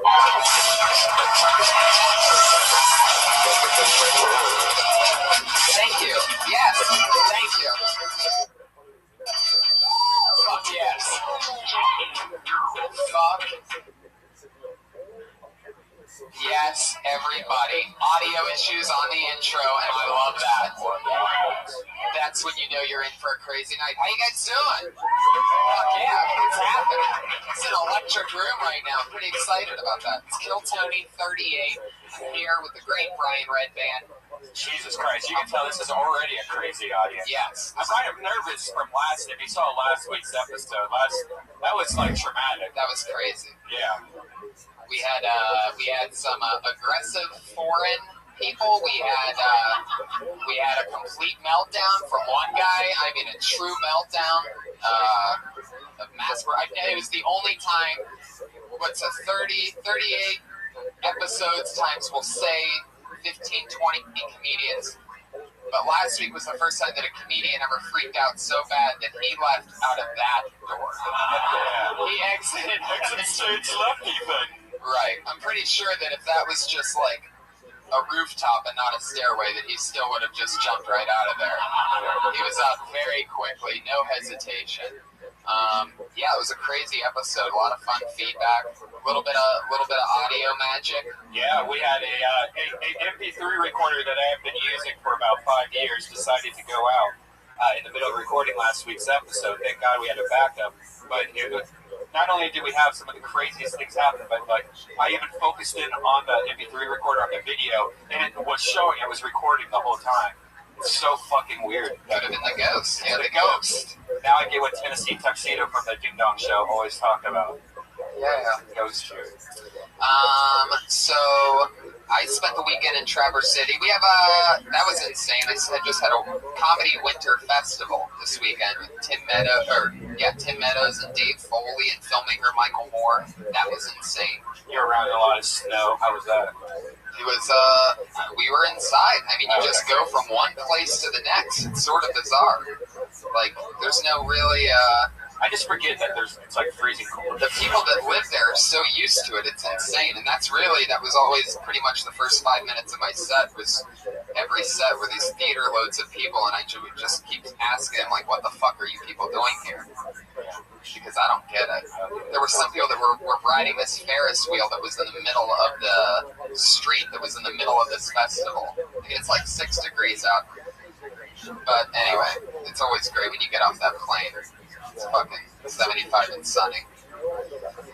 Anyway, so if you guys know anything about the show, you know that a few weeks ago, our head of security, the Iron Patriot, quit the show in a devastating move. He said that he got too big for the show, and that he wanted to move on to bigger things, and that when Comedy Central picks up the show, that he'll be waiting by the phone, which I'm guessing, all right, for those of you listening to the podcast, Brian just poured water on a doll, and now he is tapping its butt with a battery. People in the front row are loving this. And so anyway, since he quit, we've been replacing him each week with a different kind of patriot. Our first patriot had a speech impediment. The Iron Josh. Our second one was the first ever Iron PDC. Oh yes, Iron PDC was great. And last week he was in a band called the Filthy Lobster. Yeah. And then we had last week we had the first African American. Yeah. And also we had a surprise appearance by the first ever homosexual patriot, the Iron Gatriot. And that was very exciting. Well, this week we are debuting yet another new patriot, everybody.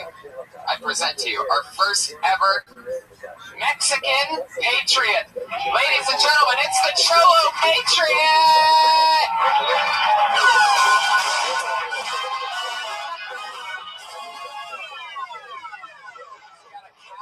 ladies and gentlemen. Elotes, tamales, churros, tamales. Yes, you do have lights there. I love that. I paid the bill. I love that cowbell. Yeah, that's fucking great.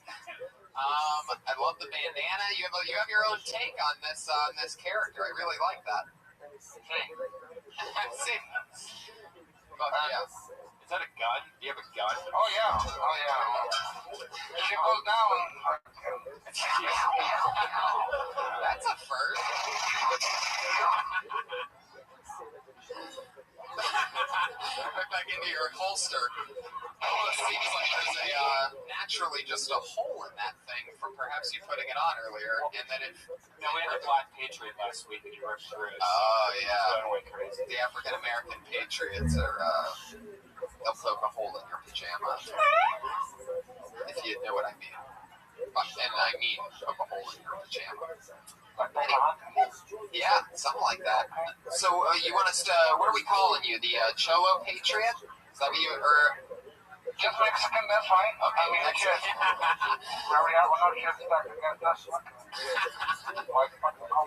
Now, who is the Mexican Patriot? Who are some of your favorite comedians? Bill Burr. George Lopez. Oh. George Lopez, yeah. I love George Lopez. Bill Burr, George Lopez. Okay, well, it looks like you have a pretty extensive list. I think you're going to be perfect as a comedy head of security. So, oh, that's a good one. The yeah. Wow. Oh, that's very good. Almost lost my balance. This is great. Next week we might have a Mexican woman be the Patriot, and she could be the ironing Patriot. It's the maids. You get it, everybody? All right. I hate it when people make that noise. I'm sorry about that joke. I shouldn't have said it. So let's get this thing started. Thank you. Put your hands together for the Mexican Patriot, everybody. Well, let's get it started. It's episode 38 of Kill Tony. And every week on this show, I always have two of my funniest friends sit in with me as guests. And this week's no different. Two of my funniest pals, everybody. You know him from Last Comic Standing and his own Comedy Central 1 hour special. It's Chris Porter. And the winner of the HBO Aspen Comedy Festival, the host of the test, Burton Off. Wow.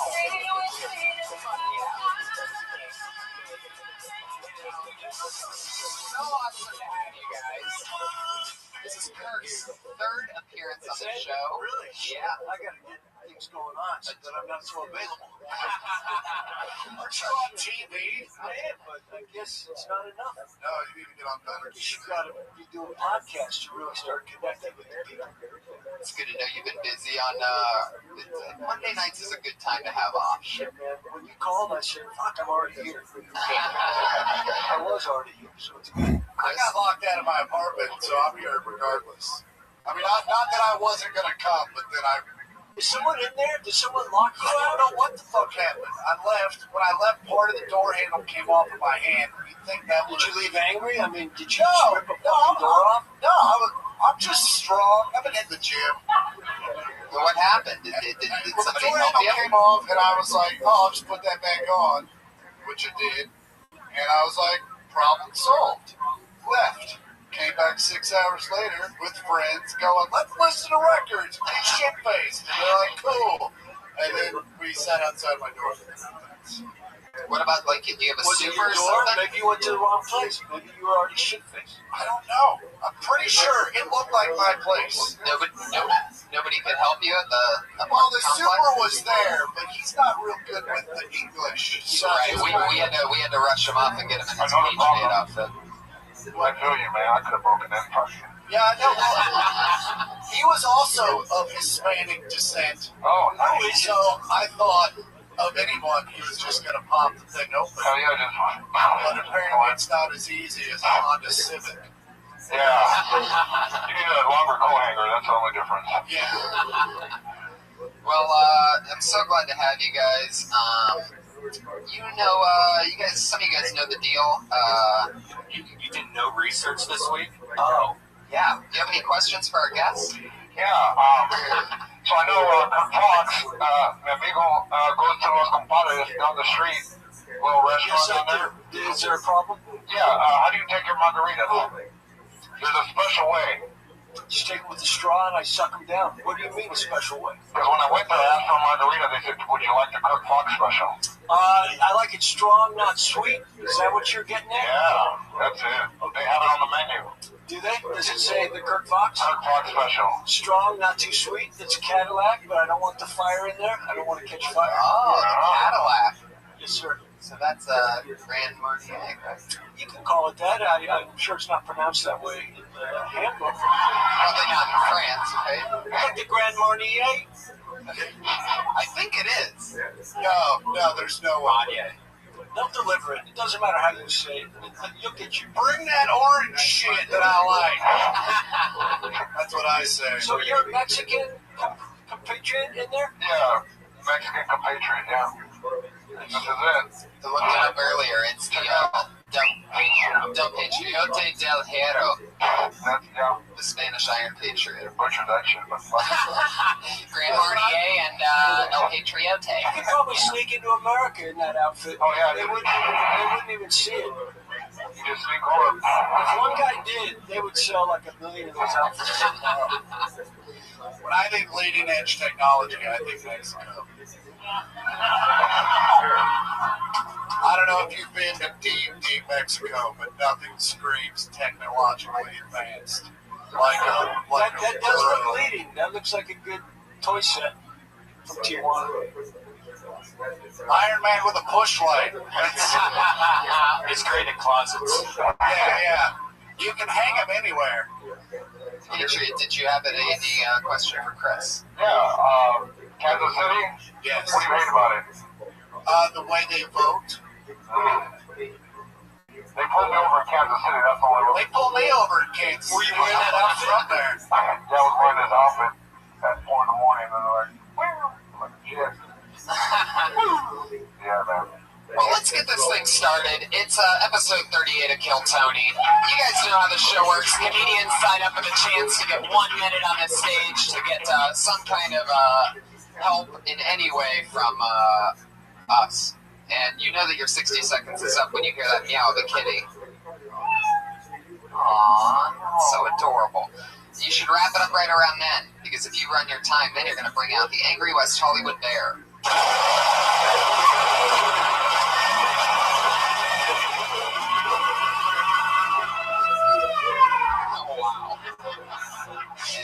Was the bear fucking an elephant? I'm pretty sure it did. Was that longer than a minute? Like, that's my kind of bear. That's a long bear. Yeah. It's longer than your set. The elephant gave a bear the minute. Yeah, I'm pretty sure he made an elephant come at the end of that.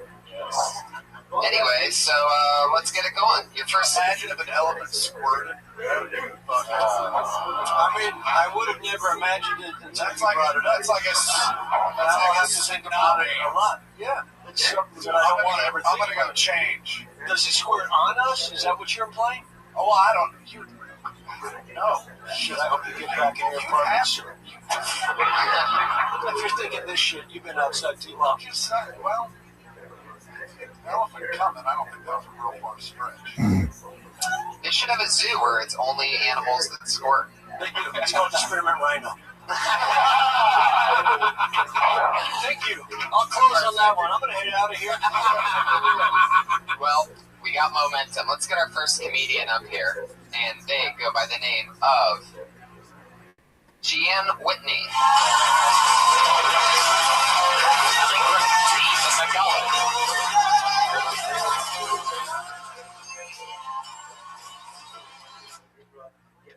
So I realized I can't call my family when I'm feeling down.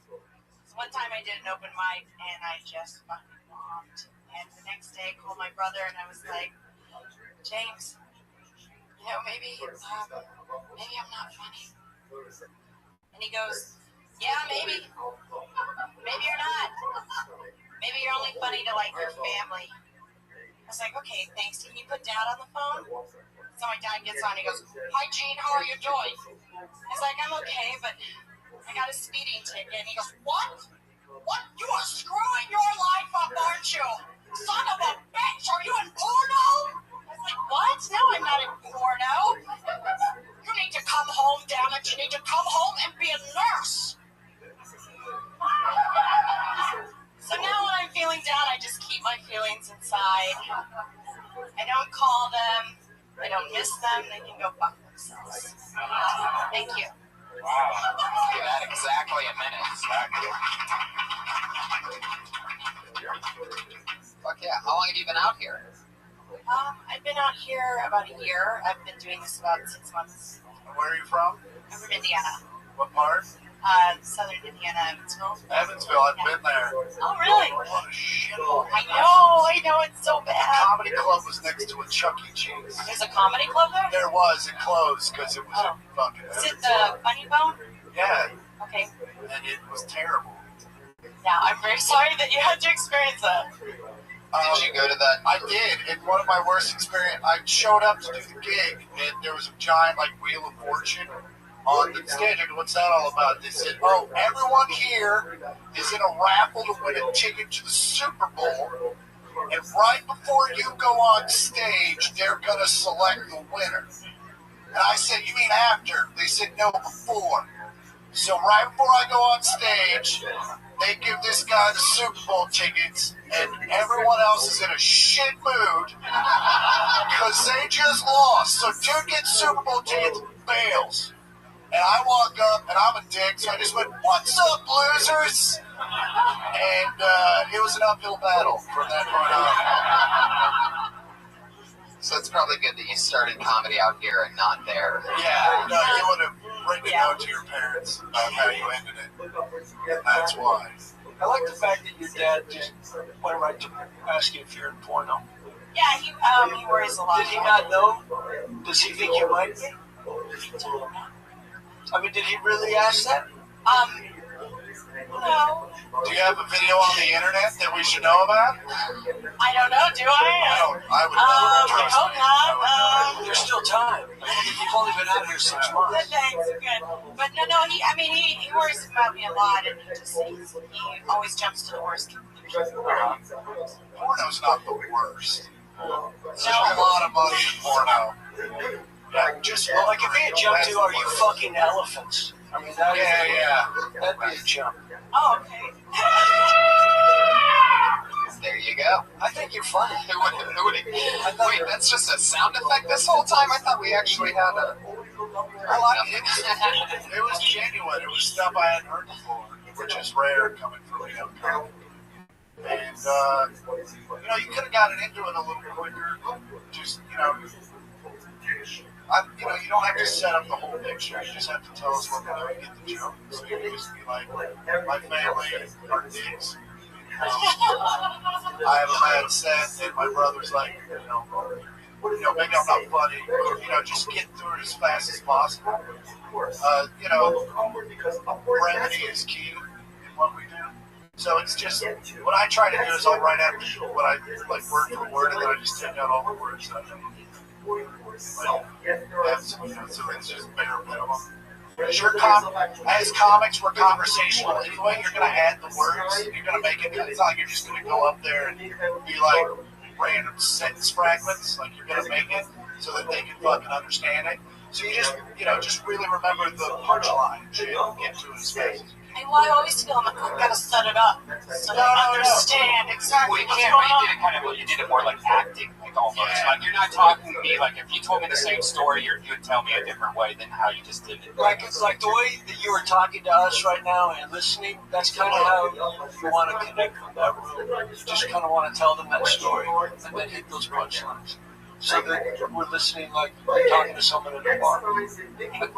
That's what I think. I think it should always feel like, man, I was just talking to my brother. God, he just jumps on my ass. And my dad got on the phone.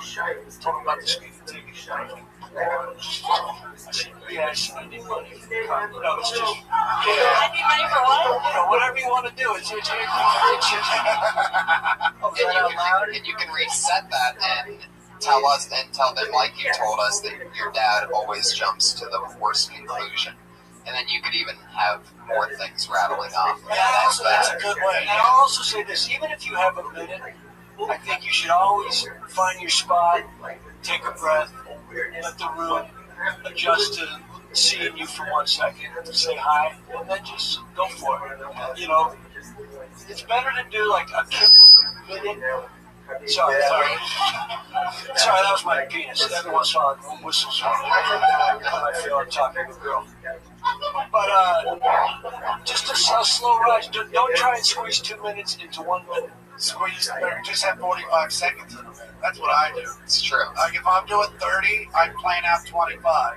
And worst comes to worst, I leave in 28 minutes. Well, what if sometimes when they're like, oh, you can't leave for 28 minutes, you have to do that 2 more minutes? You have to do 2 Then just stand there. I don't know what club you're working where that happens. Yeah, I've never been to a club where they're like, you went 2 minutes. You're in 28 minutes stretching. Yeah. I heard a story once about a comic who was supposed to do 30 minutes and they only did 26 and they tried to get off stage and the person was like, you have 4 more minutes. Stories. Oh, yeah, no. No, it's one thing if you're doing 45 and you bail at 30, but in 2 minutes, listen, you know, comedy. It's one thing if you're doing 1 minute and you try and get out at 50 seconds. Yeah. You fucking stay there for 10 more seconds. But yeah, comedy club waitresses have drug problems. They want to get the fuck out of there quicker than anybody else. So it's like 2 minutes earlier, great, let's do blow. For 6 months in, you're really comfortable on stage. You have like a acting or theater background or something? Yeah, I went to acting school for 2 years. Yeah. There's an acting school? There are plenty of them. Yeah. There's a lot willing to take your money. I went to ADA, just on La Brea. Oh, she's a thief. I'm a thief. No, she is. No, no, I'm kidding. She sounds great. You have nice slips. Oh, thank you. There you go. There's Brian always has the most. Brian's the chairman of wisdom over here. Unfortunately, he was looking right at me when he said it. Jean, thank you so much. That's Jean Whitney, everybody. Her first time on Kill Tony. She's on Twitter at Jean Nora. Well, what's that? What's that last name? What is that? Oh, what is that? Your last name? Leonora? What's wrong with your last name? Oh, yikes. Jean Leonora, everybody. Just do it. You just change it like that. Just say, here's my last name and stick with it. And first name, middle name for the Twitter I can't handle. change my name. I've already told someone it's Are you sure she Leonora. hasn't been on before? I swear to God. Remember this list. Jesus Christ. Maybe she is important. Maybe her dad's right. I would know. Yeah, I love the point that you had, and I think that's definitely something worth noting on this show, because I feel like that's often something that I hear people say is, oh, I think I went to net. Often the note is that people are going too fast. And there's nothing worse than trying to squeeze in a minute and 20 seconds worth of jokes and punchlines into a minute and having nothing hit because nobody really knows, because you feel robotic. And so then we don't even get to really absorb the punchline. So it is very important to take your time on this. You know what I mean? Like a 45-minute, 45-second. The truth is, I think even if you don't get to your punchline in your minute, you're going to have a minute on the chair, and you can even say, hey, here's where I was trying to get to. I mean, as long as it's a real conversation, right. I think in life you should just talk about it and say, fuck, I didn't even get to my punchline. Well, maybe you were a little slow. It's right. better. That's what the bear is for. The bear comes out. Okay, your next comedian, everybody. Here we go. Amir Khalil.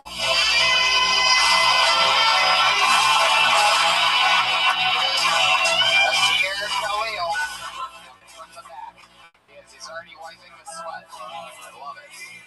Amir, everybody, bring it to me. I really did not expect this. I had a dream with Shaquille O'Neal. He was dressed as Kazam, the genie. And he said he's going to grant me one wish. I said, I want to grow 3 more inches. But not taller. I mean, down there, And so he laughed. Your wish has been granted. And he disappears in a blunderbuss of smoke. I said, woo, all right. Thanks, Shaq. What am I supposed to do now with 2 3-inch dicks? My dedication is always, especially now. You're looking at me like, I know what you can do, you know. All right, that's my 1 minute, fellas. That's 42 seconds. Fuck yeah. Get back out there and do your 18 seconds. I'm kidding. All right. Well, it's interesting. Okay, well, let's start at the beginning. That's a good place. I like how you went right into it. You know, if they don't get that you're referencing your dick, fuck them. Like, you know what I'm saying? You don't have to say, you know, down there. Like, it just kind of feel like it cheapens it a little bit. Just let it sit there. Because it, if anything else, it shows confidence in the joke. Other, you know, fucking just sit there and go, yeah, you just said it. I like that. Yeah. I think there should be more. I think it's like I'm waiting for there to be a Shaq thing. Well, and I like the turn. I like the 2-3 inch digs like that. I can see that coming. Yeah. You know, here was my problem with it, because I think you're funny, and I think you're smart enough to know that. But it was a joke. So when you come up on stage, it almost felt like, you know, you could have been doing a knock-knock joke. So you have to find a way to make it not feel like a joke. Okay. I mean, it was like everyone thought they, you know, a genie. I had a dream about it. No, you didn't. Right. You know, so immediately they're like, "Fucking, this is a real complicated dream he had." So it's tough to make that funny. So you want to make it genuine to yourself. You know, sometimes I wish I fucking could walk upon a genie and ask him for, you know, a bigger dick. Yeah. Then they'll be like, well, fuck, we all wish we could ask for something. Right. You know what I mean? Instead of saying, I had a dream last night about Shaq. That's a fucking shitty dream. Yeah. You know, if you're dreaming about Shaq, you should be asking yourself something. Especially if you're dreaming about Shazam, fucking don't go to bed. Yeah. That's worse. You know what I mean? You know what I mean by that? Yeah, I want therapy. So get up there and talk about it. Get up there and talk about your day. You know, something funny happened today. Like tomorrow you can do a joke about how last night I did a fucking shitty dream joke.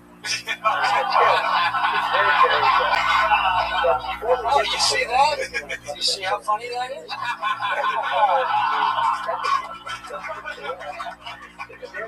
Thank you. I'm glad you said it. I didn't want to say it. No, but he knows. He fucking knows. Especially when you start attacking someone in the audience at 40 seconds in. Thank you. That was great. Yeah. But just talk about your day. You're funny. You're relaxed. Just get some material. Okay. Yeah. I really did not expect to go on tonight. That was fun. I love that you said that. But you did sign up for the show, and you know, like when you get in your car and you drive somewhere, it's like, fuck, I didn't expect to drive there. If you win an Academy Award, deep down you're hoping you get on that podium. So don't come up and pretend you don't want to be here. We know that. Right. Oh yeah, definitely. Me personally, I do not want to fucking. I'm kidding. Comedy. Thank you so much. That's Amir Khalil. Thank you guys. Thank you, everybody. Amir Khalil Comedy on Twitter. That's at Amir Khalil, K-A-L-I-L Comedy on Twitter. Fuck yeah. Kirk, you and I just did the Traverse Fest. You were there with me. Yes, I was. In Traverse City, Michigan, correct? Yeah, in a winterland. 3 or 4 days I saw you every day. It was Yeah. a lot of time. Yeah, we had a lot of fun, right? It was laughter. Heck yeah. You drank at night and slept through the day. That's right. Drank very I heavily. told jokes Yeah. at night. It's cool. It's creepy when you go to a place that's on the East Coast and you're having that much fun, like a comedy fest, and you're around comedians, because all of a sudden you feel like you have a very serious problem when you're drinking at 5:30 in the morning. First off, but the night before it was 2:30 in the morning, you know. But it's like you look at the clock and you're just like, God, I'm still having a blast, and it's 5:30. But First off, Geography King, Michigan is not on the East Coast. it was more that the It is if you're drinking at 5:30 in the morning. Well, if you're drinking at 5:30 in the afternoon, Nevada's on the East Coast. If you're going to get that fucked up. There's a time zone thing. Yeah, it's East Coast. I like that. There's about 3. So basically, you can be anywhere you want. It's still not on the East Coast. It's because Chattanooga's in the East. But the East Coast has the same time zone as Michigan. The East Coast depends on how far. It depends on how far you want to go east. I guess you're right. Like I'm about as far east as I'd like to go, so this is the East Coast for me. You don't do regular Hollywood. And it really is. I'm telling you. And this was the inside joke all weekend with Kirk. He kept doing that at the most perfectly timed moments. You know anything about Kirk? He's a fucking timing guru, so he'll sit on something for a while. Anyway, it's true. I bet you have been, because you kept hitting me with that. He made me literally, my knees buckled so hard at one point. We were walking back to the hotel. Knees are very Big group of it. You have tiny knees. He fell in the snow, and Matt jumped in the snow. He was having so much fun at one point. But, a fun fact about the East thing, though, Chris, is that, like, I've been there a lot. Our perception, one thing that I've been looking at recently on these crazy learning websites is that, like, Cleveland, Ohio is farther east than, yeah, that's it. I learned this on RedTube.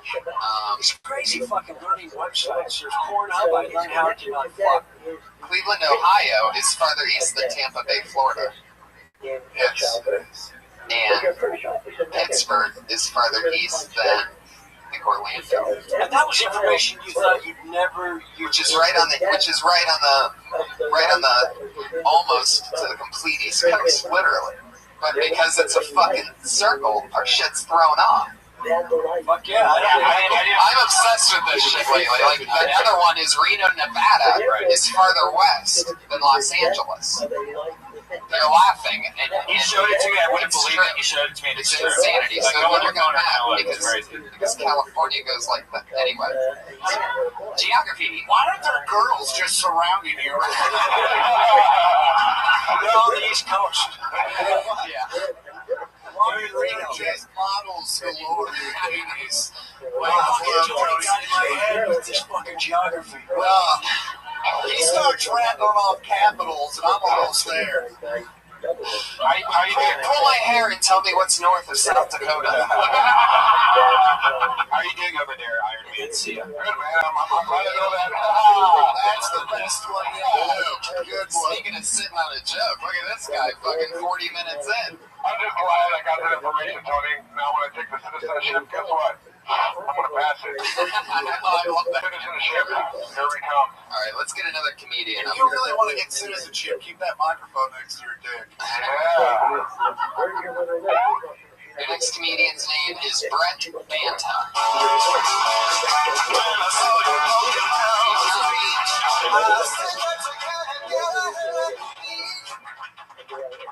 My name is Brett Banta. I have 3 daughters. They're half Japanese. Their names are Kiyomi, Mina, and Aya. They're karate kids. Sweep the leg. But Daddy, we're at IHOP. My daughters are always mispronouncing words. They'll say penis when they mean peanuts. And it's always when there's cops around. They'll say, Daddy, give me more penis. Now I just feed them almonds. Isn't that nuts? I have a twin brother. He has blonde hair, blue eyes. He looks like a movie star. I look like a POW. I don't sleep very well. I don't really brush my teeth. And I like crying out for help. Do anything for my twin brother, I'd take a bullet for him. I also have a half brother. I'd take a bullet for him too. But only from the waist down.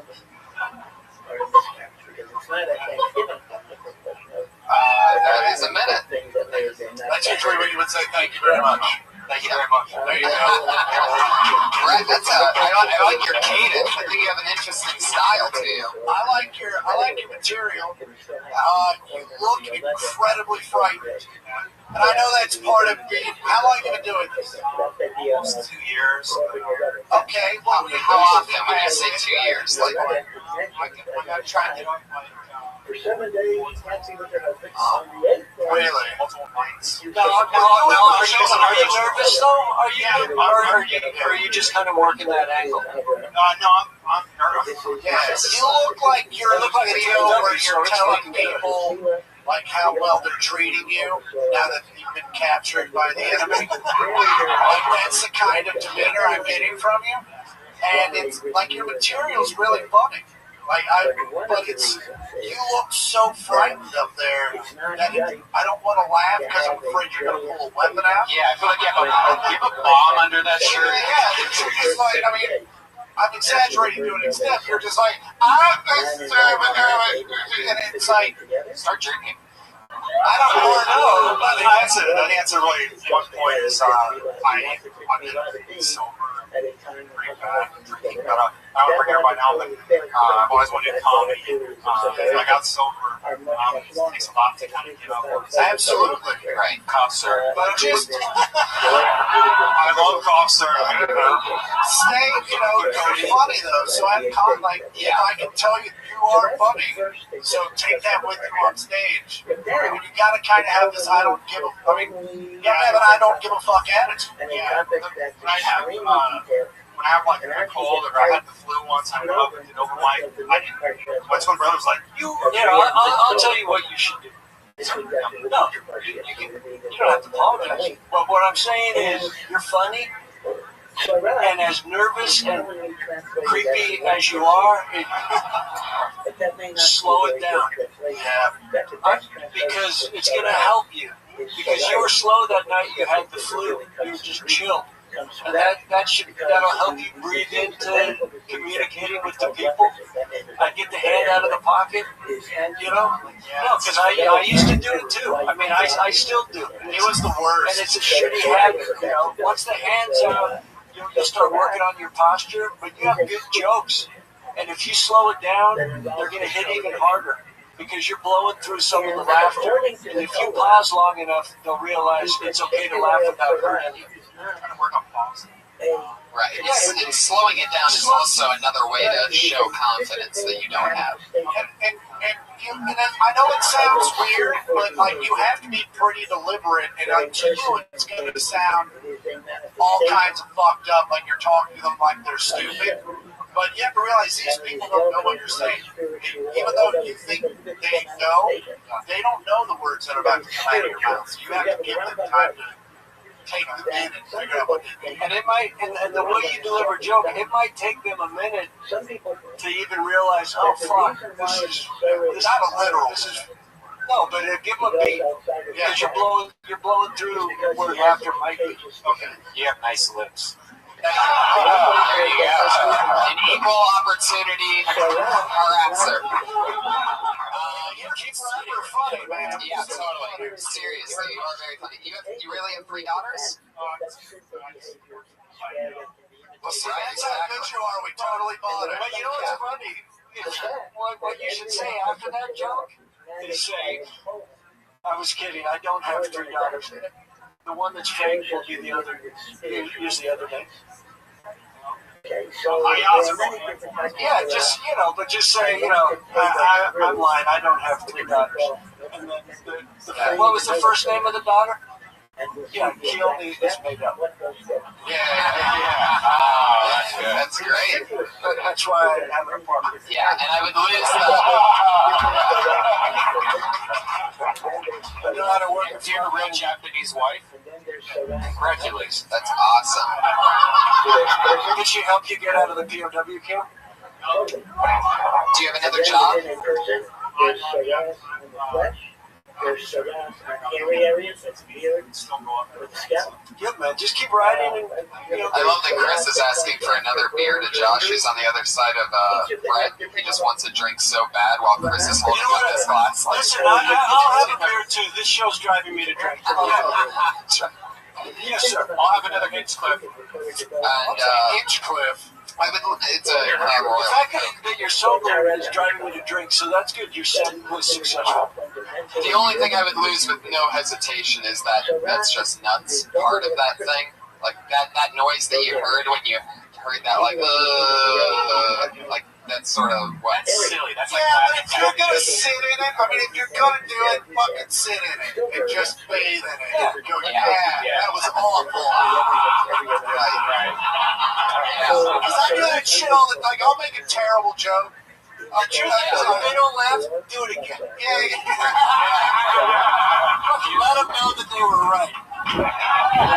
That's hilarious. That's what I do. I'll technically something 3 or 4 times till they really know that I think it's good. Then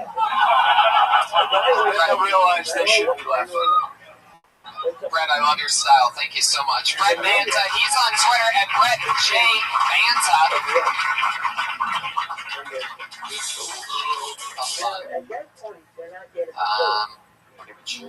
One more geography fun fact that I forgot to mention earlier is that Detroit, if you travel directly south from Detroit, you end up in Canada. That's 100% true. Not everybody knows that. Did you hear that noise that the crowd made, you son of a bitch? So no, you're wrong, Mr. Voice in the Darkness, hater guy. Everybody knows that. Geography hater. Yeah. That's the guy that tries to steal all my geography posts that I try to get. Everyone knows that. Your next comedian is Dan Lawler, everybody. Here he comes. I wonder if he's any relation to Jerry the King. Dan Lawler. Any more Jerry the King jokes, or we do those all last time? Hi guys, how's it going? Good? Great. I'm gonna drop some knowledge on you guys. Check it out. Coffee was originally discovered because in South America, goats would go and eat the beans, and they'd start jumping around, so the farmers would know it was good. Bestiality was discovered because goats look damn sexy when they jump around, and so the farmers know it's good. Guys, that wasn't the goat. That's the goat's fault.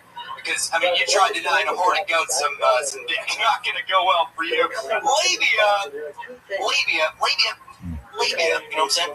Labia. Labia is actually both the plural as well as singular form of the word, like deer, So if one of your friends just mentions deer labia in casual conversation, then literally be talking about an infinite number of woodland vaginas, all right? It's a lot of deer pussy. It's possibly too much Bambi box to even consider, but just watch your ass, watch your labias.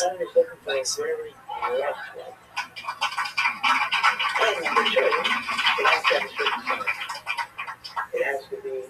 I gotta tell you,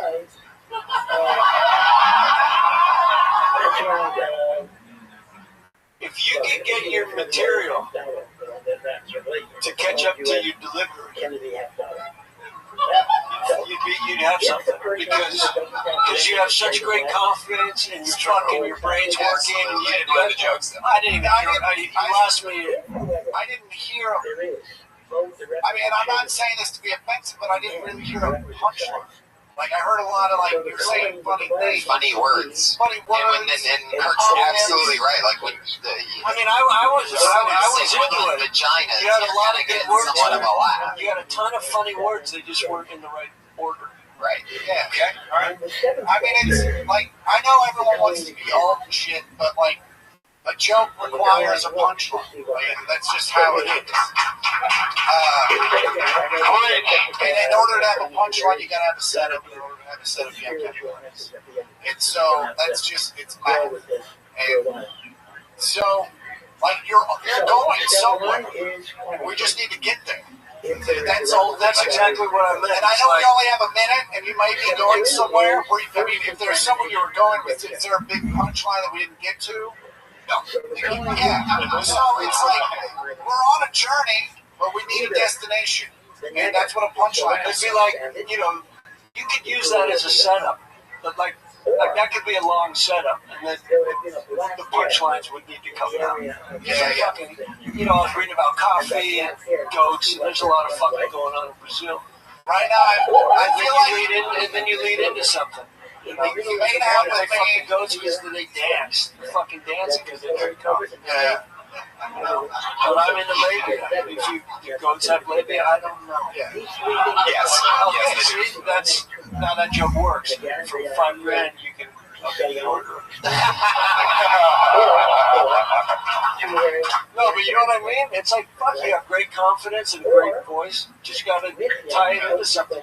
So it's leading something. If any one of those 3 Yeah, I just sort of tied together two bestiality jokes to do the minute. So, but yeah, maybe they which isn't a sentence. Well, maybe you don't need to tie two bestiality jokes together. You should just work on one. Yeah. Or have a bestiality chunk and just work it all together. Or a coffee chunk. You know, you decide what you feel. That's right. I really think the coffee chunk would lead into the bestiality chunk. Yeah, you always gotta have chronology for the fuck animal. That's why you want to be alert for that because they're kicking. Oh yeah, the goats especially. Yeah. I'm from Kansas. Trust me, I know. When you fuck an animal, you need to keep your head on. And I'm from San Diego, so when you drink a lot of coffee, see, it's just two different worlds. And then once the humans are drinking coffee, they want to fuck the animals more. So the two things just keep feeding into one another. The goats are jumping more. The people have more energy to fuck. Yeah. Our job is to confuse you to the point where you don't remember if it was ever fucked. We're there. That's where we are. I can tell you this: don't get a girl stoned or she won't fuck you. That's all I got. Well, then the labia thing. I mean, so labia is plural for labia. So there's no such thing as labias. Right, no, labia is or a lay-by. Wow. But where did the labia come in? Because it sounded like you just threw it out there. Is it because it's a funny word? Yeah, it's like a random just transition. Sometimes, like, so your labia is your transitional word. Yeah. Well, if I when I do a longer set, I'll do like a little labia rap. Labia is my safety word, which is really confusing. In West Hollywood, it's not. No, not WeHo. No, you say labia, that's just a fucking buzzkill. But I will say this: if you're going to have a transitional word, don't have one that just confuses people and makes them wonder if they missed something. And we don't need transitions. Like, we're in this MTV society where you can literally just stop a joke and start the next one. And the audience isn't going to look at each other and are like, where's the segue? I didn't know, where are we going? Like, they don't give a fuck. Like, as soon as you start that first statement, they're like, okay, now we're talking about bestiality now. Like, they're fine. You don't need to lure them in. You can just be like, it's almost better to have Yeah, because now you know they're listening. Yeah, like that was sort of halfway between the two different ways I would normally do it. I like to do like a labia rap for 5 or 10 seconds, or I'll just say so labia and just. Yeah, we just saw you had Tourette's. Yeah. I have a labia rap. Is that it's to Coolio's Fantastic Voyage. You have a rap song about labias? Yes, it's to the tune of Coolio's Fantastic. And you do too? Slide, that's bad. I almost passed out just then for some reason. You do some rap? Joke raps, not like real raps. But yeah, I'll do a rap battle. You look like a member of Drive-By Truckers. For the people who know. Hey man, you have a good delivery and you're confident, you're cool. Just just instead of a labia rap, just wrap up one of your jokes. What? We're all family here. Shit, I wish I had someone like that. Maybe there's something in, mentioning Cut you tomorrow doing a fucking labia coffee animal fucking joke. Son of a bitch. Maybe there's something in mentioning that, that you know a lot about vagina, but not the types of things that other people know. Like, you're the master of vocabulary. Yeah, it's the shit that you're interested in. All this is a cool joke. Yeah, I mean, I have other jokes about vaginas, I have other jokes about words and things, so, right? I just happened to put together two BCL jokes to make this minute. Well, where does all this vagina knowledge lead you? I think that's what we want to know as an audience. I was on a fantastic voyage of see, and I want to hear about that. See, like a joke should have a big ta-da, like at the end of whatever. It doesn't have to happen right at the end of every sentence, but at the end of the chunk. Yeah, and a lot of times with the labia joke, the woodland vaginas, the infinite number of woodland vaginas will get a big one. Right, and I can see why that would be, but again, that's just funny words. It's just woodland vaginas is funny together. I mean, that was the first thing I thought of when I heard that. I'm just like, that's the epitome of not a joke. I mean, it's just really two funny words. You're just saying woodland vaginas, which is a great trick to do in between punchlines and setups and things. And in Oregon, you don't even have to say woodland vagina. No, it goes without saying. If you say vagina, you know it's from the woodlands. True. And they get their hands on that coffee. Anyway. Is this having foreplay with an animal illegal, or is that still considered? No, it's all illegal. Like, you can't even fucking ask a goat out anymore. I mean, if you it's like if you kiss your own dog longer than a minute. Yeah. Somebody kicks So in the yard. the rule is it can lick you, but you can't lick it. That's the rule. Different states or different times, like you're allowed to kiss your dog for 3 minutes in West Virginia, but in California. Oh, in West Virginia, you can marry your fucking dog. As long as it's not, you can marry your goat in West Virginia as long as it's not the same sex as you, right? Yeah. Isn't West Virginia the exact? What angle is that to a different city? No, believe it or not, West Virginia is actually east of most of the country. They should call it not quite as east as the other Virginia. Dan Lawler, thank you so much. That's at the Dan Lawler. Thank you, Dan. That's fun. Chugging along. Funny word here. I think it's a... Is it a funny word? I don't know. I don't think it is. Maybe it's a beautiful word. What about pussy lips? That's the most American you've sounded this whole time. What about pussy lips? I'm a Mexican patriot. You ever seen pussy lips so big, look like two stingrays hugging? Yes. There you go. I lost you at pussy lips. Brian loves those kinds of clips. I don't like that. Pussy. I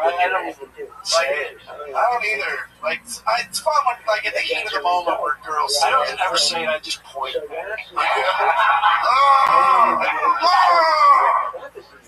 Give me those stingrays. Put your hands together for Lee Wiggins, everybody.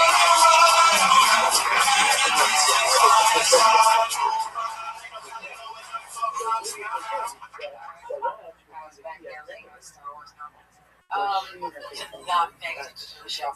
I decided going full retard is to white actors what going full slave is to black actors.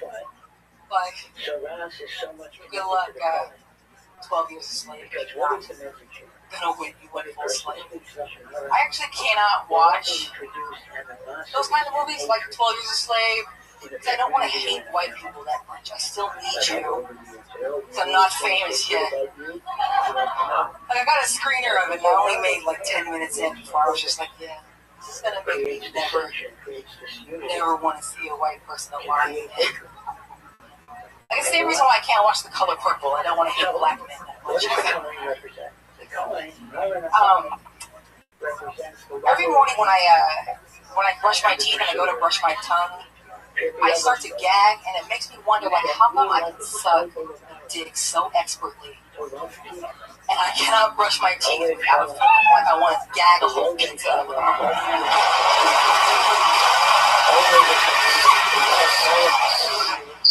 There you go. I thought that was just the sound of you gagging up. That's a little bit what it sounds like. Were you really reading a Star Wars novel? Yeah. That's pretty awesome. Exile, Legacy of the Force. You know, the Tropic Thunder reference. Tropic Thunder wasn't the most famous movie, so I don't think a lot of people in here got the reference. I did because I saw the movie and I think it's fucking hilarious. Yes. But I was watching it with the audience and I don't think I quite understood. So if you're going to do that, you might want to preface something or I don't know. Well, even if you reference the movie, it doesn't matter if they haven't seen it. So fuck that. But I don't know. It definitely got awkward. No, it didn't work. Mainly because of all the white people.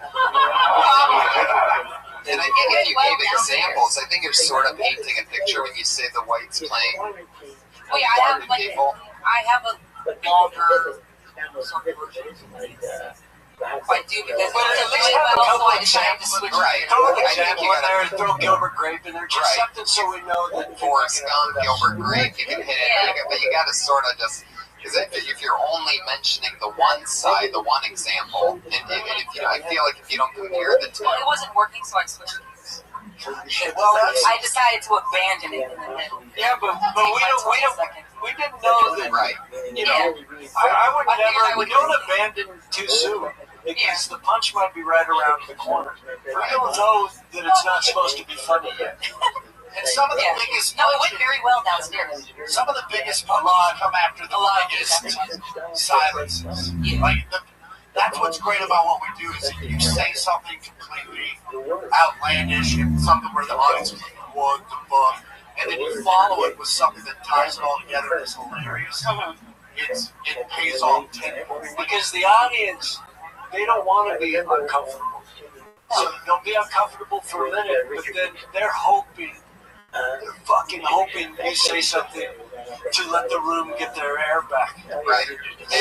But the second that you switch topics, because you're abandoning then we know that you were done with that. But up until that point, and you're still blowing up this balloon, that if it pops, creates laughter, but then you're just letting go of that, letting it fart away, and then picking up another balloon. You know what I mean? Where that balloon had air in it.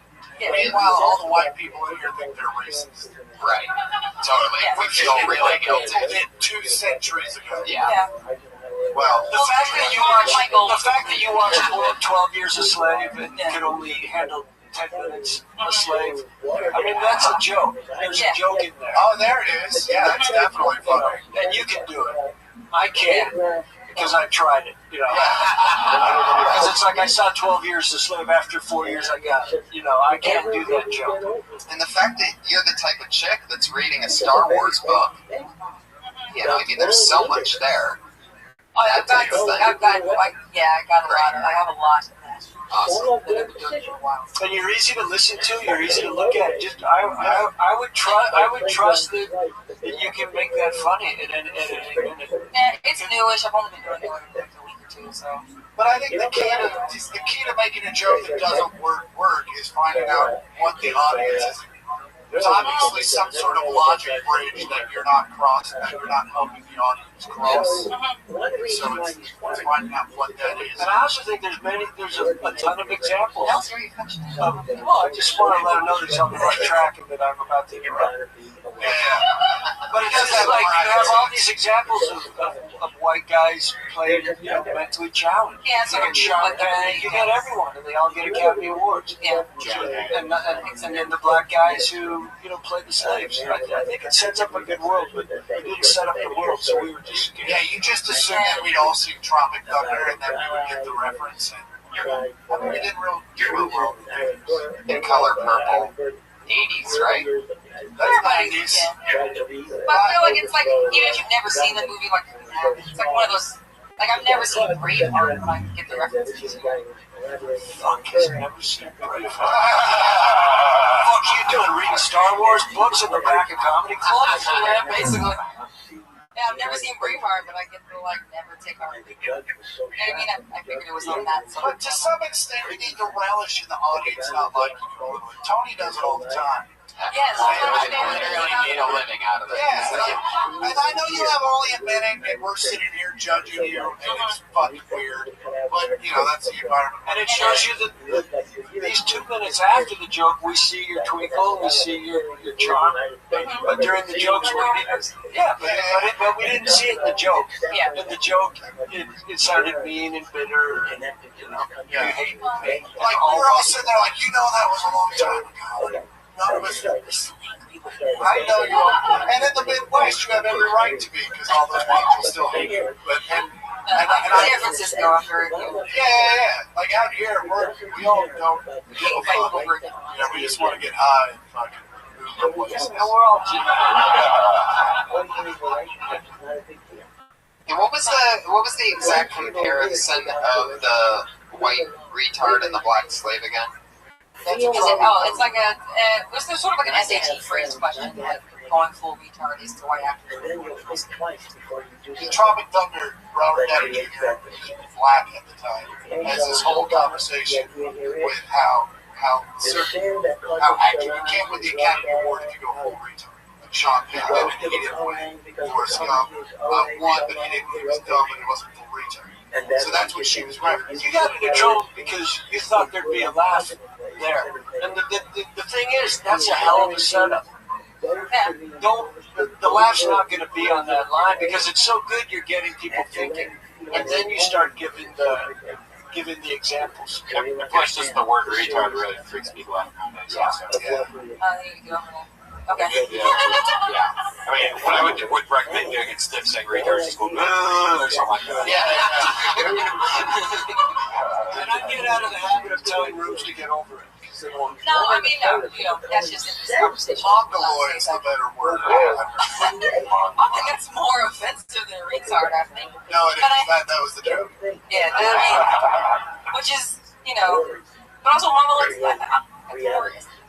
Well, I mean, it's like, listen, I don't know if this isn't CNN, but it could be if it gets any. Retard is in music, like it means to slow down, and that's where it comes from. So that's why, like, when people say you're retarded, I mean, if I did what you said about, like, making the examples clearer, then I feel like I would say full retard because that's sort of the... Absolutely. Just don't assume that we've seen Tropical. You kind of have to explain that point.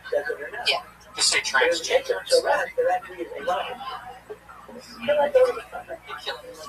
The views of Brian Redman are not the views that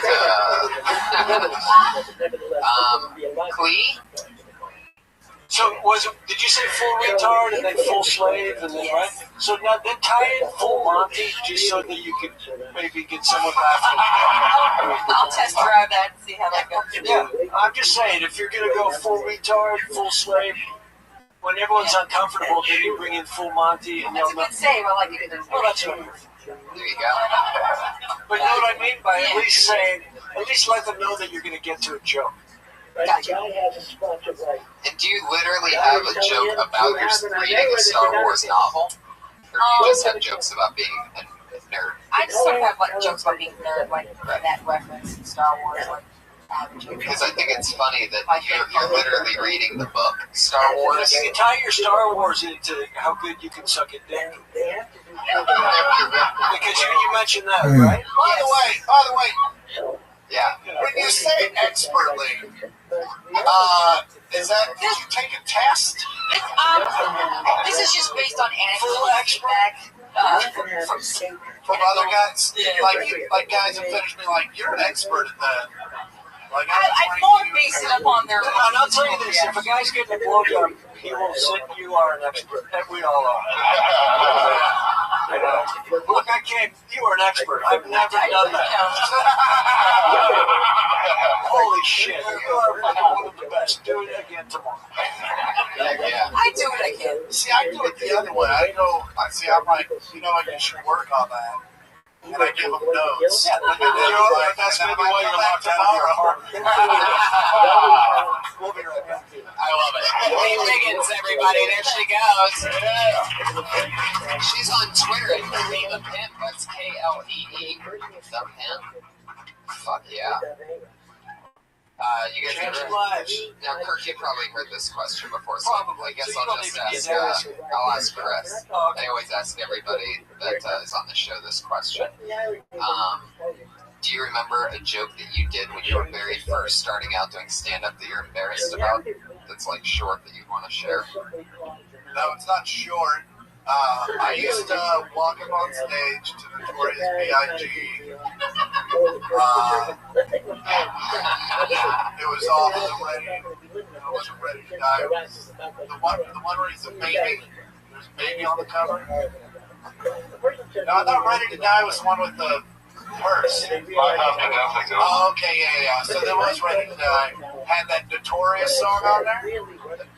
Notorious. Yeah, I would walk out to that, try to get everybody to start dancing. And you're brand new in comedy, so you're literally less notorious than I'm like, let's do this. You guys want to get naked? And then I would take my shirt off, and then no one would get naked. And so then I would stop the music. I go, okay, here's my impression of a Greyhound. Because I was like $130, 6'5", and I would get up on a stool like on all fours and sucking my gut, and you can see all my ribs and shit. And it might have been the most devastating. Like, it would kill. And that's when I realized how bad it was to be a stripper. Like, why strippers did drugs all the time.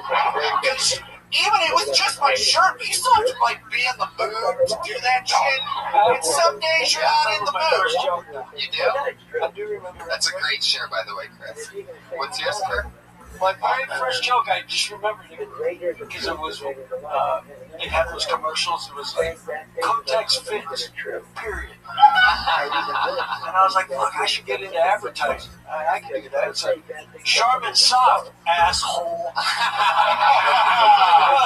Then it's like, Trojan's Fit, dick. That's amazing. Vagisil works, pussy. Wow. That's a great... There you go. That's the most positive heckle I've ever heard. Thank you so much. To interrupt the show to Thank tell you so much. Security. Security is going to love this. I might have to work that joke back. Oh, it's amazing, by the way. Yeah, I was totally just about to say that. Is that, you know, a lot of the times, sometimes you'll find something that's so hilarious, and they forget how funny it was, and when they say it, they get that. Anyway, that's a hilarious one. Cut to I do it 12 times in my next set. Yeah. Cut to Chris Porter later tonight in the original room with his shirt off, just sucking at his cock. Just worked 12 years ago. Now it's the descended belly. Yeah. Right now. Or you're doing the full slave, full retard joke. Right. That's what we really need is a slave retard. That guy's gonna win. That guy's gonna win everything, right? Fucking if Forrest Gump and Bubba Gump. That would be the worst slave ever. Don't pick up. Oh yeah. Stop peeing on shit. Jimmy Fox could play a blind retarded slave. I know that. That can play the piano. But not very well. Get an Academy Award for that. Your next comedian goes by the name of Al Gonzalez.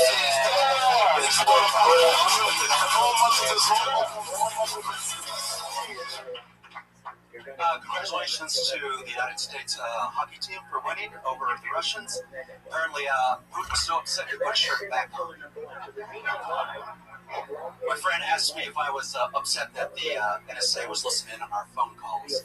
I was like, bro, I got Metro PCS. I can barely listen in on my own phone calls. I got into an argument with a white supremacist. It was pretty intense. At some point, he said this to me. He goes, just because you're Mexican doesn't mean you're tough. Folks, I was very confused. I didn't know whether to be insulted or thank him for not stereotyping me. So I said to him, you wouldn't like me when I'm Mexican. And then I stole his job and impregnated his sister, Chupacabra. Thank you. Al Gonzalez. Big Al just featured for me in San Jose this week. Oh, really? Yes, wow. What are the odds of that? That's so cool. Yeah. And he did a very great job. Did he do more than you did? Yeah, most of the time. He did 25 times longer than that, which is a lot. That's awesome. Then we would get super baked and drunk and listen to rock and roll music. Did the Improv in San Jose? Yes. Are you from? Do you live up there? Originally from San Francisco, yeah. Did you go to the dab house across the street? I brought my own weed. Yeah. A dude at the San Jose Improv handed me so much hash that I couldn't hold it all in my hand and it spilled onto the floor. And we were just picking, like in Cincinnati, we would have been arrested handily. Like, we're just picking up grams of hash off the floor and I'm just putting it in an envelope, like, That is awesome. Yeah. So how long have you been doing stand-up? Several years. What does that mean? Several. For a long time? Yeah, since 2006. Do you enjoy it? Do you ever get scared of that? All the time. Good. you're a very, you're the very old school, like, just joke, like, like, but I'm not saying it as a slam, I'm just saying that's what it is. Like, it's like, here's the setup, here's the punch. It's a joke, and it's just boom, boom, boom, boom, boom. And that's, there's something to be commended for that. Yeah. Like, Tony and I go up, or Kurt and I go up For 30 minutes, we have to remember 6 things. And you have to remember 48, probably. Just because, and Hedberg had to do the same thing just because his jokes were so short. His set list was 8 or 9 items. So I really dig what you do. Are you happy where you're at with it? I'm never happy.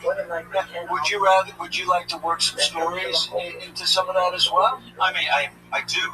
I mean, I do. He's got more than a minute. Yeah, he does do stories.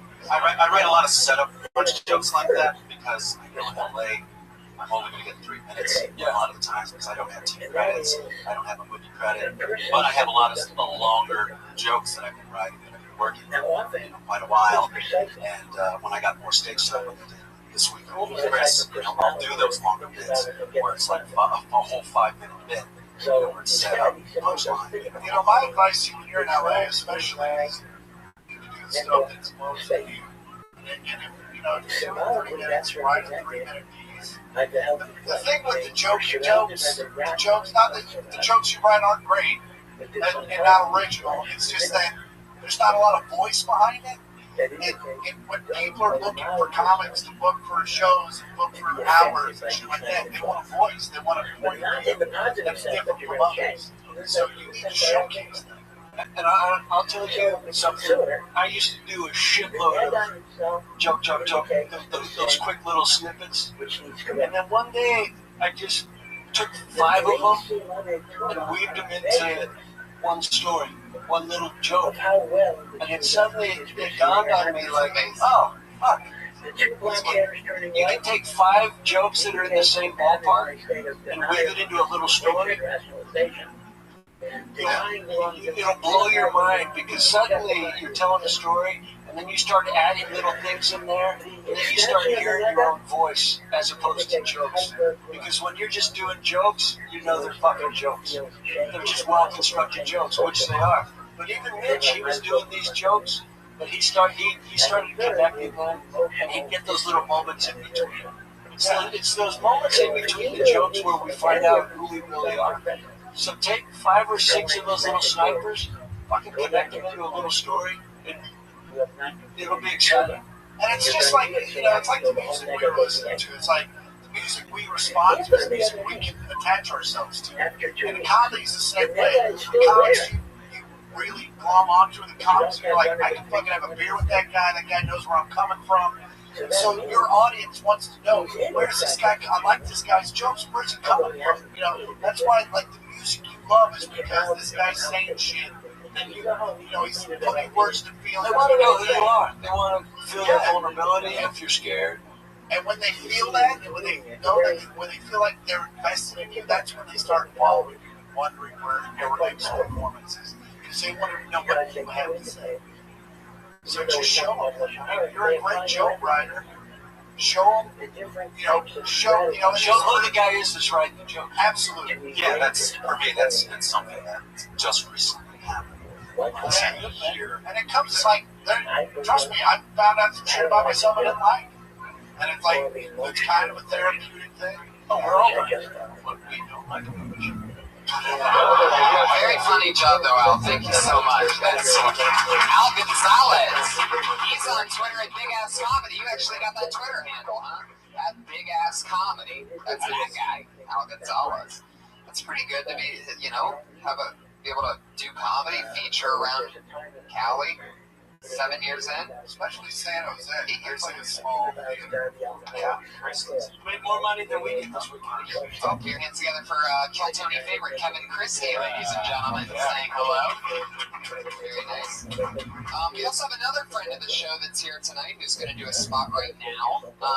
You get to judge them. Yeah, whatever we've been doing, whatever you want to call it. But she is an awesome friend of the show. She had her first stand-up appearance ever on this show, and she's been back a couple times since. It's always fun. Put your hands together for Missy Martinez.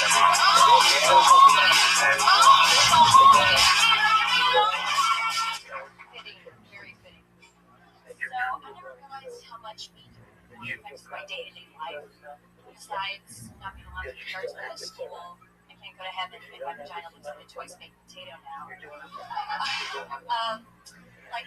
Just little things. I go to movies to get up in front of me. I just put both my legs behind my head. And it's convenient, but it's really awkward at funerals and family functions. And then even little things like we go out to relax, like my girlfriend took me to the spa, and they took time with my facial. So of course I immediately dropped to my knees and stuck out my tongue until I'm breathing and I'm in my hair. Yeah. So I'm not allowed back at Tiffany's shopping for comments. Fantastic. You know what I love about the way that you do it is you always make sure that you set up who you are and what you do first, and that gives that fun perspective, and the jokes follow that. I mean, that's sort of like what we were talking about staying in the same sort of storyline and pocket, and she's talking about that. Those are funny. That's another one like that. I love that was. I did dig it. And you know, it was funny when you walked up with those pants. The first thing I was like, my jeggings. Well, the thing is, like with chicks, man, it's like you're in sexual beings, and so it's like, especially with dudes, like if you go up with pants like that, like we're all just staring at your legs and your vagina and shit. I consciously made a decision, only completely clothed. Yeah, but so did I. Damn it! I can see your vagina. You made the wrong fucking decision. No matter where you want to get in comedy, but you're making the wrong fucking decision. Yeah. But, you know, and it's like, my point is really, is like, you want them to focus on the words that are coming out of your mouth. And it's like, there's so many things that can distract them. Like, I see the same thing with comics use of wording correctly, and I'm like, you're finding the audience wanting to talk to you, right? And so, like, if you use wording correctly, you're going to each other. And it's the same way, like, if you walk in with those pants or jeggings, they're still like, you can't see your fucking vagina. And it's like, but then you go up and you're wearing shirts that's filthy, and then you're like, I'm a porn star, and you're immediately talking about your vagina. It's like, looks like a twice baked potato. That's fine, and it's hilarious, but now I'm kind of looking at it going, right. Even if you were wearing 10 pairs of sweatpants, when you say you're a porn star, every guy in the room is going to try to find your vagina. Yeah. So you could be wearing a snowsuit, and we would still just look for a few seconds like, maybe this is so little. Okay. You know what I'm saying? Maybe just wear. I do separate from right, and that's something that's something that we've never been afraid to share that with female comedians on this show, is that because it's just an honest fact of life. Is you can walk a line, and I could tell that you tried with the shirt. I did. It's probably hard to cover up a lot of the magic that you have going on, Yeah, what are some of there's some other tags that you can use, like you said, the pro. Right, almost like an ATM, like if there's something. Yeah, a cash machine, right. To mouth, right. Yeah, or but I think the key. Yeah, like I always just cash my checks because I refuse to even go to an ATM. Like if that's something that.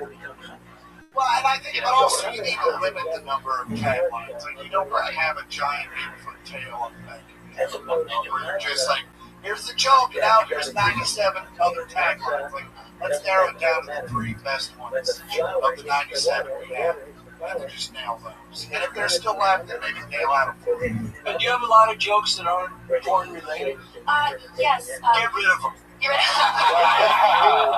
them. Right now, I'm focusing on bringing the porn stuff to life and currently I have an interesting perspective in that. Absolutely. It's usually catch rock. It's awesome. Try to project your voice also. Okay, I try to be more like this today. Yeah. Well, no, it's not. Yeah, that's another thing you can't do without guys immediately. Especially as a porn, you should talk like this and just, see what happens. You guys do this a little more while you're talking. Listen, you're funny and you have a great delivery. Yeah, no, and your stage presence is great. Yeah, totally. Just wear some pants and I'm not like, you can't stop looking. My dad was right. Yeah, I can't remember, did you? This is me. Did she move the mic stand or did it instead? They did. You should try to find a way to like put the mic stand inside of you instead of having to move it off stage. That'd be like Yikes. Hashtag yikes. Hashtag yikes. Missy, always funny. Awesome stuff. Thank you guys. Yeah. Yeah, it's I love how she left the mic after that, just flaccid. She's done. Yep. Got the money shot and out. Fluffer for that money. That's Missy X Martinez on Twitter. Heck yeah, another. Was that your fourth time? Third time? Third time. Awesome. Fantastic. And what's cool is that. Natural. What's that? She's natural. It's true. Yeah. Like you can fuck on film doing jokes on stage. Okay. Yeah. It's true. Kinky.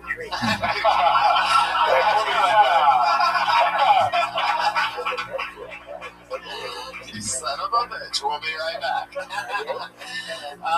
We always have two regulars that go up at the end of every show, and it's always fun to watch them grow. They do a new minute every single week. This week, Marianne's the other for you. You know her from the Kill Tony podcast, and also she's been on a couple of dysenteries recently, right? We love her goofy sense of humor. Bring your hands together for Sarah Wineshank, everybody.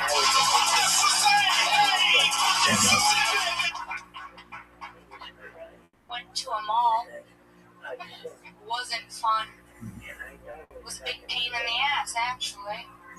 Had to find a parking spot.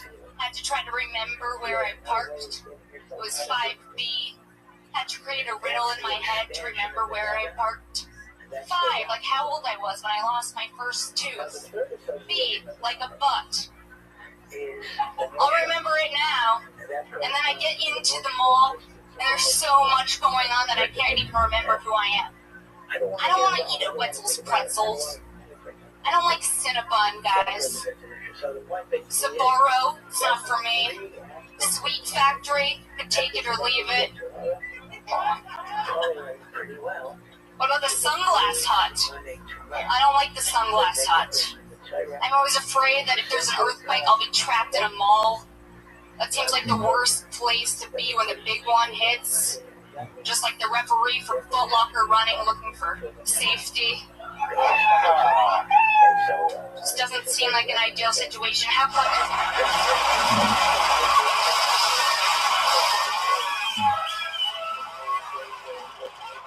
The noise you hear when Brian forgets to hit the kitty at first. No, I did. 2 kitties. Oh, you did? Oh, I missed it. I didn't so quiet. I didn't even hear the kitty. Yeah, I heard the kitty all night. I promise you I did. No, I believe you. I just, if nobody hears it, if nobody hears the kitty in the belly room, then it was nobody. Did anyone hear the kitty?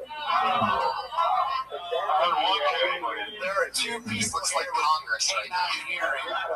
the tree falls? I admit I just like pressing the bear buttons. Of course. I really dig your persona, man. Like, you came up. I've never seen you, first off. Like, I just thought you came up and you owned it. Like, you were like, and the way you said it, like, it was all very, you were saying sentences that are just setups, but they were funny just the way you were saying it. You should. There was parts though that I was like the sunglass hut. I wish you would have went into why you don't like the sunglass hut. Like what? Am I on vacation? But I'm in a mall. Like there should be, because you just said like in sunglass hut. I hate that. Yeah, there's so much mall stuff that I want to talk about. Maybe it's like you don't want to be seen there. See. Yeah, I don't want to be seen there. But if there's so much mall stuff, just pick a couple.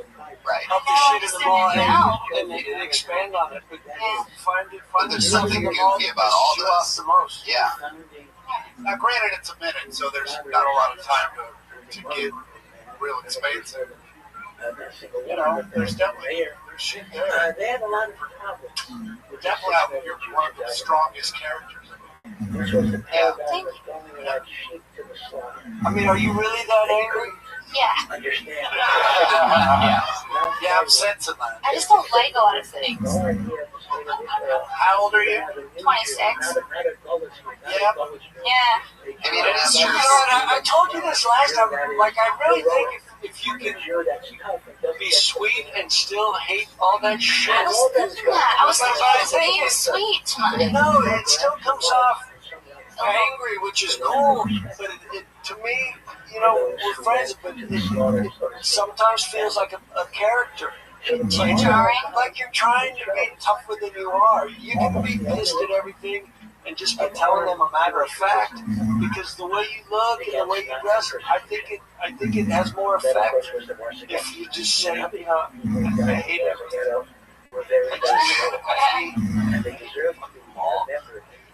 And then have it build, because if you come out right away and you're that angry, there's no place for it to go.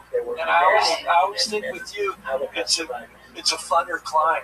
So they at least see you for a minute, and then they're like, why is she so pissed? We'd like to find out why you hate him. So why do you hate him? Build up to it a little more. I just don't like malls. That's like one of those things. Well, then that's how you started. It's just like, I'm gonna hate malls.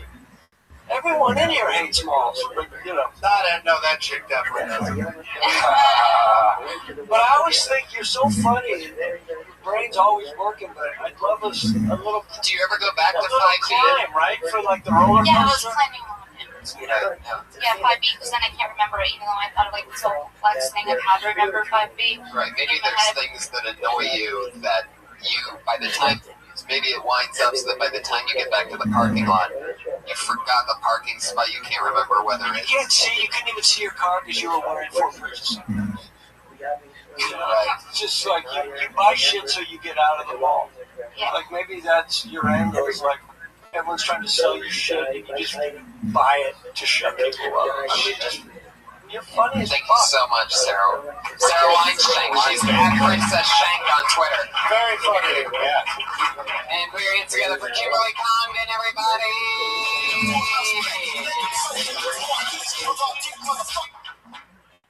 Hey, so when you guys were younger, did your parents ever do like magic tricks with you? You know, just like little joke ones? My dad did this trick one time where he vanished. And that was the whole fucking trick. He just vanished. I mean, like, he was around for a while, but then he decided to switch careers, and his friend introduced him to fishing. And you know that saying, give a man a fish, he'll eat for a day, but teach a man to fish, and he'll move to Cape Canaveral full-time and stop paying child support. I don't know, my childhood was weird, you know, like, my dad didn't let me watch rated R movies because he thought they were too violent, but he didn't have a problem hating my mom.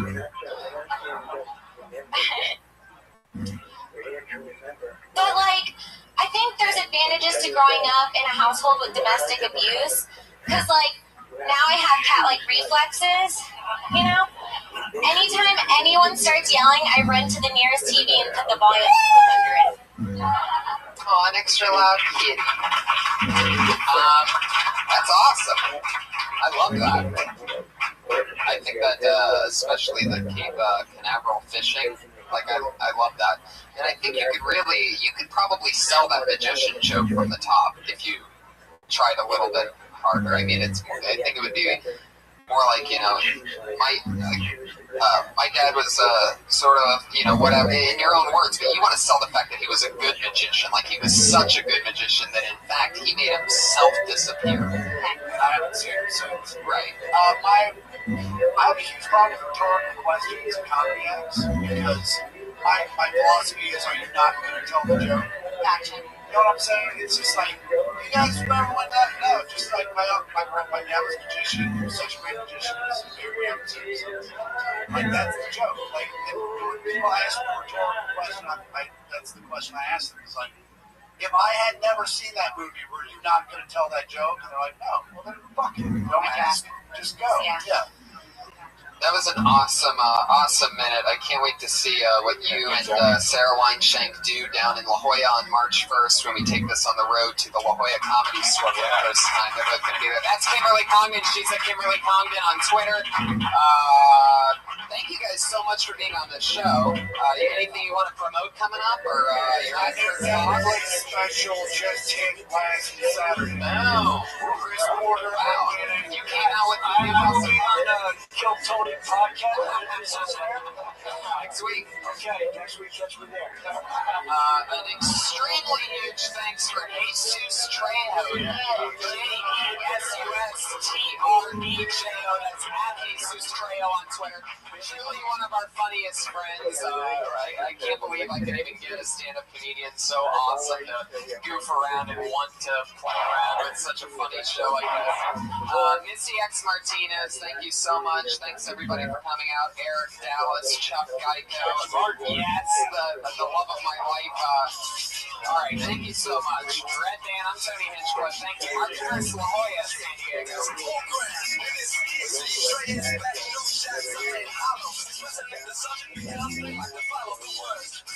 Young mother that has a very aggressive brain tumor, and she's undergoing some major surgery tomorrow. That's so she should also have her full swing.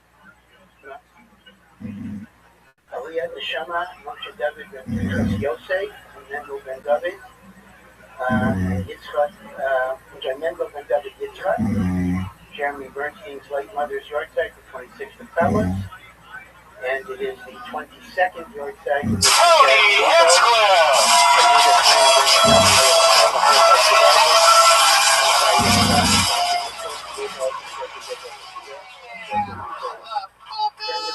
There's a backpack here. Hi, everyone.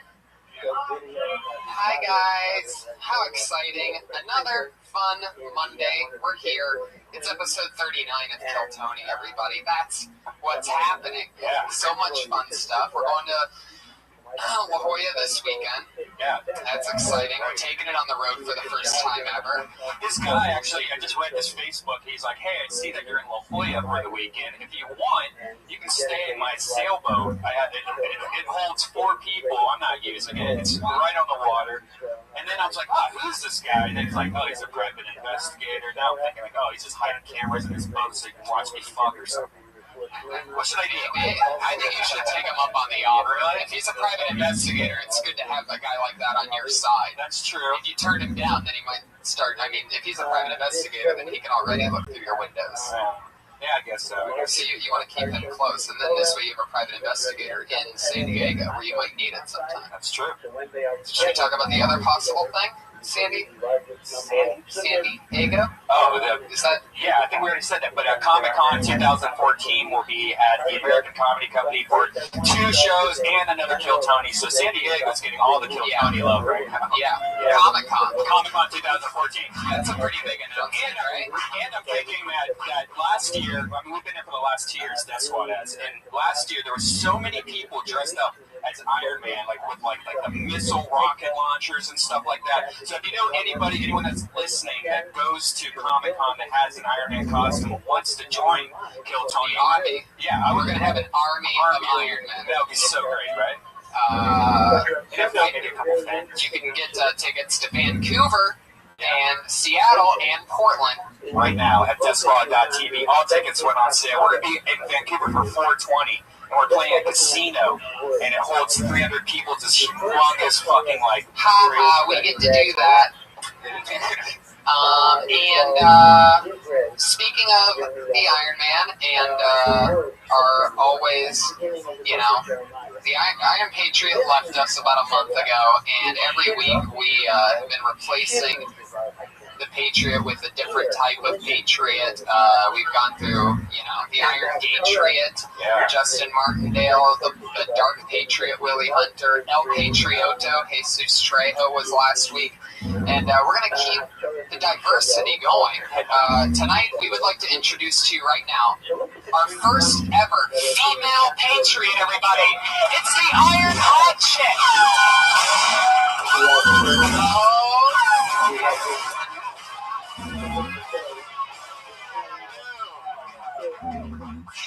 That's right, Josh, get on it. Yeah, grab the boots already. There you go. Josh, fix the mic. He's nervous around here. Amateurs. There you go. He's so nervous around a female Patriot. Look at that. Damn. Josh, come on. Josh, get on it. Now, is it the Iron Patriot or the Iron Sex Pod? What is it? I think it's all of them. Fuck yeah. You can call her anything you want.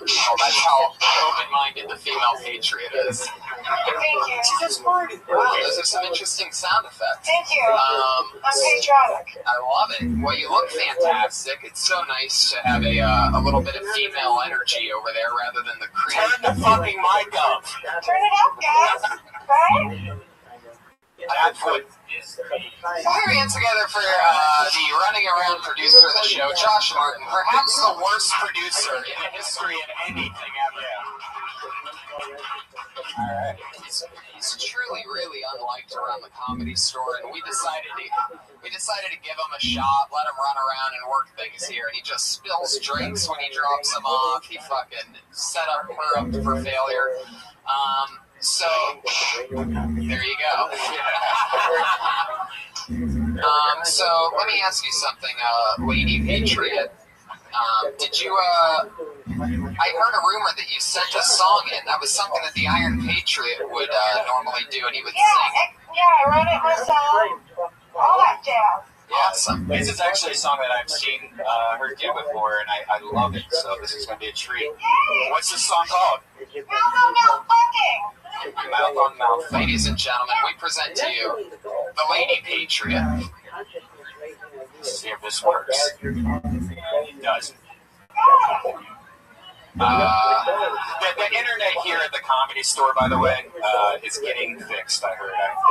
No, they don't. They have dial-up here still, I think, like that. But here we go. Put your hands together for the female patriot, everyone. Come on, representing all women. Who said that they can't be a security guard for a podcast? That's a woman. Josh, are you gonna bill with this shit, Josh?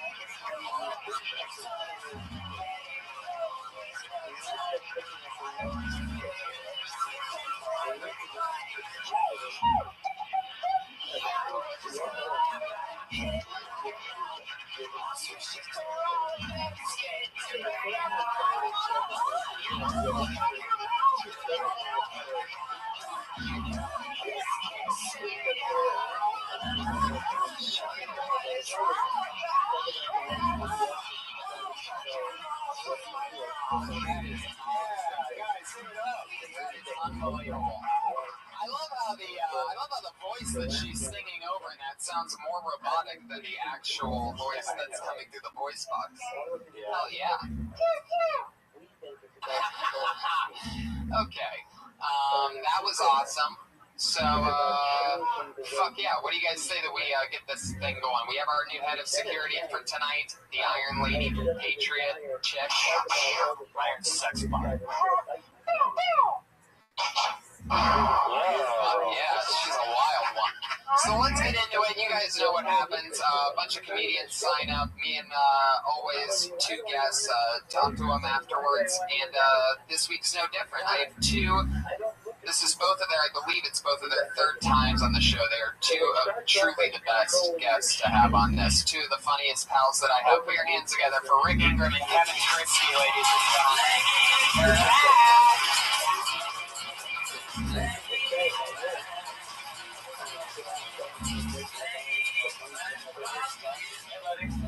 Good to see you guys. Good to see you. I smell the boners up here. Fuck yeah. It's boner central, man. For anybody with a robot fetish, it's going down tonight. Also just women, if you're into women. Right, that too. Or Jerry's and Lainey's. Jerry and Laney are here. We're together for Jerry and Laney, everybody. I got married to that beautiful lady on this very stage 7 years ago. Wow. And Jerry obviously was maid of honor or whatever. Is that during a Ding Dong show? Yep, during a Ding Dong show, and I think Jerry ended up registering as a sex offender by the end of the night. Very weird, as always. So it's so fun to have you guys back. I know that I don't think guess you've both been on, well, it's been a two-person format. What do you guys think of the Iron Patriot, or Lady Patriot? She's way better. Way better than the original. Way better. Yeah, the original Iron Patriot just scared me. He bummed me out and frightened me and was racist. Yeah, it was very creepy how racist he was. I got Doug Benson at a live show last week, and he showed up, and they wouldn't let him in. Was he dressed as Iron Patriot? Yeah. And he was like, I'm supposed to be on the show. How weird, they didn't let him in. It seems like they're making good decisions. I mean, there's a giant trash can screaming by the door. He wants to come in. Is it cool? No. Well, I actually heard, and this is really funny. I don't know if I even told you this part, but somebody tweeted at me that the reason why they really wouldn't let him in was because there's no standing room. It's a seat-only theater, and he can't sit down in that suit. It's a fire hazard. Yeah. He's like an upright speed bump. Yeah, what would happen if there was a fire? Like, if there was a fire here when he was here, he'd be dead. There'd be no way. He'd be yelling, someone carry me. Yeah. Well, another problem would be all of us throwing him directly into the fire. Which would be my first instinct. Yeah. I'd risk my own life, you know? Lady Patriot, do you have any questions for our guest? That was something that the original Iron Patriot always did. Hey, boys. I was just wondering, Rick. Yeah. I was in a podcast. You do a free county store, right? County store podcast? Yeah, I mean, we haven't done one in about 9 months, but yeah. Okay. Glad you're an avid listener. Thank you. I admire it. Okay. I was just wondering, what's it like now that you're married? That's an interesting question.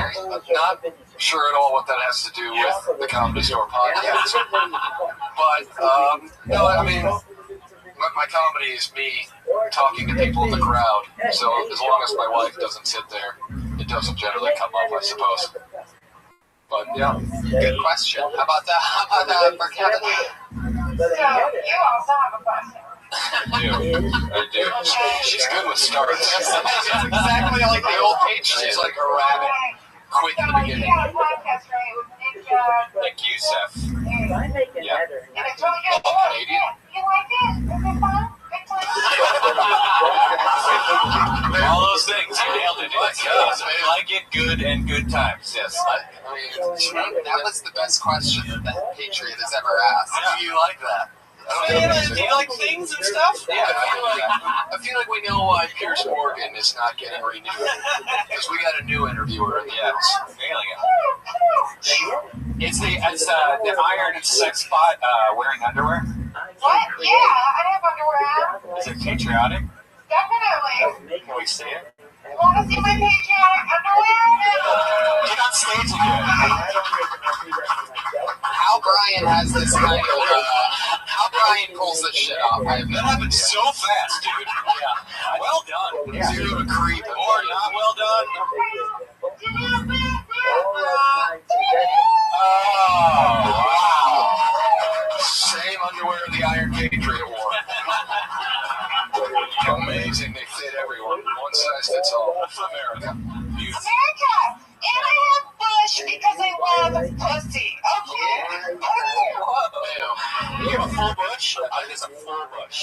Yeah, like a woman. Wow. That is very valid. Actually, like a woman. You're right. Yeah. Valid. I haven't seen one in a while. Can you show us? Oh my god. Brian. Alright, let's get this thing started. Not while I'm here. Now that everybody has red, white, and blue balls, God damn it. You son of a bitch. a bunch of people signed up. You guys know what goes on. Comedians get 1 minute of stage time. They know that their minute's up when they hear the sound of a kitty. Wow. I mean, the whole production has really gone to shit since last time I was way more bush, which is good. Top shelf. People used to try sometimes and everything, but you hear the sound of a kitty. And then you don't want to run that light. That means that's your time, because if you go much longer than that, you're going to bring out the angry West Hollywood bear.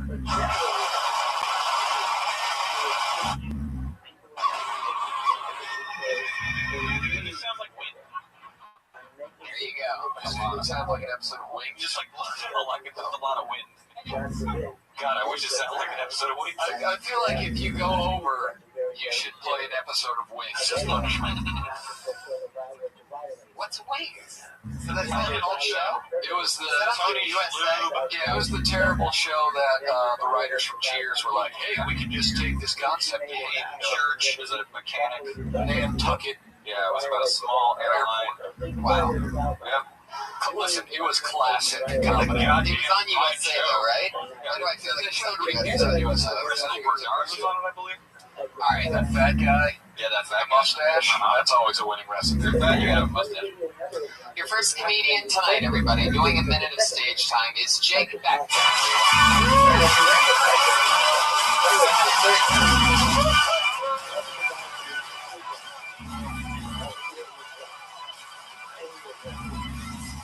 Almost there. I will not take a shower in a room that smells like shit, mainly because I want to breathe in those poop particles that are responsible for the smell of shit. There's just a contradicting feeling that you get when you see a toilet right next to a shower. They don't mesh. It gets people to take a shit and then have a really hot and steamy shower afterwards. And I'm sure that some people spit whitening and they wash out their leftover poo in the shower. All in all, I find this to be a hygienic dilemma. The smell of shit mixing with the shampoo you just used just doesn't mesh. If you took a really big and really mossy turn and then right afterwards you had a really hot and steamy shower, those airborne poo particles that are responsible for the smell of shit will mix it with the steam and it will soak into your walls and your skin. And that is why you'll have a random instance later that day when you smell shit and you don't know where it's coming from. Worst of all, it's coming from you, and you are your last suspect because you showered. Wow. How much actual time was that? That was about 40 seconds. Okay, it showed up as 58 on. I downloaded it on iTunes and all that. I recorded it on iTunes. It showed up as 58 seconds. It was somewhere in the time range. It reminded me of a hybrid of Spicoli from Fast Times at Ridgemont High and the Micro Machines guy. Actually, have you seen one of those videos on the internet where it shows a guy just drawing really fast, like trying to sell you something? Like this is all that like stomach acid works, and then that's what your voice sounds exactly like. It feels like you're gonna get hired as the guy that says the stuff really fast at the end of radio commercials. Yeah, you were the legal ramifications of leasing a Toyota. Shit. Must be 21 and get to work. Yeah. Were you nervous? Do you usually speak with this quick of a pace, or you just work it in the time frame? You didn't want to hear the bear. No, I didn't. I mean, at some point I was impressed with the memorization. Because you were calling fucking fast, and it's obviously written like it wasn't. Yeah. But I thought to myself, the crowd's missing a lot of this. Yeah, I thought we better capture the moments way better, but just and it just delivery-wise, it stayed the same the entire time. It was just like you started and then just like went the entire time and then stopped. So it was hard as listening to tell which parts you have decided were more important for me to listen to. But you also have like very definitive surfer stoner kind of cadence, which I have never heard spoken that. Yeah, I've never heard that fast. That's awesome. Nice. I mean, I was like, you've been smoking pot all day, and right before you got on stage, you're like, time to do a bump. I was like, I'm really kind of slow. Do a little crystal, and get up there and knock this thing out. I mean, I think what we're saying is like, I don't like completely lose your ability to go fast. There's something kind of odd about it, especially with the way you talk. Yeah, like the fact you could be the only motivated stoner of all time. Yeah, that's how it is. I got weight to grow. Like you're freaking out. Well, I guess that's what smoking weed for you.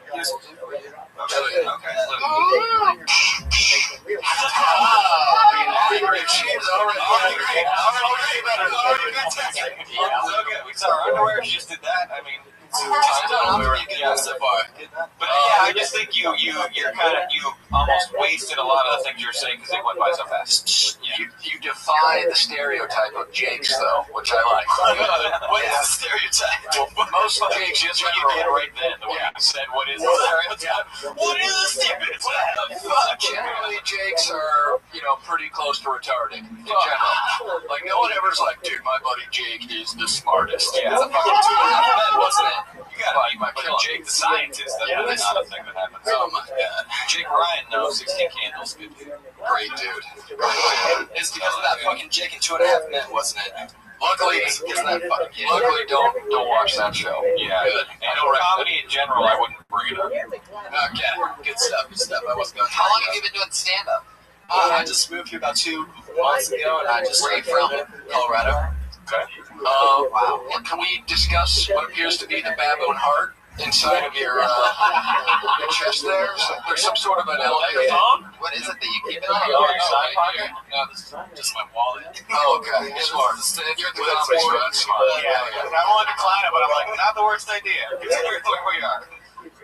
Yeah, something about that. But yeah, Big Jake. Yeah, I got a 42-minute album on iTunes. I just thought I'd hit ground running going into LA. In 42 minutes, I guarantee you could do 70 minutes of comedy. Yeah. You have a 42-minute comedy album out? Yeah, on iTunes. Wow. Yeah, That's amazing. the Jake Beckman Mindfuck. Fuck yeah. All right. And wait a second, you've been doing stand-up for how long? So Jake, 2 months. Wow. When did you put the album out? January 5th. Wait, 2 months. Stop. You've been doing comedy for 2 months and you dropped an album 2 months ago? Yeah. God, Wow, lazy as fuck. Just thought I'd hit the ground running. I can't wait. ladies and gentlemen, the new Louis C.K. Give it up for him. All the time. That's hilarious how fast you put out an album too. You just must sit at home with piles of cocaine everywhere you go. Just marijuana, dude. That's One thing besides maybe definitely, I agree with everyone. You definitely need to slow down. You blew past so much stuff. I was just trying to figure out what Yeah, you're talking maybe try an indica. Yeah, that's what I stick with, man. Yeah, that's all I got. And particles, that was a nice touch. Thank you. Yeah, that would be. Also, don't forget the microphone stand. Just slowly try to put it behind you when you go on stage. Because it's One of the odd things, but like it is distracting.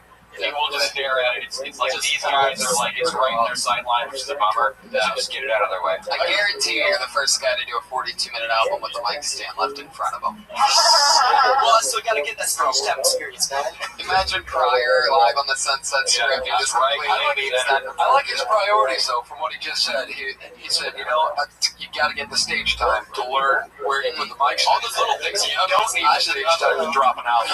Right. No. Just like, before I do this on stage, I'm going to make an album real quick. I gotta know, what's the album called? Like, I gotta be reminded and look into this, because I wouldn't have just fast forward through it in here. What Don't fast forward it. quickly. The Jake Beckman mind. You'll think you're fast forwarding through it when it turns on. It's normal. Slow it down. Yeah. And how do you spell Beckman? B-E-C-K-M-A-N. Is that your Twitter handle too, Jake Beckman? Or is that spelled differently? Because you spelled it differently on this. It's Beckman with M-A-H-N because somebody fucking stole it and I had to use the So wait a second, your actual name is Jake Beckman, but you have the Twitter handle Jake Beckman with an H between the A and the N in man. Yeah, because somebody stole my. Why do you like Jake Beckman? Somebody took it. The real Jake Beckman. Somebody took it. Well, when you say they took it, you mean there's another guy named Jake Beckman? Yeah, there is. Okay. There's this guy, Steve, who's just fucking stealing my identity. And instead of This one with Jake Beckman, so I'm fucked. Instead of adding a number to your actual name, you decided to throw an H in the middle of your last name. Come on, make it your Rastafari. Come on, Jake Beckman. Made your birth certificate a liar. Hey, do you guys want to play a little sample for a minute? Oh yeah, what was just Alright. Just give me 3 minutes. We'll try legalized cannabis. Just do a little iTunes I feel like review. this is going to sound like Alvin and the Unfortunately, our society no longer practices or promotes common sense anymore, so either a good amount of you won't know what the solution is, or you won't agree with me. This solution can provide our marketplace with more food, medicine, clothes, plastic, paper, timber, or You're talking slower in it, though. And what I like about it, I have an audience, you know what I mean? Yeah, drop an album and charge 99 cents a track. Slow Spicoli when you slow it. Sentence is totally indeterminate. It's unknown. The Gemara asks a fascinating question. The Gemara says the following. Imagine this question. A person could be a Kohen or even a Kohen's adult, and then discover he's ineligible to be a Kohen. For example, if a Kohen marries a divorced woman, he's not allowed to do. The child who is born from that marriage, even though genealogically he's a Kohen, He is called a Chalal. He is a desecrated Kohen. He is not a Kohen. He's not a monster. I mean, he's a regular, but he's not a Kohen. So the Gemara discusses a very, very fascinating question. What is a Rothschild is sent to the Yemen? And then, the day later, the Kohen Gadol discovers for the first time that his mother had been divorced before his father had married. So as a result, he's a Chalal. So he's actually not only can he not be Kohen Gadol, he's not even a Kohen. So how do you analyze it?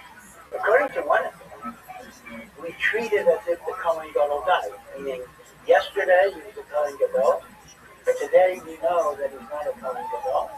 So the Kohen died.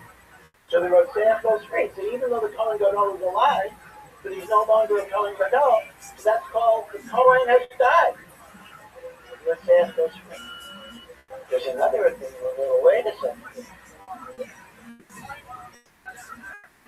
This is very different than a Kohen died. When a Kohen died, he was a Kohen Gadol yesterday, and he's not a Kohen Gadol today.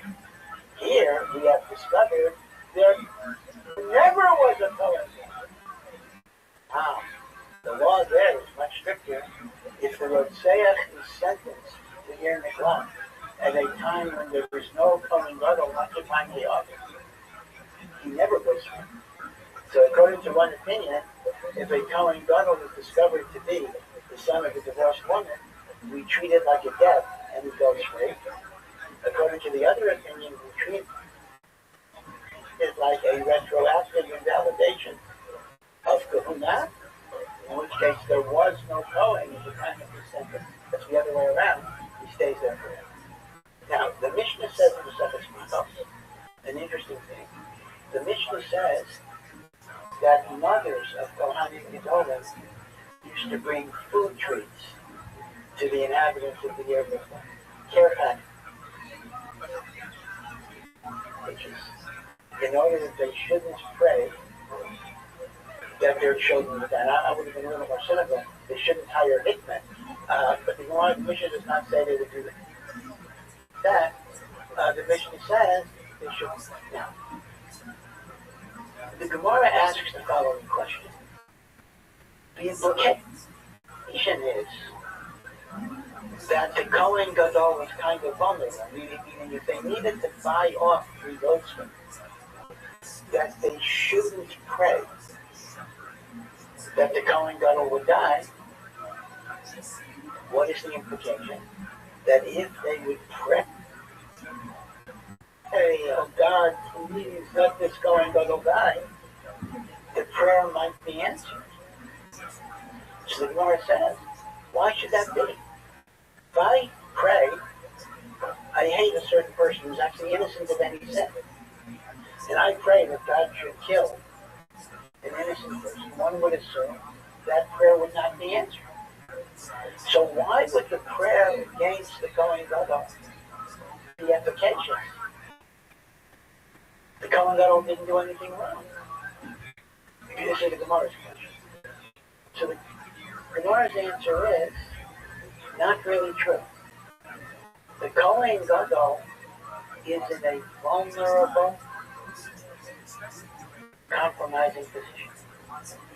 Because as the spiritual leader of his generation, he should have prayed that these homicides not occur. And if murders are taking place, the Kohen Gadol is responsible. Because through his koach of tefillah, might have prevented that. And therefore, the abdication of his responsibilities makes him vulnerable to the prayers of the Rothschild, and that's why they had to be bribed. Because it starts with the Kohen Gadol being culpable, because he should have. Let down, I'm just waiting here. Those dudes are fucked! Why an echo track?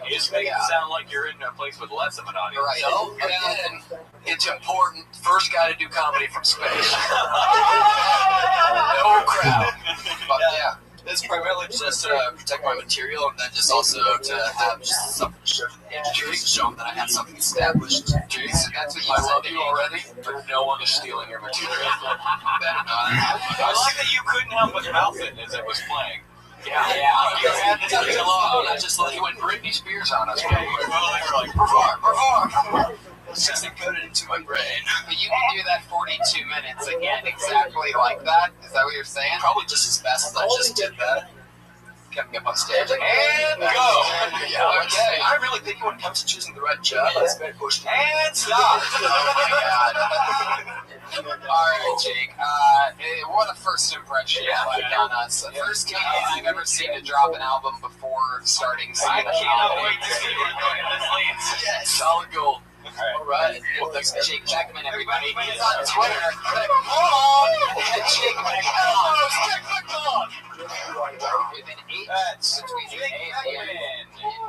It's Jake Beckman Town on Twitter for no reason. They never taught Jake numbers. There was a hidden L in Beckman on Twitter. And a 6 in the middle. Well, here we go. Good luck to this person. Where's your album next guy? Antonio Houston.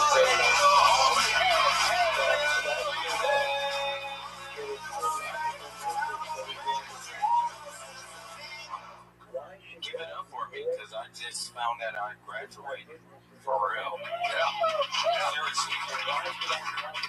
So I went to go see my grandmother, and she's like, wow, you're a whole different person. I like the way you are. You're not a nigga anymore. You're a nigger. You're graduated. And I was like, wow, Grandma, you really feel that way? She was like, yeah.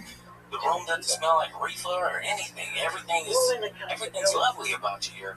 You're just so beautiful now. Who you been hanging with? I said, well, I've been hanging with different people, different crowds. And she was like, yeah, well, you're doing coke now because you had to bump up, right?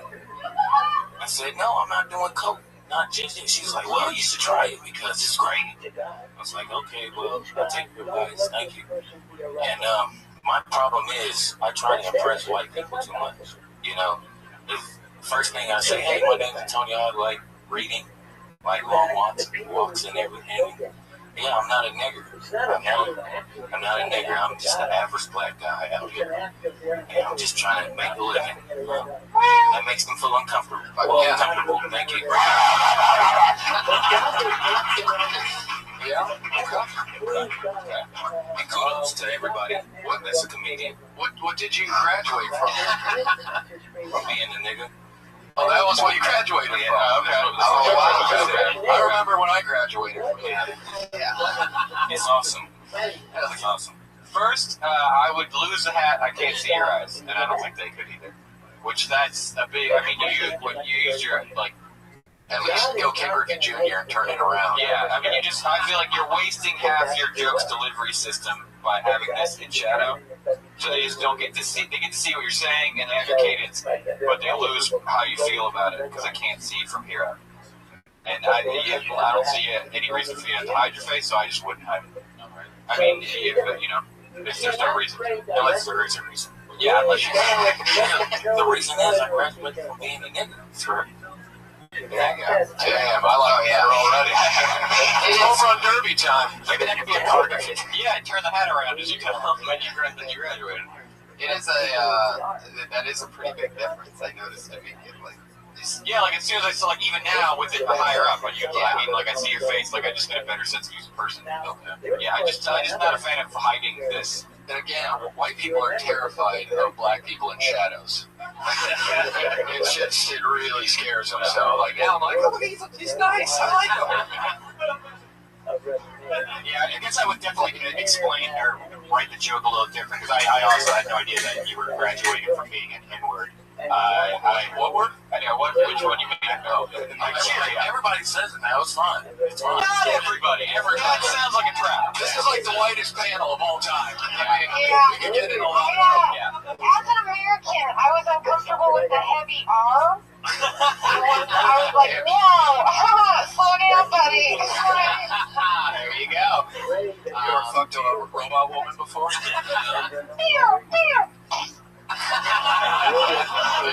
best sound effect is Yeah. Queen voice at the end. Thank you. I love that you wrote the topic down as crazy as family.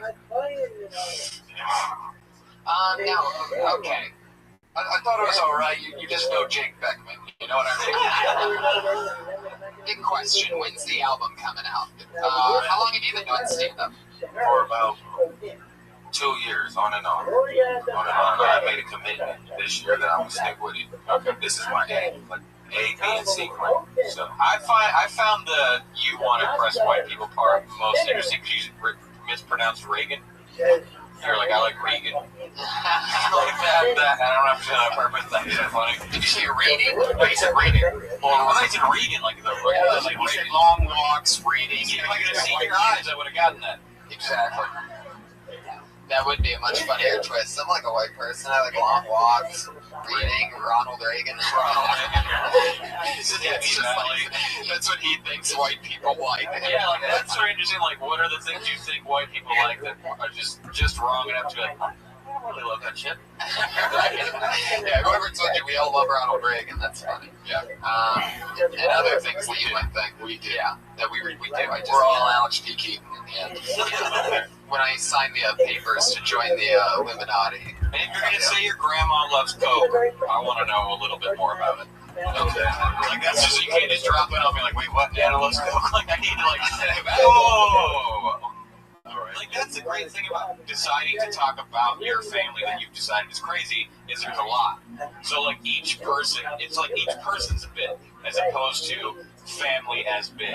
You know, like you can go, you can stretch everything out, like your relationship with them, your relationship with, as a young person, as an older person, you know, with them. Like don't try to paint it with such a broad swath of just making it my family's crazy, because we've heard a lot of that over the years, and I think it's more interesting, especially fucking white people we want to know about your family, like what's interesting. I want to know about families a family life I didn't experience. So like I feel kind of like a short change where you're just like, my family's crazy. I'm like, but like how? I want to really know why.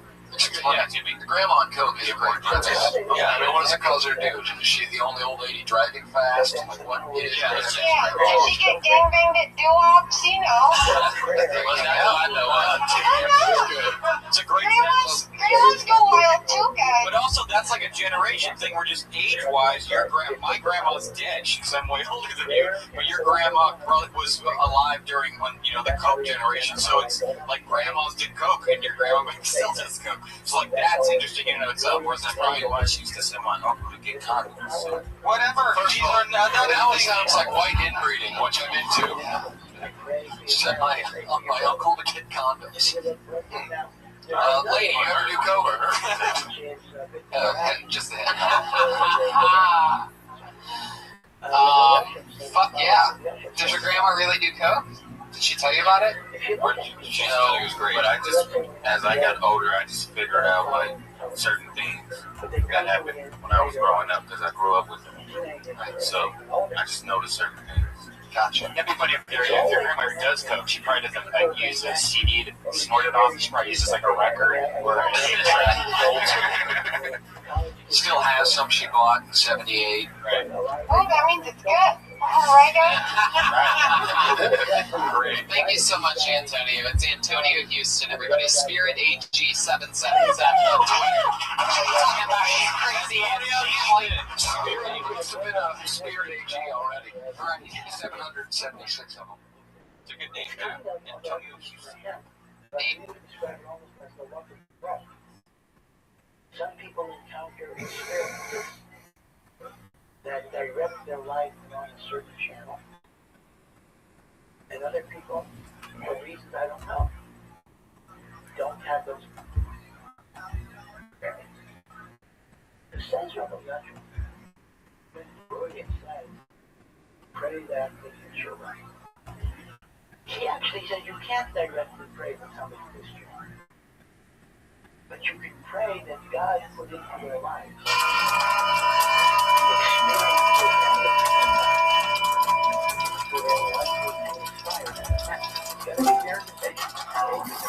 What up, dude?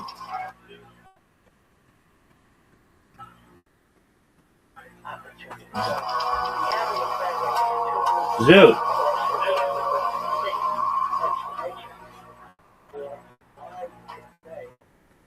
Zoot, can you hear me? No, I can't. Okay. This is Redman coming to you live from the Comedy Store for a brand new episode of Still Tony. Are you ready to lose? Should I go into the city today? I don't give a shit. Do whatever makes you happy.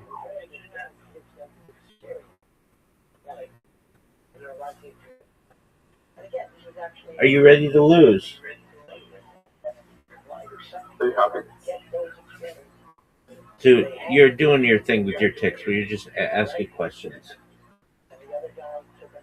Are you ready to go? Are you ready to lose? Yeah. This kid's great-great-grandmother prayed there, lighting candles on her dress. You know, some connected, some other influence. It has all connected to the power. So just and then I'm going to another point. My pen is small. Dude, what the fuck are you talking about, big dog? Saying words to God. Sincerely, of course. And getting Rabbi, do you think they're going to win? No. It's really about, Well, I'm not going to win with the show by that. Don't treat prayer. You're in a very easy spot to waterbowl. Saying words all the time. In fact, we even use it as a pejorative comparisons weather of Shiva, and we talk about learning tomorrow in a superficial, unthinking way. So the expression we use is, you just stop and jump to the moment. In other words, davening prayer is used as a synonym for unthinking, superficial, going through the motions. So that's not just Too far. Nope, you're short. Just barely short. Ow, you should have let me just go full belt.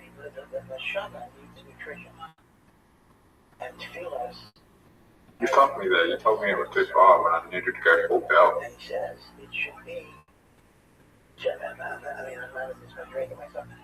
That's all right. That's a really unfortunate shot. Yeah, that's all right. I mean, my shot stinks.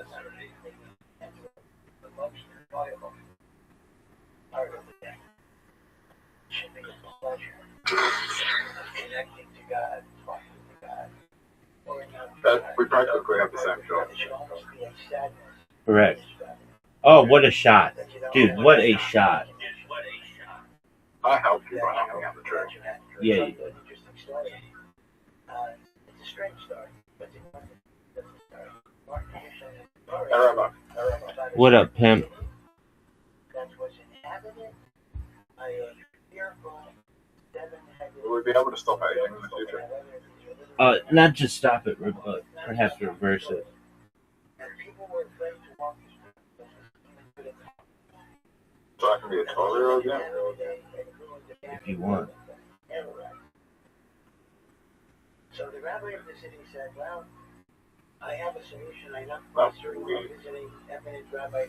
There's nothing weird about it. It's just about like the average age of your cells.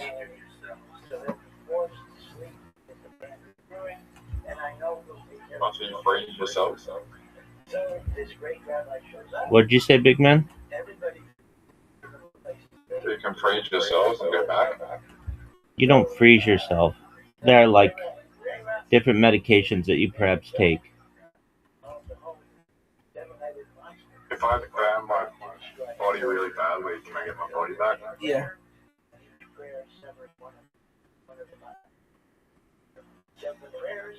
You need one of the best shots in the history of the game right now. Dude, you haven't won. You haven't gotten a single point.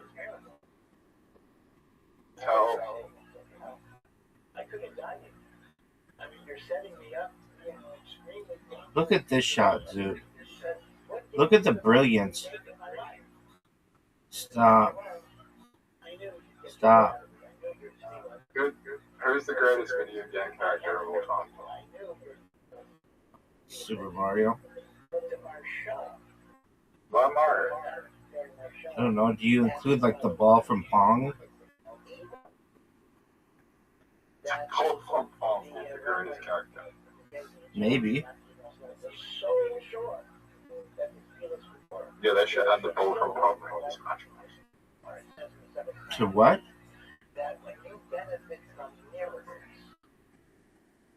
They should add the ball from Pong to what? Shadow the Hedgehog. The answer is Shadow the Hedgehog. Oh, Sonic the Hedgehog? Oh, Shadow the Hedgehog? Shadow the Hedgehog. Why Shadow? Is cooler than Sonic.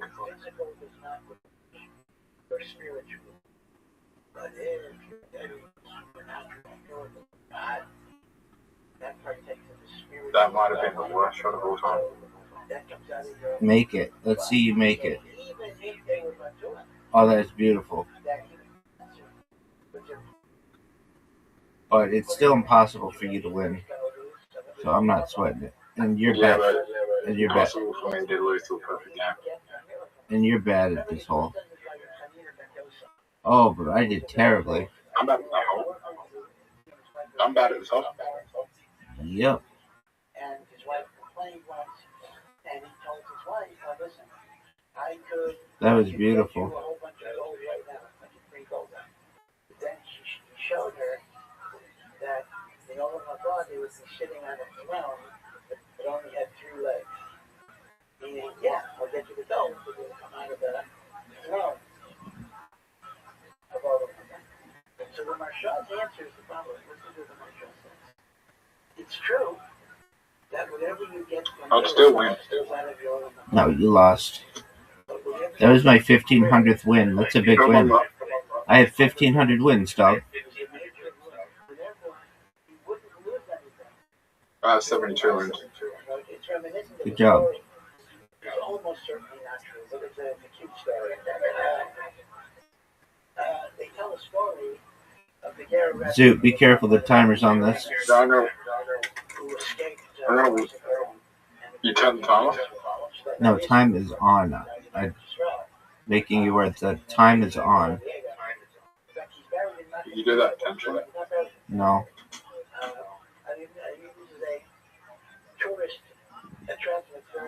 Full house. That is a bad roll. They didn't have access. You agree that's a bad roll? So there were a few great people who actually gathered in downtown Jerusalem. That's not a bad roll. And among them, right across the street from Machar Yehuda, is the character. That's a big chance. Why do you say chance like that? That's how you say it, dog.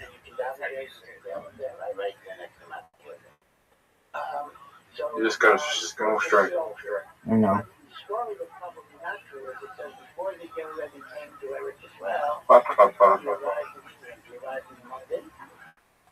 And met with Winston Churchill.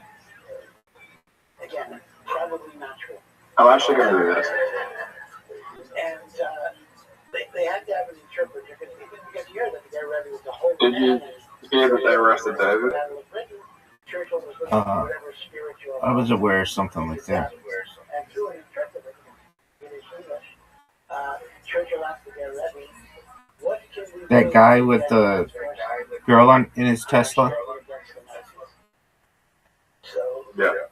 Took them long enough. I'm surprised they didn't arrest him like within a week. Wait. It took him like a year.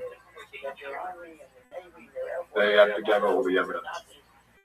Dog, it shouldn't have taken that long. He had the body in his car.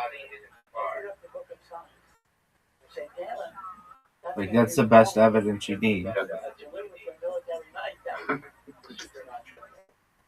Yeah, but you can't prove that he was driving the car. Teslas have cameras.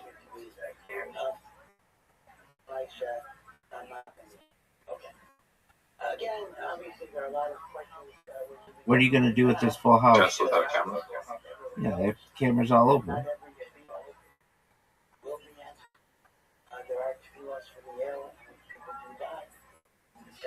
Dude, Fuck. what are your thoughts? Fight? What are you gonna fight? Fuck. There's a very big difference between God saying no and God just ignoring me. What do I play? You need 5 of something. God wants to give you strength. I play God 6s. then makes decisions that we don't understand. Fuck. It's a decision. It is not being ignored. Did I get anything good? No. It's not that I don't count. And then, can give a person 2, 4, 2, 2, 2. What else? then there are fish bones. Yeah, he's gonna play the 2s. As well. Then every prayer is stored. If it's not used for the immediate, The 3's are too low for you. it might save another one. Oh, fuck. I pray for this. That's annoying. Yeah, it is. Hashem doesn't give it. But this prayer may work for some other Oh, person. I never 4 times. That's great. It's stored up. It creates a certain kedusha.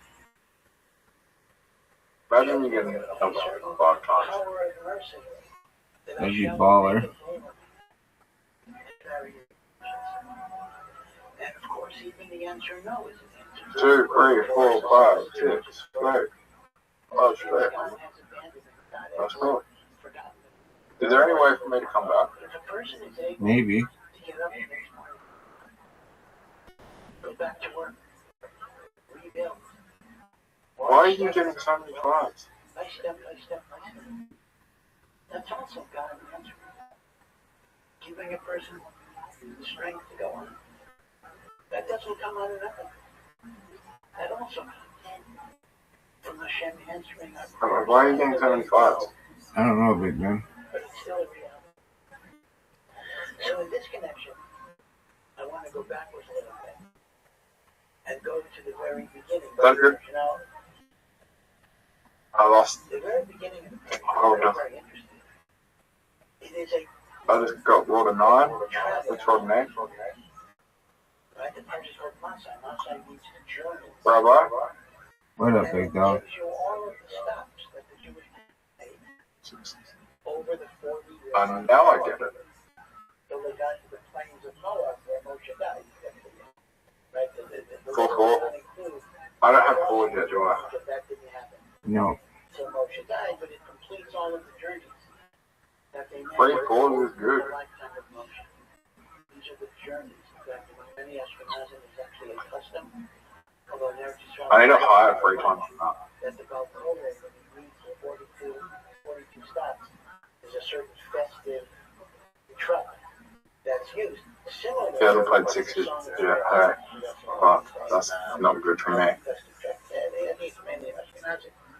Custom in yeshivas, they don't always follow it, but during the Yekishah, whatever it is. How do you not have a 4 times? Now it's interesting Because I have 2 5 times. that there's a total of 42 journeys. 42. Now, here's the interesting point. Now, by the way, if you study the journeys, That's a bad bro. you know, we get the impression that the Jewish people were That's not a good bro. wandering around the desert for 40 years. Fuck. The truth is, in some of them, Speaking of bad bros, they stayed. that is also bad. Meaning, they weren't always moving around. They were Oh. times that they stayed for very long times in the desert. You ready for the greatest bro you've ever seen? Yep. Wandering around when the rest stop for lunch. But be it as it may, there's a total of 42 stops. I'm gonna put the 5 down to the 0. Another one said that this is a very highly symbolic passage. Give me a 5. It's describing Give me a 5. I took a big risk. of the soul through all of the vicissitudes and difficulties of life It's called the 0 there. until the soul comes to the promised land, which is Eretz Yisrael. 1, 2, 3, 4. Life itself is seen There's a journey. Good row. Good row. Good row. Good row. To Eretz Yisrael. And I'm born into a world in which I'm Of course, I get this straight now. How about you, Ron? I know. enslaved by the it's wrong up in my ego. I'm All right. enslaved by egotism, selfishness. And all of We'll play one more game of something, and then I want to break. to get away from the Mitzrayim. Come back in an hour, and I'll play. Get away from that inner slavery. Till you finally meet Eretz Yisrael, which is Kabbalistically seen as Olam Haba. You've completed the game of life. I think there's more game of life. Used to be. I don't know. But you completed the game of life.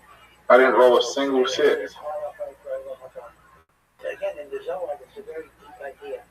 That all the Rabbi, you nearly bet me about 100 points. Based on this, Yes, sir. it said that the 42 Tachanot, 42 stops, actually correspond to the year Miklat. Because a city of refuge, as we talked about is a place where you reflect, where you think, where you regroup. So as we travel through the desert of life that is full of hazards, spiritual and physical, we need to create safe spaces in which we can contemplate and meditate and reflect. And that's why it corresponds with the Zoot, you have 10 seconds to accept the invitation. 9 seconds to accept the invitation. 8 seconds to accept the invitation. 7 seconds to accept the invitation. 6 seconds to accept the invitation. 5 seconds to accept the invitation. 4 seconds to accept the invitation. 3 seconds to accept the invitation. Sorry, you ready to win? Say win and break? Yep. Every time I don't use my soul to serve God, I squander that. Oh, that'll win and break? My life. Let's see what you're doing.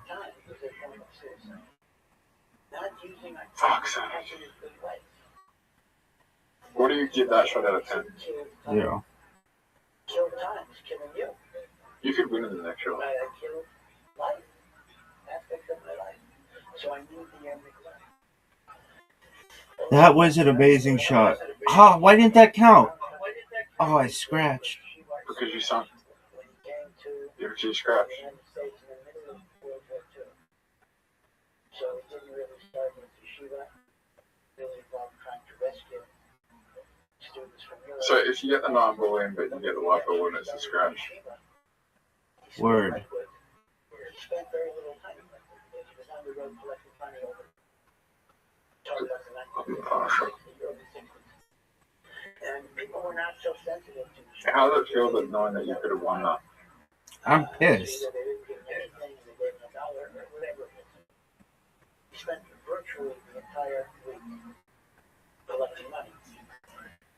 And one time, he was in Miami collecting money, and he had one of the students with him.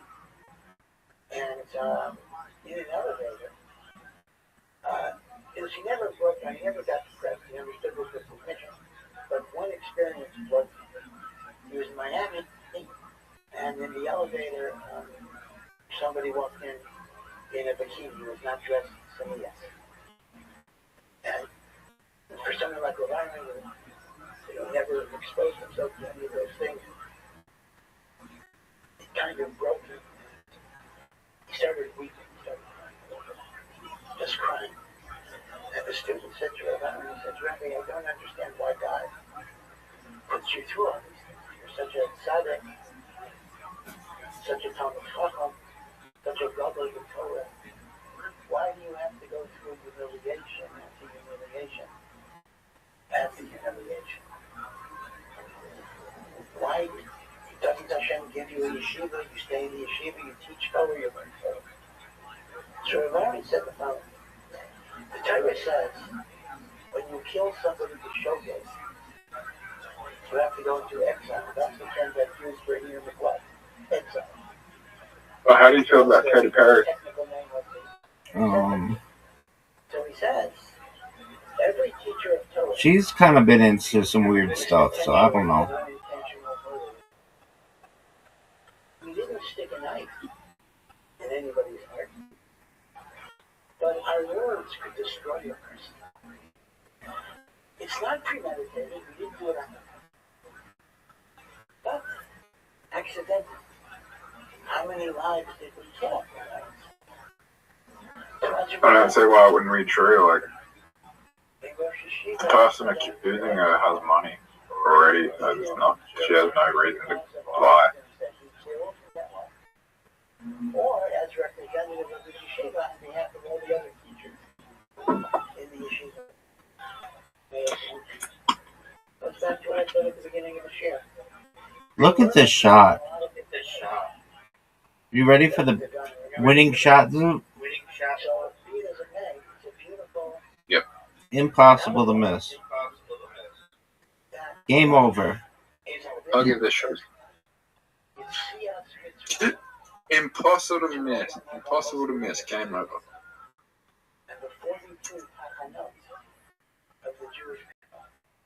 That's going to be embarrassing for you.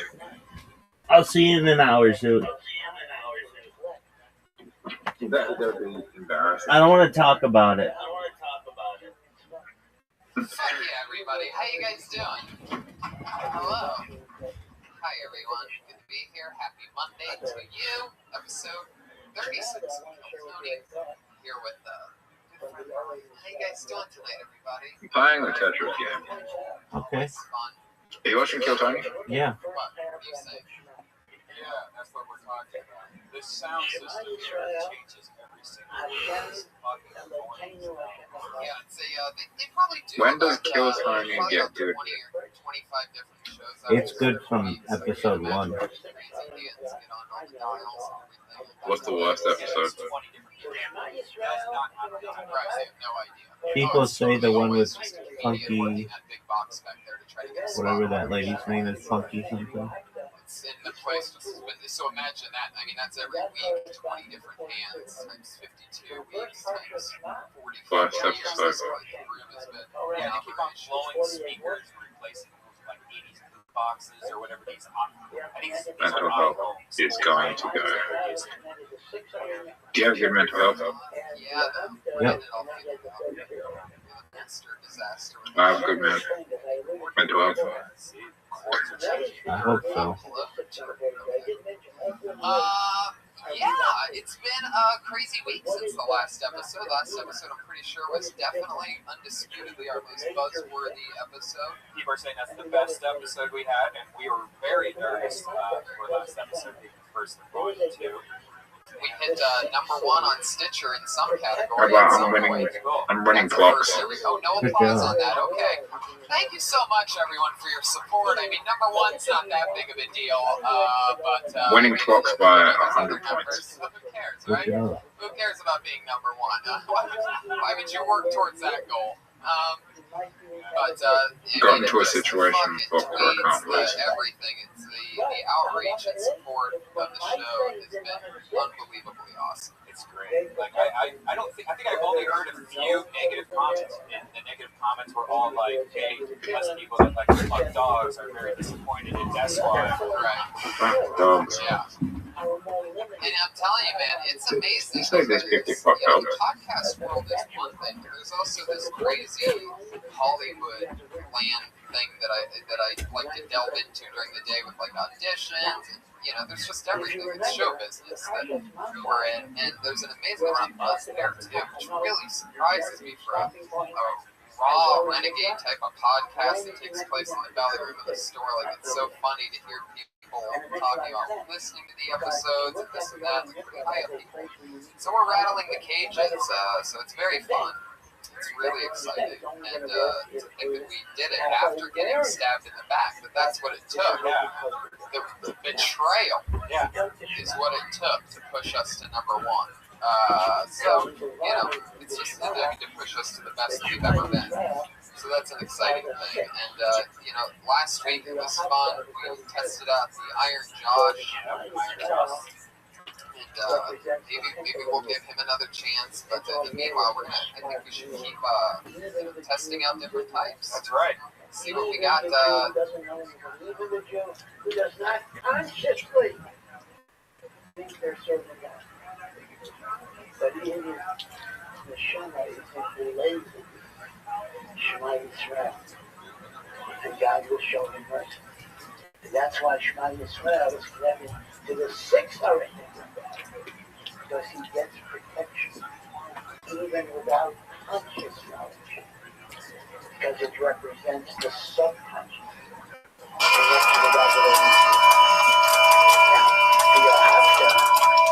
Is already inherited from learning from mother. That takes faith. That takes concentration. That takes love. That's why those are the architecture only get consciousness and mindfulness. And that's not what it has. But the restricting Hey, this is Sledge coming to you live from the Comedy Store for a brand new episode of Kill Tony, Volume 2. Give it up for Tony Hinchcliffe.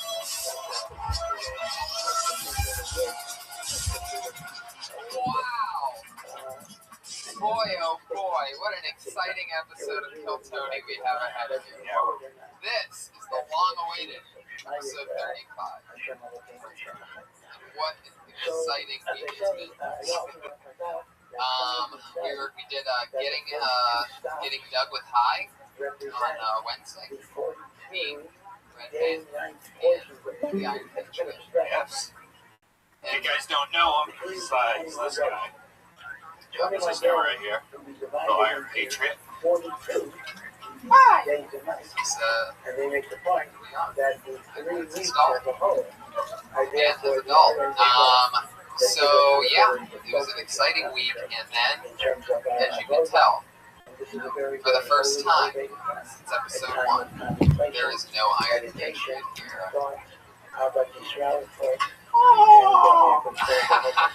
Oh no, brilliant. I got a phone call while I'm having coffee and doing some writing the day after getting Doug with High, and the Iron Patriot went to kill Tony in a stunning turn of events.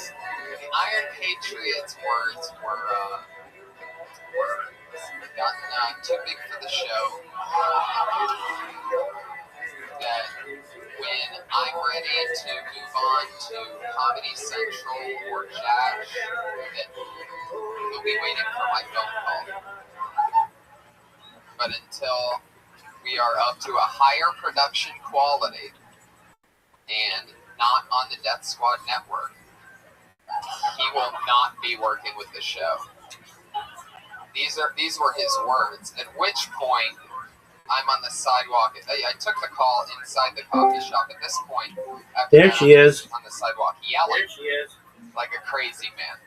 And I was thinking, you know, that you have that third eye that's sort of like, man, I bet you have one of these cars. What's going on, Miss Aquarius? I said you was asleep too. Hey, JC. I was sleeping, you were asleep too. Okay, Miss Aquarius. Hi, how are you? I'm good. That's good. Everybody doing their thing. Yes, ma'am. Yeah, you were sleeping. I went to sleep too at my last night. I sure did. I took my little muscle relaxer. I gotta go to the doctor tomorrow to follow up with my current doctor. Yeah, I went to sleep last night. Yes, ma'am. Apologies, I missed you. Oh, that's great. Whenever you want to. It's okay. All right, you have an invitation. Yeah, sleep. Yeah. It's okay. It's all right. We good. Good. I'm gonna get my sleep too. There you go.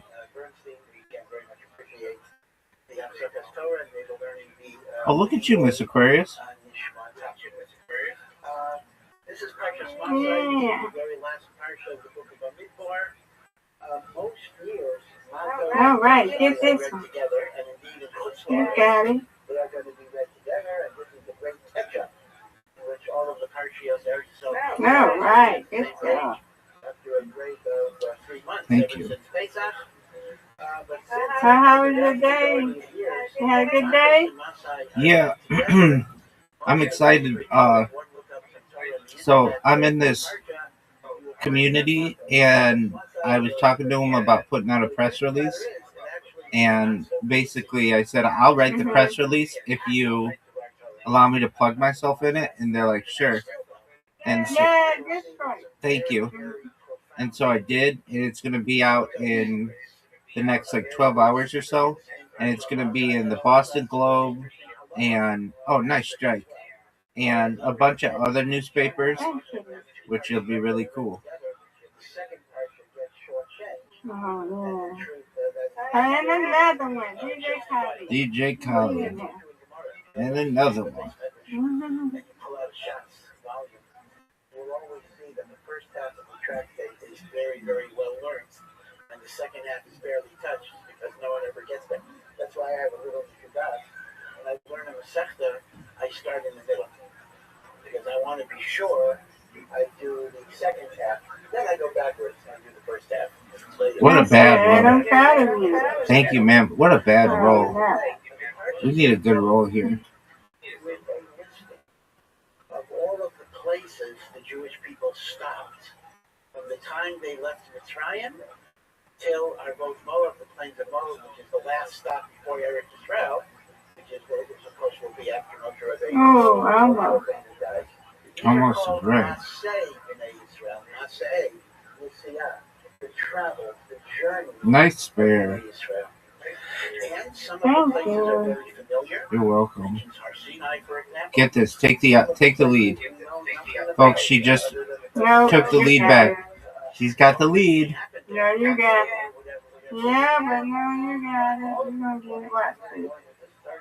See? You got the lead already. Good job. It's okay. You win that one. Thank you, ma'am. Oh, that was bad. Yeah, good job, Rabbi. Thank you. Reload.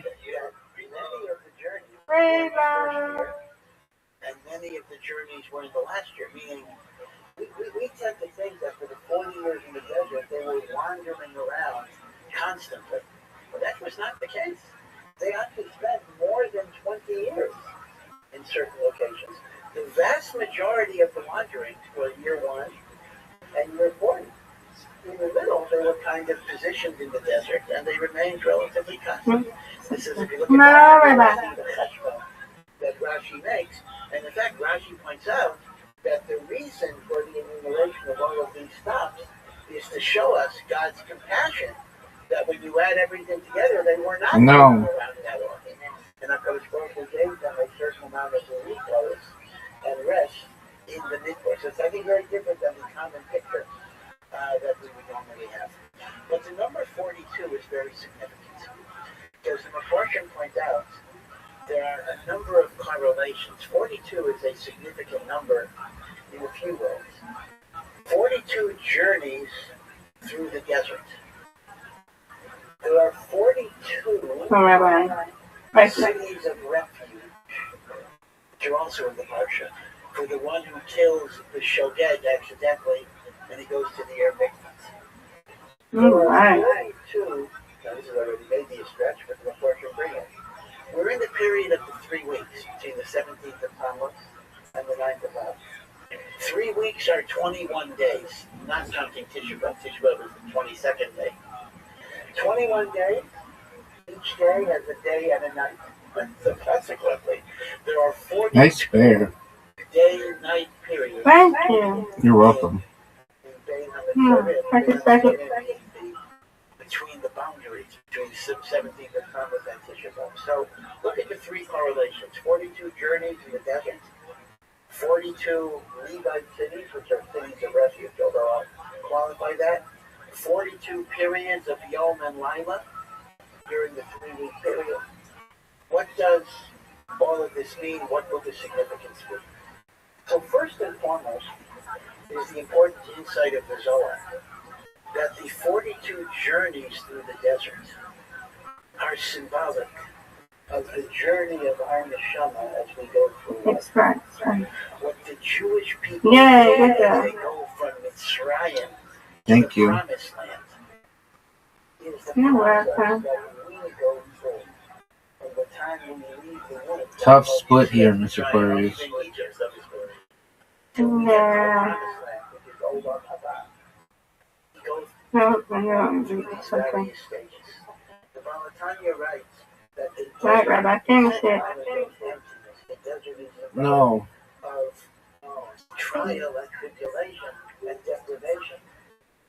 Give me it. Oh, just missed. You win, Miss Aquarius. I win, Miss Aquarius. I win, Miss Aquarius. You win, Miss Aquarius. Undefeated in bowling. Undefeated in friendship. In friendship. Yay! Yay! Good job. Good job, man. I'm glad I got to play with you tonight. I am as well. Alrighty, you. Sweet dreams to you, God willing. I'll see you in the morning, God willing. Yes, thank you guys. I'll let you know. And my doctor's appointment. Best wishes with it, God willing. Thank you. You're welcome. Hey. First driving by right now is going to see me yelling crazy. Great dreams. Thank you, Mom. But there's a point when he's telling me all of this, you know, a guy who sort of had a bond, you know. Just the night before, actually, I saw this cute little flippy phone that he was using MapQuest and he printed out on paper. It had failed him, and he was 50 minutes away. Right. There was a car to pick us up. He was using printed paper. Yeah. So we asked him about it. We saw that he had, the phone being such a robot, his phone. Yeah. I think it was the E815 Motorola. And we also noticed that when he was parking, he was having trouble parallel parking. And then the thing that really stood out was the Patriot has this thing where he slams car doors really hard. Yeah. There's a couple theories. I think he wears the armor all day, so he's out of the armor, he's very strong. Because slamming the door is like ease, you're fighting with an external. I mean, it's a very standout problem. It's not like we're like trying to find something. Like you can hear this door slam from far away. And I noticed it when he got out of his car. So he gets out of his car and he closes his door. He has to open the back door in the trunk to get these giant bags out from the suit. And anyway, it ends up being that when he gets in the SUV, slams the door. When he's getting in cars. Hey man, what's going on? Right. So then when we get to the place, he gets out of the car and the driver goes, "Hey, I'll help you with your bags." And the teacher goes, "Yeah, I really like that." But the way he said it sort of sounded condescending. And then he slams his door really hard. So the driver's like, "Fuck's up with this asshole." Anyway, but I've always looked past the little things. That's no big deal. Forget his car door problem. Forget the fact that he's had a dog like ice cream off of his genitalia. You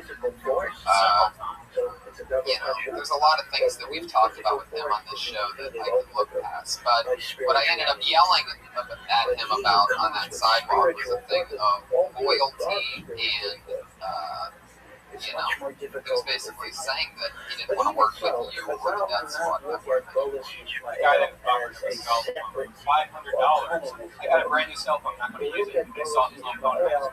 About a couple weeks ago, I was putting a CD on iTunes. Just no reason. I have no reason to do this. I'm just trying to help him out. And that's what I was saying to the patient, is that it's insane. You'll never be able to build relationships in any form of show business if you burn each bridge that you go to. So the next day, that day, then he quit. Not even an hour later, I'm in communication with Doug Benson, who says the Iron Patriot just asked if he would be a regular on my show. In its acting upon which Doug replied, I can see the response time was so fast. It was so fast. And he goes, no chance of that happening. It was funny because it was a one-time thing. And, you know, Patriots always hinted at wanting to jump ship. I guess I always truly deep inside thought it was a joke. There you go, he's done it. And a lot of, you know, the crazy thing is, 2 weeks ago I was at Target, this tweet's still out there in the universe. I found this little Iron Patriot mask.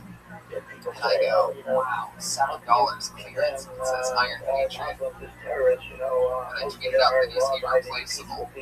And, next thing you know, he quits on me. But luckily, simulation. I think so, because I bought the mask. I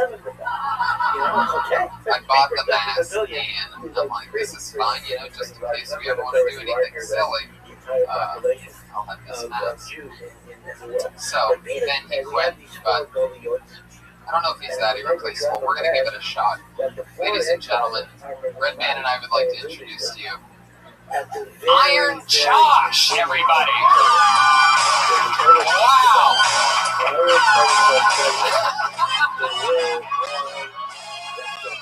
Holy shit!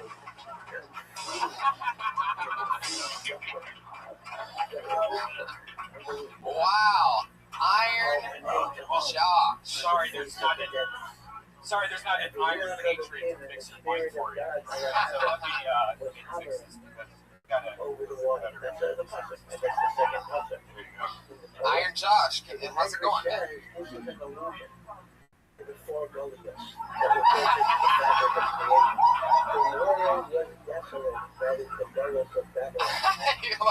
I don't think your machine's on.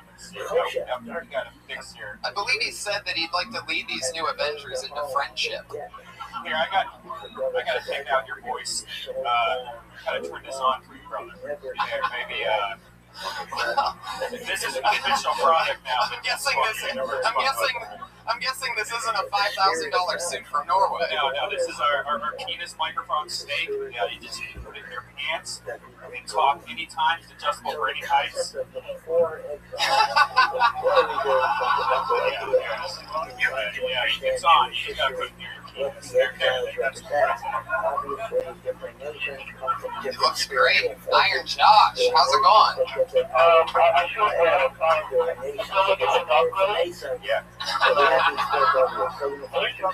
Yeah, you gotta watch out for your penis speaker. Maybe you could just hold it to your mouth the whole time. Let's hear one of your famous catchphrases. Yeah. You have any other ones? At the very beginning of the market, the first 4 words of the market are There you go. Yeah, totally. Yeah, how exciting. You know what, Iron Josh? This costume doesn't seem as realistic without a chest light. So let me just turn on the chest light right now. Fuck yeah. I mean, are you alive, Tony Stark? Or wait, who are you? Who are you actually the Iron Patriot?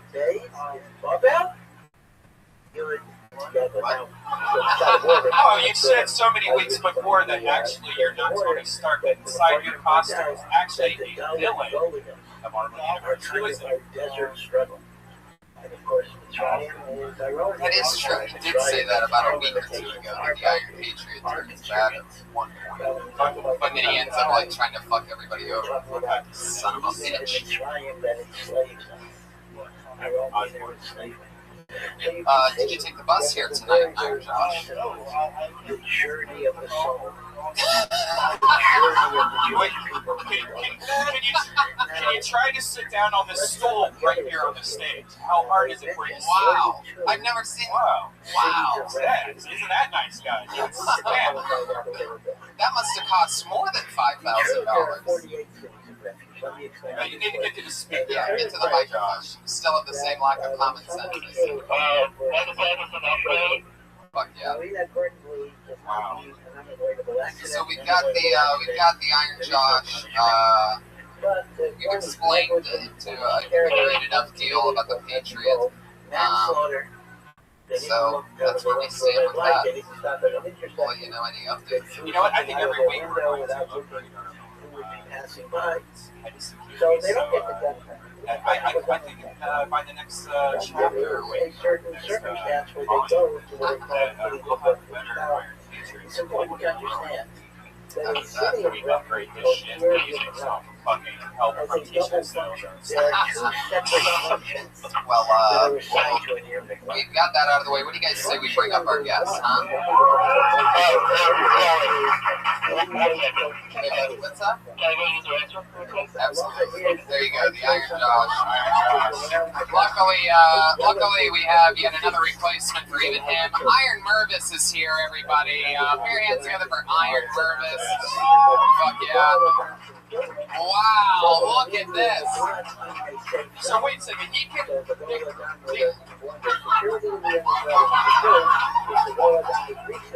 That is interesting. Wow. Holy shit. That is unbelievable. Oh. The old Patriot couldn't do that. He just flailed his arms and stuff like that during his twitch. This guy could be totally emotional. And you can drink as much water as you want. And I bet you can sit down on that stool as much as you want. Wow, look at that. That is just a mask on hair. This is like if Patriot Thor had a baby. I'll have my guards, and I don't really. Let's get this. This is the iron deficiency Patriot right here. Anyway, fuck yeah. Put your hands together for our guests tonight, everybody. Two guys that I'm pals with. We've done the road together. Really hilarious guys. You know them from their TV shows and podcasts. Put your hands together for Tom Segura and Bert Kreischer. Wow. Fuck yes.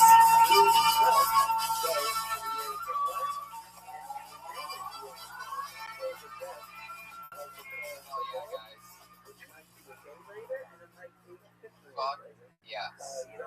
Welcome to Kill Tony. This is both of your first time. The Iron Josh is back. One more time for the Iron Mervis, everybody.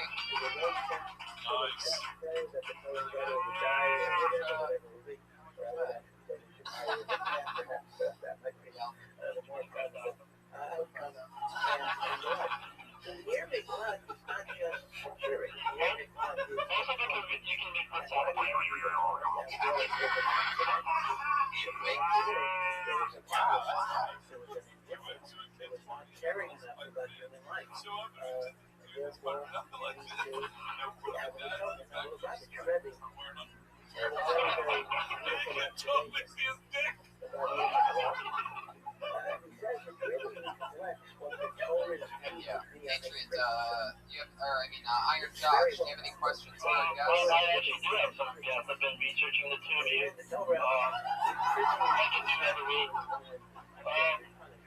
I have a question with Tom. Apparently you have a fetish for poop. You love poop for that year. And you like poop. And what's the deal with the Bristol Stool truck with you? What's the deal? Do you like it? How is it? I don't know where to live. Oh, it's a midnight device. The medical world has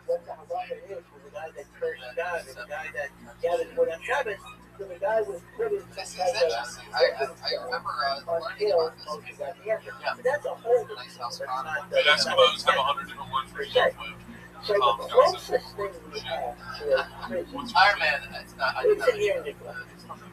Now, in Irving, it's not really a prison, it's a city, but the Mosaic is confined to that city, and when he leaves the city, it's like really want to, or you don't want to. What's outside the city? Technically, by the way, he has 2,000 radius of 2,000 ammo outside the city. 2,000 The camera, you gotta suck them back in and bring it up inside you and push it back out. Reinforce, slide out. I'm gonna chew this a little longer. The guy can shoot him. Five's a little. And so I could imagine six certain events will go out of time. Waiting out there if the guy gets lost in the morning walk outside of the city or whatever it is. So it is, I don't know why Josh in the sense that his mobility is limited. But it's not really a business system. But the Rebbe makes the following point. Your question is, how would you use on a TV show called Bert the Conqueror? Remember, what is your favorite medical regular portions of land to go into this region? In this state? Yeah, but in the United States. What was this? They have play a show called Birth Control. It comes in a way. A lot of people did not have their own. They were given 48 cities. That were destroyed. What type of kids love the show the most? What type? Tell them. Little kids. With what? Stop. I'm not talking. I tell you secrets. It's tall kids. It's tall kids. Living in a town of Fucking. they are the teachers. They are the rabbis. They are the spiritual guides of this realm. So, my favorite roller coaster. Honest favorite roller coaster. Like, honestly, is one called Sidetrack in Ohio. Yeah, it's Airport. No. Kings Island. Kings Island's got my favorite roller coaster. You ride the way back, and you don't touch anything. It's just a waste of train. Basically, that's why I did this for a living. It's a lot of fucking fun. Did you go on the beach street and see the point? Yep, I rode all the roller coasters at Cedar Point. How old is that roller coaster? That shit beats you up. Like, if you have a baby, you don't have one after that. Well, not technically, people ride roller coasters. Actually, none. No, ride roller coasters. What if The you pregnant woman, 9 months pregnant, goes, I want to get the back seat. Really fucking put a hurt to this kid. She never ride the beast. That's the one, right? The beast is a monster. My neck's still fucked up from the beast. Exactly it. I've done Cedar Point almost, well, again, up until a few years ago. I was going like every year of my life. Living in Ohio, it's just sort of something you do in the summer. The one time I went to Kings Island, the only one time I went to Kings, my neck was fucked up. My neck's still fucked up. But I'm one of the few people that ever had a rollback on top of a track. I almost got stuck on the top. It's actually a pretty fucking fascinating video. It's on TV. We shot it on accident. We got shot up at 120 miles an hour. Then you go up like 410 feet. And at the top, it stopped. It was just the wrong amount of time to wait for the bridges. We got stuck 9 fucking miles an hour. How long were you up there? Not very long, because I started thrashing around like a mental patient. Like, fuck you! And then it rolled backwards. They're like, No, there was no tall kids, Tom. Not super tall, like 6 foot.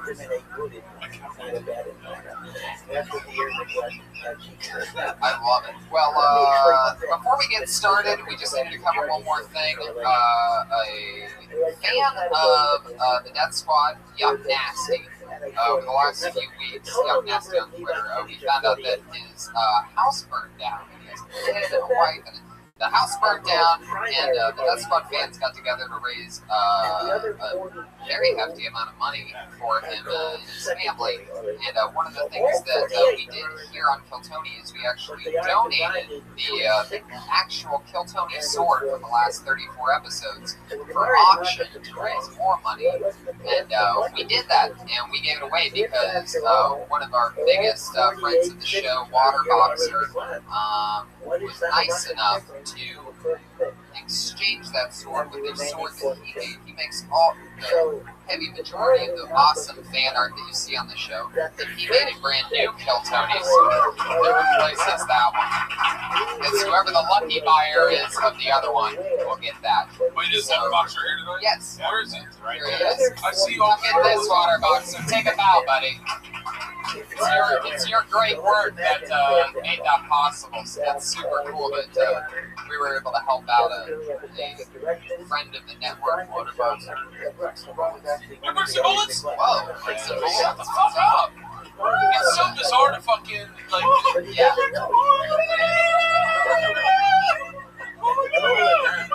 And Twitter is starstruck. It's wild that we just go by those. Yuck Nasty's house burned down, so Waterboxer helped us out. Yuck Nasty definitely sounds like a black rapper from Florida. Yuck Nasty. Yeah. He's a white non-rapper from Green Bay. The opposite. Well, I don't fucking MC Cheese. Spoiled smoker. You know that guy? Yeah, I know all these. That's so crazy. His name is like, they're like, I see the name and I go, oh, yeah, I know him, but I don't really know anybody. But I feel like I fucking know them. I called into their show. They were doing a 24-hour podcast. I was in Paris. I called in. And then I ended up spending a ridiculous amount of money on a fucking long-distance phone call. Drunk, talking to them on the phone. And one of the guys on the phone was Mike Maxwell. That does all the art. Fucking bizarre. Waterboxer was on that call, right? Oh yeah. So what do you guys say we get it started, everybody? It's Kill Tony, Volume 2 starts tonight, Episode 35, Stronger Than Ever. You guys know how this show goes.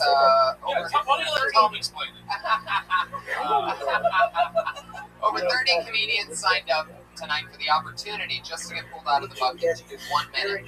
And comedians, you know that your time of a minute is up when you hear the brand new Volume 2 sound of a kitty. Aww, how adorable. So that's your light. That's when you know your time's up. So you might as well stop there, because if you keep running your sound effect, you're going to bring out a brand new Volume 2 Angry West Hollywood Bear. Holy shit. Oh my god. Wow. I said holy shit when it was halfway through. That sounds like me taking a shit, Iron Man. Wow. That's a big one. Wow. Let's point something out. Yeah. Just so people get this. You signed up for it. Right. If you get your name, I will never give you unsolicited advice.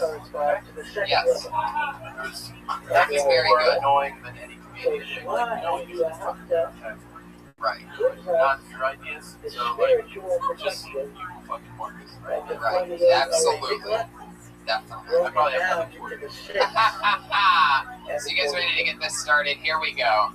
You guys know the story. We're rolling in with our brand new Iron head of security. If you got big, Iron Josh, are you getting are you hot in there? If you can't sit down when people sit down. Yeah, just take a little sit down. Hey, Iron Josh. Can I get a double kill rocks? Thank you. Yep. Yeah. See, the old Iron Patriot would never have done that. We got drinks for Bert Kreischer. It almost seems like Josh was like the runaround producer of the show up until tonight. Yeah. He's really working double duty. Yeah. Okay, here we go. Your first comedian doing stand-up for a minute tonight goes by the name of Nick Babbitt.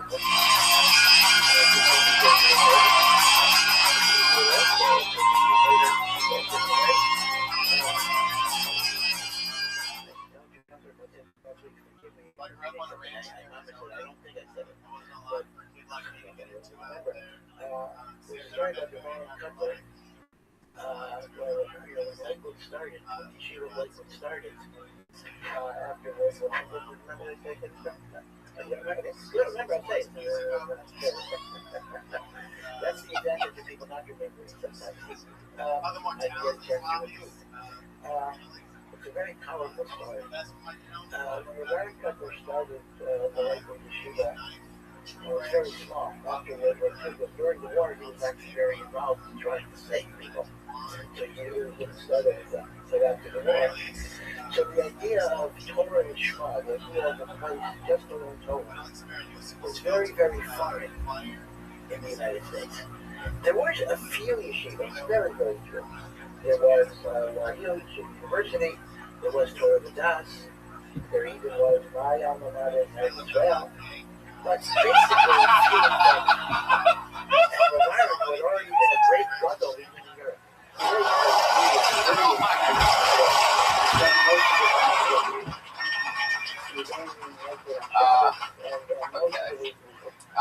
Fuck yeah, whittling. The good thing is no one's using that subject. You own that territory right now. Yeah. Like, if anybody's ever like, hey, you know that guy with the whittle bit? People will be like, talking about Nick Babbitt.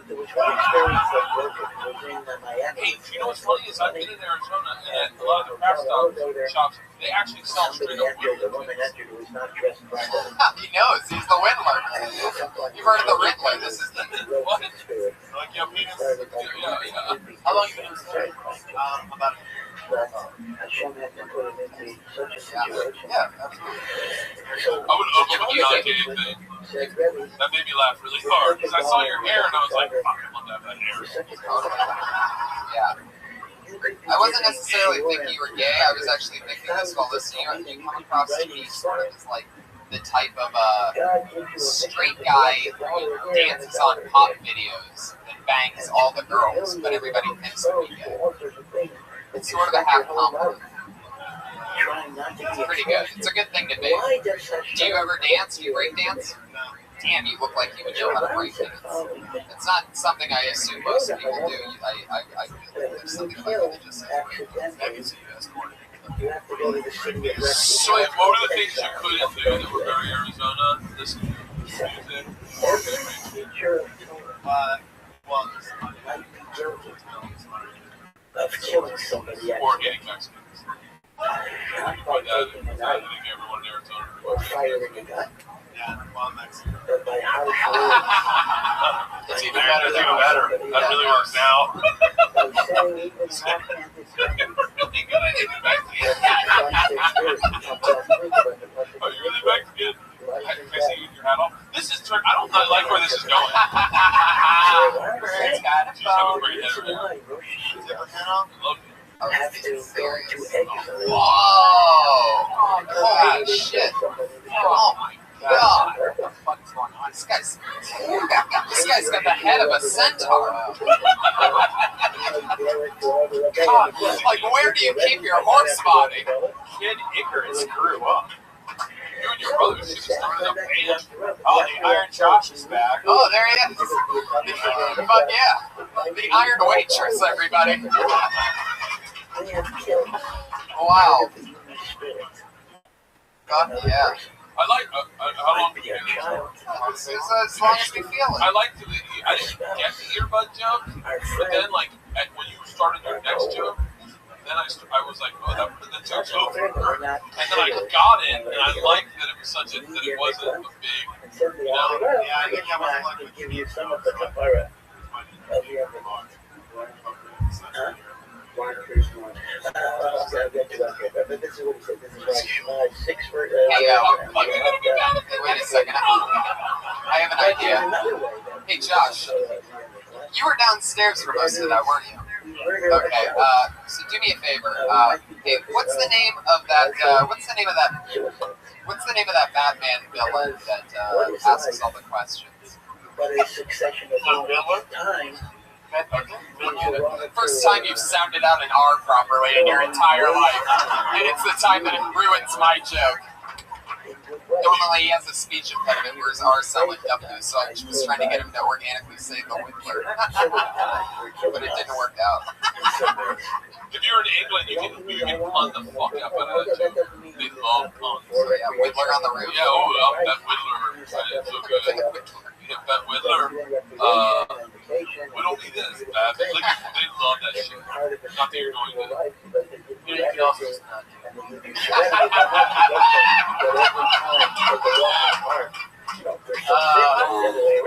So you gotta trust your instinct because you're really funny. Using your life You just gotta help. seizing the moment. So in a sense, all of us are murderers. Murder is a right. And therefore we have to neglect to give us that kind of horror. Yeah, you have confidence and a look, and if you're doing 1 day a week for a year and a half, you've gone a long way in a little amount of time. So, thank you, Nick Babbitt, everybody. There he goes. We got one down. No Twitter. No Twitter handle on you, Nick Babbitt? Not on Twitter? Yikes. All right. Yes. I thought it was. For those of you tuning into the other podcast that's being recorded right now, So they would go around giving sometimes the same drugs. I love how this Patriot just sits down and relaxes and watches the show. It's so much less noisy, too. None of the twitching. One of the famous Makidim Fuck yeah. Hey, let me ask you guys something. Do you remember when you first started comedy? Did you have like a joke or something? Jacking off the cheeseburger. You'd be embarrassed. Jacking off a very elaborate storytelling of me seriously jacking off the cheeseburger with a wow. And the person that followed me was Dimitri Martin, and he literally did like a like it was like I was aggressive with it and I sold it, and I don't know if people were laughing at that, thought they thought I was making it up, but it was a real story. And then I was like, and the best, this is a real story. I jacked off the cheeseburger in the floor, and then I know I don't do it because of that. But and then this guy that ended up meeting me up pulled up next to me right as I was in the car. Oh, I was in the car. So I told you that the whole time. I don't do it too. That's hilarious. This was when I got the line. Hold on, here we go. Guys, anyone want to jack off a cheeseburger? Yeah. And they were given a half an hour. How about you, Tom? To fix everything needed to fix it.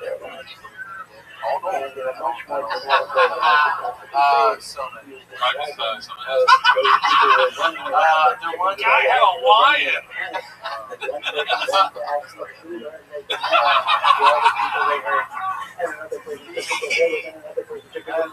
It was really original. It was like, but guys are more outspoken.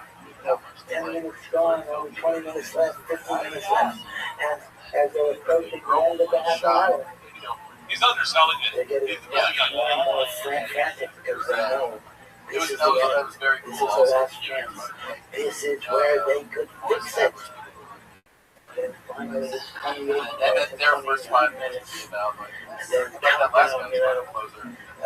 60, 15 minutes. And then the other one was very, it's recorded. That was really bad one. People were crying, people were going crazy. People were like, oh yeah, this. There's a bunch. I don't think I've had that answer. Where people are like, I have a long list. There's a lot. There's a lot of stuff I said. Everything is fake. I love it. Right, sorry, I was honest. I'm excited. No, it's great. Here we are, Stephanie Barber, everybody. It's Stephanie Barber.